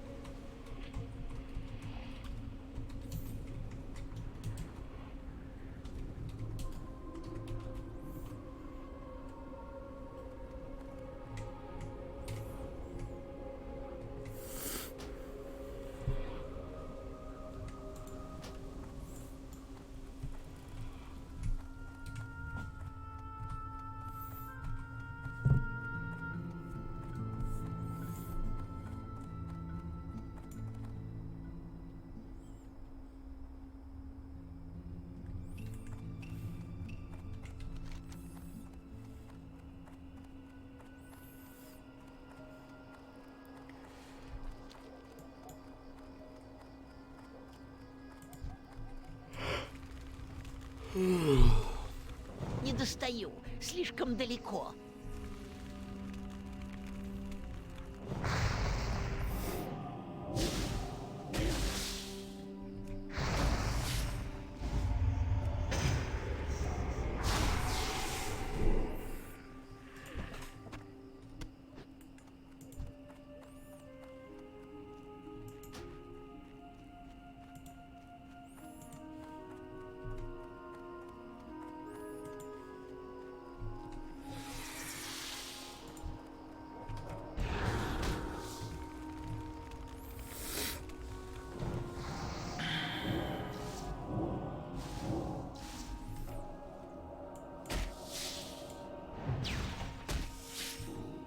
Еще не время.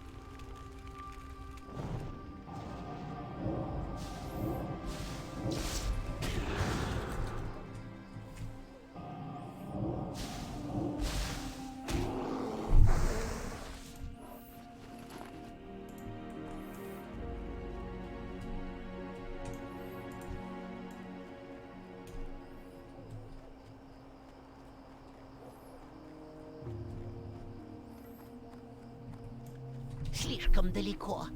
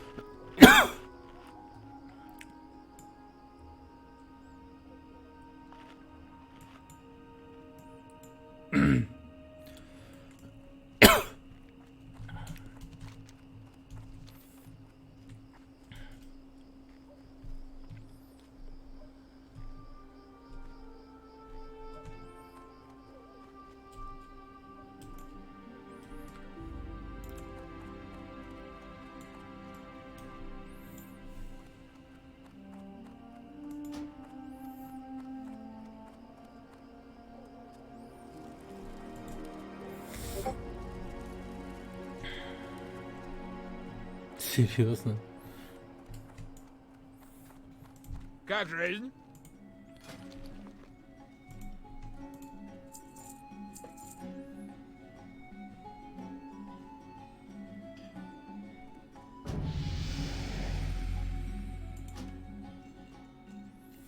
Стимул, блядь.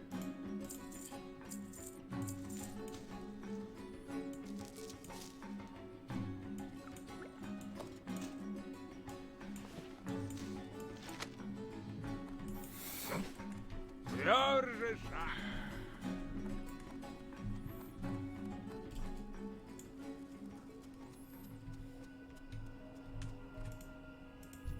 Чем могу помочь? Удачи.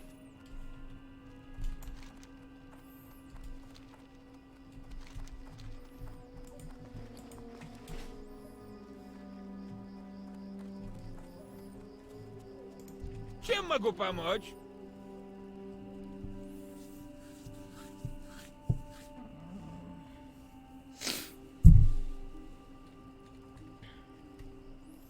До скорой встречи!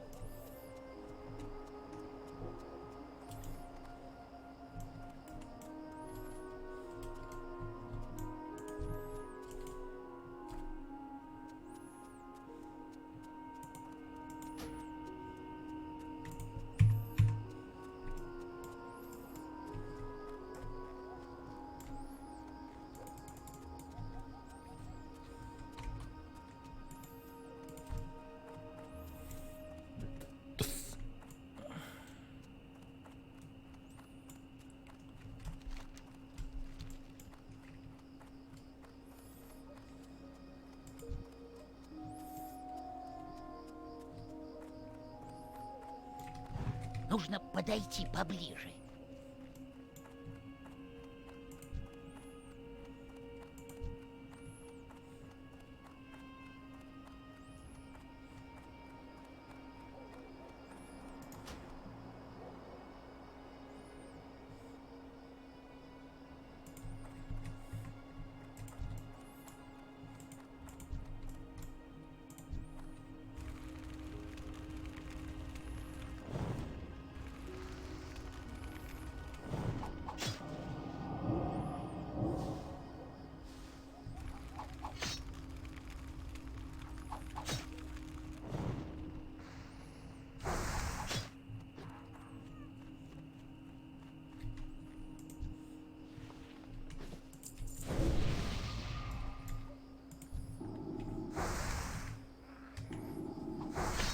Я пока не могу использовать эту способность. Еще не время. Я пока не могу прочитать это заклинание.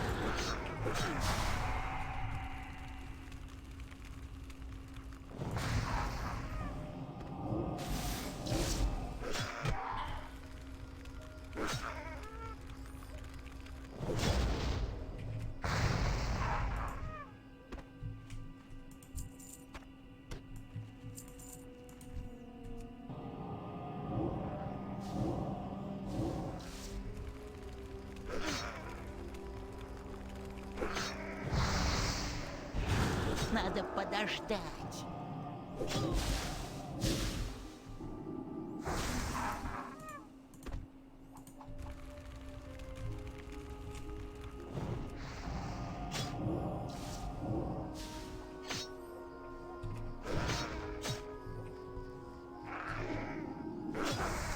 Не сейчас.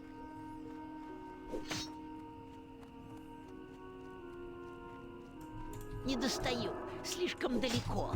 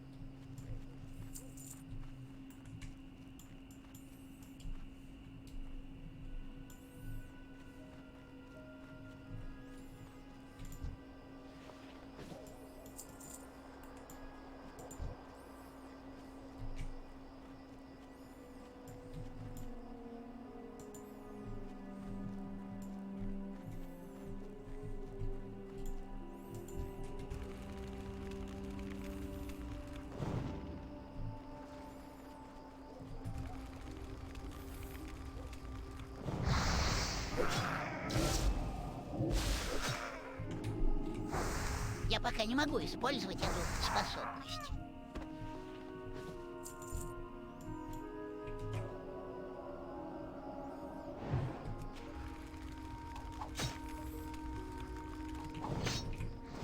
Это заклинание еще не готово.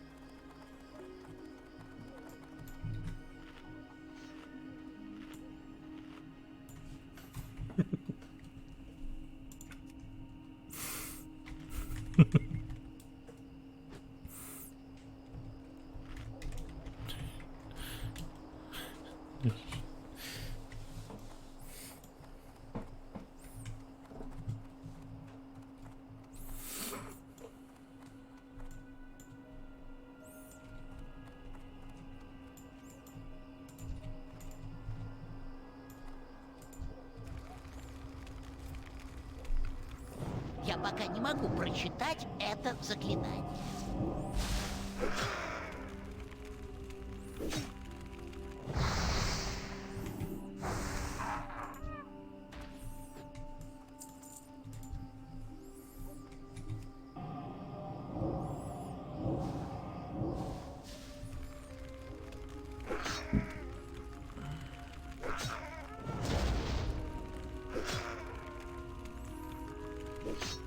У меня нет цели.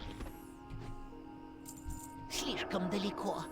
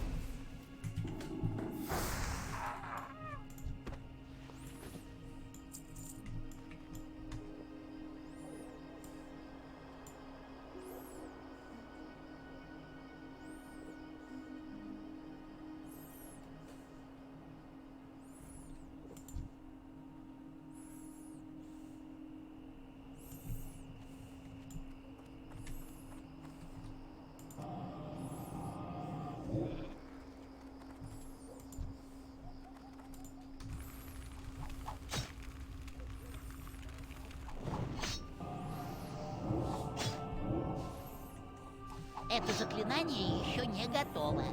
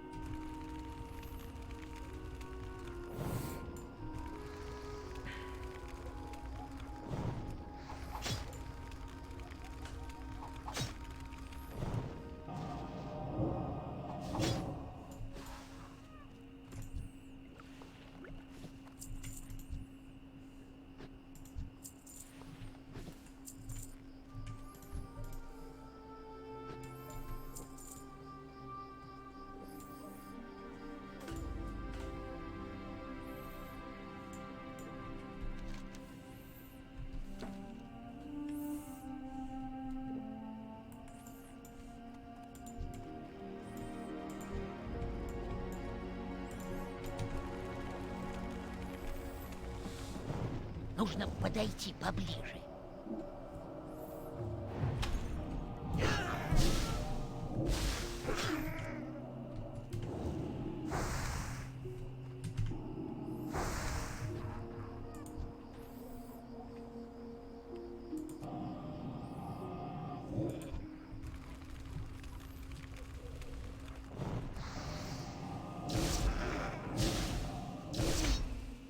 Не сейчас. Еще не время. Я пока не могу использовать эту способность.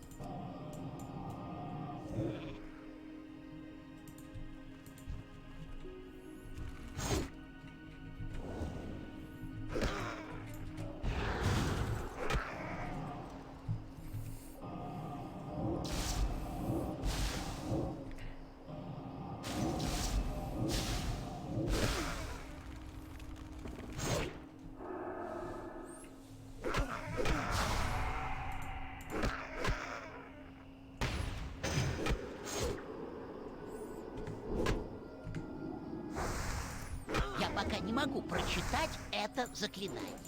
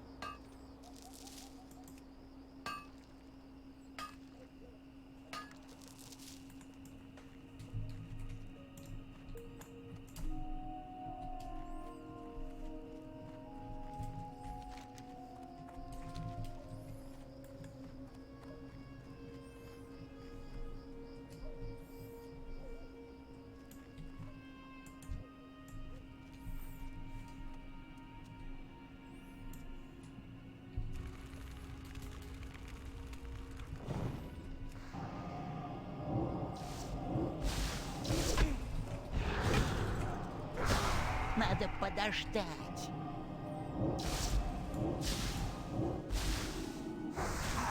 Я пока не могу прочитать это заклинание. Это заклинание еще не готово. Еще не время. Надо подождать.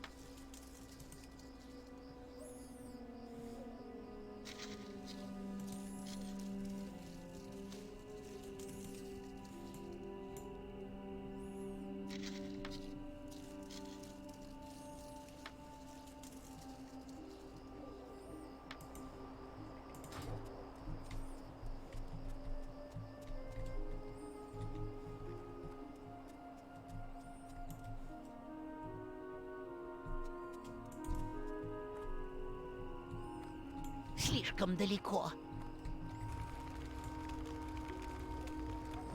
Не достаю. Слишком далеко.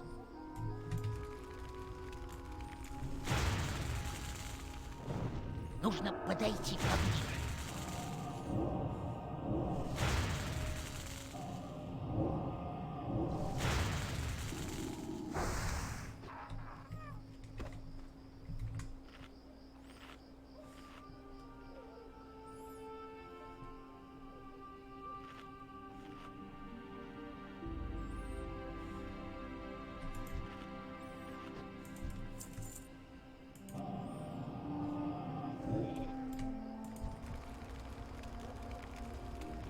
Слишком далеко.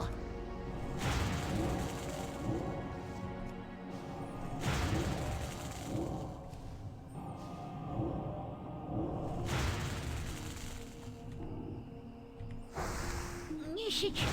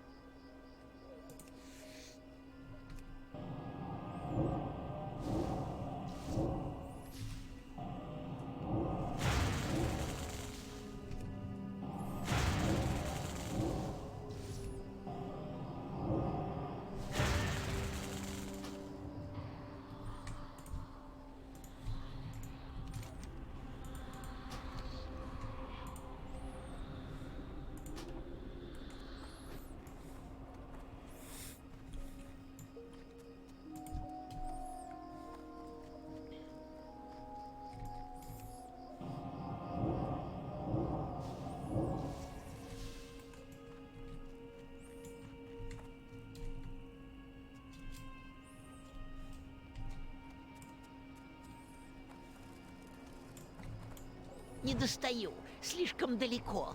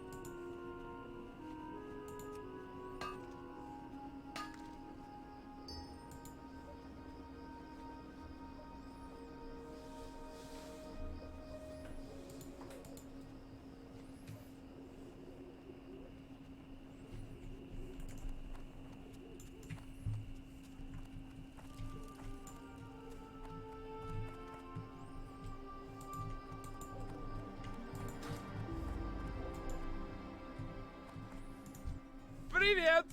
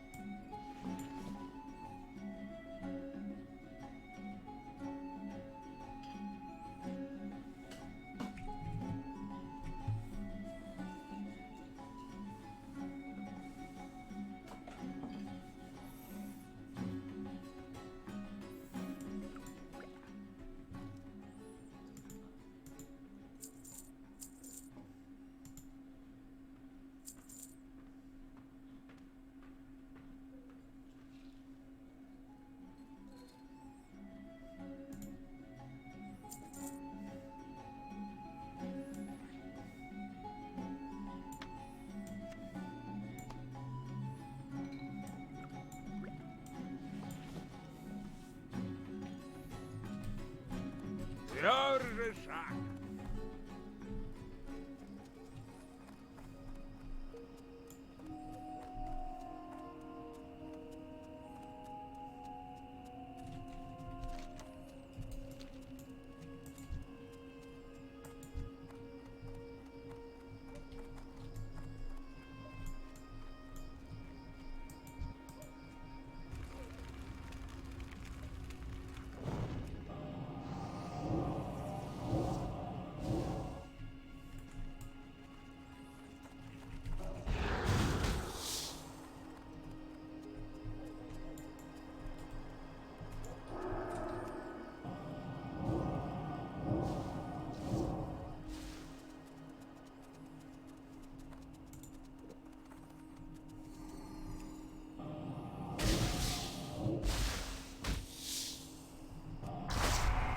Недостаточно маны.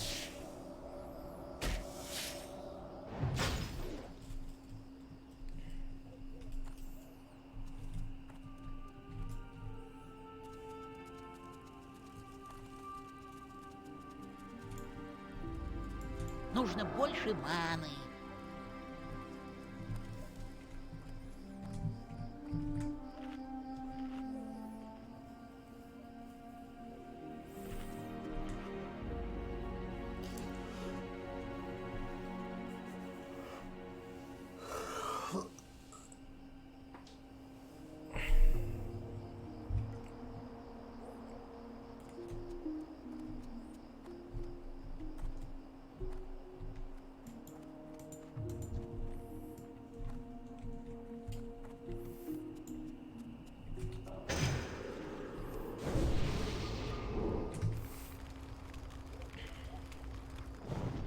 подойти поближе.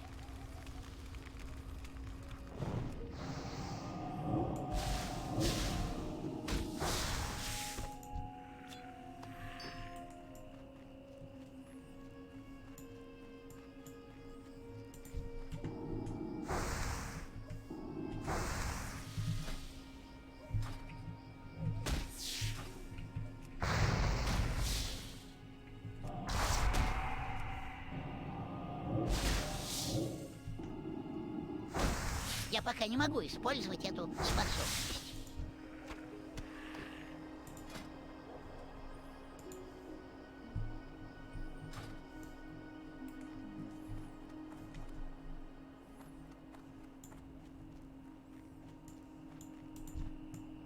Не достаю, слишком далеко. Слишком далеко.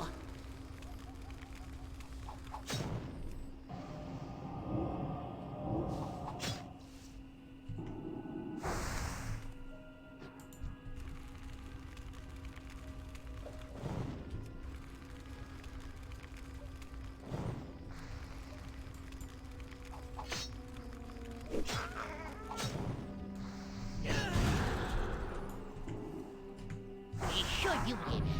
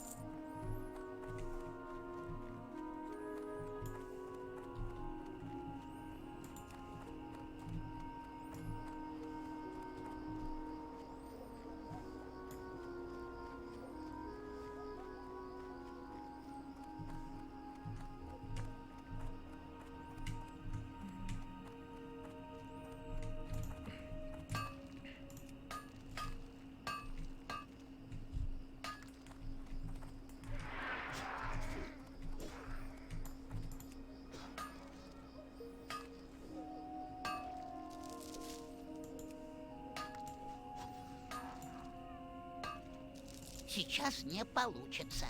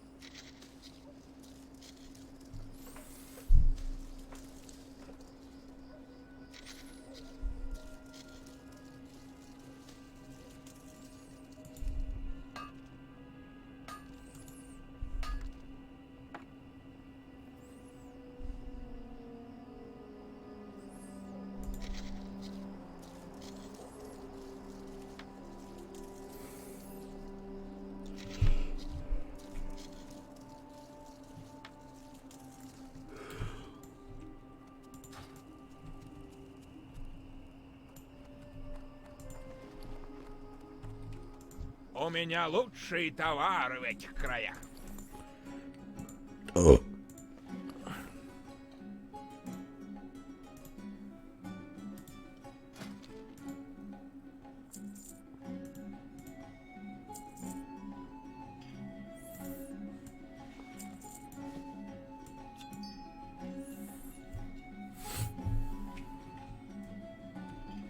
Доброго пути!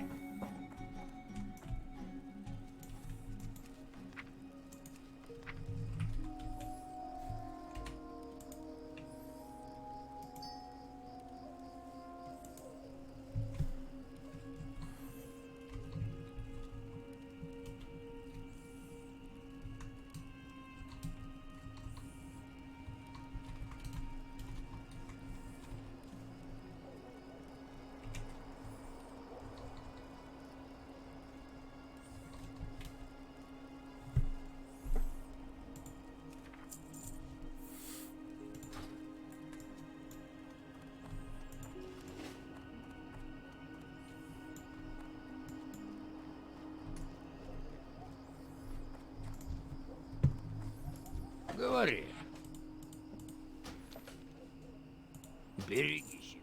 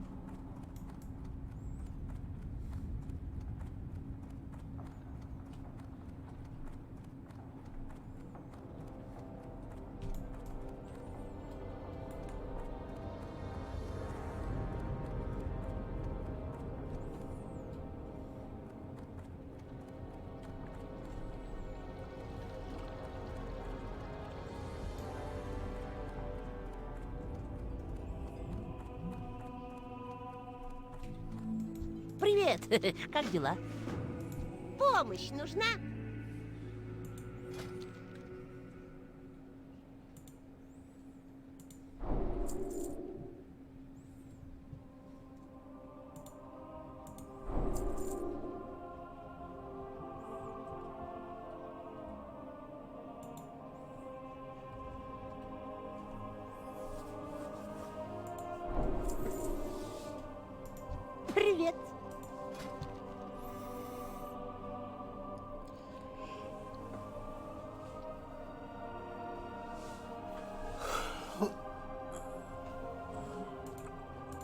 Еще увидимся.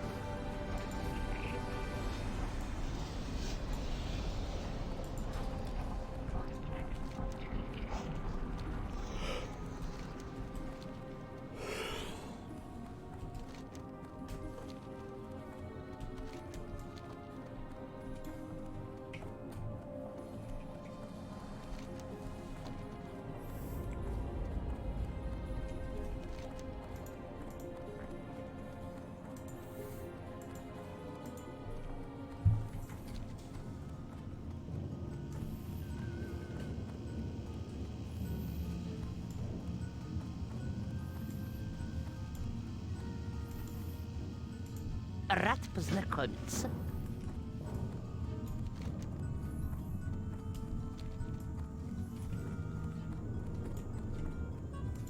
Рада тебя видеть.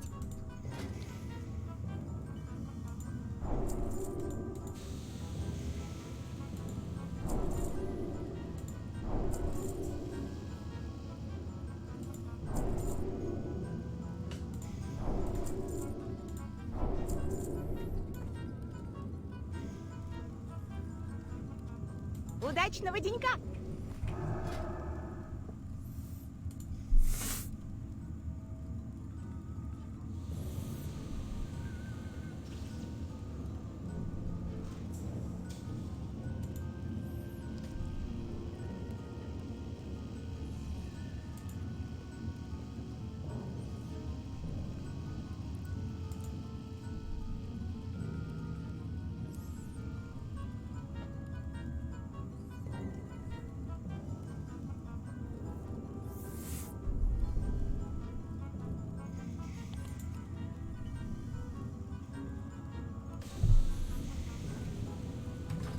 Чем могу помочь?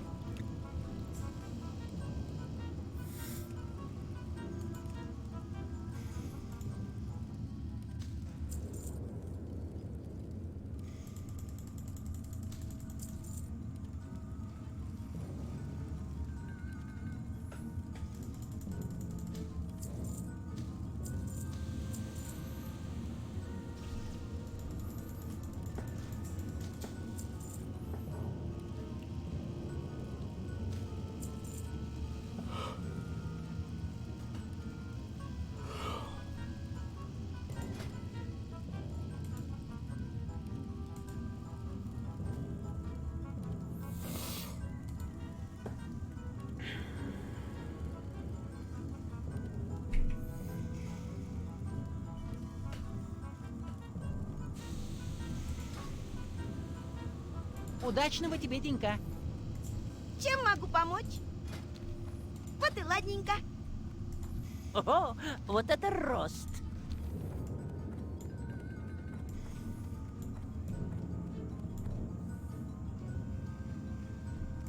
Приветствую.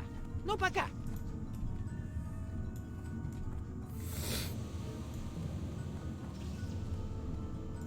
Чем могу помочь?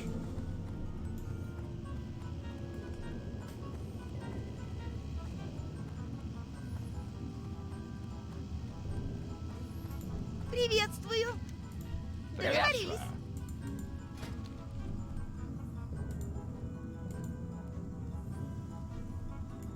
Привет. Удачного денька. Привет. Как дела? Привет.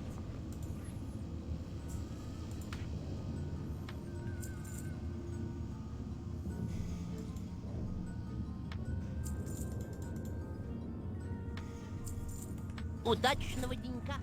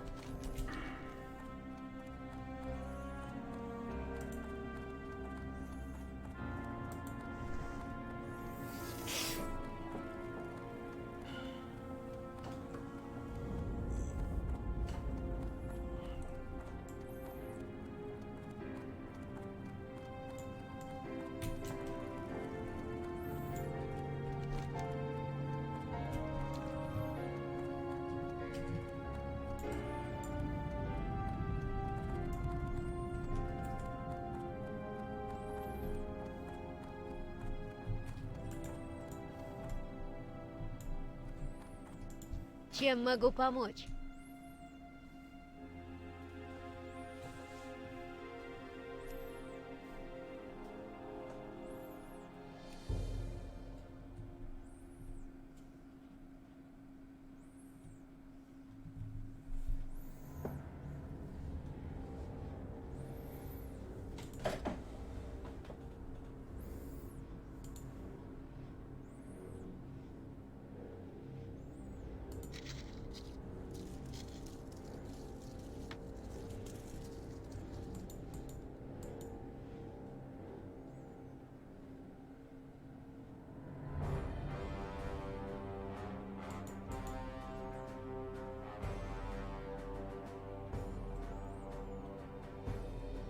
Крепко держись на ногах.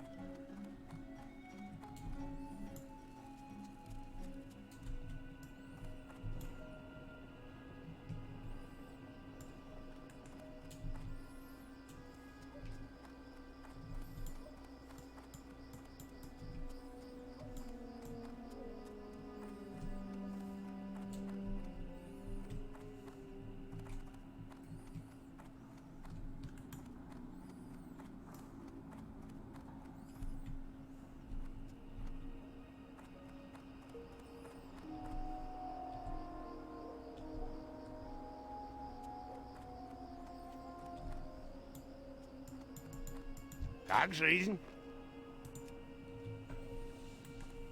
Доброго пути.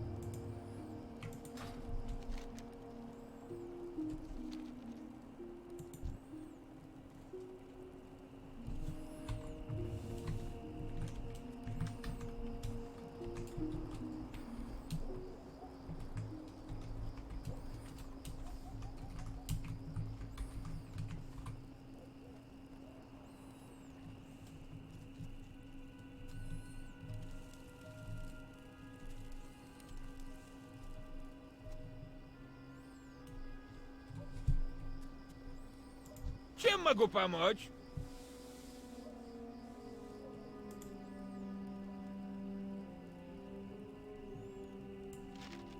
Рад тебя видеть! Как жизнь?